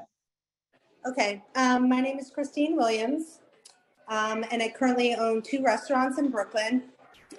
And I strongly support the open restaurant legislation as well as the text amendment, which aims to create a more inclusive sidewalk cafe program. As noted, the open restaurant program has saved 100,000 jobs. And while it might seem like a small and insignificant number, it saved over 50 jobs at my 2 spots, in addition to creating a dozen more. In addition, outdoor dining is extremely popular in our neighborhood and with our guests, and continues to be a way to accommodate both the unvaccinated and immunocompromised members of our community. Of course, we need a well-regulated system and oversight. We want and encourage all restaurants to create sidewalk seating and roadside dining areas that are clean, safe, and welcoming and accessible to all residents. I may be alone here, but from my experience with DOT, I believe they can facilitate this. Pre-COVID, the sidewalk cafe license process was lengthy, expensive, and had no oversight. In the 5 years that we had the license, I saw an inspector exactly 1 time, whose only concern was that our permit be in a particular location in our window. Since the outdoor dining program has begun, we've been inspected 5 times in 16 months, with the safety and accessibility being at the forefront of their inspection. And as a restaurant owner, we've complied with all of these reasonable and necessary regulations, and in addition, have added 7-day-a-week garbage pickup, online weight system in order to reduce sidewalk traffic, and included extensive outdoor dining cleanup to our nightly cleaning process. While I understand there are bad actors in the community, there are also overwhelmingly plenty of responsible and diligent restaurant owners that want to work with their neighborhoods. I encourage the council to pass this and work with restaurant owners and the communities. Thank you so much. Thank you, Christine. The next speaker would be Susan Fedroff. Time starts now.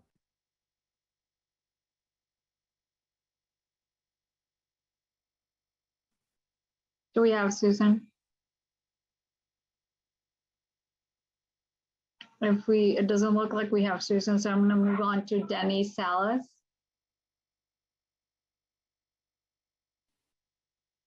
All right, good evening, everybody. And first, congratulations to everybody, whether you're for or against this plan, just in this excellent display of stamina. My name is Denny Salas, and I am a Lower Manhattan resident testifying in support of the text amendment. I do believe there are areas of improvement that the city can take to make this legislation more effective. One, the cost to participate must be affordable to all restaurants to ensure equitable opportunity. Please look into establishing a rate system based on a restaurant's annual revenues instead of a flat fee. Additionally, DOT can create a mechanism to track and invalidate discriminatory fines. New York City, unfortunately, has a history of targeting minority-owned businesses and disproportionately by issuing excessive penalties. So please take a look at that. Also look into forming super blocks. A lot of the issues that we have heard today from opponents of this particular plan, especially using the city streets and all the landscape and everything to actually use it for pedestrian purposes. You can create a system that's very similar to what Barcelona and Paris has, and those are forming super blocks. Additionally, for cleanup, please consider fully implementing the Clean Curbs program in every city block eligible. That program requires applicants to design and install a deck platform with sealed waste containers, and it must include an array of features for safety and visibility.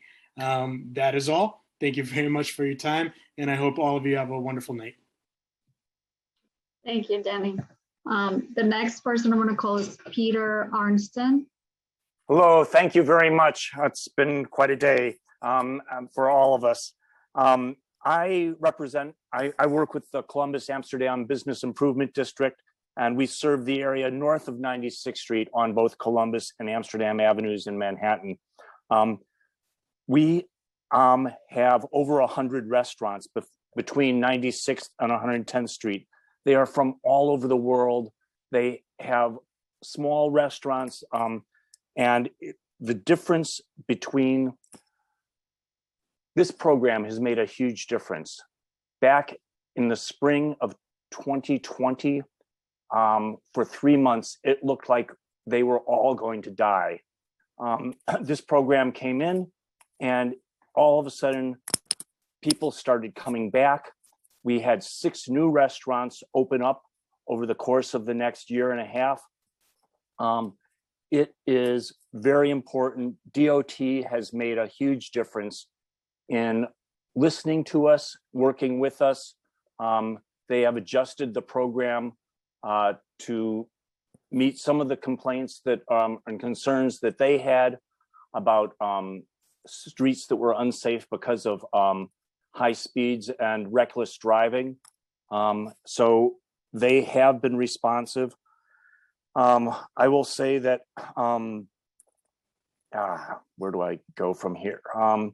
We have a number of really small stores, 9 feet wide. Having the open streets and the open restaurants has made a huge difference. They would not have been able to survive with just inside dining. Yes, we do have rats in the neighborhood. We have people that have all sorts of mental health problems. Things would be worse if we did not have the restaurants working to maintain the neighborhood and to bring people out. I'll say thank you, and thank you very much. Take care. Thank you, Peter.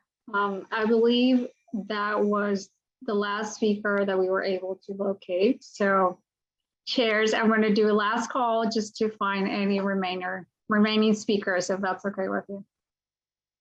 All right, so if there are any members of the public who wish to testify on the Open Restaurants Text Amendment and pre-consider intro, please press the raise hand button now so the staff can identify you.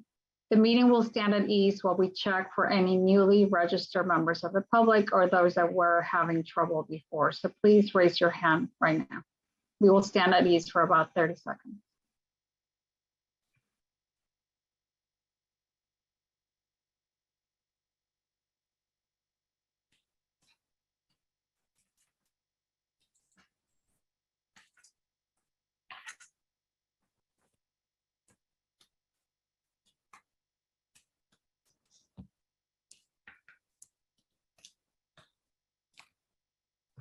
Okay, so I'm going to go in the order that the hands were raised. So please accept the unmute request when you get it.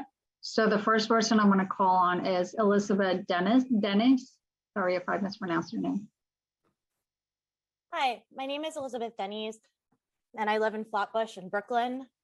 I'm speaking in favor of permanent open restaurants.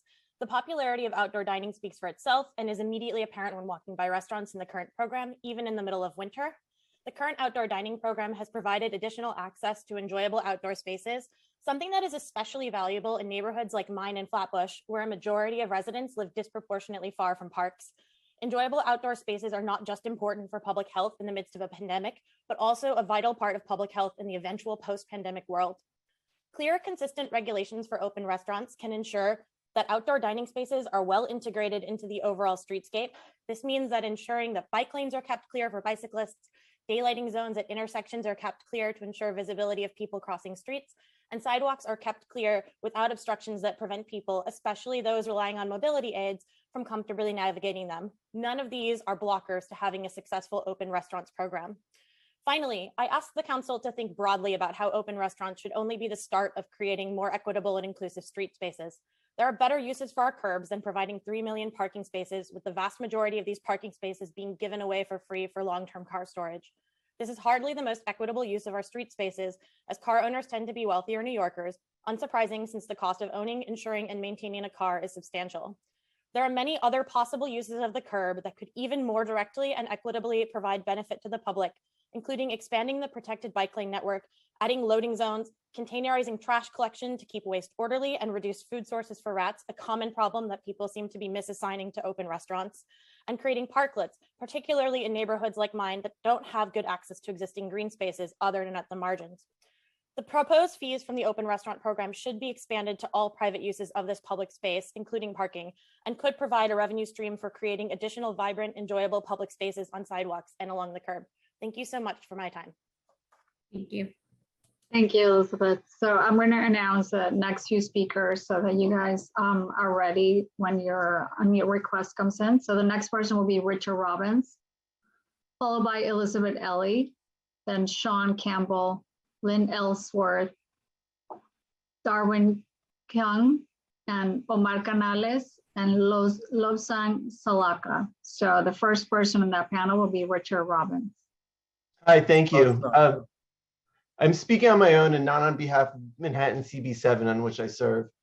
Open dining is one silver lining from all the hardship of the past 2 years. It brings life and vibrancy to New York City and provides a new way for so many New Yorkers and visitors to enjoy the city, while also helping support our local restaurateurs and their employees.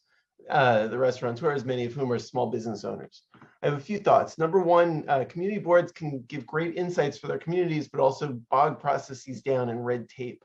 The current draft of the text amendment has a very complicated process for approval with timing that many have pointed out won't work.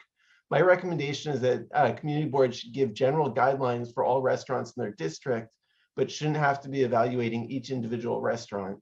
If the community boards do vote for each restaurant, we should grandfather in existing structures for a period of time so that they're not all coming before the community boards for approval right away. Number two, I'm a strong supporter of protected bike lanes.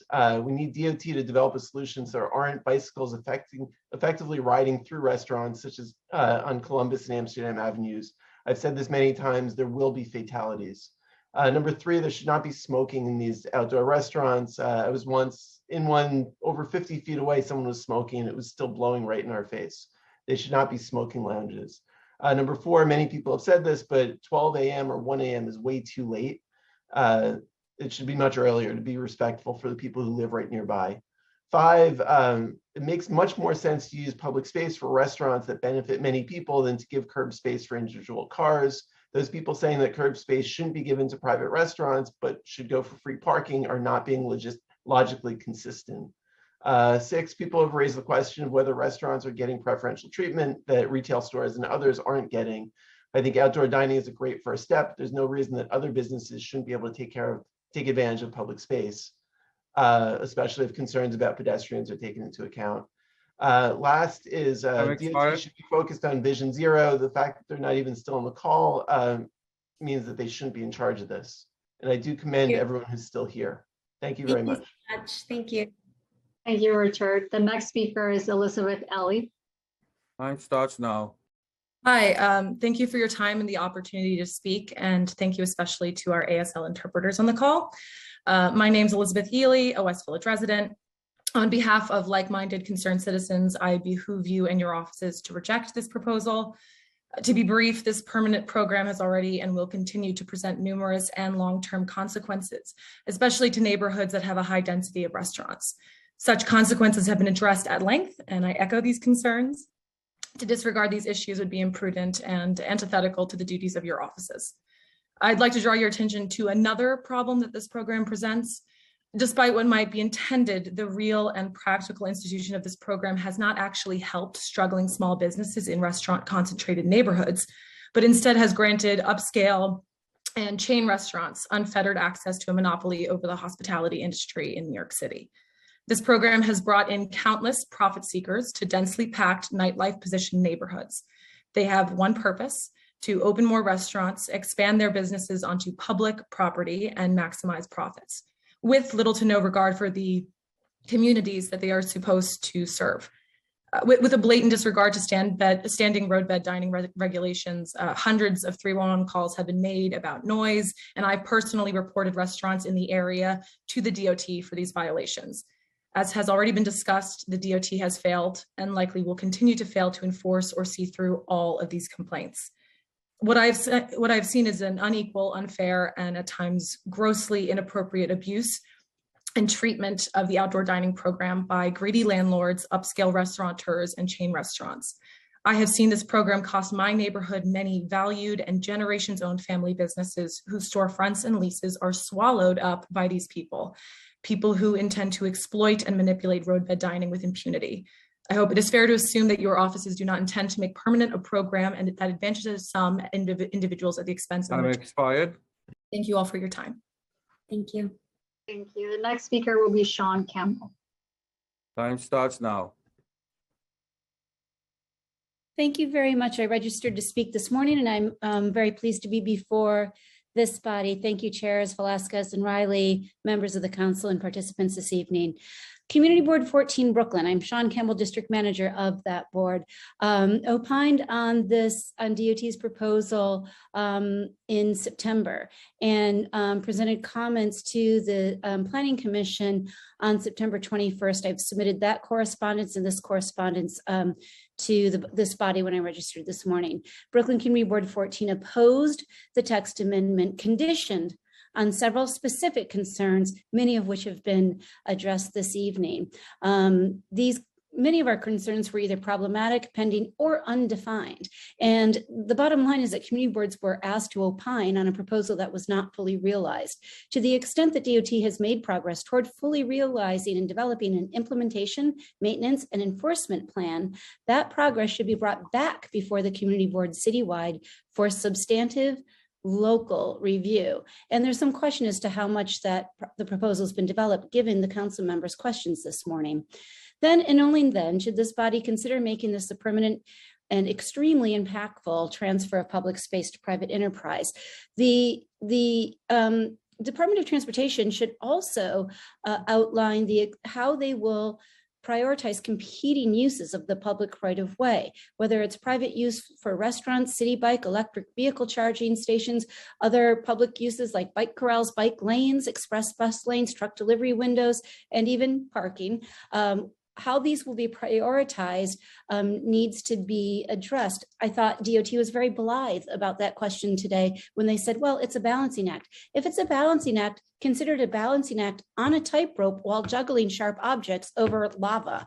I mean, it's a high stakes balancing act. And so I urge DOT to take this seriously. Thank you very much. Thank you. Thank you, Sean. The next speaker, sorry, Chair Velasquez, is Lynn Ellsworth. Time starts now. I'm Lynn Ellsworth with the Alliance for a Human Scale City.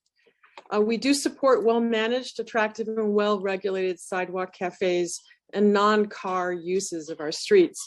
But we first have to solve a problem. The regulatory system in place before COVID, during COVID, and the system proposed in this bill will all fail to give us the desired results of how we imagine this could work out. Massive rethinking is in order. To that end, we have some thoughts on how to do this better. One, our public streets should not pro forma be handed to the restaurant industry or any industry in particular.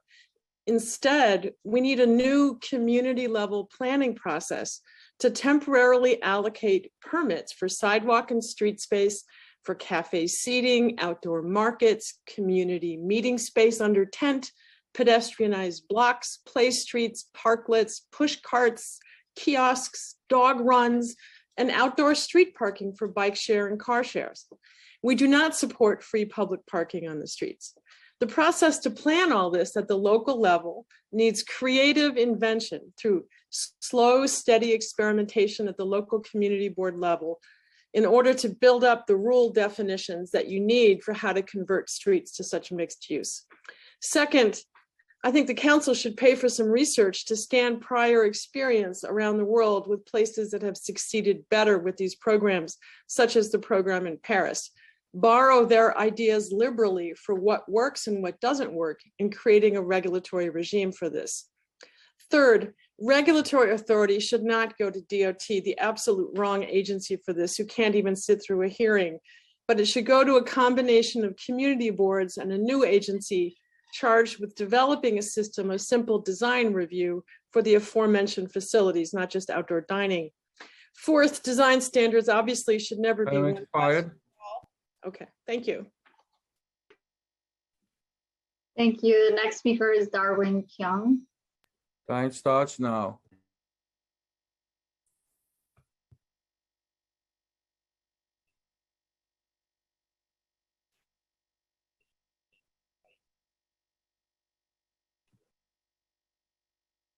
Darwin, you can go ahead.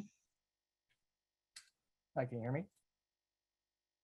We can hear you. Oh, excellent. Good evening. My name is Darwin Kung, and I am the Research and Policy Manager at Tri-State Transportation Campaign. Tri-State's a 29-year-old nonprofit advocacy organization dedicated to creating sustainable, equitable, and safer mobility from our streets and sidewalks to our mass transit network. We'd like to thank the Council for the opportunity to provide comments today in support of the Open Restaurants program and for considering the zoning text amendment and legislation to develop the permit program even as we go late into the evening. For the past year, we've been working with the Regional Plan Association and Design Trust as part of the Alfresco NYC Coalition to reimagine how New Yorkers use our streets to ensure that open restaurants and open street programs activate our streetscapes and serve all New Yorkers. I'm here today to comment in support of creating a better program that expands and modernizes our streets for the opportunity to create a better city with a carefully crafted program. The Open Restaurants program has been a lifeline throughout the pandemic. Over 12,000 restaurants engaged in the program, allowing them the opportunity to sustain their business throughout the worst of the pandemic. The number of participating restaurants was bolstered further by the emergency order, which lowered barriers to entry for outdoor dining, which is previously severely limited to the well-resourced establishments of certain parts of Manhattan. Nearly half of the current outdoor dining permits are outside of Manhattan, allowing for outdoor dining to exist at mom and pop shops in all boroughs. Restaurants run by immigrants and people of color with New York-sized dreams.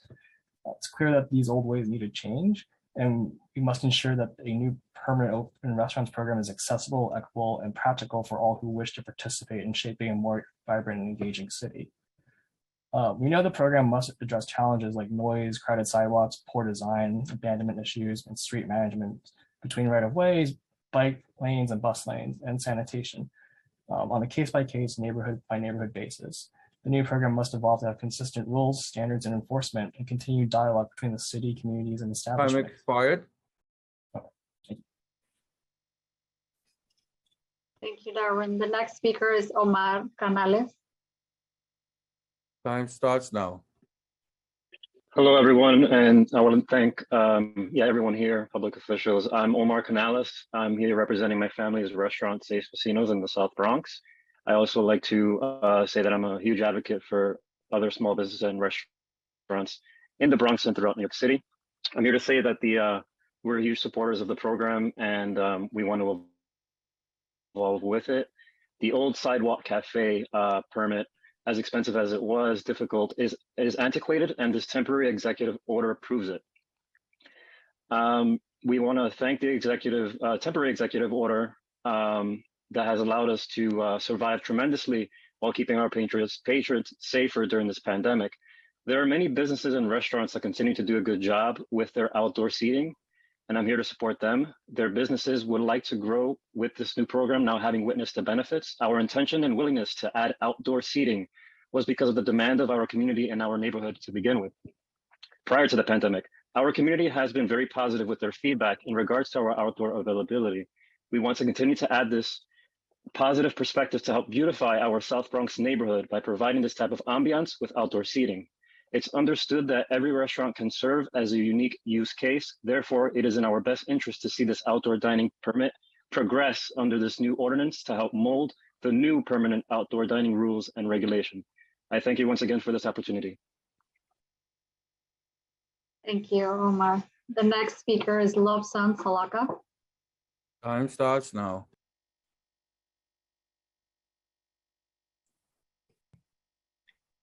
Hello, you hear me? Yes. Yes, hi, my name is Lobsan Salaka, member at large at Queens Community Board 3 and the chair of Immigration Committee. We had a meeting in September 23rd, 2021 to the motion to disapprove the appropriation proposal to pass with a vote of 30 in favor, 5 opposed, and 0 absentees. Queens Community Board 3 support our local restaurant and acknowledges the serious impact the COVID-19 has had on their businesses. However, reviewing DCP's current proposed open restaurant text amendment, we believe that further development is required. Queens Community Board 3 recommend that open restaurant text amendment be approved because of the following concerns. DOT, DOB, and DCA working jointly would have better and handle the oversight of open restaurant. The proposed amendment does not mention how the rules and policy would be enforced, nor whether sufficient enforcement personnel will be hired to oversee the implementations of agency policy. Will permitting fee be affordable to all small businesses? Sidewalk streets are not conducive for sidewalk street cafe uses. Has there been any study to determine the impact reduced parking would have on local businesses? Queens Community Board 3 cannot support the current text amendment that has been offered. There are too many issues that have not been addressed or left out of the proposal. It is suggested DCP revisit this matter. We thank DCP for opportunity to comment on the application. We look forward to working with the agency to come up with the better solutions, workable solutions. Thank you. Thank you, Lobson. We're trying to locate two last speakers, either Alexis Adler or the person who's on the phone at the meeting. If you would like to provide testimony of you're here, can you please raise your hand so that our staff can locate you and unmute you?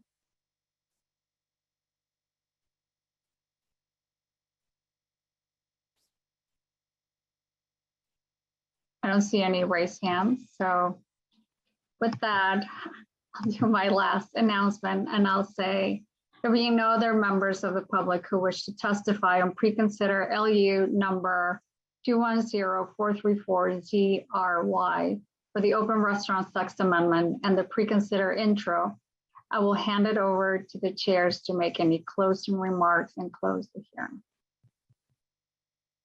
Thank you. Thank you, everyone. First, I want to thank, I call him my king, Chair Riley from the Bronx. The Bronx has had a really long day today, but we've enjoyed it so much. So thank you for everyone that participated, but it couldn't have been made possible without Commissioner Ydanis Rodriguez from DOT, my committee staff, Leah, Noah, my staff. We're going to say Nick, Alex, Jackie, Adrian, and Stephanie. And we're going to give the other props to the agency, DCWP, city planning, and all agencies, city council members.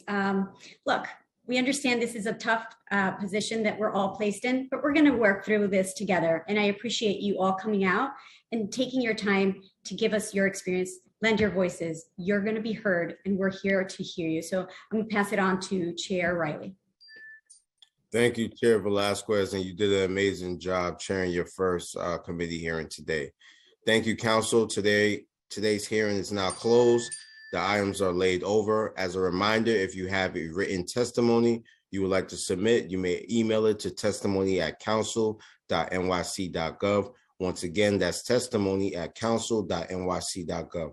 I would like to thank the members of the public, my colleagues, committee councils, land use, consumer and workers protection, and other council staff, and the Sergeant at Arms for participating in today's hearing. This meeting is hereby adjourned.